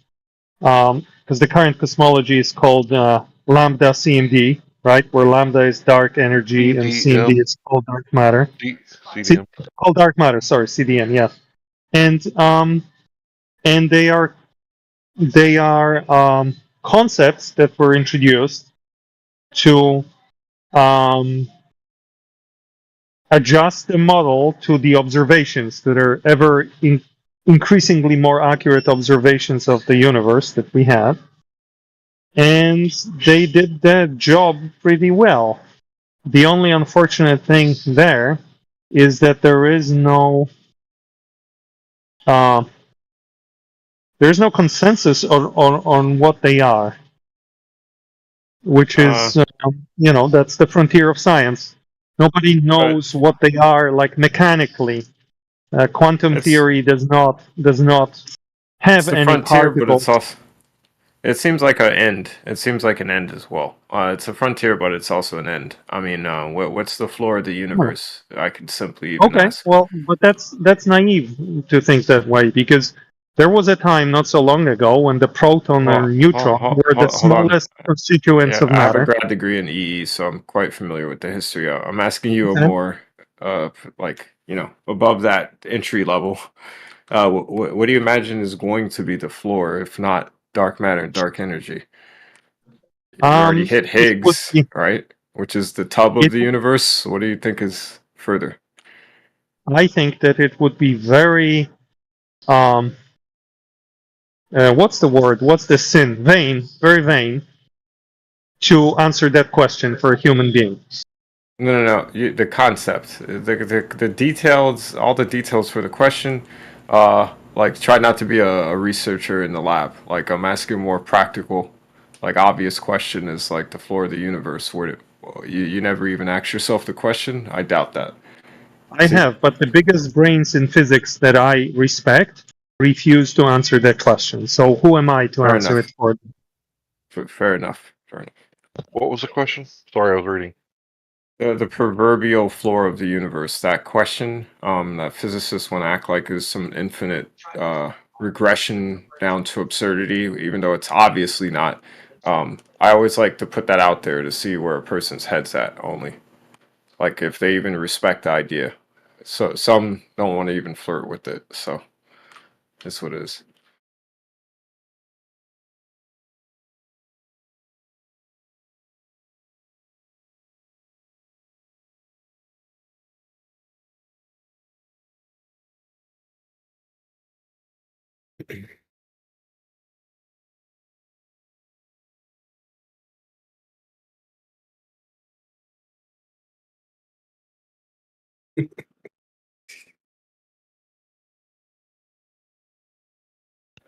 So I've studied quite a bit of religion. I've never studied the Kabbalah, but I think a lot of this stuff has a root in the Kabbalah. I've heard from. It, Go ahead. yeah. The idea of cosmic inflation is like Kabbalic teaching. It's Ian Soph, Ayin Yesh. There's structural things within Kabbalistic teachings about creation that mimic like Uchi, Yin Yang, Tai Chi, uh, the existence of 10,000 things. The same concept in the East about cosmic inflation is rooted in Christianity, Judaism, everything, like the creation mythos. And Kabbalistic teaching, they go into far more intricate detail, even about causal powers having separations causally, like event horizons in between them. It starts to even sound like a black hole, right? Some of them. So yeah, it's in there. So I'm glad he told me to read the comments because I have to remind myself that we're talking about mysticism from time to time. And Yeah. it's unfortunate that, sometimes people think that this is science when it's mysticism, like the Big Bang. Like, I don't really think that that's a scientific theory. And they say, well, yeah, it is because you could see the CMB. So because there's this light, and it's said to be the oldest known light in the universe, and then I say, well, what's the dating method for light? And then someone says something along the lines of, well, you can tell how old it is by how it's moving and the Doppler, the redshift, and the Doppler effect. And I don't really think that's a good way to date light. So I don't buy the Big Bang as any kind of theory whatsoever because there is no naturally observed phenomenon. Doesn't even pass the first How step of the would you do science. it? So the Big Bang, I would consider a postulation. No, how would you date light?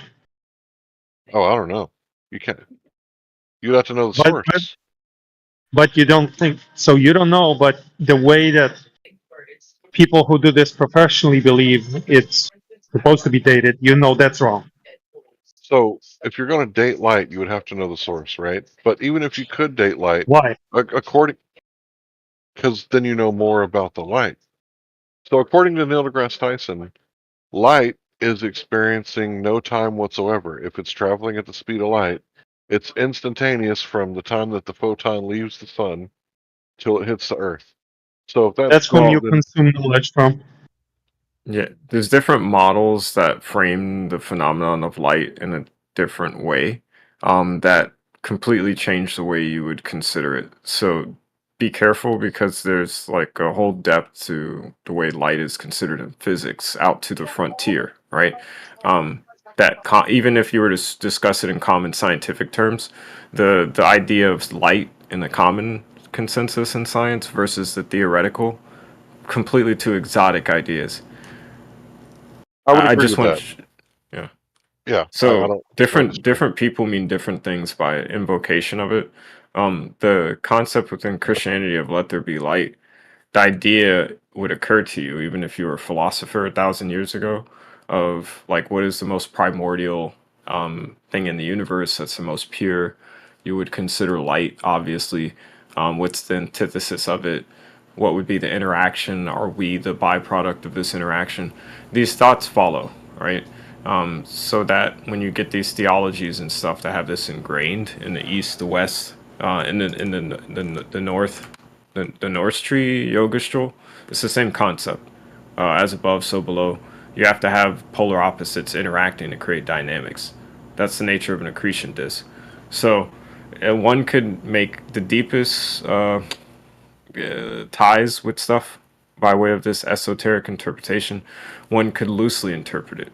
It all has to do with what you produce thereafter, right? So you can't fool yourself in thinking these people thousands of years ago understood, frontier physics like we do, but they had a conception nonetheless. Okay, let's analyze, and I don't usually do this, so everybody forgive me. Let's analyze the first scripture in the Torah. You know it? No, I don't. Okay. In the beginning, God created the heavens and the earth. So all these things are dependent on one another, right? Because if you didn't have time, when would you create it? This, Well, matter. And if you hold on. didn't have, I could sorry. use physics to dispel like a lot of this already. If you have a container, and you put into it dark matter, dark energy, right? You need a container to just to get the dark matter, dark energy into a certain shape. You inject an energy source of some sort to get the dark matter to animate and swirl and cause dynamics so that you can insert in a further creation. You could easily explain like creating like some thing creating things and it Who be did that? this universe with physics, Who right? did that? So it Who isn't did an that? absurd. Can I Who did finish? that? Who It would did be that? akin. Can you relax? Because this isn't hard to wrap your head around. So I'm going to answer you, right? Okay. Just like we create data centers, quantum computers, and create video games that are like exotic new worlds, and people enter into them and play them. Something could have done that for a universe. Not to say that is the case, or I want to argue it. It just is plausible. It's not an absurd idea, right? Is it So not okay? Okay, can I ask you? Is it absurd idea that I can imagine the star dust with with the unicorn pressure that can push all of that? What you said now? you can do a lot, but the question would be, Yeah, what is but more? Can I please? The question would be, what is can I more please plausible? Are more you trying to plausible? just be absurd, or you? What are you trying to do, bro? Are you trying to be absurd or what you doing, bro? I'm not. I know what my intentions are. I'm asking you Okay, how because we will you put put dark matter? against.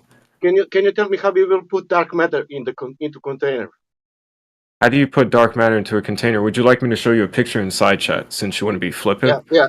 Yeah. No, no. I Okay. Give want me to a second. show. I want to that you show me how you will put dark matter first. What is dark matter? Then how we will put that in container. Yes, a container would be a non-reactive topology that would constrict and contain something. Can I So see that? it's Can I see yeah. that I'll with my show you eye? a picture inside chat. No So you can picture. get Can your I see the dark matter? It's in the inside of the container, not the picture of that. okay. The moniker dark is for a reason. Do you know why they chose that Listen this. word? Listen this. If I ask you about the boiling water, can you show me the boiling water, or you can show me the You picture can of the ask boiling water? you can ask questions ad nauseum all night that are like the most ridiculous Okay. questions, and I'm going to If I try and ask you, answer. Can you if I relax? I'm trying to talk to you no, at I this cannot point. relax. I cannot relax. I Okay. ask you about this. I ask you about this. Can you show me the dark matter inside of the container, not the picture? Why do you imagine I can show you? Why do you imagine it's something that you can Are you see with your speaking? naked Why? eye? I'm asking you in a question now so I can understand you better. Why do Okay. you imagine you should be able to see it with your naked eye? What I can see with my naked eye? That's why I'm Matter asking you, since you why do asked you for a think you picture. should be able to see it? Why do you think that is an idea I'm asking that's you what I plausible? can see. I'm asking you what I can see with my eye. You can't see it because your eyes can only see a certain EM spectrum. You can't even see infrared, goofy. Okay. And what you can do to realize that is dark matter in the container? What do you do to realize it? You try to cover the whole EM spectrum, right, of interaction. And then when things waver very Can you show me significantly that from that's that, can I created? Can you please? show I'm that? trying to answer you and you're talking through Yeah, me. but you are telling me. This is okay. So you would take all that you know about forces that can influence something, apply it to that thing as much as you can. If you start seeing gaps everywhere with your measurements, like what the hell is causing this, you come up with a candidate idea. What do I think that might be? You come up with a clever name. Oh my God, I can't see it, so it must be dark. Maybe it has matter-like and energy-like properties too. So you call it dark matter, dark energy, which gives you a term that allows other people to line to it. Then you investigate it and see if it's plausible, which is what they're doing at CERN at superluminosity in 2029, I think. They're doing a direct dark matter. Okay, that's just, they're testing out their concept. Do they actually know what the hell it is? They have no fucking clue. They're testing out the concept. You have to actually make progress when you have ideas by putting them down on paper and refining them. If you never do this, you have nothing. This is all scientists are doing. I'm not trying to overweight what the hell they do. I'm just trying to help you understand what the hell it is. So if you have a container in dark matter, dark energy, you inject something into it, the reciprocal interaction is going to cause an inflation away from the initial condition. That's how they came up with a cosmic inflation model, right? You can see it because if you look at space-time, things in space-time, they're moving and they're moving uniformly in a certain direction. Then you start to think there was an explosion, right? What the hell was that? You can do, this is the reasoning of scientists. This is how they came up with it, piece by piece. They didn't just pull it out of their ass. They didn't do it based on religion either. That's exactly what they're doing. Okay. Sounds like a lot of mumbo jumbo to me. Okay, there you go. I don't know. It made I'll sense put an to me. article It's inside. pseudoscience. I'll It's put two articles pseudoscience. inside chat. Do what you want with it. It relates to what I just discussed. So It's if it's pseudoscience. not religion that came up with the Big Bang Theory, why did a priest come up with it then? Because the singularity a singular cause. Things zip up, right? A black hole, even, right, has a inflation. It's called a cosmic embryo. But A you don't black know hole. that. We do because we've pointed No, you satellites don't. at black holes and we've watched their evolution all over the For universe, how and we long? could see How long did you watch what the they do. evolution for? Would you like a link to that? I could put it in side chat. You can just say it. Just what you said. How long have scientists been looking at this? Yeah. Okay, you realize space-time it's No, they're I don't together. realize space time. What is that? Oh, it's the way you look at things that are physical. You have to look at them So in s- space and time. So space and time is physical. Yes. So when we look at black In what holes, way? we're looking back in time So that you got way. space. So space physical. The absence of nothing. The absence of everything is physical. What? Space is just XYZ, right? Yeah. Dimension. Okay. Conceptual, And right? time is time physical. T. Yeah. So propagation of light, it takes time. So if you look at a black And light, hole right now, not you're looking time. in the past. So you got to put these two concepts together and make a physical thing. Is that Yeah, what you I'm say? explaining to you why when I say I you want an asked me how long explanation, did we dude. look at I want black to walk holes. through. I want to walk That's through it with you. that's what we're doing, sir. So Yep. when scientists So look at a black hole, they're looking can you show back me in space time? time. Do you get that Can you show? concept now? You don't know that, dude. You do, because I just No, explained you it. don't. No, you didn't explain anything. Oof. I feel I did. You claiming I did it. How should we address this? Okay. Oof. So Did you hear him say oof, oof? Holy shit. Dude, you just don't understand it. What the hell's wrong with you, JD? No, I mean you helped me out. You're the one complaining. so space. Yeah. The absence of things, right? Space is not the absence of things. You chose that Okay, definition. so what is it? It's the presence of things, like dimensions, XYZ. Dimensions. Oh, you mean no, like volume. Yes, volume is a thing. Yes. Okay. So and then space and time. And then you go space time. Yeah. How do you get there? You just draw another dimension off of X, Y, and Z time.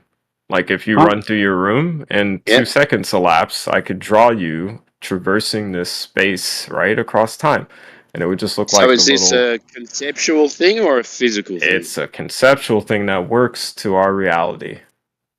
In where? Therefore, we use it. I Where? just gave you the example. If I took a concept. video recording of you running from one end of your room to another, I have you captured Yeah. in space and time. No, dude. could So play it that forward and Wait, back. I thought gravity was mass. video. So me. I thought it was mass attracts mass. What happened? So me running from one end of my room to the other is Yeah, I bending. take out my iPhone, I record you. What do you imagine is the forward and back button doing? Traversing what dimension? Time. The video. It's changing the video. You know that, right? What? The It's How do you video has relate? a in the video. timestamp. It's called How a do you How timestamp. do you Yeah, relate it's this literal to it variable. bending, though? Sorry? How do you relate it to it bending? We haven't gotten to that because you're hung up on space-time being a No, we just term. got past it. You said it was me running so from now one you end of the understand room and recording it. Yeah, now you understand the concept. We can move forward. Cool. Yeah, let's go. Okay, now gravity. How do you place something Wait, in what's that? space? Now we talk about space-time, right? So if I have a block of space-time and I want to put an object dead in the middle of it, how do I get that object in the middle of the space-time? Dead in the middle, Dunno. from the outside of it. Holy F. Dunno. Go ahead. This You is have painful. to like move it through there, right? It has to be continuous too, because you can't play video games with the physics. It has to be continuous, entanglement. So let's say we have a cube. What's a video game? Huh? What's a video game? A video game is a simulation of space-time. Clever guy, can I ask you a question? Yeah. What are you talking about, A dude? video game is a simulation of space-time. You were just talking about moving something through space-time. Yeah, you asked Now me. you're talking I about video gave you a. game. No, I had you accept the idea of space-time, right? And I took a block of it, and I said, "How do you get an object to the middle?" And then I explained you have to push it from the outside to the middle. Do you agree? Yeah, okay. Yeah, so in order for you to get something in a space, you have to put it there. Yep. All right, go Yeah, ahead. and you can't pop it into existence instantaneously. There's no magic. It has to be a causal, Oh, well, like, there beginning and goes end. there goes Yeah. your Big Bang Theory then. Well, no, that is the Big Bang Theory. Great. You just Do said you you see it? can't just pop it out of existence. Yeah, that's why How you can an have a object Big Bang exist and outside? cosmic inflation, because the minute you interact with a medium, like dark matter, Can dark you show energy, with can you show me an something example dense, of can you show me an example of what you're saying? yeah, you take a really hot sphere of molten metal or something, you drop it in the water, and you just see the violent reaction that happens. Yeah, that's boiling water. No, it's Timbo, a hot ball entering into room temperature water, and the pushing Timbo, away violently of the two things that are very opposite. It's boiling water. That's what it's doing. It's not It's warping not space boiling time. water. It's warping because of the heat index Yeah, and dude, differences don't you there. see? That's space time, the water. I'm gonna go make So some you're space saying time, boys. you're saying if you drop a really hot object into water, it's not boiling the water? Uh, you're talking about a process. Like boiling is a process. So like the instantaneous interaction between like a hot like sphere of metal iron with like lukewarm water So how is a very are you getting to very bending violent. space time from boiling water? Oh, that the heat around the ball. The ball never actually touches the water. The heat coming off of it pushes it away. Yeah, it can I makes ask, It's it it never boil. interact. Timbo, Yeah. can I ask you a question? Yeah, go ahead, man. Face, I think he's a weirdo. Face, can I ask you a question? Yeah. I'm next. Why these people does not believe that Earth is a globe? I I don't like to me the geometry of something, it doesn't even say much, right? Unless you have another relative way to make What sense of the about geometry, what, right? So what, I don't see the point of arguing about Was that geometry his unless there's question or not? Is that his what they are yeah, question? saying? yeah, I'm What they, answering it. No, what you're they are You not. guys saying? are arguing about something that has no end to it. Oh, I don't know. No, the So are end you. is The the end You're shape of talking is about something? the The end shape of talking is about something? how space do you time, and you're know telling the us Earth that. is a globe? What, what How do you know precisely the Earth about is a globe? what That's the end. precisely about geometry? You try to What good precisely? faith come up with a way to see if it is, and then when you get your result, you believe in it until you get a better one. That's all you do. Yeah. Right? But what precisely about geometry they say they are saying? Well, you're asking me to explain their belief. I can't do that. That's You don't dishonest for me to do. you don't know their are saying that you don't know their position. I don't subscribe You to don't it, know so I why they wouldn't. I'll believe what let they do. them No, speak I'm for not saying that themselves, you and it's not my subscribe to room. them. You know their position. Our Hey, position is how do you know the Earth is a globe? there you go. They Yeah, question yours. I'm asking you why these people? Do you know why these people does not Somebody believe just it? answered you though perfectly. I don't want to muddle it. He just said what their position is. What is position? I didn't hear. Sorry. Who just How answered? do you give us a proof that the Earth is a globe, or answer the question? How do you know the Earth is a globe That with position is proof? not the essence. That's Give you us are saying one that. proof the Earth is a That's their globe. position, dude. Like No, that's not that position. One, I take question with it too, but that's their stated position, give so us, that's give what me I'm saying. one proof the Earth is a globe. That's good position. Yeah. I got a question. Since you're talking about space time, what's the space time continuum? It's the idea of there being continuity, right? So if you have like a universe that's in an Olympic pool of dark matter, dark energy, the idea is it's continuous. Everything touches each other and is causally linked from the beginning of the pool to the end of it, the top to the bottom. So if you big bang into it, you're gonna have a world line, right? A causal kind of path that leads up into the present. There's going to be no games played, no discontinuity or gaps where you can't fill in with causality. So Can you it's have called a flat surface in continuum space because time? it continues from the beginning until the end. What world do you live in, man? Can you have flat The world surface of in frontier space time? physics. Am I sounding like a weirdo by way of wording things? Can you have flat surface in the space time?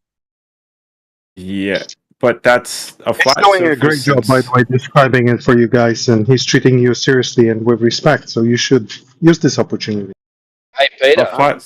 did you say yes? We can have flat But surface so, and yeah, space you time. can have. Obviously, you can. So like here, funny enough, say you have like Jesus, a pot, like a deep pot, and you put gelatin in there. Um, if the gelatin is like a certain density and I squirt water, I could contort an object like by pressurizing it, right? So an object inside space-time could be flat by way of other forces pressing on it and changing its shape at any moment because it's all And relative. how you will describe flat surface, for example? How would you describe it? You always describe things relative to others. This is the nature of the limits of existing Okay, in space-time. You only can speak of for things you, relatively speaking. in reality, what would be flat surface? Ah, shit. Well, I could like flat Earth could be explained by like holographic principle. The idea would be Ask you the simple question: I'm what would be answering for you, you flat bro. surface? I'm answering you. No? Stop like interrupting Okay. me while I'm actually answering you. Like the Milky Way, right? The black hole at the No, center of the no, no, Milky no, Way. no, no, We're no, on. no, no, Can no, you no, no, no. stop? Wait. Stop. I'm speaking about the surface of the let's say ground. How you Yes. will describe not Milky Way? Be with me, the ground. How you will describe that something is flat? For example, you are watching some kind of surface. How much should to be big to say this is flat, or there is no possibility that that kind of surface can exist? Or Sure. can you give me some imagination, whatever you want? Yeah, basically, yeah, something basic is you would just have a point where you're at right now, right? You would try to go out to the furthest point on a horizon, like just in a certain direction, where it would just spin around and pick a direction and just go in it. And you would try to measure when you get to that further out direction, is there any drop in elevation between where you were and where? So obviously, like there's hills and mountains, you're gonna have this, right? So you're gonna have a topological map of the surface of the What if Earth. you don't have what if you don't have hills and mountains? If it's only the plain. I'm trying to explain how you're getting just an elevation map. When you claim the Earth is like spherical, all you're claiming is How to the. get Oh my elevation? God, this guy won't let me No, finish. man, I want to understand, man. Why?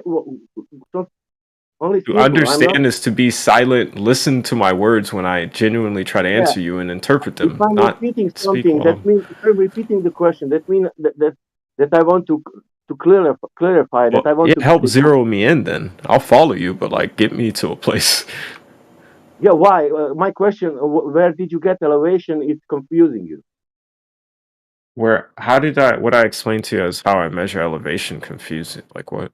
Yeah. How we get elevation? Can you tell me that first?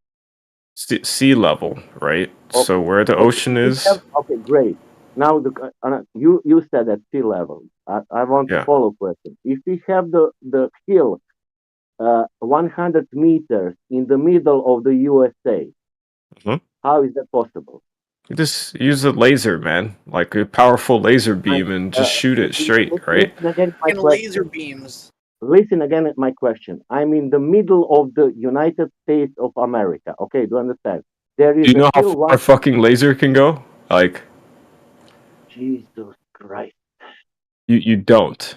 Yes, you're in the Uh, middle of the United States with a 100-meter okay, fucking hill. You think I okay. can't shoot a laser from the coast to the No, where you're man. at? You're Can you wrong. leave the laser?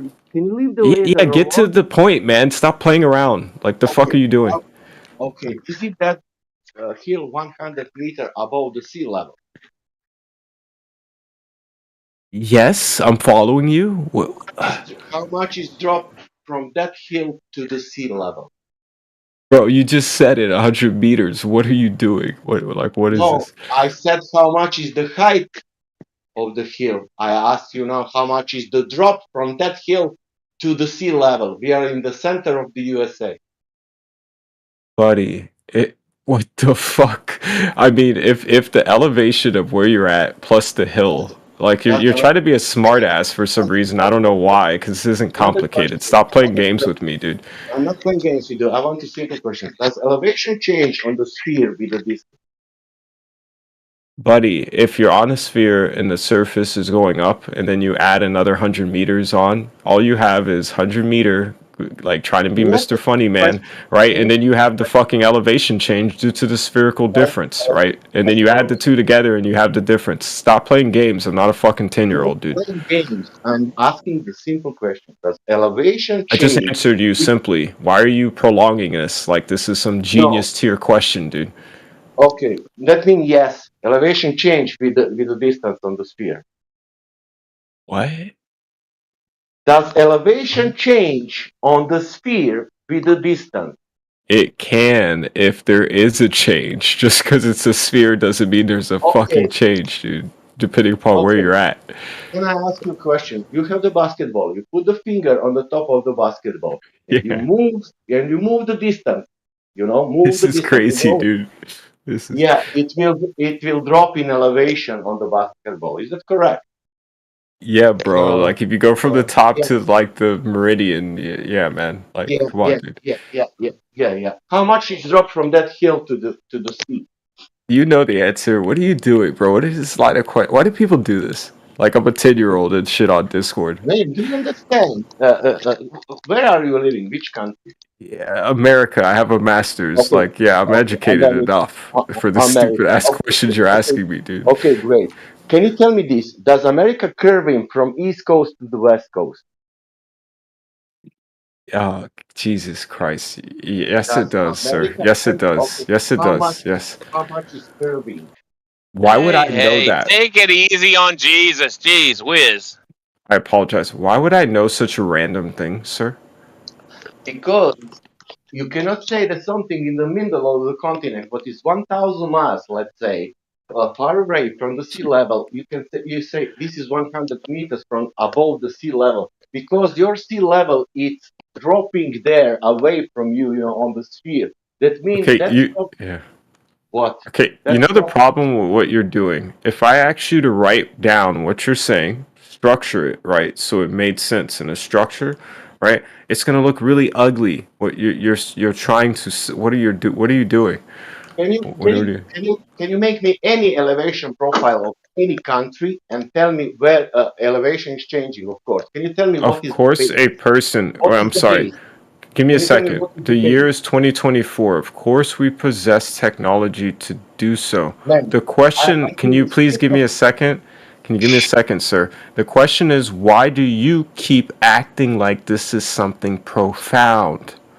this something profound. I will tell you why. Because it measures flat every elevation profile. It's only changing elevation with the distance You all realize the time. flat is an adjective. I would It, ask you it quickly all to quantify it so we can I can get finish my beyond silly sentence? words. You ask me because because it's sea level, because it's the base is zero on the ground all the time. It's I'm zero, like and watching a elevation person just spin around in circles with themselves. Yeah, like Okay. like Like, what are you you with doing, dude? space and time. That's the same thing that you do. Okay, You spin so around in circles in between space and time.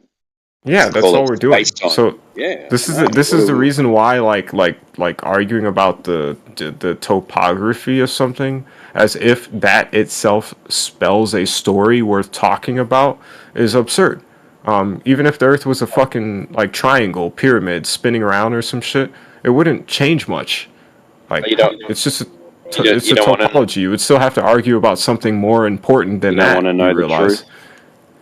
Did you hear what I said? You would have to argue about something more important than the No, but shape. I know you were saying it's a silly argument, so you Are don't you want to No, know saying the no, that? truth. Are you you're saying not. You're Can we just misinterpreting what I'm saying on purpose.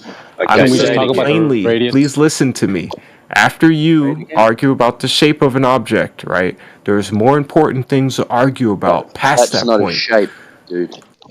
No, but I'm asking you, how'd you get the radius? Do you know how they measure the radius Water of Earth? doesn't stick to spinning pyramids either. Right? Yeah, If one you at a spin a time. pyramid fast enough, it becomes a sphere. God, Funny. don't get distracted, Centrifugal. dude. There was a Oh, well, question let me on get the some tea. table. Yeah, How there did was a they question. measure the radius of Earth? You have a master's degree. Tell me how they measure the radius of Earth. You go up really high, you look down low. That's not measuring. How Is it? that's not a measurement.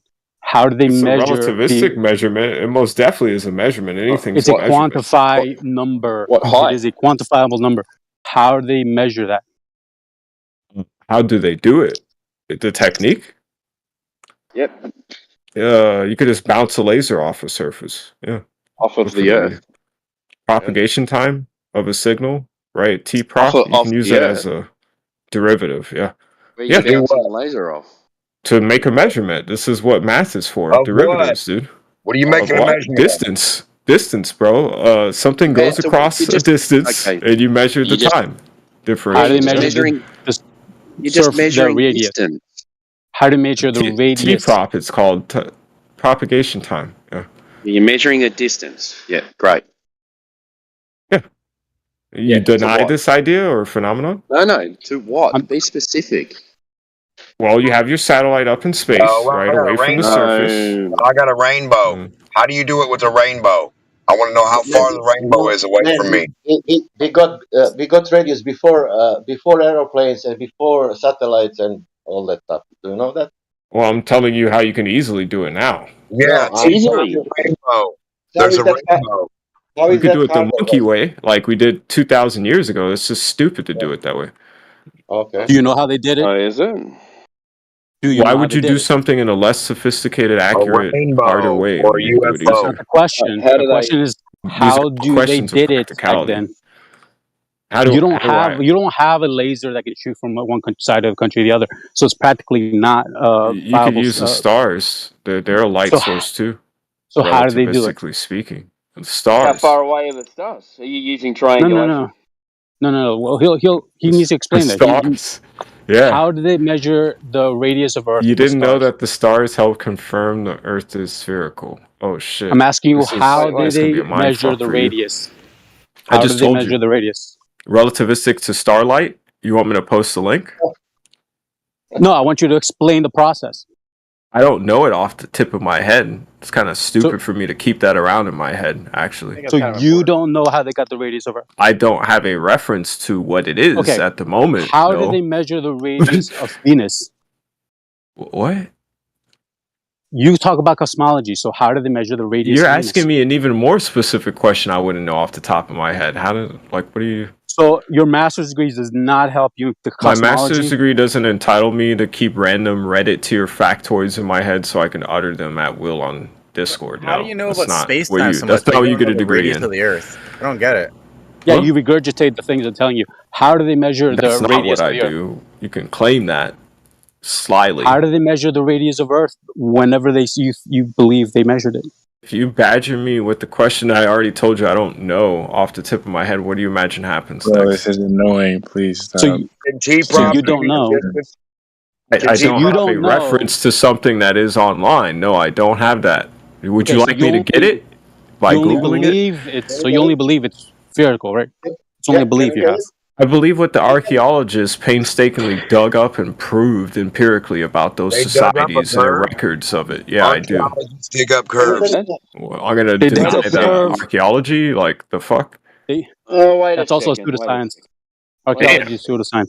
That's Wait, crazy. How? So you how did the don't. how did the archaeologists prove it was curved?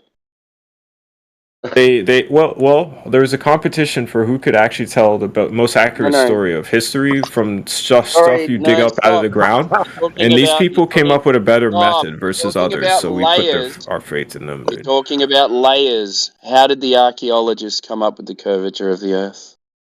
He said faith. He has faith on them, What? but they came up with it.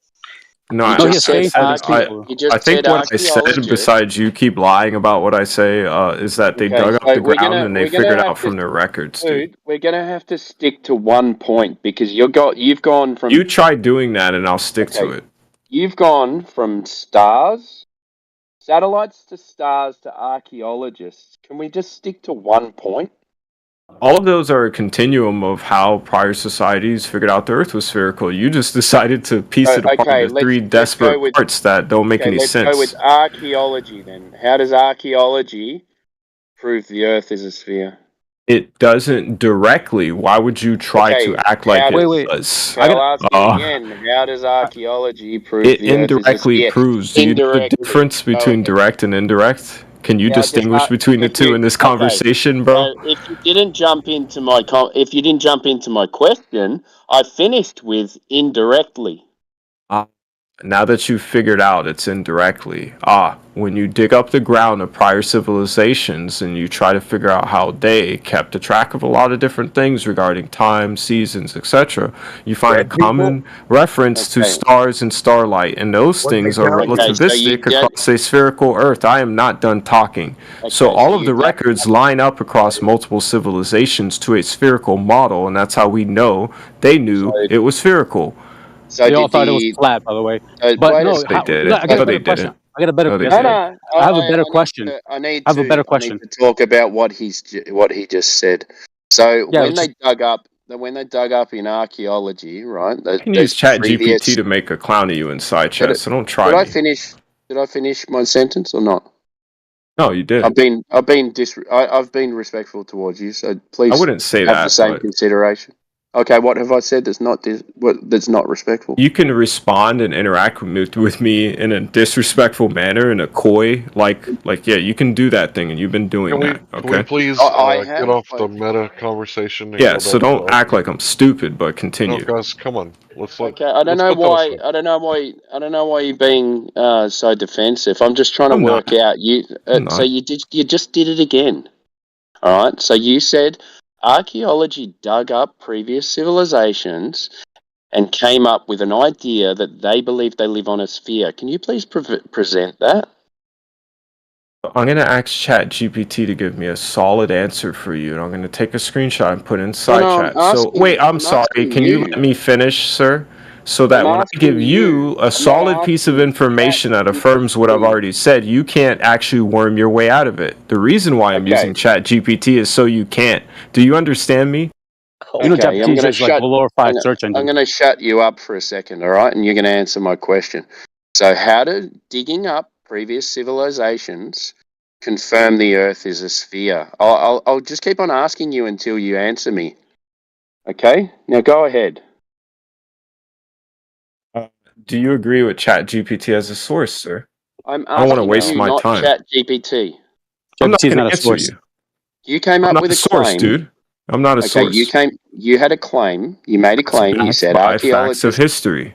archaeologists dug Yep, up previous that's civilizations. You're doing it again. Archaeologists dug up previous civilizations that came up with information that they had that they believe the Earth is a sphere. Can you please present this?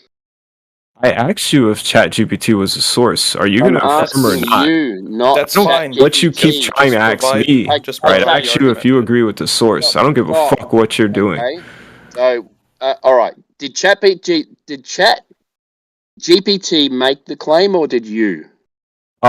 When a person makes a claim, it better be backed by something academic. Do you want me Good. to pull it out of So my ass instead? Like, Is ChatGTP academic? the fuck? Oh, it Is makes Chat academic reference. Have you used it before? Okay, so Like, can you like, please show me how archaeologists dug up previous civilizations and proved the Earth was a sphere? Please. okay, now I give you the evidence, and you can't refute it because it actually is evidence, and you're done. Is that clear? The way Okay, this where's the works? evidence? Great, I'll get it for you. Give me a second, bro.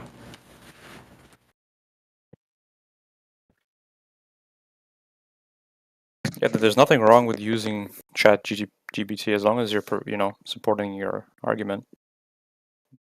The source is not important.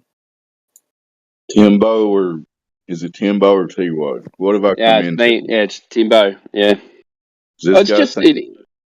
Does he think Yeah. he lives on a spinning ball? Yeah, he thinks GPT told him that he lives on a spinning ball. Okay, From archaeologists digging up previous civilizations. got it. Thanks. Good to hear your voice, Dave. Back at you, Hank. I mean Larry. My bad. Hope all is well in Kentucky land. I still exist in whatever this is, and yeah, all's good. Back to you guys. Thanks, Dave.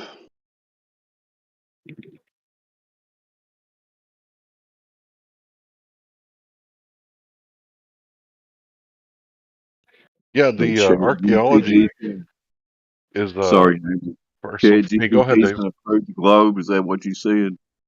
I think Sorry. so. Yeah. Okay, go ahead, Larry. Yeah, he's apparently made a claim that archaeology has proved that the Earth is a sphere. Unless I misunderstood what he said. Yeah, that's what he said. Yeah. Interesting claim. I got it for you in multiple ones at that. I can't believe you didn't just understand this to be the case. Especially Alexandria with the circumference of the Earth. That's where it was first measured, by the Yeah, way. that's not an archaeologist. Sorry. They have to dig up the prior civilization's records to be apprised of their understanding of the spherical So they Earth. they dug Do up you understand Eratosthenes. the Did they grammar dig of up what I'm saying? Eratosthenes? Did they? Is that what you're saying? Excuse me, did you understand the grammar, the structure of what I said? Yes. Ah, so why did you like laughingly refer to what I said as if like I messed up on Did you hear something? me laugh? Ah, so we're square. So I'm getting ready to post the text from ChatGPT that affirms what I said, and then you're done. No, and then we'll look at the claims, and then we'll talk about it. Isn't that how conversations work? Excellent, bro. I love a discussion. Yeah. I don't know why you go, I'm going to post this and then you're done. That's retarded, man. Well, you're posturing, so I would assume so. What do you mean posturing? Yeah, we're losing, all right. We got it. Attention, he will post something about Eratosthenes. It's a danger. I don't know why he's so. Okay. Let's see. There's Eratosthenes. a response. Can I make a clap? Eratosthenes 3,959 times. Go. There it is in side chat. Right, so we got the first one is lunar eclipses. All right. So what about what? So how does that explain the Selenelian eclipse then? Keep reading. There's other ones. Okay, so we're going to throw out the first one, or If you want to do that, there's others. Like, could you go through all of them just to see that there's at least yeah, okay, one, so and then we phases could of the address which moon. one you think is the Not weakest. that's not the Yeah. curvature of the Earth. All right. Wow. Okay, you're just gonna ignore how reciprocal relationships work. On to the Okay, so next one. disappearance of ships over the horizon. Oh, okay, that's a good one. All right. So Can you run disappearances through of all of them? ships over the horizon. No, because we got to I don't go want through to. them I don't one want to by have you one. get hung up as if one disproves any goddamn thing because it doesn't. So can you just speed run through all of them so you're Oh, so we're apprised going that to there's go at through least all one? of them, and so we're going to go through all of them and not address any of them. No, you do a quick run and then you do your deeper dive. Well, Like you people think you're can gonna do. read. People in the chat can read. Would Like I if we assume just you're want to. avoiding one of them because you think it's a stronger argument against Okay, you? let's go. Let's start with the first one. Lunar eclipses. During a lunar eclipse, the Earth casts a shadow on a moon. Ancient observers noted that the shadow is always round, which suggests that the Earth is spherical. A round shadow is produced by a spherical object, regardless of its orientation relative to the light source. Do you want to talk about that one first? Well, I'm in my room and I have a light source. You want to play a game as if it doesn't? What are you the moon and your light source is the sun? Like, what are you talking about? Okay, so the way physics works is scaling is Okay, Lorentz I want to invariant. talk. I want to talk about Yeah, don't lunar don't stay in your eclipses. lane, bro. All Well, right, let's we talk. are actually Okay, so talking about lunar eclipses. You're trying to be your flippant, though. okay, so your proof. This first one is lunar eclipses creating a circular shadow on the moon. All right, so go ahead and explain how that proves the Earth Circular is a globe. shadow on Earth casted from the moon. That's the structure of it. Wow. Yeah, No, I have to be tight with you it's a because I know you're circular trying to loosely interpret circular what I'm saying. shadow from the Earth onto the moon. No, no, no, no, no, sir. From moon onto Earth. Sunlight What? hit moon at weird angle, cast shadow on Earth. Bro, do you need a picture? Wait, hang on a second. Wait, a You need a lunar picture. eclipse? This is crazy, bro. Yeah, A give me a lunar second, man. eclipse is the Earth getting in front of, in between the sun and the moon. That's what a lunar eclipse is.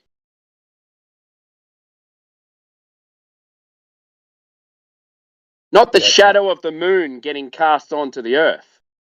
Yeah, it's inside chat. Now, how the fuck do you imagine Earth is flat in your case?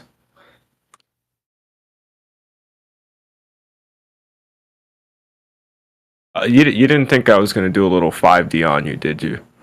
So you did get it the wrong way around. Yeah, Maybe I did that on purpose. So now that yeah, no, well, I got you to double down, which was the point. Okay, so Things you aren't just linear with me. you get something wrong, and then you just go, No, I try to outwit you and I go was for it. testing you, man. No, are we good? Okay, so now prove that the shadow that's getting cast onto the moon is from the Earth. No. Well, how could the Earth be flat with what you just said? What do you mean? I'm just asking you to prove. You don't know what I mean. Yeah. So the way shadows work, by the way. Okay, if you have Feynman. a flat surface and you cast that flat surface onto a spherical shape, what's going to happen to that? Is it going to curve with the shape of the thing that's being projected onto? It depends. So it can happen, yeah. Well, if gravity's involved, got a little lensing. Okay, Something but the different problem is, happens. right? We have the phenomena of a Selenelian eclipse. Which, do you know what that is? Why don't we stick to lunar? Yeah, these are lunar eclipses. It's a It's type part of of the lunar lunar. eclipse. Yeah, that's Aren't there right. three different types? Do you know what a Selenelian Aren't there eclipse three is? different types? I'm just asking questions. Do you know how to have a conversation? Do you know Yeah, what a there's three Selenelian different eclipse types, is? and that's one of them. Okay, so I'm There's going a to lot say of it different again. Do you language know what for a it. Yeah. Selenelian eclipse is? There's a lot of different terms from different civilizations for the same three Okay, phases do of a you lunar know eclipse what a cycle. Selenelian I seem to have, because I said there's three. You're just naming one of them. what Why is a don't you move Selenelian forward, bro? Why don't you Okay, tell me, genius? Okay, what Mr. is a Wordsmith? Selenelian eclipse? You tell me. You said you know. I want to know if you know what it is. I need to know that you know. Are we going to play games like we're on Sandlot and I'm the one trust that that you asked actually the have an question. astrophysical model that's plausible and Okay, you're acting so like a child?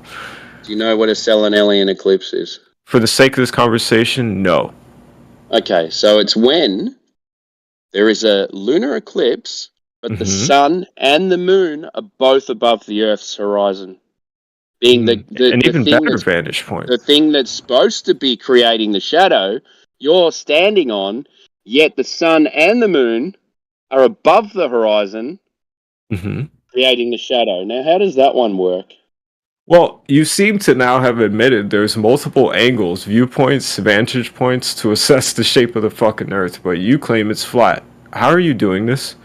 Okay, so all I of those asked you a vantage question. points. Yeah, well, I'm now asking you a follow-up question based on what you said, because you just admitted to something that goes against your whole damn belief You're system. going to Dude. answer my question with a question, are you? No, I'm taking note of what you just said, the implications of what you said. Okay, so let's imagine. Do you understand the implications at all? You're standing on the top of a sphere, let's say, right? Yeah, then I get it from the left, the right, the center, the up and down from lunar eclipses, right? And then somebody denies it's a sphere. And then behind me, the sun is coming. The sun is up over the horizon, and then I turn 180 degrees, and there's a moon there with a shadow coming from the top, not the bottom. Now, can you please explain that? Here, I think PBS does a good job. Here, look inside chat.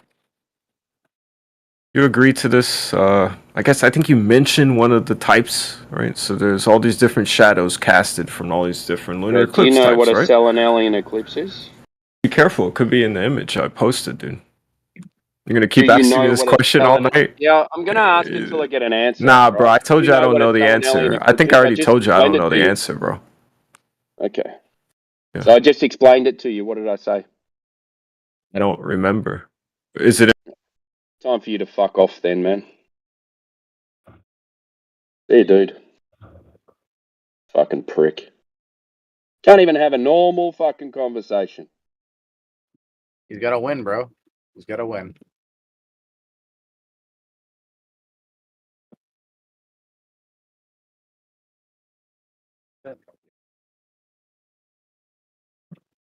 That's the only strategy to defend the fictional globe, Timbo. You just ramble on about nonsense.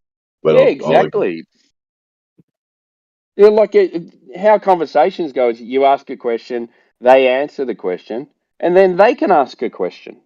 Isn't that how it works? Yeah, in an honest conversation, that's generally how it works, as far as I know. Does anybody want to disagree? I don't know. I don't know.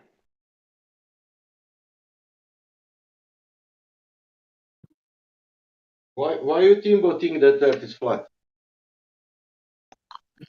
Well, it's used that way, isn't it? Yeah. We see it that way. It measures that way. Practically used that way, in all intents and purposes.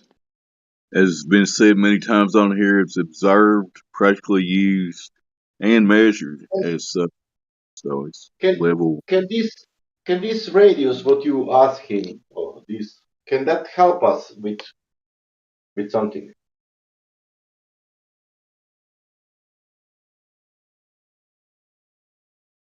The only thing a radius can help you do is create a fake ball and make everybody think they live on it. That's what they did.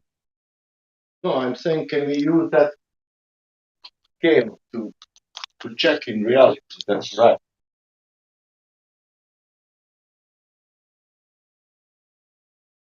And how we will do that? How we will check if this radius correct? What is the method?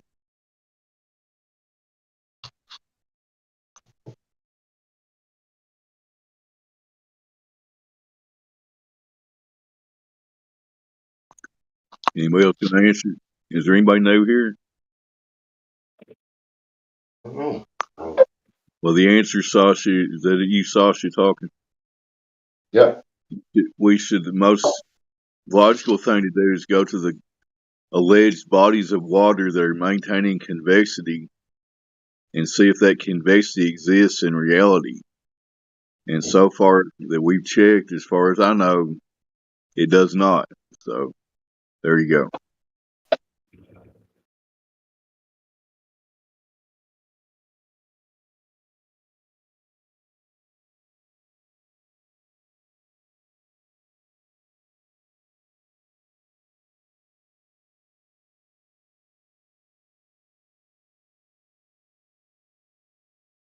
But how it's working on the ground?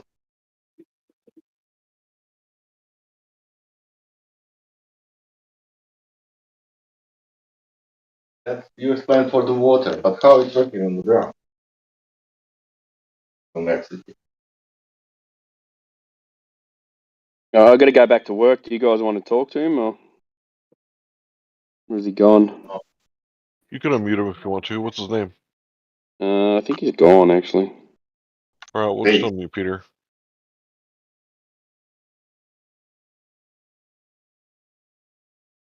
Peter has changed his tactics recently.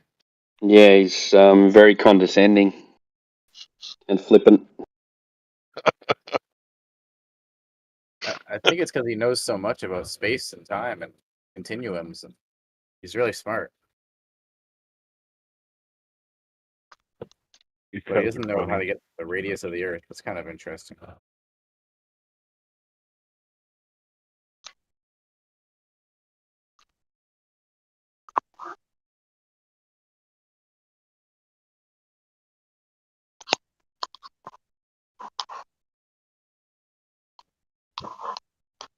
I don't think he's in there, was.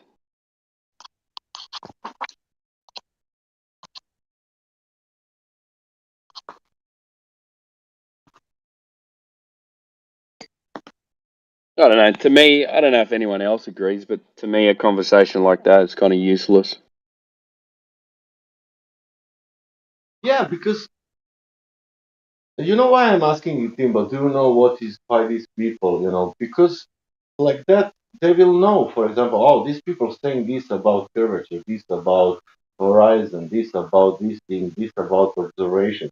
And when you realize what we are saying, okay, then you can say, okay, this is not for me, this is, and like I don't understand, or I still believe in globe, or whatever you want to choose, and then bye bye, I remember when you came up with that question a couple of years ago, and I thought, what a fucking great question. What's the question? Why? Well, like Larry, the guy will come here. They will speak about everything. And you will engage or whatever. But the best thing after all this, you will speak about gravity, whatever, blah blah blah, and then 1 hour will pass, and then I ask that person, why Larry think that Earth is flat, or even better, why Larry think that Earth is not a globe? And he will not have an answer because he didn't ask you, because he didn't realize you didn't touch the curvature, you didn't touch anything.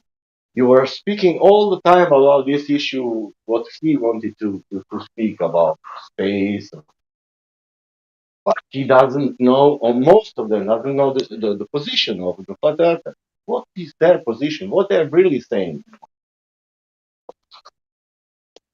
Because they are coming here with the mind. They know the position. They know. I'm not speaking about anti-flat earthers, the people, but let's say those they know, like because they saw on internet, but they don't know because they didn't ask.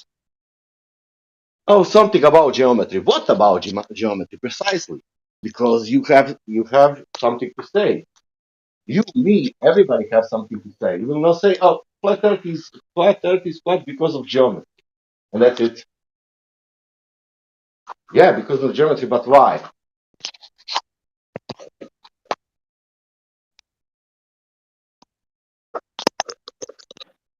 I have a question similar to that. I ask it to people, when did you come across that rare person who claims to have been a flat earther and has gone back to the globe?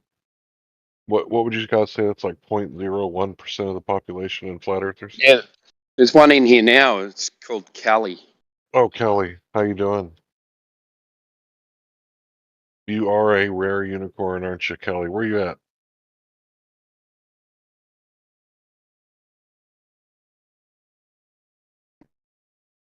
Is he talking? I don't hear anything. I want to T-code TP the rainbow. So I guess Kelly isn't there, so I asked the question, what is it about the sun, moon, and stars that has convinced you the Earth is not a globe? I'm sorry, the Earth is not flat. Excuse me. The Earth is not flat.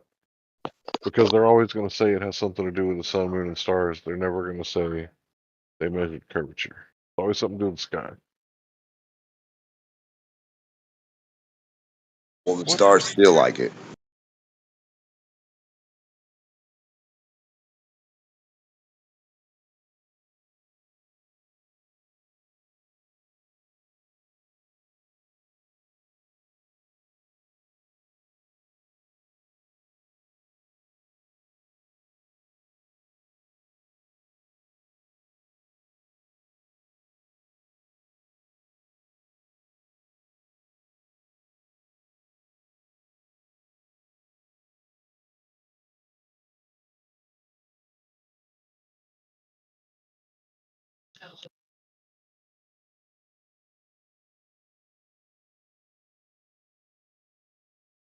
Question: what sun, moon, and stars doing that cannot be flat?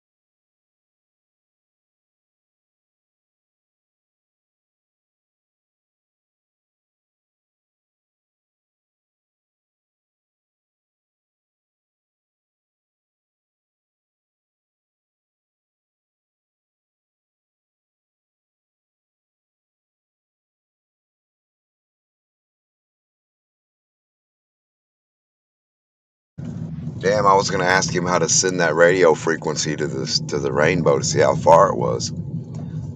They always want to use shit out in space. I want to use something close to home that we can verify it somehow. Like, is that rainbow right there? Is there a rainbow somewhere right there? And then verify the distance of the rainbow with their TP, their toilet paper transistor laser beam. Since they're sending it to the sun or light sources, right? Well, I'm going to send this laser to some light, and it's going to tell me where the light's at. So do it with the UFO, man. What are you waiting on? Do it with the rainbow.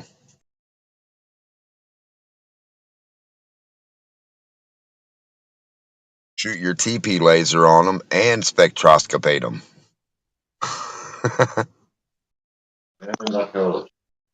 What you talking about, Willis? Oh, then when that guy said he's going to send TP up, he's going to TP the sun or the moon or the earth. He's going to shoot it down at the earth and TP it. I asked him if he could just TP the distance to the rainbow, see how far away it is.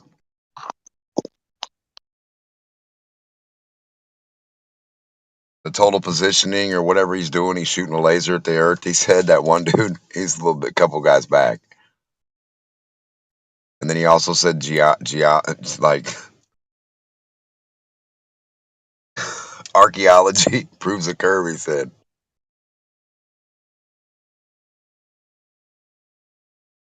He said when archaeologists dig up old dead people, they tell him stories.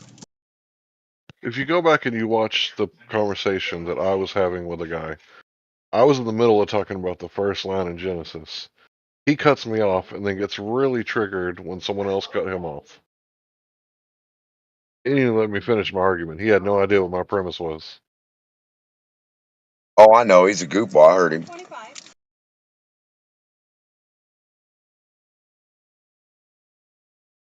Yeah, I heard him. They were doing that too. They act like they can't understand the word but, the, demonstrate, horizontal, tangent, horizontal, straight line.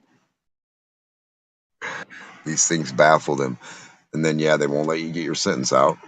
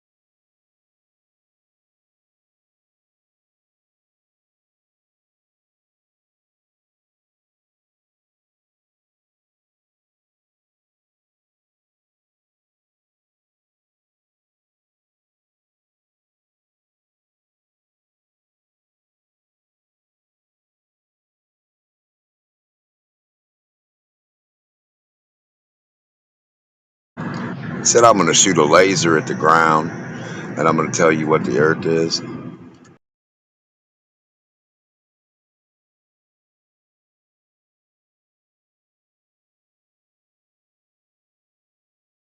how thin is that laser or wide or whatever, like, and how far up, and then like, and how many times you got to do that to see what the Earth is?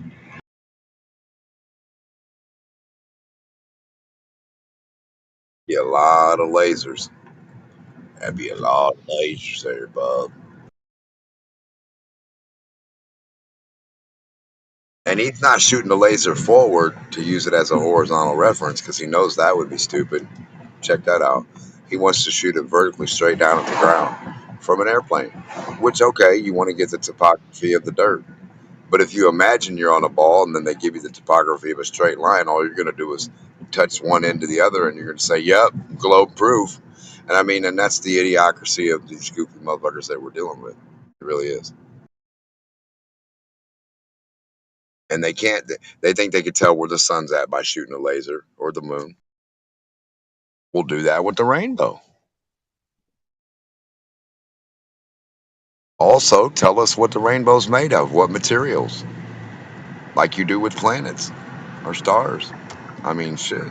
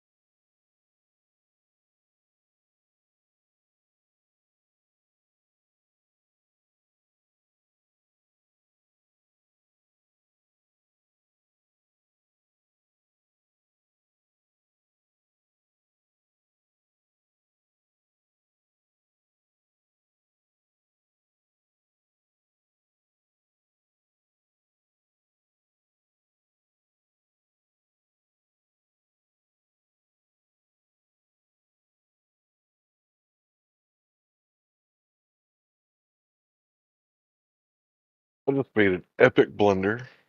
I was going to attack let's say, village, a walled village, and I got too close to the walled village next to it, and I got attacked by the second walled village at the same time I'm attacking the first one, and I just fought a battle on two fronts and lost my entire army.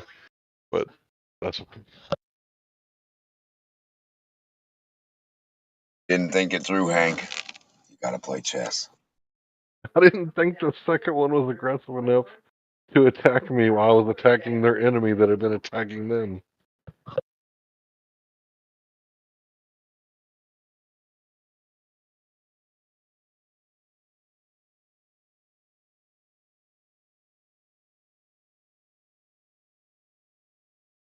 And then the first army was so aggressive that they're attacking me while I'm attacking the guy that they've been at war with. You know, usually if your enemies are fighting you, you let them fight.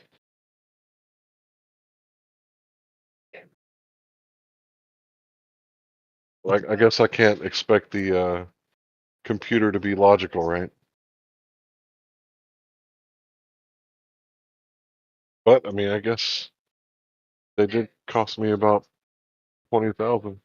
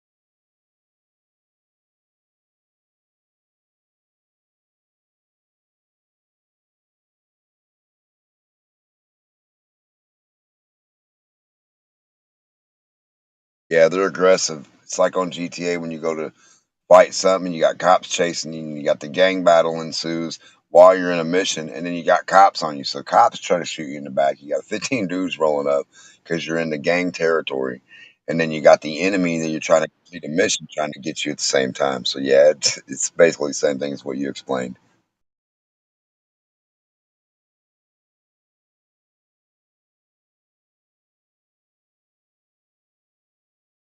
That's why I like to just get in my helicopter and missile the hell out of all of them.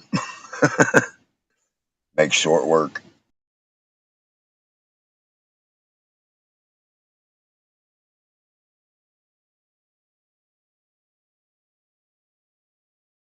A helicopter with homing missiles is dangerous. A helicopter with stealth mode and homing missiles? Oh my god.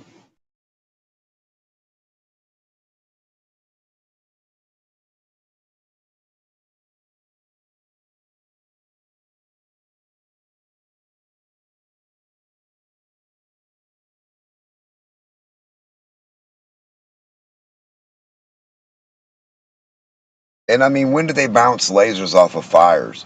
So you got a fire you light 10 miles away or whatever, you know how far away it is. Your buddy goes and lights it. Then you say, hey, Billy Bob, point your laser at that fire. Tell me how far the fire away is. Fire.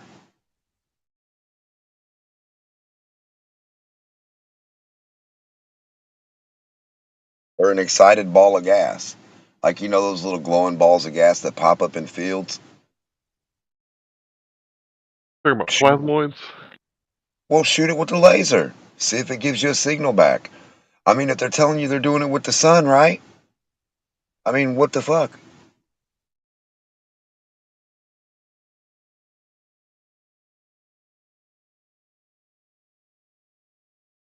And how do they know they're not bouncing off the amplitude of the amount of their fucking signal?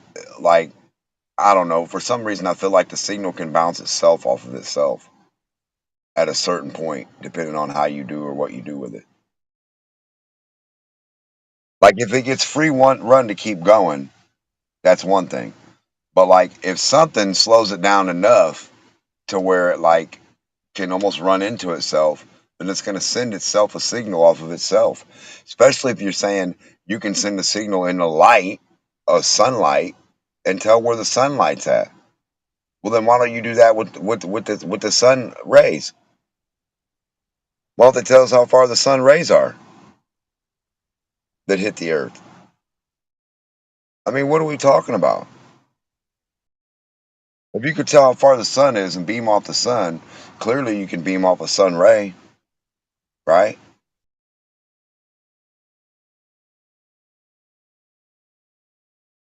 When that light shines down through the cloud in the distance, shouldn't they be able to get the width or the distance of it or whatever?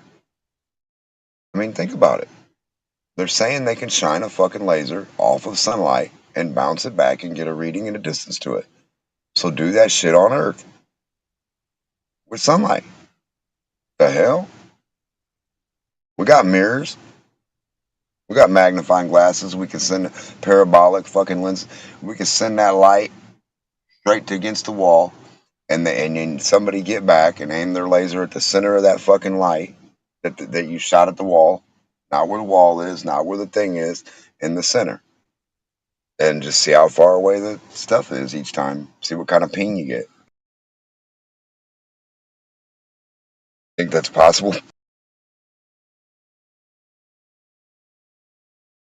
All things are possible through Christ who strengthens me. Yes, my brethren. Through the strength of belief, it is possible. Possible. Possible. Posable.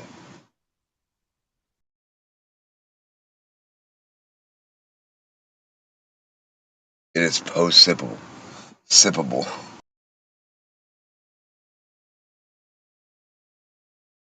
Possible. Possible. Impossible. Unpossible. Impossible. IMINUN. What the? Impossible. Repossible. Holy shit.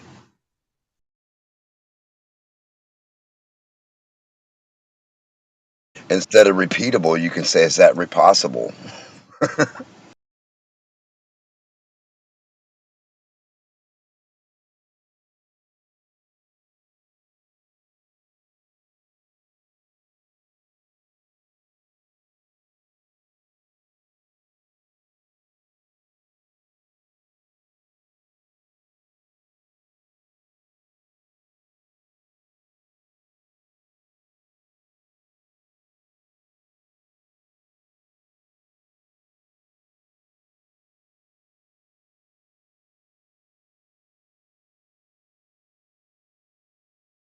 All right, so most of the work is done on number 2.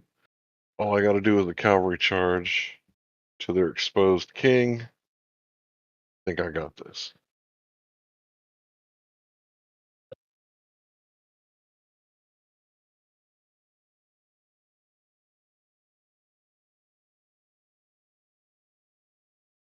Oh, I ain't got no priest. I got to get the relic, so I got to send some priests. Almost messed up Uh-oh. again. World domination. Age of Empires is a great game. I don't care what anybody says.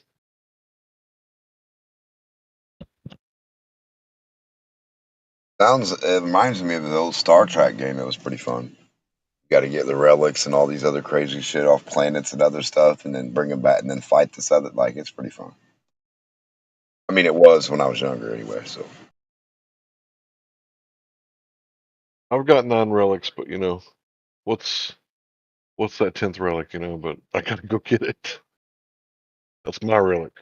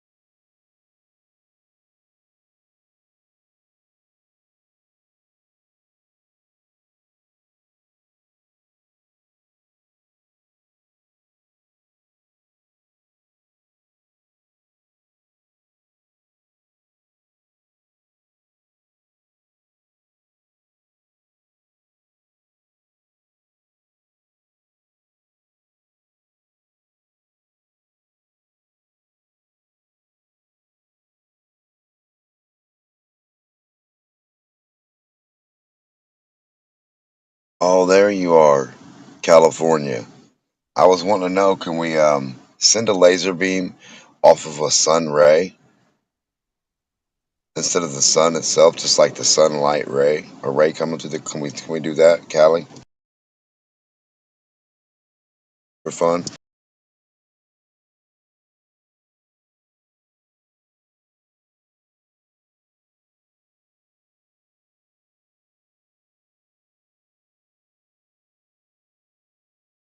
Yeah, my shit's not working, bro.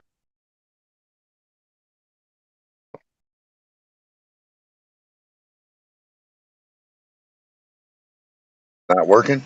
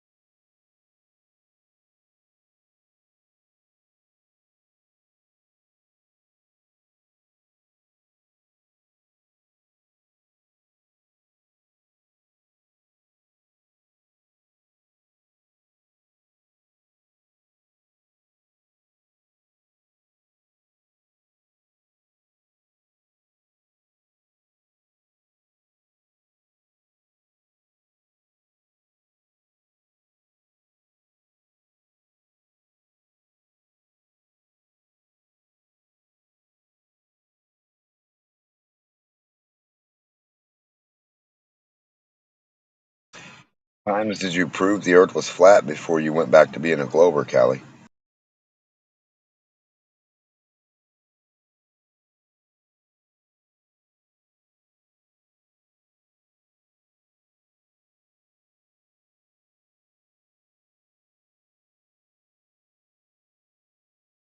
Got Dark Vader Eminem.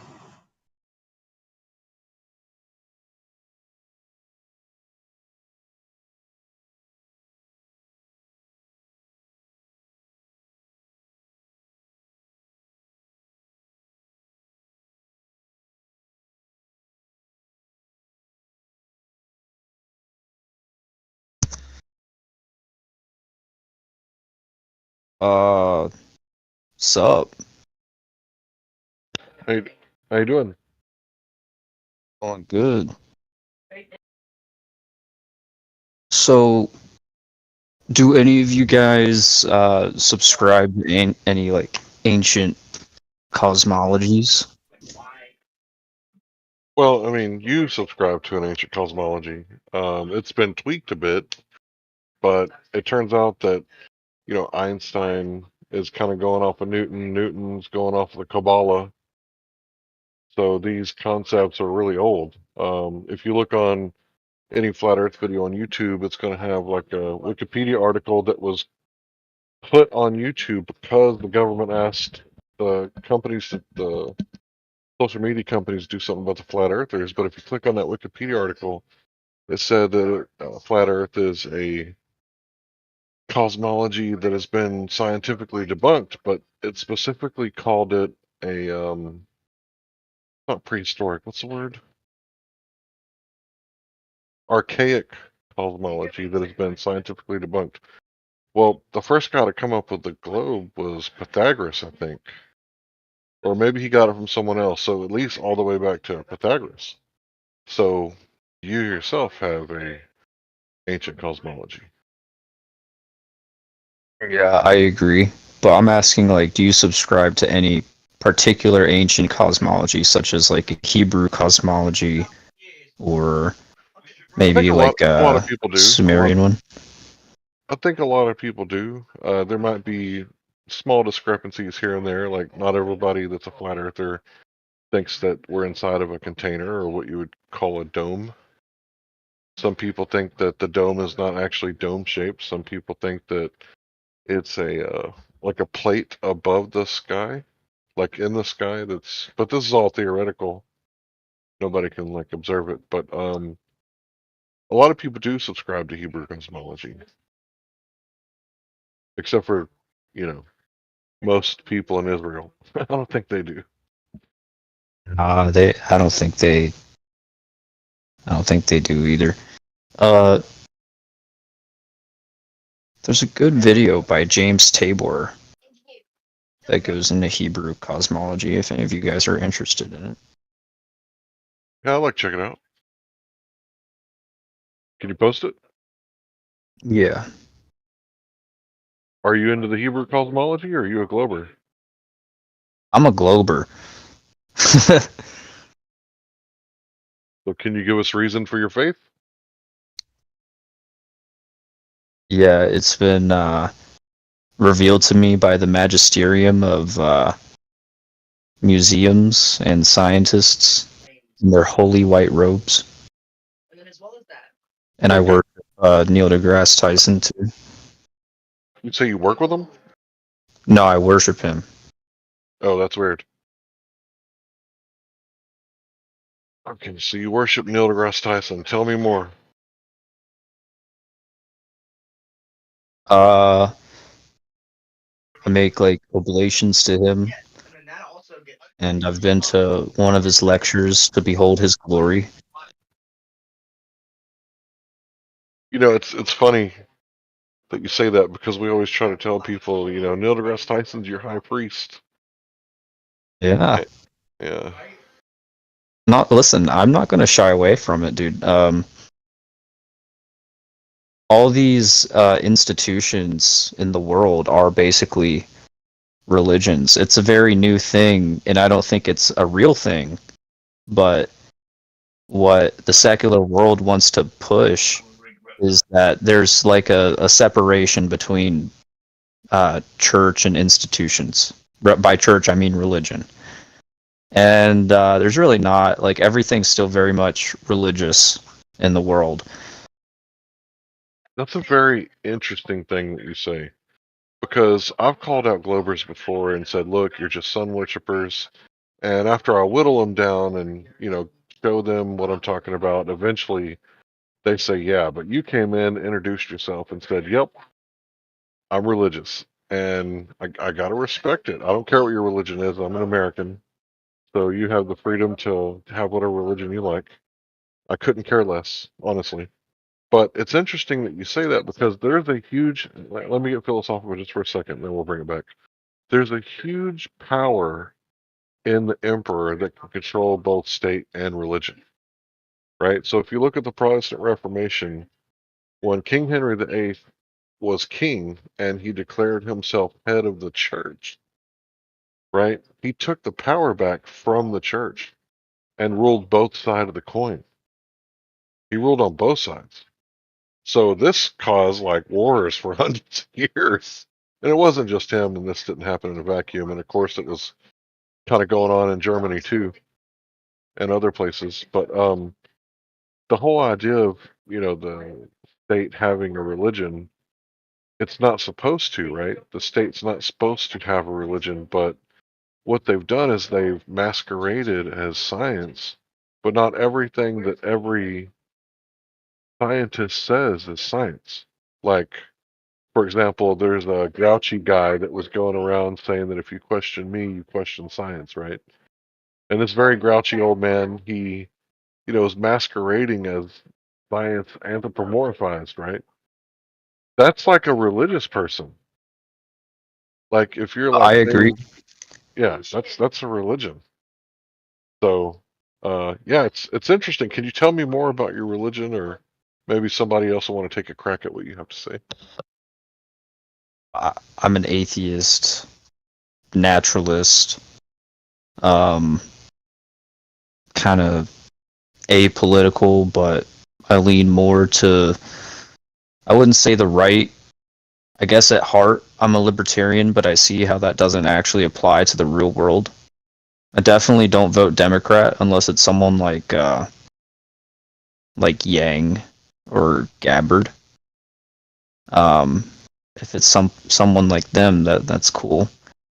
But I like Trump. I think Tulsi Gabbard was a dino. Please continue.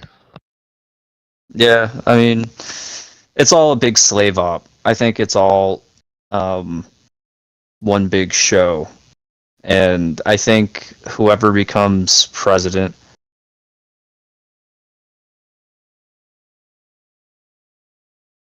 That's also a religion, by the way. Or House Judiciary, whatever the heck meetings, like when the dudes with black suits and ties are like, excuse me, Mr. Senator, Mrs. Senator, sir, Mr. President, sir, listen, we got to do this and that, and the aliens are real and blah blah blah. And you have to invade Ukraine or something. They just do what they're told, I think, and I would do what I'm told. That's another religion. But can you get back to your claim is that you're an atheist, but you don't deny that you have religious beliefs. So let's focus on that, because that is an exceedingly rare position to take. So I think we're all subject to our environment, and our minds have been filled with ideas. So I have my own types of heresies and blasphemies and unforgivable sins and things that ought not to be uttered, right? That I think people shouldn't do.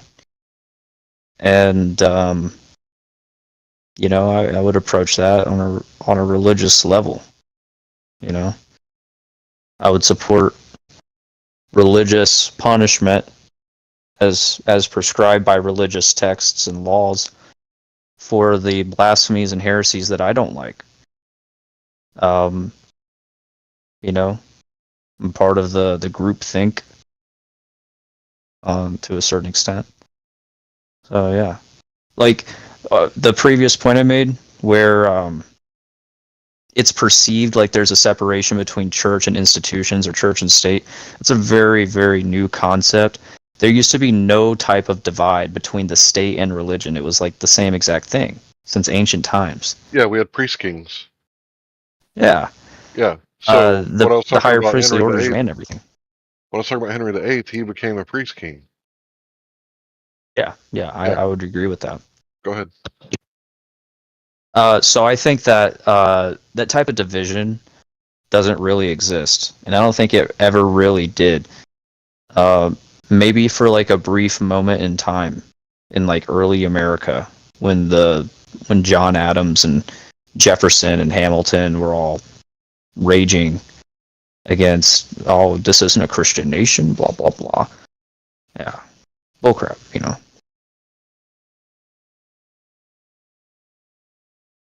But you understand that people like you, atheists or agnostics, let's lump you guys together because you're not really that different. You guys have the right to try to get your political components in to run against your opponents. And so do the Christians, and so do the Muslims. Like, everybody should want their guy in office. But it seems like, these people who are playing identity politics, not everybody's playing it. like you always hear, like, this certain group of people is like the biggest threat to democracy or whatever. And it's like most of those people aren't even really playing identity politics. So how are they a big threat? But you do want people who think like you ruling over other people, right? I think it's kind of a natural thing. Most people want that. Yeah, absolutely. I'm ready to admit that. And Go I ahead. think one caveat, I think they do. Like, I don't think like Barack Obama believed in God or believes in God, right? Like, I don't think Joe Biden gives a crap about the catechism of the Catholic Church and its dogmas and its councils and what they've deemed as anathema. It doesn't seem like it, no. Anathematizing behavior. Yeah, it doesn't. Yeah, like it. These guys don't give a crap. I would say the same would be true about Trump, but after his recent event, I don't think that's going to be true. I think there's going to be a fervor. Now, I don't know if this is staged. It's all true. I don't know. I don't really care. But I'm saying his appearance, how he appears to the public, he's going to no longer be that, on the fence religious guy. I think he's going to present religious fervor and his fans will follow him. No, like, if I was in a politically expedient position, I'd probably do the same thing. Of course you would. Most people. I think believe in anybody God. would. Yeah, like Obama went to churches too. Like a lot. He went to church like every Sunday. This guy doesn't care about Jesus. He doesn't care about God. He doesn't care about the Bible. Like, give me a break about that. He And cares Trump, about power, right? yeah, he cares about power. Yeah, that's what he cares about, and that's what Trump cares about. Like, I've never seen it in my lifetime. I've never read about it in a history book, and I've read a lot of ancient history. I've never seen a man get power and like be okay with like letting it go. That just doesn't happen. So Yeah, once the state takes a little bit of power, just temporarily, like the emperor said, I'm going to temporarily take power away from the Senate until we can deal with this threat, right? Just temporarily. I have the direct quote. The guy who endorsed the emperor, Jar Jar Binks, propose that the Senate give immediately emergency powers to the Supreme Chancellor. Oh my god. That was really good. Yeah. Greatest Star Wars character ever. He's so much better than like all the new ones. Just so much better. But what if Jar Jar was actually a Sith Lord and was playing stupid because he got kicked Why out? he's the greatest character. Okay. So you noticed that flip into the pool, right? They kind of played on this in the Clone Wars like animated series. Jar Jar goes on this adventure with Mace Windu, and like he's been fucking this queen, this weird alien queen in the episode, and he defeats a witch, and he has like the power of like the Force and like all this stuff, and he just makes it look like he's a buffoon, but like there's no way a buffoon could accomplish all that. Like he's a Sith Lord. He got Palpatine in power. He wanted to cause chaos and release darkness, on the galaxy. I subscribe to the Jar Jar as a Sith Lord theory. I think that's All All right, moving on. As much as I love talking about Star Wars, except for the new stuff, I would really like to get back to the point to where you claim to be an atheist, but you realize that you still have beliefs, and you've even gone so far as to come in here and maybe, tickle me a little bit and say that they're religious beliefs. Some of the things that you believe are religious beliefs, and most people that are atheists cannot even conceive of that idea. And I see your name, and I think that you might be trolling a little bit, but I want to hear more. I mean, if you're trolling, you're doing great so far. It's just about my name. I'm sure you've I heard know of Bart Ehrman. Dr. Bart Ehrman. Yeah. Yeah, I like some of the stuff that he says, but I don't agree with everything, obviously. Yeah, me neither, dude. Me neither. I've read a couple of his books. I've listened to his lectures, and I watch his YouTube, listen to his Spotify sometimes. Yeah, I don't agree with everything he says. I hardly keep up with him anymore because it's just so like dry and bland. So yeah, the name's not like I mean, it's a troll against like Muslims because of the Arabic in my name, the peace be upon him shit. I put that in there. So tell me more about your beliefs. Like what we say that you believe is called like scientism. Like to you, probably a lot of stuff that the scientists say, like you probably buy it by and large. Like you said, you're a naturalist, which means that you think everything on Earth came about by like a naturalistic worldview. Like there's no creator, that life sprang up on the planet out of the rocks. Isn't that basically what you believe? Well, not necessarily out of the rocks. The rocks had something to do with it for sure, but So it rained on the rocks for millions of years, washed down into the pond, and the primordial ooze was the first self-replicating organisms. yeah, I think biology at its root You is believe? just matter that replicates, just animated matter. Right. So I know that you guys don't like to talk about abiogenesis, but like I'm trying to like hold you down to it. Like Michelle Fowler, you think we descended from rocks. Sure, if you want to characterize it like that. Well, that's what she said. She says that we are cousins with rocks. They are our cousins. I think that's what the quote said. And she's a NASA scientist, allegedly. Yeah, sure. And The rock certainly had something to do with it. And you do realize that that in itself requires a great deal of faith. Yeah. Rockefeller.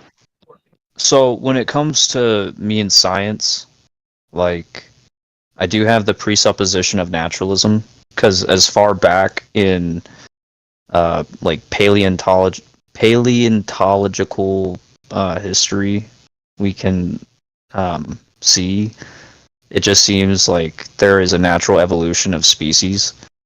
Now, on the question of abiogenesis, I don't know how it happened. I don't know if that's how it was done.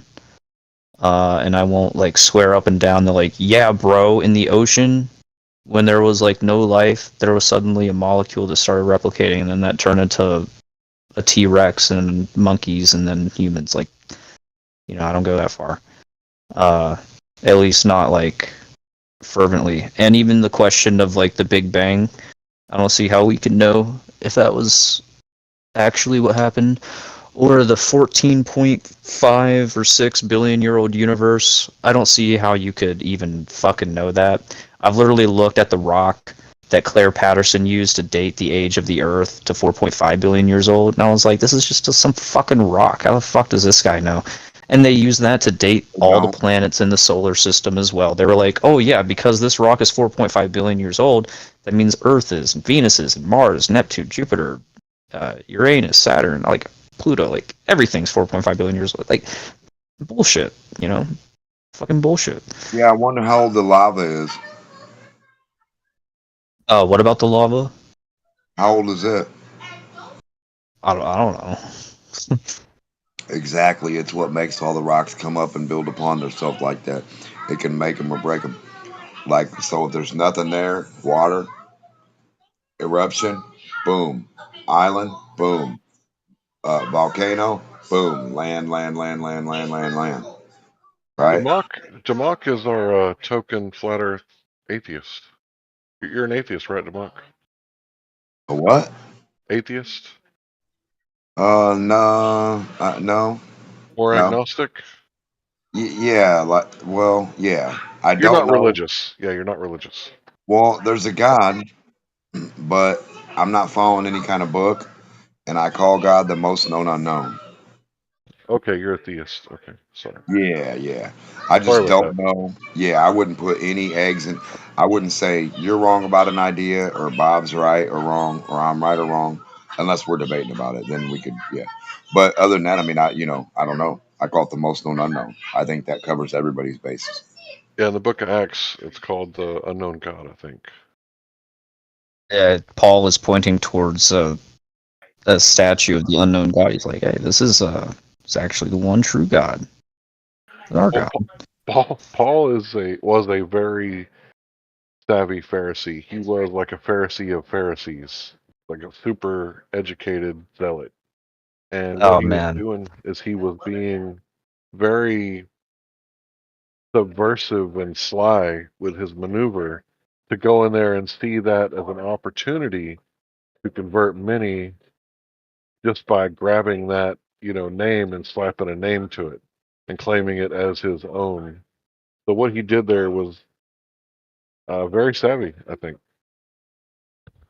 Yeah. Yeah, savvy's a good word. I like the word subversive more. And I think he was subversive in a lot of his writings. But we don't have to talk about Paul. Yeah, I'm not the biggest fan of Paul's writings either. Although I do think he said some things that were true. But just like anybody else, I don't believe everything that they say. You can't. Everything's a decipher or determination or an agreement for whoever, really. Yeah, you gotta use discernment. Getting back to the original thing I was saying is like I'm skeptical of like the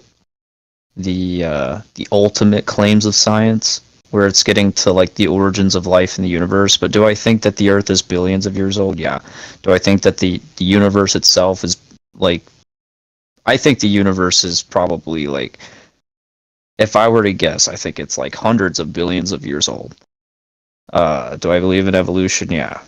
Now, am I going to swear up and down on the Big Bang? No. Am I going to swear up and down on abiogenesis? No. Because I don't know that crap. But like the stuff that I can learn, yeah, I think, like the aforementioned statements. Well, to me, as a Bible follower, I think that Bible followers that set dates about Christ's coming or the tribulation or whatever, the date setters are a little weird in my opinion. Now, if it comes true, like everything they said, if it comes true, okay, that looks like they're a prophet. But it's the same thing for the scientists when they set dates in the past, like the Earth is 13.7 billion or the universe 13.7 billion years old, something like that. I'm like, you crazy? No different than the Christians who are talking about the return of Christ. I'm like, y'all are crazy, man. I don't think you're the one. Religious. Yeah, it's religious. And what's the root cause of both is this incessant need to, and I think it's like a little autistic. It's to like absolutely, without question, without doubt, know something about whatever, some type of thing, whatever it's the return of Christ or the age of the universe. They have to slap something on there, and then write a book about it, and then make other people read that book and believe that. For some, I don't understand it, but you know. Yeah, so I don't really agree with the date setting. Now, do I think the Earth is exactly as old as some of the rabbis say that it is? Like, what, 7,000 years old? Like, I'm open to the fact that it could be up to 10 or 12, or maybe closer to 5 or 6,000 years old. I'm not really sure.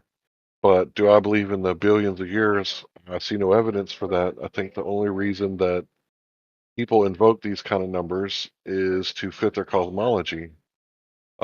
If we were to just wake up here on Earth, like Native Americans or Aboriginals in Australia and go outside and start fishing and hunting and making children, I don't think that we would so quickly come up with these ideas of 4.5 billion year old Earth. I think that we would say for certain this place is used, like we're getting it secondhanded, especially when you start doing research into the Antiquitech or the Tartaria people who talk about these ancient buildings being actually technological, or the pyramids. And I think his name was Mr. Dunn, saying that the pyramid is a machine. Certainly, this place is second-handed, but I don't think it's like billions of years old. I think the best indication for not the Earth being billions of years old, but the